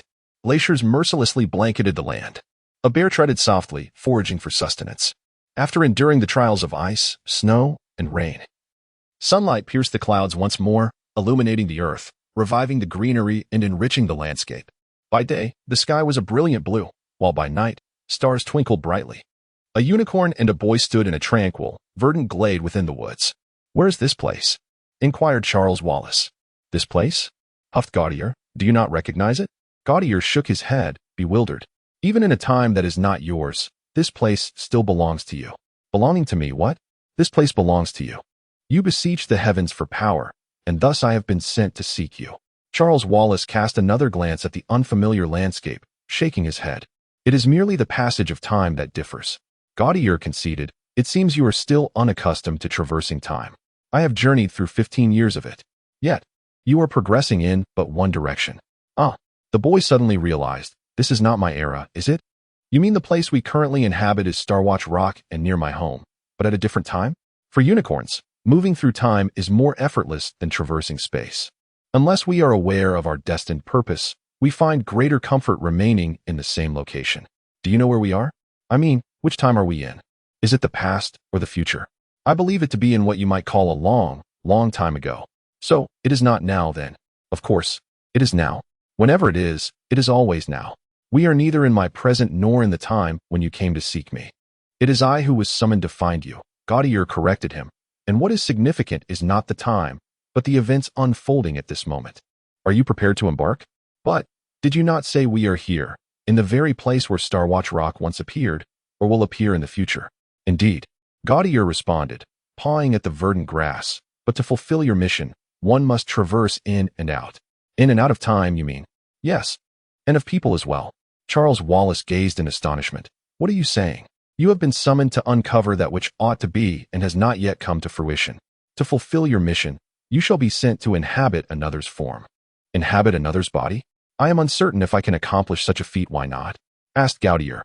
"Well, if I inhabit another's body, what becomes of my own? Someone will care for it, provided everything goes smoothly. We must ensure that everything proceeds without a hitch." Charles Wallace wrapped his arms around himself as if seeking warmth. "Do you think I would be afraid?" "Of course you would be afraid. So would I." Gaudier acknowledged the terror of knowing he would enter another's body. "What will happen to me? I cannot say with absolute certainty, but you will not become lost. You will remain yourself, assuming all goes well. But simultaneously, I will be someone else. If you accept it with an open heart, While I am in another's body, must I dominate the affairs of both individuals? One would presume so, Gaudier pointed out. Do you wish for your host to possess greater autonomy than yourself? I am unsure. He seemed to hear Meg's warning echoing in his mind. Once a person decides to shoulder burdens that ought not to be borne alone, the outcome is often dire. In my view, Gaudier said, you were not summoned by mere chance. There must be some deeper purpose behind it. What purpose? Gaudier disregarded his query. It appears you possess a natural aptitude for inhabitation. Yet I have never. Can you not enter your sister's body? Through the power of thought. One could argue it is feasible. However, I do not truly inhabit Meg's form. I remain distinctly myself. Is that not so? Gaudier twitched his beard. You have been summoned for the most profound possession, while I have been called forth to assist you. The flickering light in the corner gradually dimmed. Did you just witness the origin? Indeed. Then you also discerned that the destroyer intended from the very beginning to obliterate the ancient harmony? From whence did the destroyer emerge? Surely, it arose from benevolence. Ixoi sought to monopolize all glory, corrupting goodness, while the others merely followed the first Ixoi. Wherever he ventured, shadows trailed closely behind, even attempting to control the winds. In certain places, the inhabitants had never heard of the ancient harmony, yet events unfolded that were destined to occur, but did not. These unfulfilled destinies brewed particular calamities, which we must identify to prevent further deterioration. In this manner, light shall not extinguish darkness, but rather collaborate with it.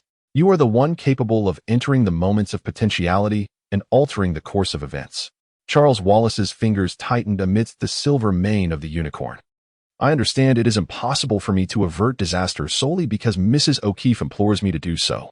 I may be somewhat presumptuous, yet not so arrogant. However, my sister is with child, and for her sake, I must summon greater strength. Moreover, Mrs. O'Keefe bestowed upon me the runes. He gazed around at the flourishing emerald world.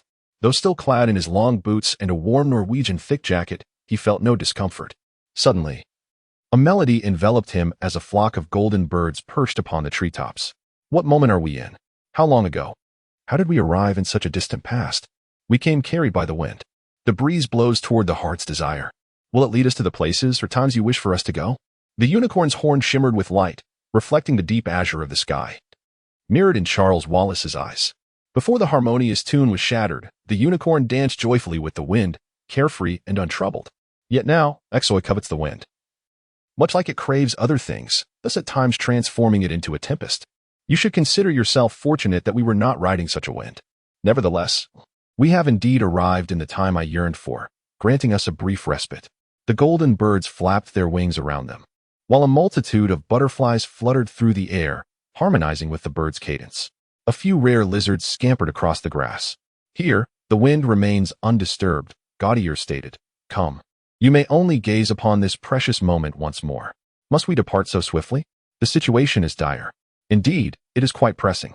Charles Wallace looked up at the unicorn. Where are we headed now? Gaudier, impatient, lay upon the grassy ground. It is not a place. Can your human minds not comprehend? It is what time. Until the situation becomes clear, we shall not depart from this place. We must discern the matters that require resolution here. Do you not realize? I am but a mere unicorn. Gaudier humbly lowered his lashes, stating that in this location where you gaze upon the stars, there must be something of great significance for the future. Yet, everything transpires only after the ancient melodies of the celestial bodies have shifted their tones. Thus we are to venture into a time inhabited by humankind. Do you know which time it is? The unicorn's radiant glow flickered intermittently, and Charles Wallace gradually understood that this was a sign of the unicorn's distress or uncertainty. It is a time long past. We can sail through the winds without a care, for the ancient harmonies here remain untarnished. However, once we enter into a dissonant time, the winds may become tumultuous. Hold on tightly. I shall guide you into possession. Possession? Whose body shall I inhabit? Charles Wallace rubbed his fingertips against the unicorn's mane. I shall inquire of the winds. Do you not know? The boy felt the winds rushing from all directions. Riding the unicorn and riding the winds, he felt utterly at ease and exhilarated. The wind, the unicorn, and the boy melded into one, akin to a swift arrow.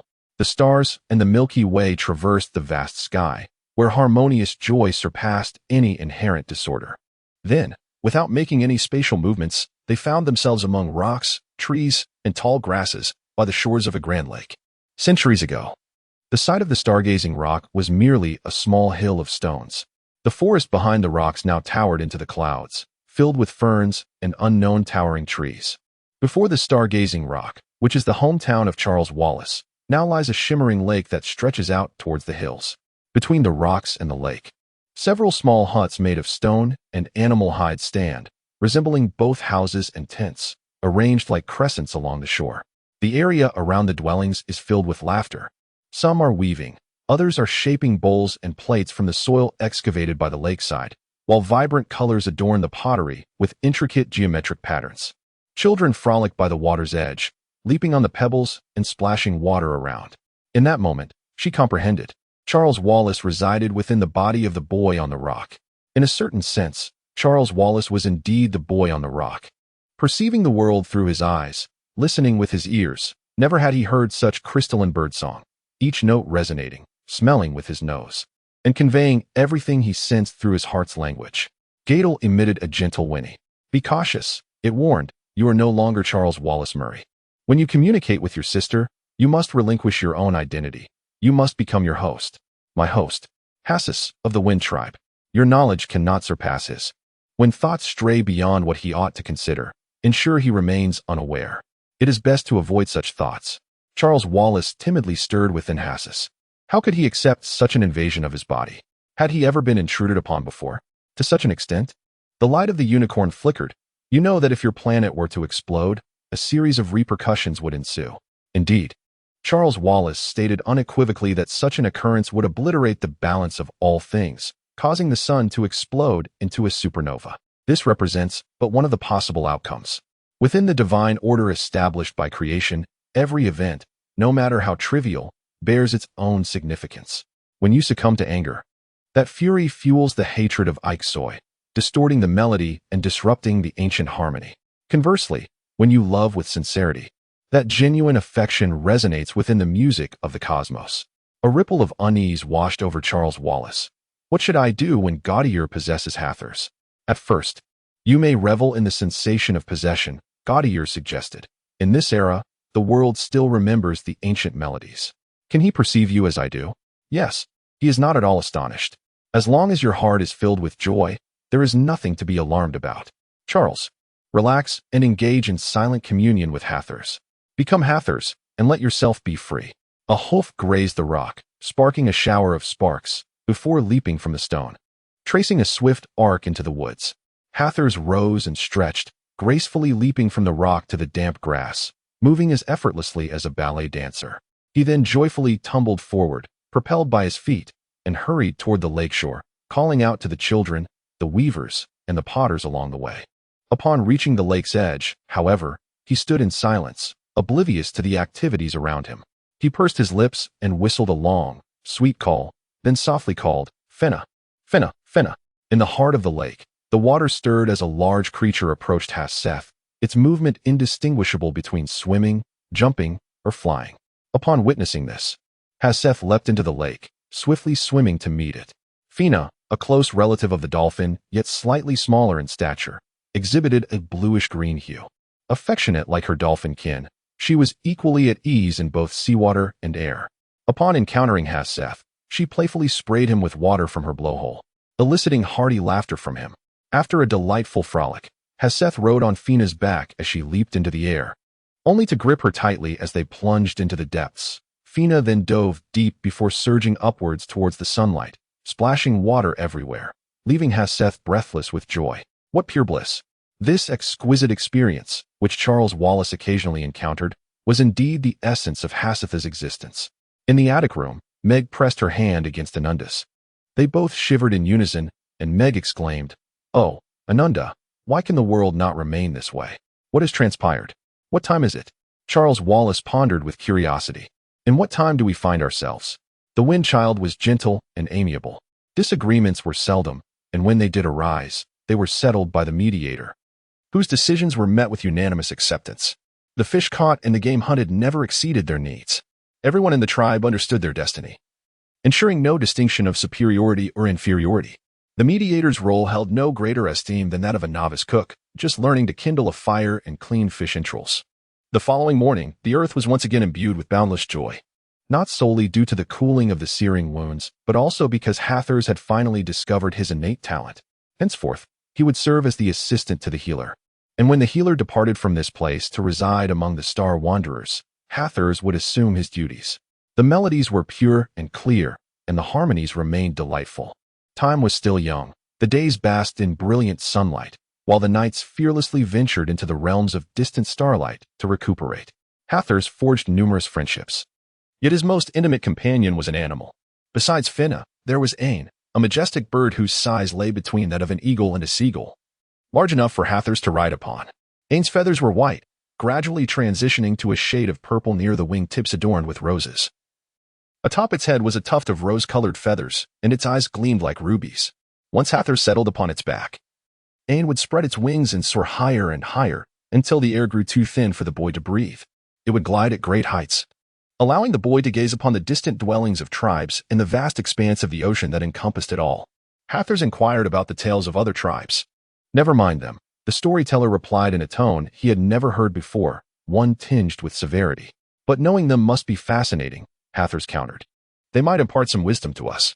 "Hathors," the storyteller responded, "I once rode upon a bird akin to your Ain and descended into a hidden place. Observing with utmost caution, I witnessed one man slay another. Why? Why would one take a life?" The storyteller gazed into the boy's clear eyes and whispered, "I hope you shall never know." Beneath the radiant sun of youth, in a realm where darkness and light were allies, Charles Wallace effortlessly embodied the essence of Hathors. One day, Hathors straddled Ion, soaring over clusters of villages. The boy yearned to command Ion to descend, yet Charles Wallace gently awakened the joy of flight within him, riding the winds alongside Ion, reveling in the ecstasy of gliding. Uncertain if this minor disturbance was permissible, he understood that should Hathors grasp the way of the murderous tribe, his bliss would vanish along with his innocence. "You were right," Meg conveyed to him with fervent thoughts. "What you are doing is just." She sighed with regret, pondering whether there truly existed an era brimming with joy. Ananda emitted a low murmur, casting an anxious gaze at Meg. "What troubles you?" Meg inquired, her voice tinged with concern. She heard gators cry and witnessed the unicorn's horn radiating a brilliance akin to diamonds.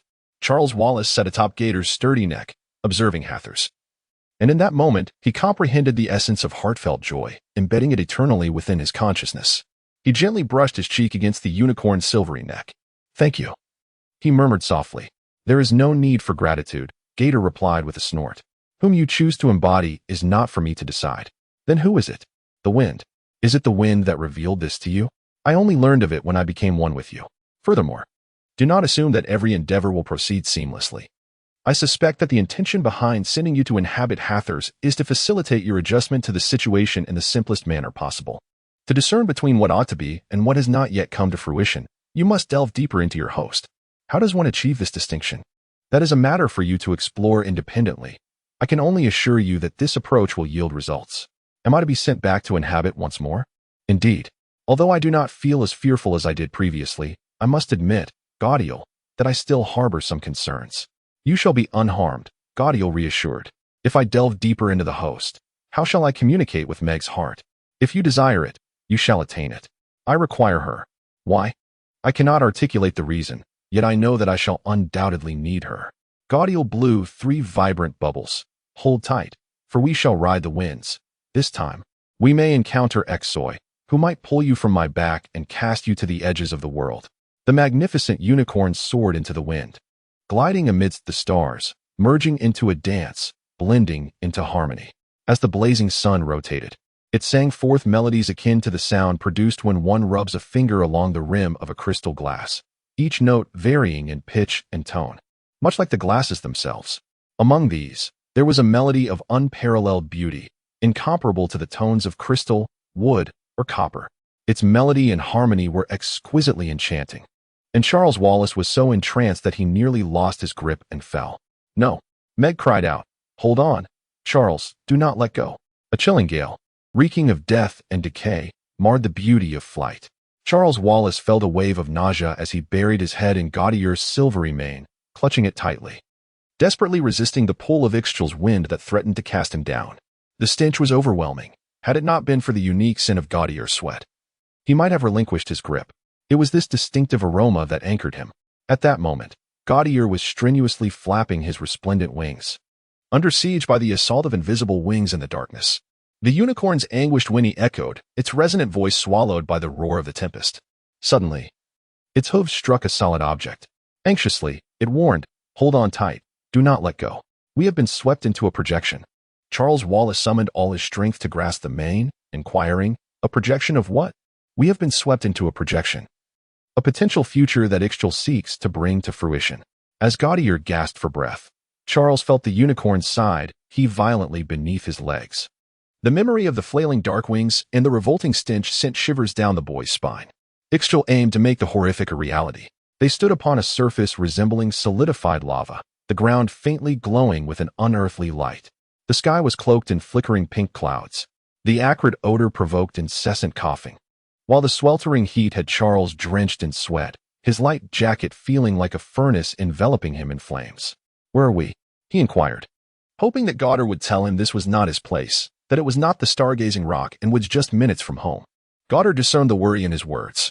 "We are still here, in your domain, though this moment has yet to manifest. Will this vision come to fruition? It is one of the projections we were brought here to prevent. Oxoy will do everything in his power to make it a reality." Gazing at the desolation, the boy's frail form began to tremble. "Gaudier, what shall we do now?" "Do nothing. Hold tightly to the mane. Never let go. They wish for us to act. Yet our actions may inadvertently play into his hands, bringing the projection to life. Can we not leave?" The unicorn anxiously flicked its ears, once swept into the projection. "It is challenging to find winds that can be harnessed. Then what shall we do? Aside from waiting, we must simply wait. Is anyone alive?" "I do not know." A sulphurous wind swirled around them, causing the boy and the unicorn to cough violently. Yet Charles Wallace did not release his grip. Once the coughing subsided, he wiped his tear-streaked eyes on the silver mane. "Oh, omnipotent deity, save us." Gaudier let out a resounding neigh. "In this fateful moment with Gaudier, I beseech the heavens for strength. May the sun grant us light. May the snow bestow purity." He inhaled deeply, the heat searing his lungs, compelling him to cough uncontrollably. He buried his face in the unicorn's mane, striving to quell the tremors that racked his body.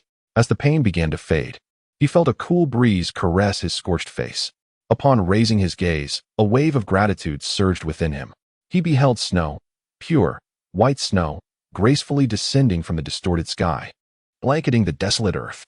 The beast halted its cumbersome steps, gazing up at the heavens, its mouth agape to catch the falling snowflakes. The snow brought with it a gentle breeze, refreshing and cool. "Hold on tight," Gaudier bellowed, spreading his wings to meet the wind. A surge of energy coursed through him, and with a powerful thrust of his four hooves, he soared into the air. Charles Wallace summoned his courage, straining to secure himself around the unicorn's broad neck. He felt Gaudier's fierce heartbeat. Harnessing the sudden surge of strength, Gaudier plunged into the wind, traversing the pitch-black void of space. In the blink of an eye, they burst into the essence of starlight, and the stench of fear evaporated into nothingness. The unicorn inhaled the air illuminated by starlight, gracefully flapping his wings. At last, they rode the wind steadily once more, listening to the bright and melodious song of the stars. "Now is the time," Gaudier declared. "Let us depart." "Where to?" Charles Wallace inquired. "Not a place," Gaudier replied, "but a time." They soared and soared, traversing the stars, reaching the farthest reaches of the cosmos. There, each galaxy danced to its own luminous rhythm, ceaselessly spinning, weaving time itself. Exhausted, Charles Wallace felt his eyelids growing heavy. "Do not fall asleep," Gaudier cautioned him. Leaning against the unicorn's neck, Charles Wallace murmured, "I don't know how much longer I can hold on." "Then let us sing," Gaudier suggested, "to keep awake." The unicorn unfurled its powerful jaw, emitting a melodious and harmonious sound. Charles Wallace had yet to undergo the transformation of his voice, still possessing the clear, high-pitched notes of youth, untainted by the warmth of a deeper tone. Thus, he sang in the upper register, his voice as sweet as that of a flute, seamlessly blending with the robust tones of Gaudier's organ-like resonance. He sang melodies he had never learned before, yet the notes flowed from his throat with an air of familiarity, brimming with confidence. As Gaudier's hooves struck the ground, the melody gradually faded into the background, and Charles felt himself on the brink of slumber. With a deep sigh, Gaudier ceased his majestic song, retracting his wings against his flanks. As the enchanting music dwindled, leaving only the gentle rustle of the wind through the treetops, Meg could not help but exhale softly. although the warm air produced by the heater downstairs ascended the staircase and was further warmed by the electric heater. She still sensed a chill in the room. She reached over Ananda, extending her hand to the foot of the bed, pulling up an old duck-down quilt to envelop herself and the dog. A gust of wind pounded against the window, necessitating the insertion of paper or wood between the window and its frame to prevent it from rattling. "Ananda, Ananda," she whispered gently. "That music was more real than any I have ever heard. Will we have the chance to listen to it again?" The wind arrived swiftly and departed just as quickly, and in an instant, she felt the warmth radiating from the small electric heater once more. "Ananda, he is still just a tiny child. Where will Gaudier take him now? Whose essence will he adopt?" She closed her eyes, her palm firmly pressed against the dog. This place remained the domain of the Hathors, yet some differences lingered. However, since Gaudier still refers to it as once upon a time, perhaps in that moment, humanity could still coexist peacefully, and Charles Wallace would remain unharmed. Yet she sensed that time, though still youthful, had lost some of its innocence. The lake had encroached closer to Starview Rock, flooding the village until it met the horizon, far grander than the Lake of Hathors. The rocks themselves had been worn smooth by the elements, resembling a broad, gently sloping tabletop. The forest was both dark and profound, yet increasingly populated by familiar species such as pines, firs, oaks, and elms. Dawn broke, the sky fresh and azure, infused with the fragrance of spring. The meadow by the rocks appeared cloaked in freshly fallen snow, yet in truth, it was a profusion of fragrant daffodils. A young man stood upon the rocks. Meg did not see Charles Wallace, nor the unicorn. She only beheld this young man, who was older than Charles Wallace. Hathors was younger than Charles, yet this young man seemed more mature, perhaps not as old as Sandy and Dennis, but certainly more than 15. She discerned no signs indicating that Charles Wallace was attached to him, but she knew her little brother resided within. Just as Charles Wallace had once inhabited both himself and Hathors, he was now within that young man. He had spent the entire night there, sometimes lying down to watch the stars traverse the sky, at other times closing his eyes to listen to the waves lapping against the pale sands, to the croaking of frogs and the calls of birds, to the occasional sound of fish gliding across the lake's surface. At times, he neither watched nor listened. He did not sleep, but simply cast aside his senses, lying quietly on the rocks and drifting in the welcoming breeze. Perhaps it is precisely due to his extraordinary gift of communicating with Meg that Charles Wallace is able to delve so profoundly into the essence of others. Maddock, the son of King Gwynd of the Welsh. On the dawn of his wedding day, Meg slowly closed her eyes, gradually relaxing her body in the warmth of her cocoon. Yet unbeknownst to her, as she drifted into slumber, her hand remained upon Ananda. "Maddock," he heard Gaudier's warning hiss. "You are merging with Maddock. Do not allow external thoughts to disturb him."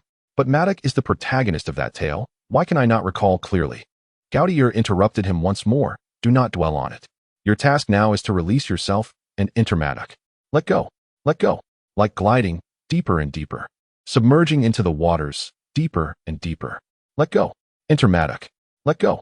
Maddock rose from the rocks, gazing eastward, eagerly awaiting the dawn.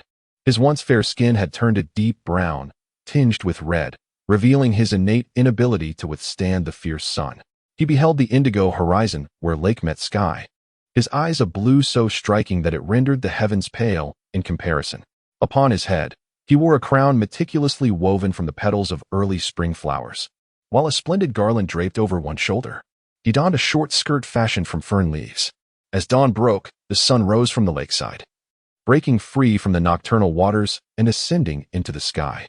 As the sun seemed to leap forth from the depths of darkness, Marduk sang in a resounding and joyful baritone, "O sovereign of water, fire, and earth, O ruler of rain, wind, and snow, when shall the elder-s daughter arrive?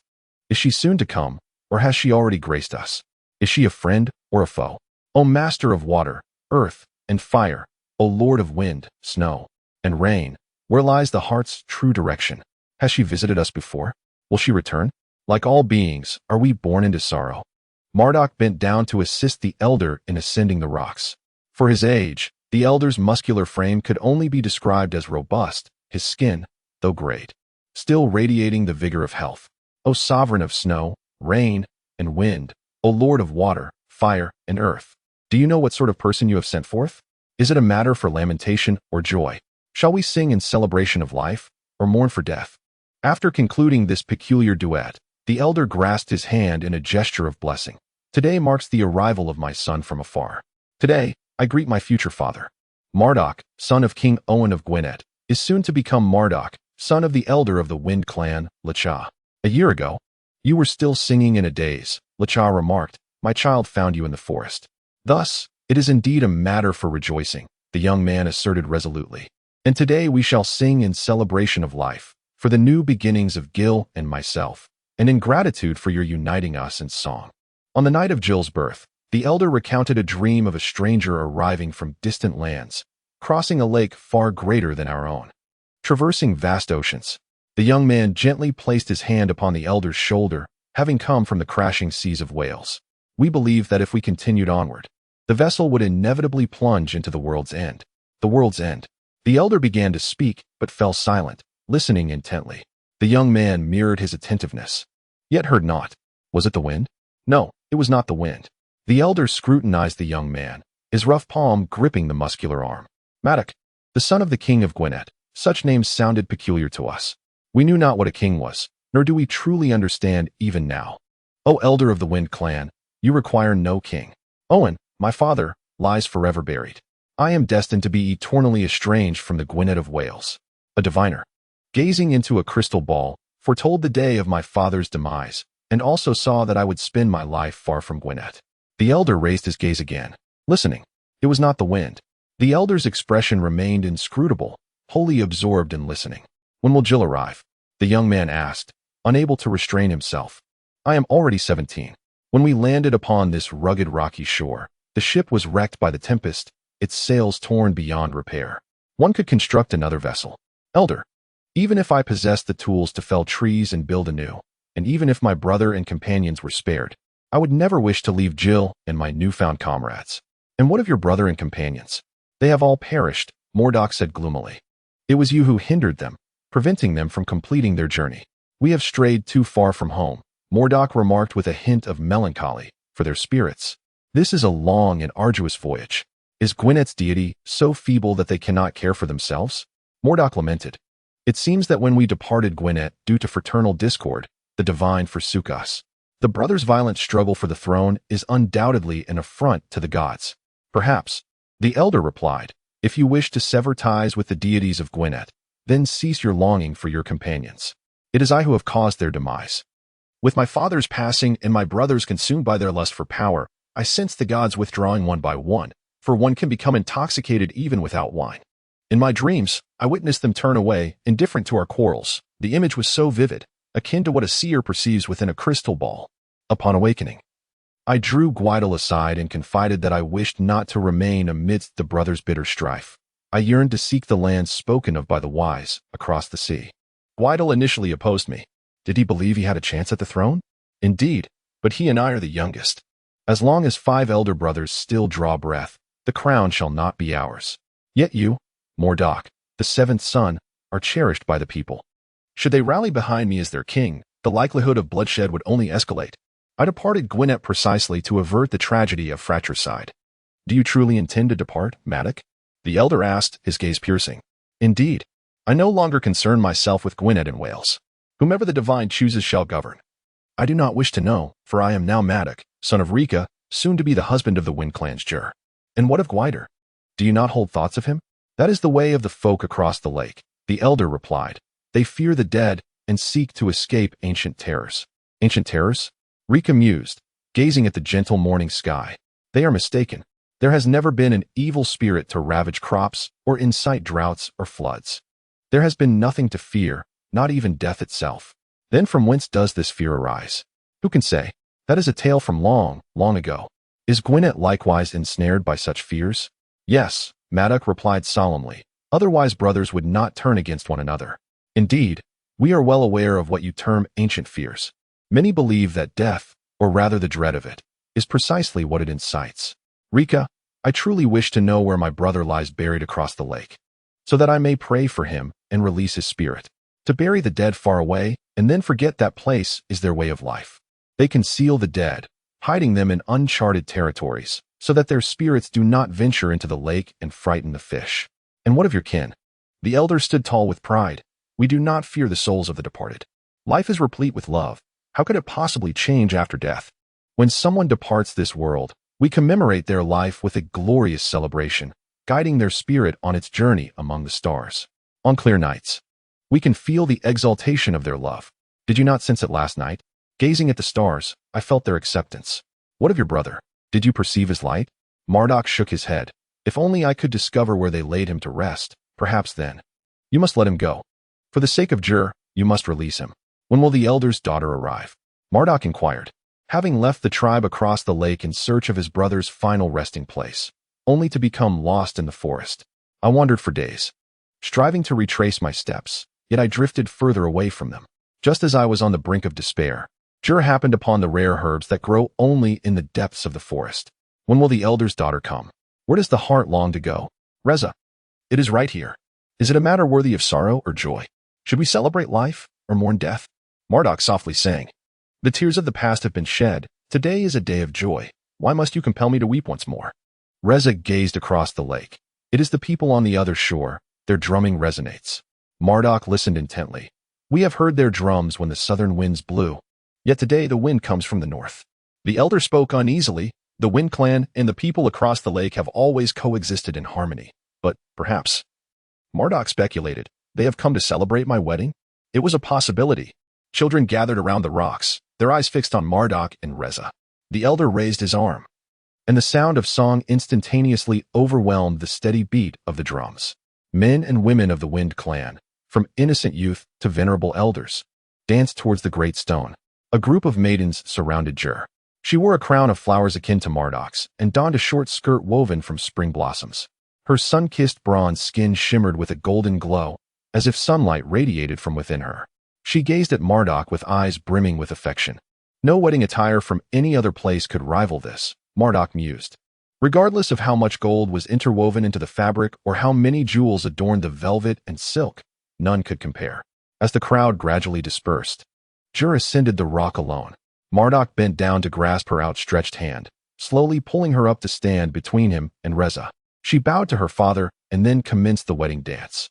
Throughout the years spent with the Wind Clan, Marduk had witnessed Jur dance countless times, with each new moon, the fleeting winter sun, and during the equinoxes, she would dance for the lake's deities, for the sky, for rain and rainbows, and for snow and wind. Yet, for the dancers of the Wind Clan, and for those endowed with various talents among them, there was but one wedding dance. She then extended her hand towards Marduk, inviting him to join. He felt his limbs imbued with Jur's ethereal grace, filled with astonishment. May the god of winds be with you, he declared resolutely. You shall adhere to them and thrive in their benevolence. I too shall honor the deities of this realm, for my survival is a gift from them. Gradually, the wind folk began to regard him as one of their own, overlooking his distinct appearance. The elder remarked, to refuse worship is no simple feat. Once one becomes an object of veneration, anger and envy inevitably follow. I do not seek adulation, nor do I aspire to be a king. One must revere the divine. Not oneself, he replied. My son, you possess wisdom beyond your years, said Lecha. My father shuns worship, yet his sons yearn for it fervently. That is why I stand here. The drumming from across the lake ceased abruptly. The elder observed as Marduk and Jill gradually halted their dance. He took Marduk's hand and placed it atop Jill's, then raised both hands and pressed them upon their heads. At that moment, the drums resumed, loud and imminent, imbued with a sense of urgency. The windfolk stirred restlessly, their gazes fixed upon 3 canoes swiftly approaching, each manned by several rowers. A tall man, fair-skinned with blue eyes, stood at the bow of the largest canoe. Marduk exclaimed with exhilaration, leaping from the rocks and dashing toward the lakeside. Gwadel. Marduk felt a surge of overwhelming joy at the sight of his brother still alive, a sentiment echoed by Charles Wallace, who had believed his brother to be deceased. Buried in some forgotten corner of the forest, the man leapt from the canoe and splashed onto the shore. Gwadel, you are alive. Marduk opened his arms to embrace his elder brother. However, Gwyndil did not reciprocate. Instead, he stared coldly with his blue eyes. At that moment, Marduk realized that his brother was not adorned with a garland, but rather a golden crown. Gwyndil, my brother. The joy that once sparkled in Marduk's azure gaze faded away as he uttered, I always believed you had perished. Gwyndil's voice was as frigid as his gaze. I would rather you thought so. Why? Sensing the pain in Marduk's words, Jill gently descended from the rocks and approached him. Did you not hear while in Quintet that a kingdom cannot have two rulers?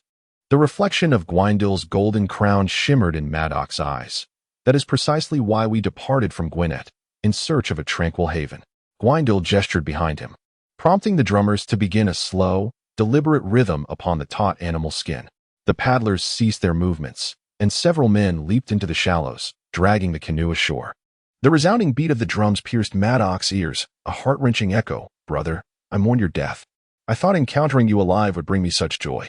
Gwyndil spoke as if addressing a foolish child, his tone stern yet patient. "Little brother, this place can only accommodate one king. I am your elder, and it is a matter of natural order for me to reign here. In Quintet, 6 brothers stood in my way, but here I am the king, I am God. I shall proclaim to all the Wind clan that this lake and all the surrounding lands are under my dominion. The elder's daughter is mine." Jill clung tightly to Madoc, her fingers intertwined with his arm. Rachel rasped, "The Wind tribe is a peace-loving people. We have always coexisted harmoniously with those across the lake." Jill leaned closely to Madoc. "You arrived late. Reich is Madoc, and I have already become one." "Reich is Madoc? Huh. My law surpasses yours," he arrogantly gestured, as the men wielding paddles drew forth their sharpened spears, slowly advancing. The Wind tribe shouted in disbelief, their astonishment turning to fury. "Stop!" Madoc bellowed, his rage drowning out the drumbeats, the cries of the spear-wielding warriors, and the roars of the Wind tribe. "There shall be no slaughter on account of the son of Owen." He stepped forward from Jill and Rachel, facing Gwyndil. "Brother, this matter lies between you and me." He suddenly laughed. "Unless, of course, you fear Madoc and require your savages to bear spears for your protection." Gwyndil made an angry gesture. "And what of your peace-loving Wind tribe?" Rachel replied solemnly, "I heard the drums of war at sunset yesterday. I thought it prudent to prepare." Madoc swung his arms wide. "Brothers, lay down your weapons. I come in peace, wishing to avoid igniting conflict." The Wind tribe glanced first at Madoc, then at their foes, their spears bristling with menace. "Brother," Madoc addressed Gwyndil, "please instruct them to lower their spears. Or do you lack the courage for a fair duel with me?" Gwyndil shouted commands, and his warriors cautiously placed their spears upon the accessible sands. The elder nodded at the young man of the Wind tribe, and also laid down his weapon. "Little brother," Gwyndil shouted, "if we are to fight for the elder's daughter, I shall choose the weapon." Jill sighed with concern, gripping his arm. "I choose fire," Gwyndil declared. Madoc chanted, "O sovereign of water, earth, and fire, where lies the heart's desire? Fire is fire. How shall we discern superiority?" "You must kindle the flames," Gwyndil stated. "If your fire cannot best mine, then I shall be the king of the Wind tribe, and the people across the lake, and the elder's daughter shall be mine." His closely set eyes gleamed with avarice. Rachel slowly approached him. "Gwyndil, 6th son of Owen, your arrogance has transformed the light in your eyes into ice, blinding you to the truth. You shall not take my daughter." Gwyndil forcefully shoved the elder, causing him to collapse onto the sandy shore. Jill screamed, but her voice suddenly froze in midair. Madoc hurried forward, kneeling, attempting to lift Rachel from the sand. Following the elder's gaze, he spotted a small pool of water at the slope of the beach, and then his actions, much like Jill's scream, came to an abrupt halt. The reflection in that pool was shifting. On the rippled surface of the water, Gwyndil's face trembled, strikingly similar, yet distinctly different from Madoc's. Both possessed azure eyes, yet the golden glimmer was absent, replaced by a nose that exuded cruelty and desire. Madoc felt that Gwyndil was no longer the brother who had ventured into the new world with him. Perhaps this is indeed him, merely perceived through a veil of misunderstanding. As one who has always erroneously envisioned him as the epitome of their ideals, the illustrious Gwydian. The elliptical puddle ripples in concentric circles, its reflection glimmering subtly, reminiscent of the images captured within the crystal ball of the seer Quintet. Madoc has always harbored a profound fear of crystal balls. Thus he finds himself equally apprehensive of this small, oval puddle mirroring Gwydian. Within the reflection, the visage of a man looms larger and darker, quivering incessantly, until it ultimately transforms into the startled face of an infant. As that countenance recedes, Madoc observes a dark-haired woman cradling the child, gently rocking him as she speaks. "You shall be great, little Madoc," she proclaims. "The world shall be yours to command, to cherish, or to destroy at your whim. This is a wicked world, little Madoc." The infant gazes at her, his eyes set closely together, akin to Gwydian's. He turns his gaze toward her bosom, pouting in discontent. In the next moment, The face within the inky oval expands further, morphing from that of the infant into that of a haughty, enraged man. "Then let us obliterate it, mother," he declares, as his face ripples and gradually transforms into a pear-shaped globe, adorned with green and brown splotches representing land, and blue and gray denoting the oceans, with black signifying clouds.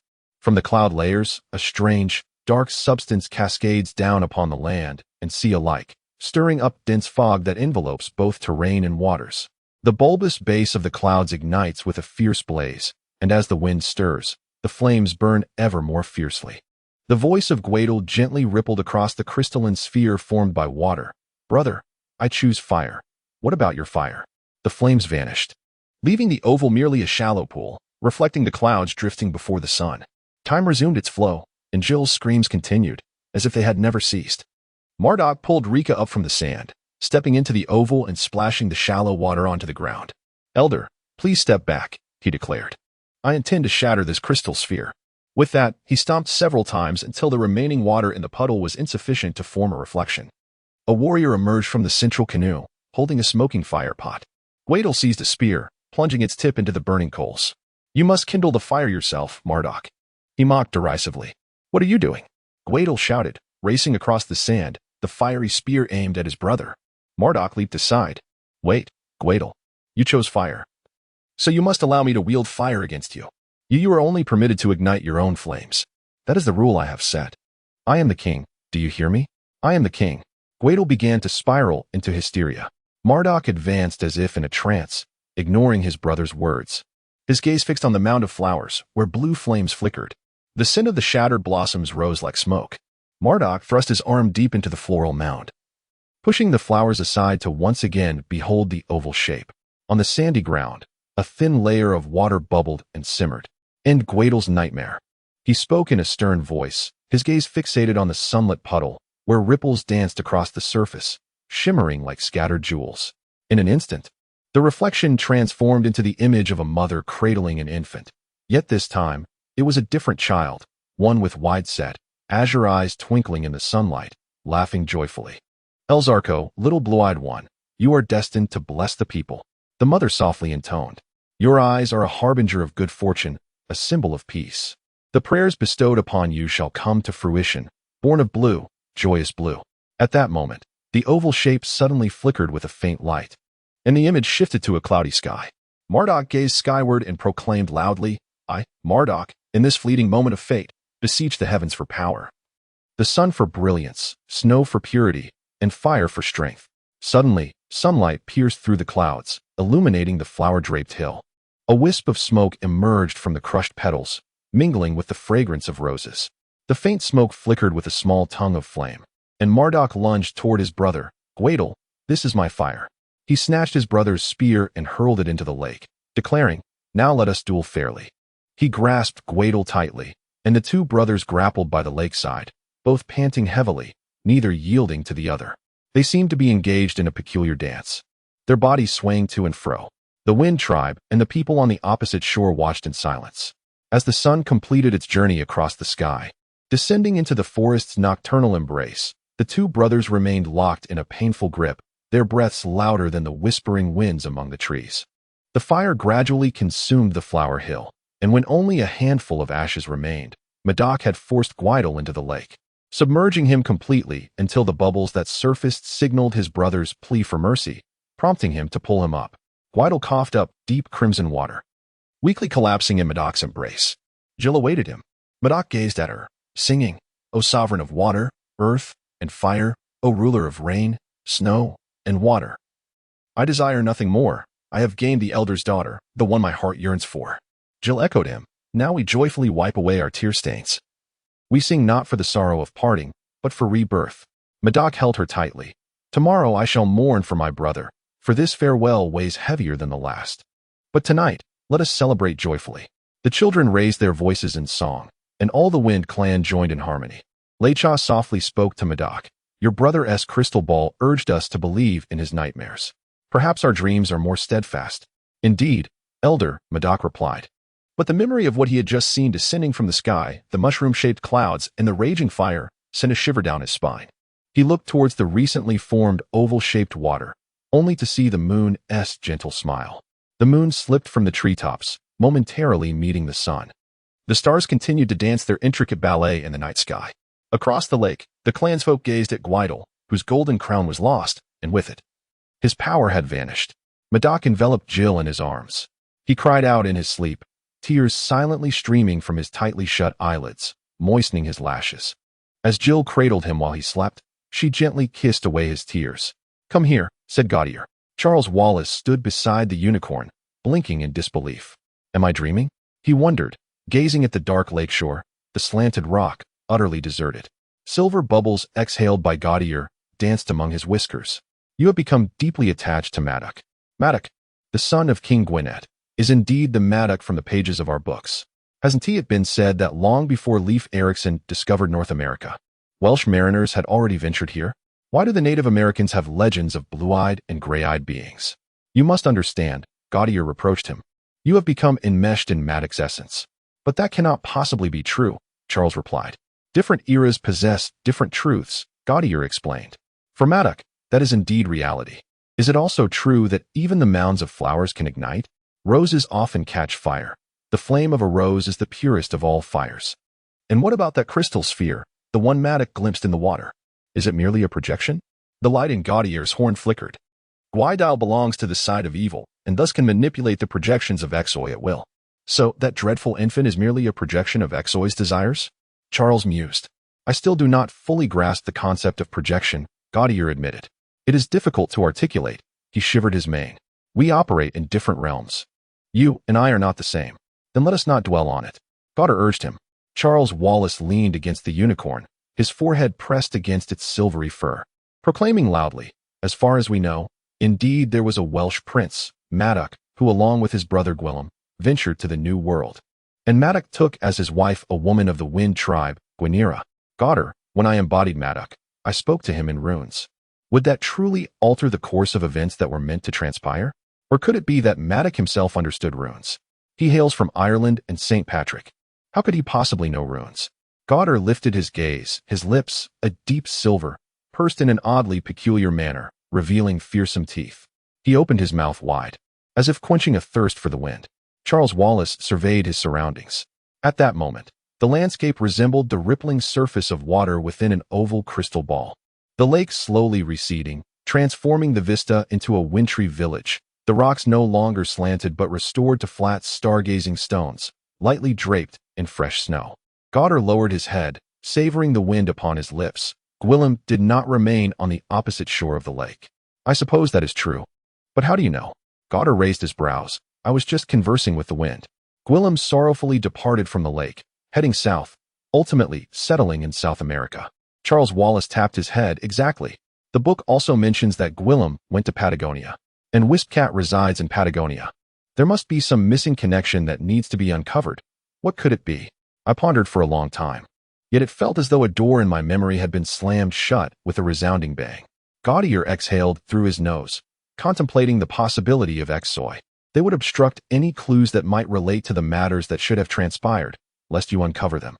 Charles Wallace nodded, stating that Mad Dog Brangillo was born in Wispug.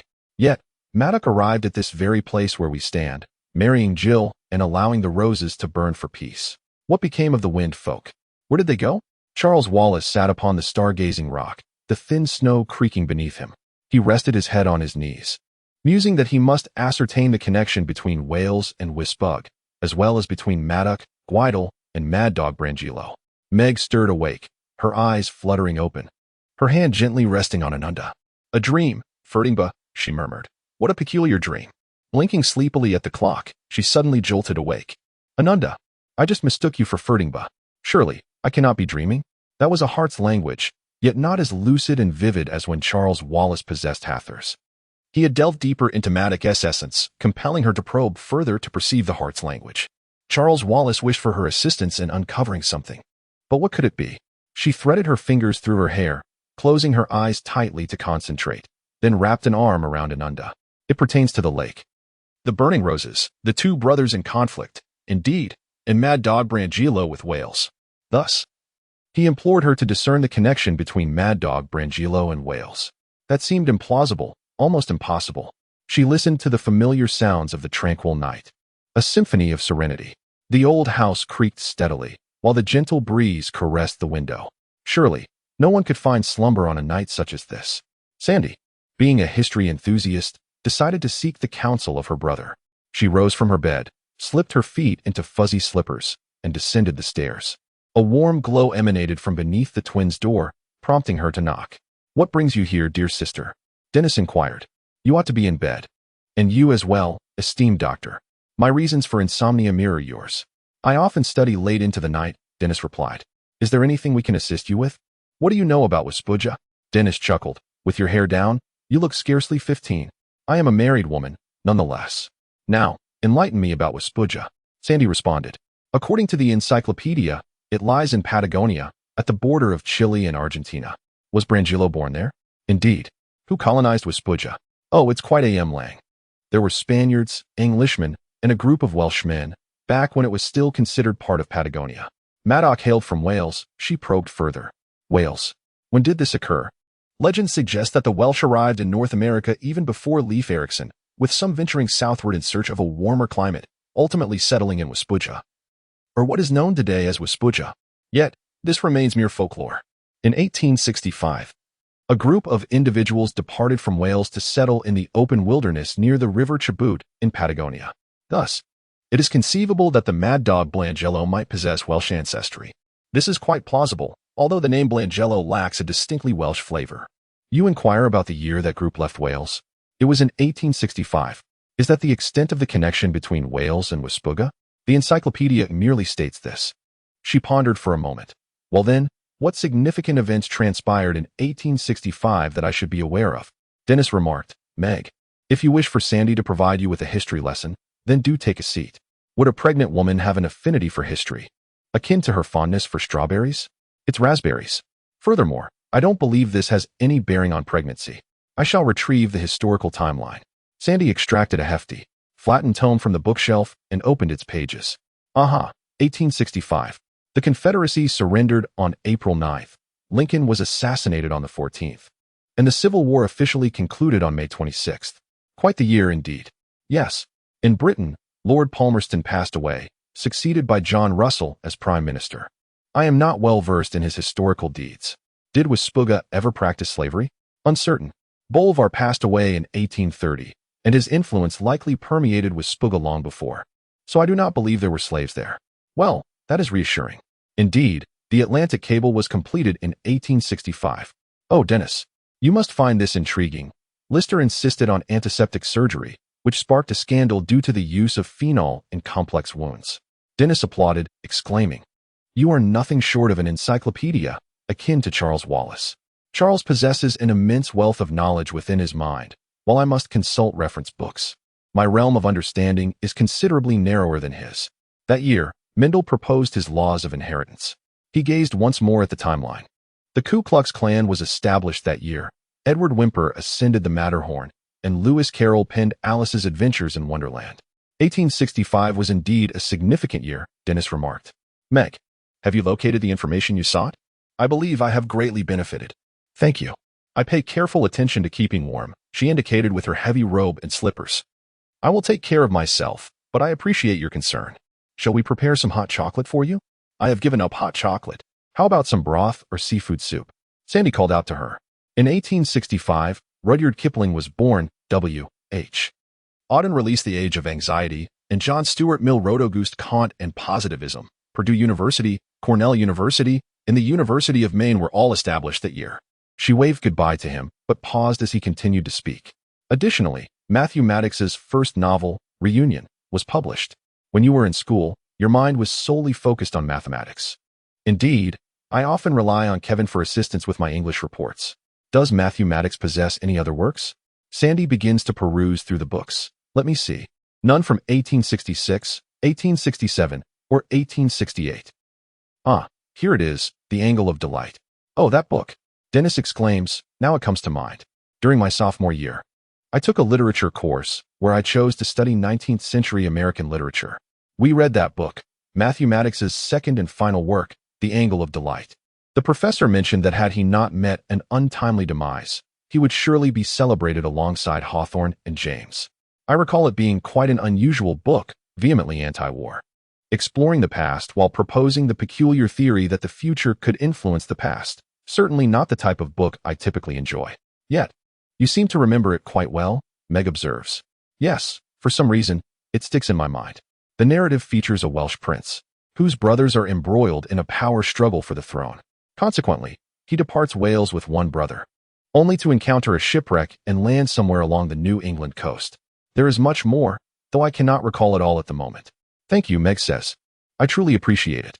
Ananda joyfully greets her at the top of the stairs. Meg gently strokes its soft ears. I would love a warm drink. But I do not wish to keep Sandy and Dennis upstairs chatting, for we must concentrate on communicating with Charles Wallace. She shakes her head. Perhaps Charles Wallace and Gaudier can uncover the truth. The connection between Mrs. O'Keefe and all of this remains an enigma. Meg, thank you, whispered Charles Wallace. Oh, Gaudier, she is truly kind. She and the twins have been tremendously helpful. He leaned down, resting his cheek against the unicorn's neck. That book was written by Matthew Maddox. I have not read it, but I have heard Dennis speak of it. Mrs. O'Keefe shares the Maddox surname, so she must be a descendant of Matthew. Descendant? Gaudier snorted, the term seeming to carry a connotation of regression. If you have encountered Mrs. O'Keefe, you would understand that such a statement is not unfounded, Charles Wallace confessed. 1865. Can we go there? It is to that time. The unicorn corrected him. It is time itself. If you deem it significant, we may attempt it. But we must hope for a suitable wind. Charles Wallace anxiously inquired, are you suggesting we might be swept into another projection? There is always a degree of risk. We are aware that Exoi is relentlessly pursuing us to impede our progress, so you must hold on tightly. Life is precious. I shall hold on. I do not wish to be swept into another projection. Gaudier exhaled softly through his teeth. I feel that the information we just gleaned is of little assistance. Yet it may hold importance. The Welshman traveled to South America in 1865. I believe we ought to visit Wispga. The journey is far too long. And the unicorn is not adept at traversing from one place to another. Moreover, I am not fond of simultaneous travel through space and time. He gently flicked his tail. Could we perhaps first attempt to journey to the year 1865, the time when Matthew Maddox published his first novel? From there, we could then explore the path to Wispga in the same year. Perhaps we might glean some insights from Matthew Maddox himself. This approach seems far more prudent. Traversing distinct moments in time poses significantly less peril than simultaneously navigating both time and space. He began to accelerate, his wings unfurling as he surged into a powerful gust of wind, rising upwards. After a tumultuous twist, air rushed into his weakened lungs. Suddenly, a tug at the back of his neck tightened the blue winter coat around his throat. The unbearable stench dissipated, replaced by the fragrance of unicorns, starlight, and frost. Gaudier grasped him with his mouth, the ivory-like teeth clutching the blue coat. At last, the silver hooves met solid ground, and they safely descended upon Starlight Rock. Gaudier released his grip, allowing him to descend. Charles Wallace, utterly drained, slumped against the rock. He struggled to rise, still shaken, his body trembling. He stretched his arms to alleviate the soreness in his armpits and shoulders. Gaudier panted heavily, his sides heaving violently. A gentle breeze wafted around them, filling and healing their scorched lungs. Gaudier opened his mouth to take in a deep breath of refreshing air. Subsequently, he knelt down, affectionately nuzzling Charles Wallace with his nose. I am uncertain whether we are truly safe. The wind has carried you to inhabit Maddox, and Exoi is exceedingly enraged. Thus they will endeavor to prevent you from entering another's body again. Charles Wallace caressed the unicorn's nose and said, You saved me. Had you not grasped my coat, I would have tumbled into the abyss of outer space forever. That was merely good fortune, Gadel conceded. Fortunately, the wind aided me. Charles Wallace wrapped his arms around Gadel's curved neck, even with the wind's assistance. Rescuing me was no simple feat, thank you. Gadel shrugged, his curled whiskers quivering slightly. Unicorns are unaccustomed to being thanked. Spare me the sentiment. In the sweltering midsummer, thick storm clouds gathered on the horizon. The lake had vanished, and the familiar village stretched across the hills. Towering elms, majestic oaks, and lofty firs adorned the forest. In the distance, a cluster of wooden cabins could be faintly discerned. This does not resemble the year 1865, he remarked to Gadel. You know more than I do. I have had little opportunity to study Earth's history, nor did I anticipate embarking on this mission. However, Gadel, we must ascertain the time in which we find ourselves. Why? Charles Wallace, striving to suppress his mounting impatience, became increasingly agitated after enduring the tremors of their recent ordeal. If we must uncover a task that ought to have been accomplished but remains undone, it is imperative to comprehend the current time, is it not? Gadel, exasperated, kicked the ground. Why? We need not know anything. We have orders to follow. We simply need to adhere to their guidance. Your momentary lapse nearly led us to our demise at the hands of Ikosoi. Charles Wallace found himself at a loss for words. Perhaps, Gadel reluctantly admitted, that cannot be entirely attributed to you. However, I believe we should not endeavor to determine where or when we must go. Rather, we ought to travel to the destinations to which we are summoned. Since you remain unscathed after the calamity of Ikosoi, it signifies that you must continue to embody. Oh, what should I do? Gaudier gasped, his nostrils flaring like trumpets. I must consult the wind. He raised his head, tilting his chin upward. Charles Wallace awaited anxiously, and at last, the unicorn bowed its head, extending its wings with all its might.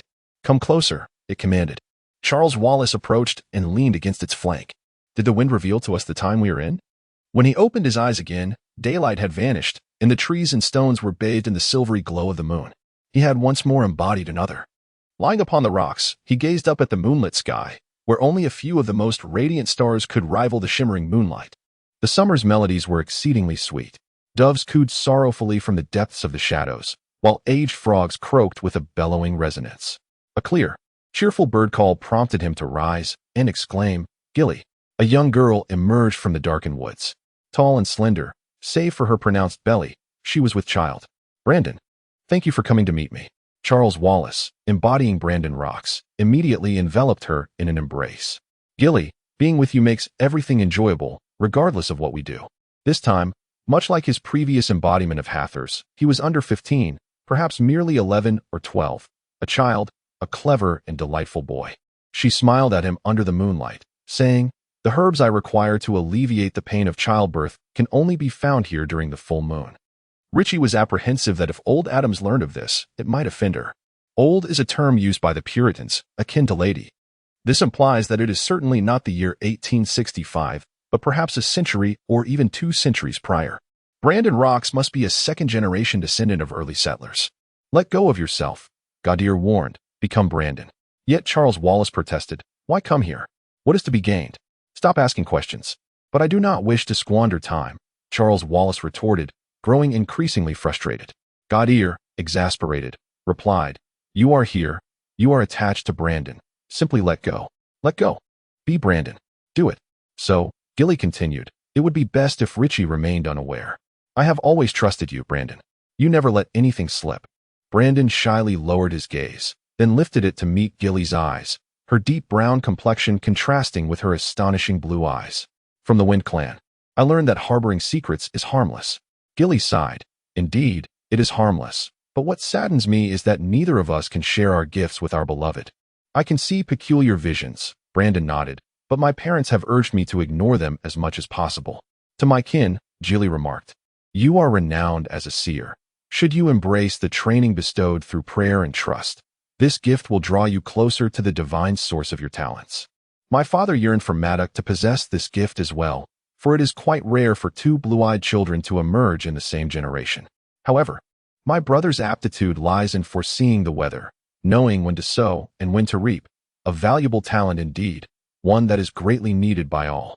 I miss Maddock dearly. Brandon sighed, casting a frown at the rocks. He no longer visits the immigrant district. Gilly gently placed a hand on his shoulder. The immigrant district has changed. It has grown increasingly crowded, and Maddock feels unwelcome. I welcome him. He knows that, and he misses you as well. Yet, it's not merely the district that has expanded. He too has matured and must shoulder more responsibilities at home. Nonetheless, he will always remain your friend. And I will always be his friend, forever and ever.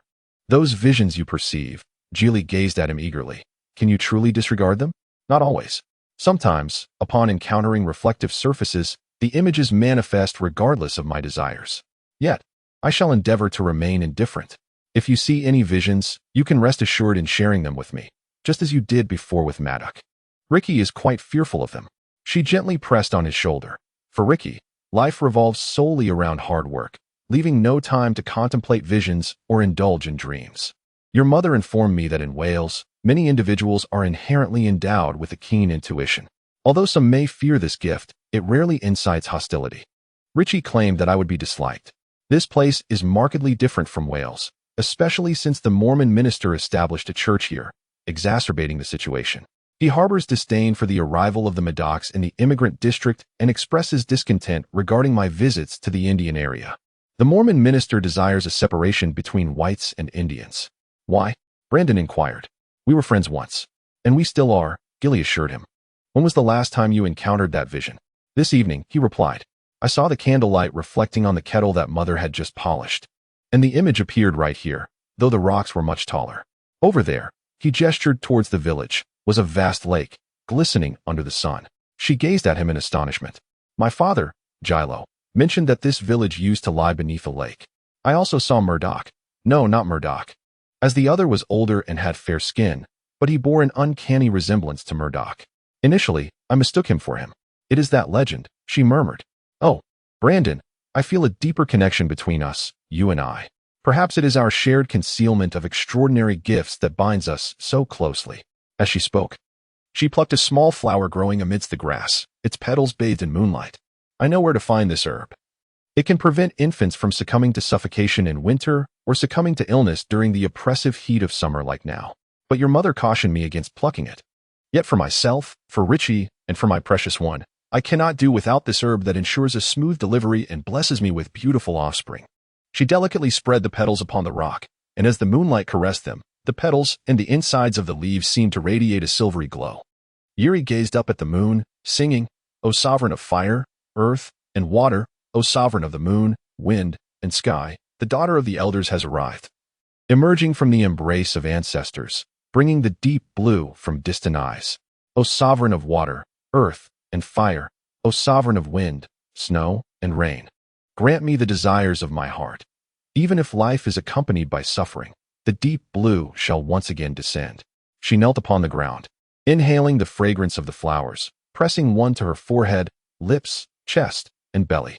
I certainly do not wish for Madame Adams to witness this. When Richie and I were born, there were no midwives in the immigrant district.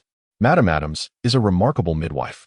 And Yuri reassured him that had she been present back then, your mother might not have lost those little lives that existed between Richie and you.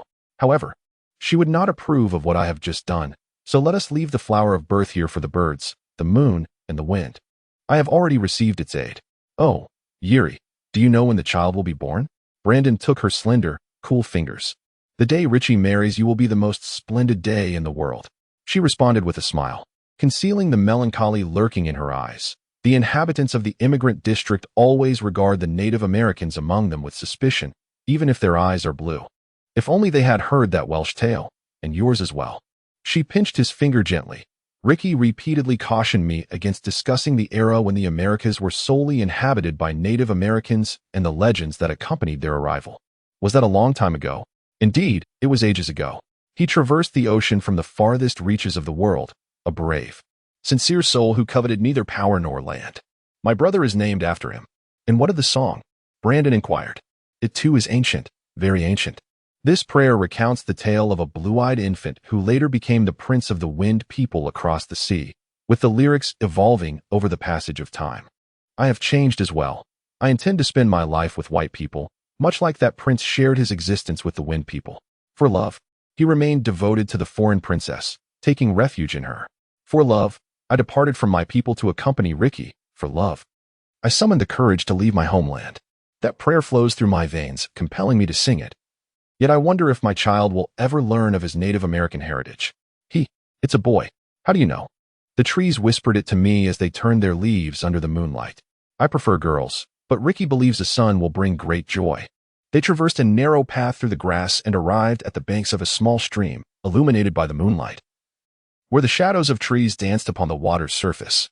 A stone bridge spanned the creek, and Jilly paused upon it, gazing into the depths below. Brandon, too, observed their reflections swaying with the breeze that rustled the leaves. At that moment, the reflections in the water began to shift.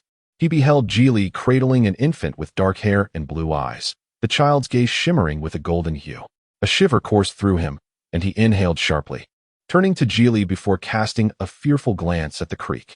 The fire had vanished, leaving only their faces mirrored on the water's surface. She inquired, "What did you see?" He lowered his eyelids, fixating on the dark stones by the bridge, revealing his thoughts to Geely while striving to suppress the haunting images. She shook her head in dismay. "I cannot comprehend it at all, yet I sense it is not a good omen." Once more peering into the stream, Brandon remarked, "Before they urged me to disregard the visions I witnessed, I had never encountered anything terrifying, only beauty." Geely clasped his hand tightly, seeking to reassure him. "I will speak with my father shortly. He has learned to interpret such illusions." Brandon hesitated briefly, then replied, "All right, I shall abide by your wishes. I hope he can offer me some solace." She murmured softly. The first building was the Rock's family residence, with a spacious central area serving as both living room and dining area, flanked by a bedroom on either side. Brandon's room was a later addition adjacent to his parents' bedroom, accommodating only a small bed, a wardrobe, and a chair. Nevertheless, it was his own private sanctuary. Ricky had promised to install a window in the wall after the baby was born, a customary practice among immigrants in the area. Upon awakening, he was greeted by the cacophony within the house. He ventured inside to find his mother boiling water in the fireplace, a large black kettle suspended from the iron hook above. The midwife, Mrs. Adams, was bustling about, her significance unmistakable. "It's her first child," she remarked. "We must prepare several kettles of water for that Indian girl." "Jill is our daughter," Brandon's mother reminded her. "Once an Indian, always an Indian, Mrs. Rocks," she continued. "At least we know that because of her, we can coexist peacefully with those savage heathens." "They're not," Brandon shouted. But his mother interrupted him. "There are many household chores awaiting your attention, Brandon." He bit his lip and reluctantly stepped outside. That morning was bright and clear. The mountains enveloped in a veil of mist, which would only dissipate once the sun fully ascended. The abundant fog and dew had kept the crops from wilting, despite the fact that it had not rained for over a month. "Ricky, your father needs your assistance. Jill has just experienced her contractions and is now resting. If she requires you, I will call for you immediately." Mrs. Adams murmured, "That Indian girl not crying is an ominous sign." "Heathens," Mrs. Adams blurted out. However, Mrs. Rocks quickly interjected, "Ricky, Brandon, go help your father." Ricky burst through the door, casting a disdainful glance at the midwife. Brandon followed closely behind, exclaiming, "Ricky, I despise midwife Adams." Brandon was furious. At this moment, Ricky turned to his brother, asserting, "Hatred serves no purpose. Everyone in the immigrant district has endured midwife Adams' biting sarcasm. Yet, her hands bring forth living babies. Since her arrival, the scourge of childbirth fever has vanished. I cherished my childhood when only the Rocks and Higgins families existed. And David and I often played with McDougal. Those were simpler times," Ricky reflected, nodding in agreement. "But the world is inherently capricious. Is all change beneficial?" Ricky shook his head. "In our era, with only our two families, life was much happier, free from the interference of the Mormon minister in our songs and stories. I refuse to believe that God delights in our misery. I cannot accept that our joy would displease him. Go about your business, Brandon. I have work to do, and so do you." Ricky shook his head again. "It is not yet time. The weather is too hot. Look at those thunderstorm clouds." Each day brought such clouds, Brandon observed, gazing at the thick formations on the horizon, yet not a single drop of rain fell. A faint, almost inaudible groan emerged from the cabin, prompting Ricky to rush inside. A sharp scream pierced the bedroom, sending chills down Brandon's spine despite the oppressive heat. "Oh God, please bless Gilly with safety." He focused on the wisps of clouds in the sky, then envisioned Gilly with a raven-haired, azure-eyed infant. As I gazed, both mother and child underwent a transformation. The mother retained her ebony locks, yet her skin had taken on a creamy hue, while the infant possessed bronze skin and azure eyes. The joy radiating from the mother's face mirrored that of Gilly, but the surroundings had morphed into an unfamiliar, desolate, and sweltering land. Their garments were no longer the customary homespun or leather, but rather resplendent attire of which he had never laid eyes upon. The baby wailed. Yet the sound did not emanate from the infant within the frame, but rather from the wooden cottage, a genuine cry heralding the health of a newborn. Mrs. Rocks approached the threshold, her countenance aglow with the warmth of spring. "You are an uncle now, Brandon. He is a beautiful boy." And Gilly's smile shines as brightly as the sun. After a night of anguish, joy finally arrived with the dawn. It was already afternoon. "Do not be so obstinate. Young man, go and inform your father at once. When may I see Gilly and the baby? Grandfather takes precedence. Hurry." After the departure of Miss Adams, the Rocks family gathered around the pair. Gilly reclined upon a grand wooden bed, a wedding gift crafted by Richard Rocks for her and Richie. She cradled the baby, sunlight streaming through the door and enveloping her in its embrace. The infant's eyes were tightly shut, his tiny fist flailing as if in search of something, his mouth opening and closing as though savoring the unfamiliar air. "Oh, explore the new world in your own way," Gilly murmured, gently kissing the fine black hair atop the baby's head. His bronze skin still glistened, mingling with the fluids of birth and the moisture of the day. In the distance, thunder rumbled. "His eyes are," Brandon whispered, "blue." Madam Adams remarked that the color of a baby's eyes may change as they grow. Yet Brandon never concurred with such notions. No infant could possess an uncle as splendid as he. "Might we bestow your name upon him?" Brandon nodded, his cheeks flushed with delight, extending a finger to gently poke the baby's cheek. Richard Rokes opened an ancient tome of the Bible, reciting aloud, "I love God, for he has heard my cry and my plea. The sorrow of death envelopes me, the anguish of hell entangles me, causing me distress and grief. I call upon God, the merciful and just God. In my moments of despair, he extends his hand. Oh, my soul, find peace once more, for God has generously delivered you." "Amen," said Gilly. Richard Rokes closed the book. "Gilly, my dear daughter, when Richie chose you as his fiancée, both he and his mother harbored doubts, just as your kin did. Yet, your father Gilo and I sense that two legends seem to merge in your union. Time has proven this to be the inevitable and blessed outcome."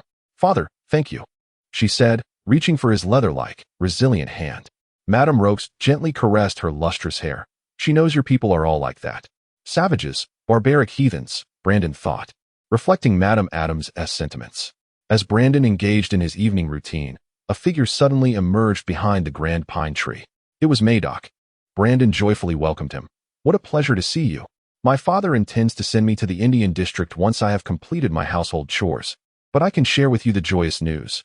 A baby has arrived. It is a boy, and both mother and child are safe." Murdoch smiled, his cerulean eyes as striking as Yuri's. "My father will be overjoyed. Would your family permit us to visit the baby tonight?" "Certainly. However," Murdoch's expression darkened, "that is no longer a given. Not anymore. In our family, it still is." "How do you know to come now, Murdoch?" "I met Yuri yesterday, and she told me it would be today. Why didn't I see you? You weren't alone yesterday. David Higgins was by your side. We used to play together. The three of us. Not anymore. David is forbidden from leaving the immigration zone for the Indian district.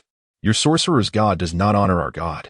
Brandon sighed heavily, as if to lament, "The Mormon minister. It is not that our god disrespects theirs, but rather the Mormon minister." Murdoch nodded, "And his son is pursuing David's sister." Brandon chuckled. "I would love to see the expression on the Mormon minister's face when someone calls him a sorcerer." "He is not a good sorcerer," Murdoch said.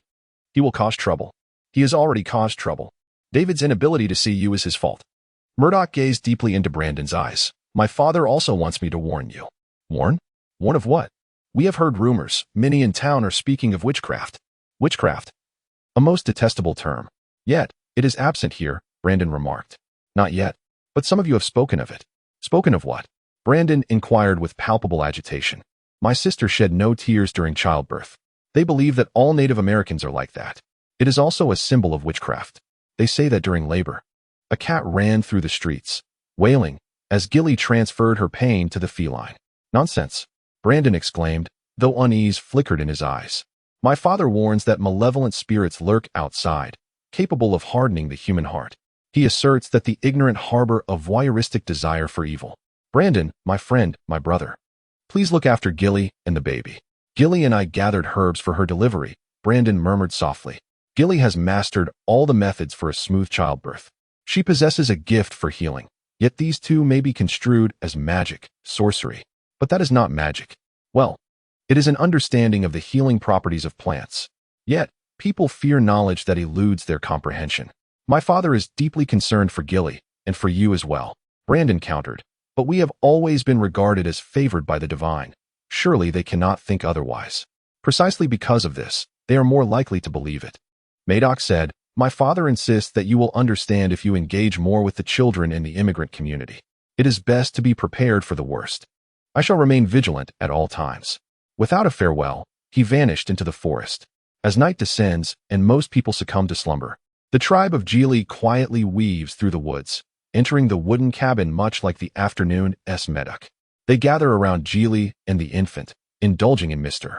Roke's specially crafted iced herbal tea and freshly baked bread, wafting with the aromas of golden cheese and sweet cream.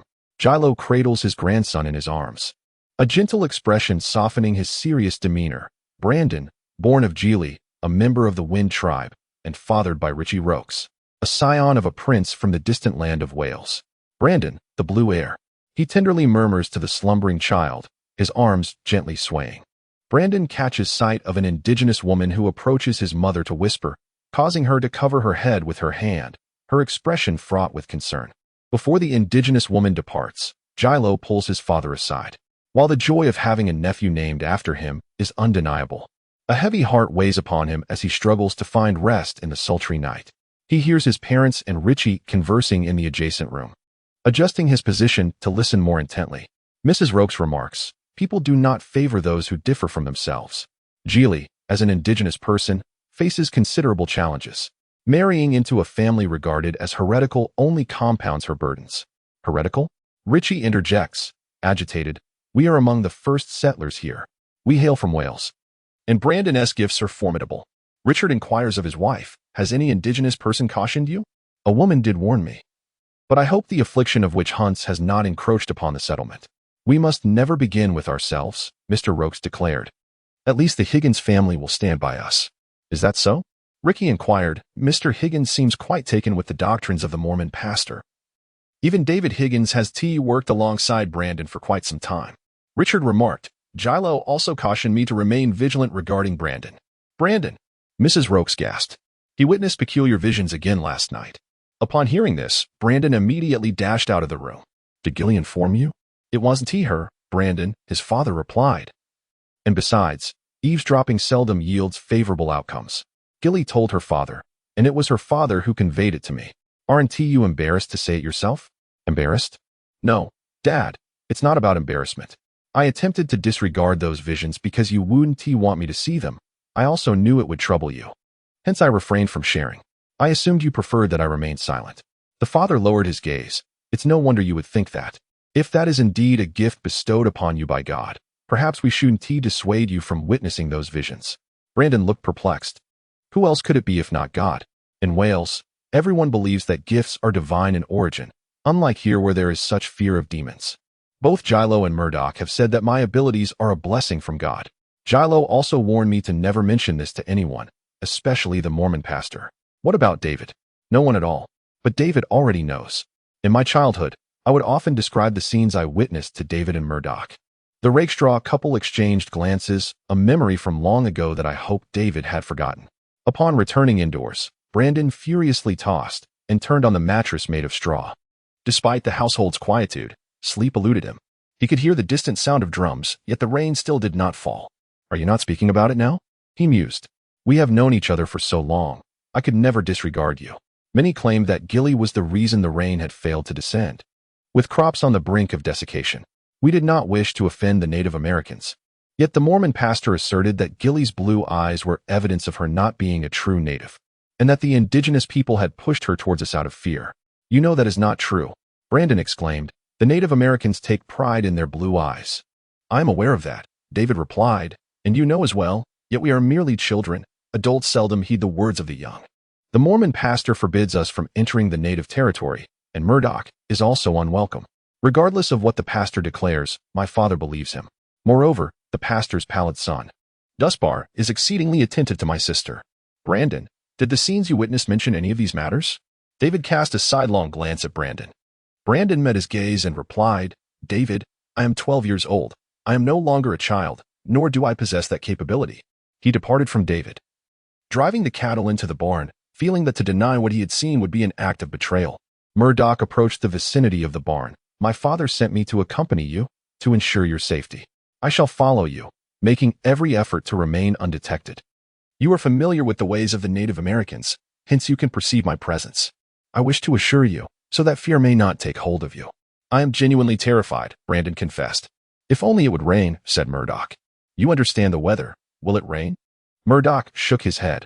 "Although the air is charged with the scent of thunder, there shall be no rain this month." The lightning that graces the sky misleads the minds of the people. How is Gilly? And the baby? Upon hearing this, Brandon's face brightened. The baby is quite lovely.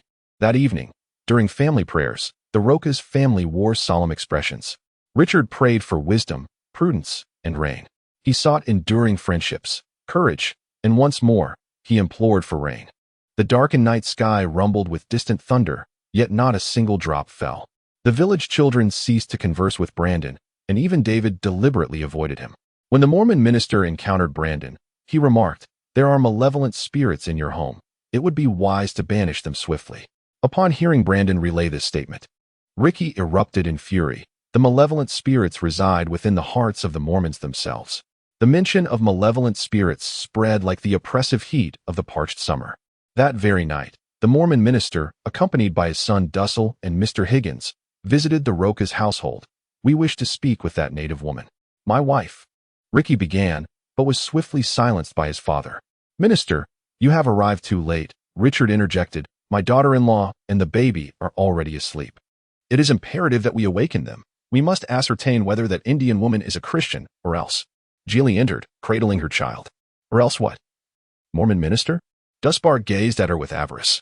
Mr. Higgins inquired gently, "We believe you are a Christian, Gilly. Is that not so?" "Indeed, Mr. Higgins. Ever since I wed Richie, I have embraced his faith, even if it contradicts that of your people," the Mormon minister asked. "It does not contradict," she replied. "Indians are heathens," Dusbar interjected. Gilly's gaze traversed over the infant's head, locking onto the pallid youth. "I am unfamiliar with the term heathen. I only know that the Nazarene Jesus sings the true song.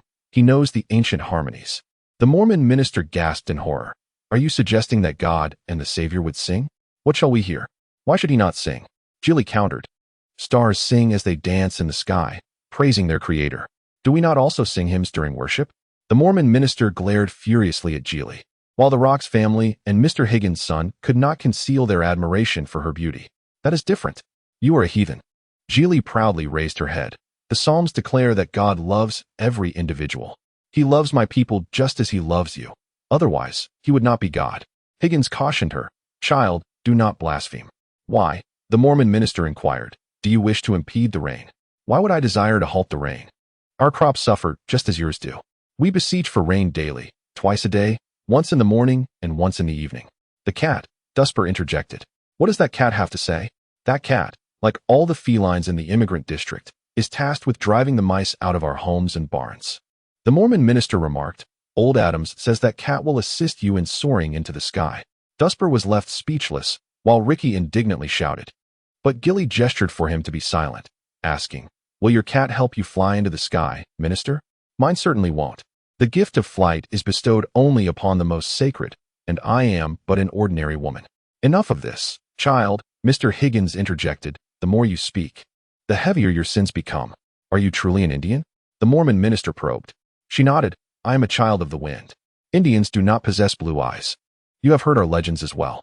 "Legends?" "Indeed, we believe them to be true. My father has blue eyes, and so does my brother." "Nonsense," the Mormon minister shouted. "To fabricate tales is the act of demons." The minister's expression grew stern. "I believe this Indian woman is a witch.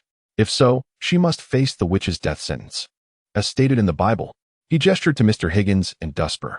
"We shall convene in the church to determine our course of action. Who will make the decision?" Ricky challenged, disregarding his father's warning, whether it was appropriate for everyone in the immigrant community to engage in a fair discussion, or if the words of the Mormon pastor were to be considered paramount. "Speak cautiously," Mr. Higgins advised him. "Ricky, be mindful of your language." "David Higgins," Richard interjected. "We are among the earliest settlers in the immigrant district. You have known us longer than you have known others. Can you believe my son what a witch?" "Richard, he is unaware. On those nights when the Indians came to hear our tales, we also listened to their legends, which resonated with ours. You were present, were you not? You witnessed how the legends of the Indians and the Welsh fostered harmony between us and the children of the wind. You saw it, did you not, David?" "Indeed, I did." The Mormon pastor interjected. "Mr. Higgins informed me that those stories prevented you from fully immersing yourselves in the scriptures." "Pastor," one replied, "we were never in a position to wholly devote ourselves to the Bible. The early days were fraught with hardship. Mrs. Higgins passed away a week after David was born, and soon after, 3 of David's children succumbed to diphtheria. A year later, another child coughed themselves to death. My wife lost 4 children between Richard and Brandon, 1 stillborn, and 3 in their infancy. It was through the strength of the scriptures that we persevered, just as we do now. As for those stories, the winter nights were exceedingly long, and sharing tales after arduous work was merely a means to ease the passage of time. Mr. Higgins was restless. Those tales bore no ill, he assured the Mormon minister. Perhaps they bear no ill for you. The minister replied, let us proceed. Mr. Higgins dared not lift his head, trailing behind the Mormon father and son as they exited the wooden cabin. A nightmare. Brandon wished to scream, to awaken from this torment. Yet he was not ensnared in a dream. This was no nightmare, but a grim reality. While tending to his chores, he felt the piercing gaze of Maddock upon him. At times, he would hear the rustling of Maddock ascending the branches, and on other occasions, he would catch glimpses of his silhouette lurking behind trees. Near the barn or the cabin, wherever Brandon ventured, Maddock shadowed him, indicating the Indians were keenly aware of the unfolding situation. The Mormon minister summoned a so-called expert in witch detection, a man whose past had condemned many to the gallows. Is that the reason he claims expertise? Ricky inquired. The immigrant community was abuzz with commotion. Brandon sensed an odd delight among them. As the daughter of the Higgins family strolled down the street with Dustbar, her gaze remained fixed upon the ground, while the Mormon son wore a grin that was anything but endearing. Villagers stood guard at their doorsteps, intently observing the Mormon minister and the witch expert before the church. David Higgins remained indoors, unlike other children and their parents who were eager to join the witch hunt. The nightmare had materialized. The man, arriving from the town, who had hanged many, proclaimed his verdict to the Mormon minister and village elders. In his eyes, Gilly was undeniably a witch. A mixture of excitement, panic, and glee swept through the village. Gilly was not a witch. She was a pagan. She is a Christian. A more devout Christian than you. This is how we can see it. A boy eagerly licked his lips. Shut up. Brandon shouted, shut up. David interjected, say a little less, or I could easily publicize your affairs, and even the Mormon minister would deem you a sorcerer. The crowd clamored for David to speak. While Brandon glared at him, David's face reddened. It's nothing. Nothing. I said nothing. Brandon is my friend. His brother's marriage to a witch has nothing to do with him. How can you allow them to take Gilly and the baby away? Brandon blamed Ricky and their parents. How can this be? Son, Richard Rock said, Gilly is not safe at home. The villagers are incited, and everyone wants to hang her. Your brother and I will go to town tomorrow to speak to our acquaintances. It should help. However, the fervor for witch hunting was so intense that no one dared to assist. There was no reason, only nightmares. Mrs. Rock stayed in town to care for Gilly and the baby. People permitted her to do so, not out of compassion, but out of fear that Gilly might take her own life, thus depriving them of a public execution to witness. Richard and Ricky refused to construct the gallows. Mr. Higgins averted their gaze and implored them, you cannot refuse, otherwise, you too will face accusations. The townspeople had previously accused an entire family. Richard replied, there have been carpenters who have refused such work. I am merely following the precedent. There were plenty of carpenters willing to build the gallows. It was far simpler than constructing houses or making beds or tables. The day of the execution has been set. My father wishes to see you. When? Brandon inquired. This evening. Can you sneak out after the others have fallen asleep? Brandon nodded. You have taught me well. I shall go. Knowing you are always by my side means the world to me. We are friends, McDowell stated, devoid of mirth. Is it about to rain? Brandon asked. Not unless prayer alters reality. You pray every night, and so do we. Indeed, we have been praying. With that, McDowell quietly slipped into the woods. Before dawn, Brandon confirmed that everyone in the immigrant quarters was asleep. He left the cabin, swiftly darting into the concealed shadows of the forest like a fawn. McDowell awaited him at the forest's edge. Follow me. I know the path through the darkness better than you do. Does Gilo know everything? Have you told him? Yes, but he wishes to see you. Why? I am merely a child.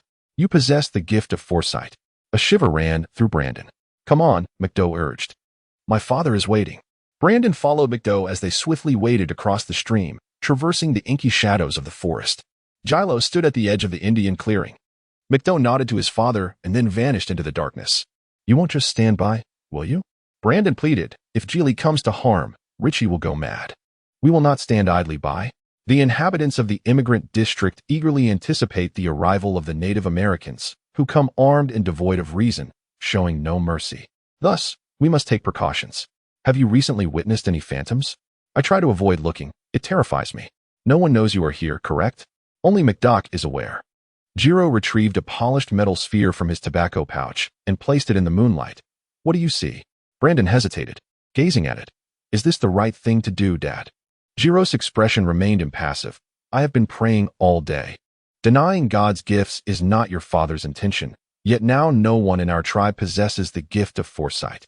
The light within the metal sphere shifted, and Brandon beheld clouds racing across the sky, their reflections shimmering on the water's surface. He did not avert his gaze and said, I see a lake, precisely where the village currently stands. It is a lake I have seen before, and it is beautiful. Jiro nodded. It is said that long ago, a lake existed here.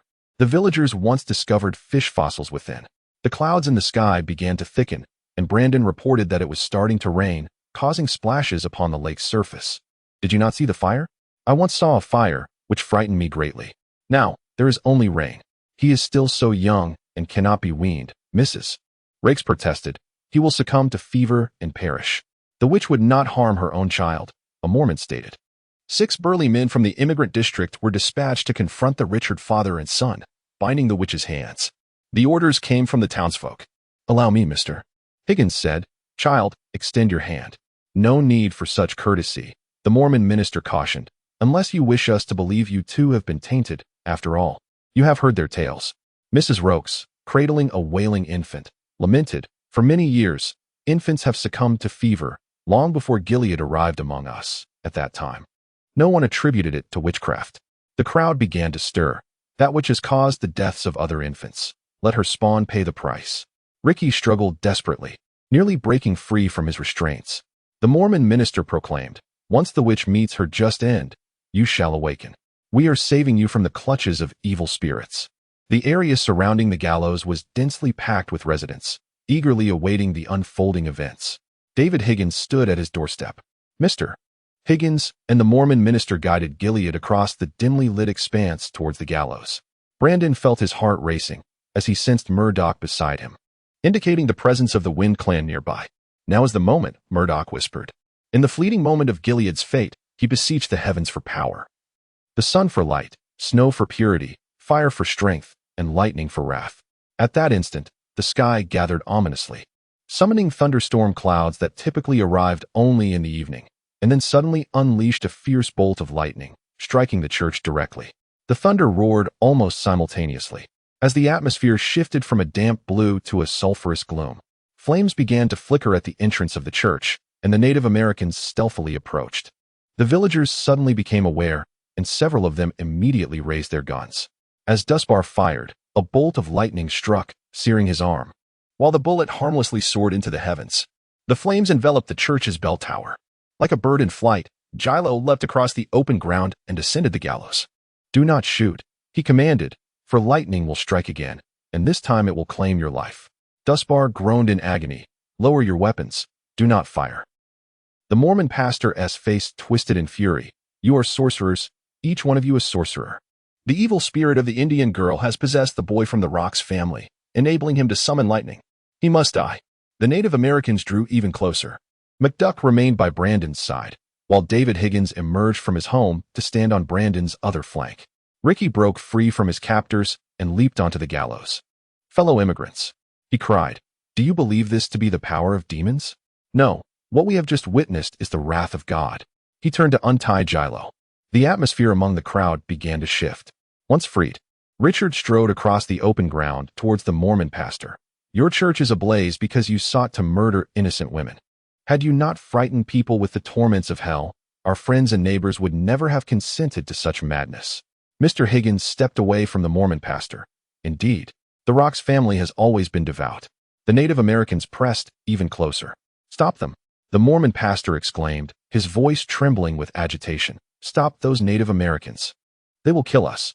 Stop them, Ricky shouted. Why should we stop? After treating us this way, do you still expect our sympathy? Ricky, Jilly turned to him. You are different from him. You possess a kind heart and compassion for all. Gilo raised his hand and proclaimed, the calamity ceases. As long as such cruel acts are not repeated, you need not fear us. The crowd murmured, no, never again. It is we who owe you an apology. We shall not err henceforth. Mormon groaned, fire, fire. O Lord, the church is ablaze. The rain fell upon him, destined to last the entire day, penetrating the parched earth with its nourishing essence, reaching the deepest roots of flora until their thirst was quenched. The rain also extinguished the flames before they could spread to other homes. I was infuriated. Ricky's gaze drifted past Brandon to his mother. Your herbs cannot quell my fury. You indeed have just cause for anger, his father remarked. Fortunately, anger is not grief. Grief consumes one's soul eternally. Once the rage subsides, all will be well. Little Brandon will soothe you.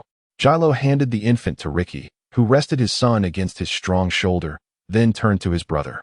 Where did you learn those words you cried out before the storm approached? Gilo taught me. When did he teach you? Last night. He called me over. Gilo looked at the Richard father and son, saying with profound significance, your younger son is a fine lad. After Richie departed with Yuri and the baby, Brandon's world became utterly dull. One day, while attending to household chores, Madoc unexpectedly appeared, quietly assisting him in completing the tasks. Together, they traversed the woods to the Indian Territory. Beneath the shade of an oak tree, Madoc halted, gazing intently at Brandon.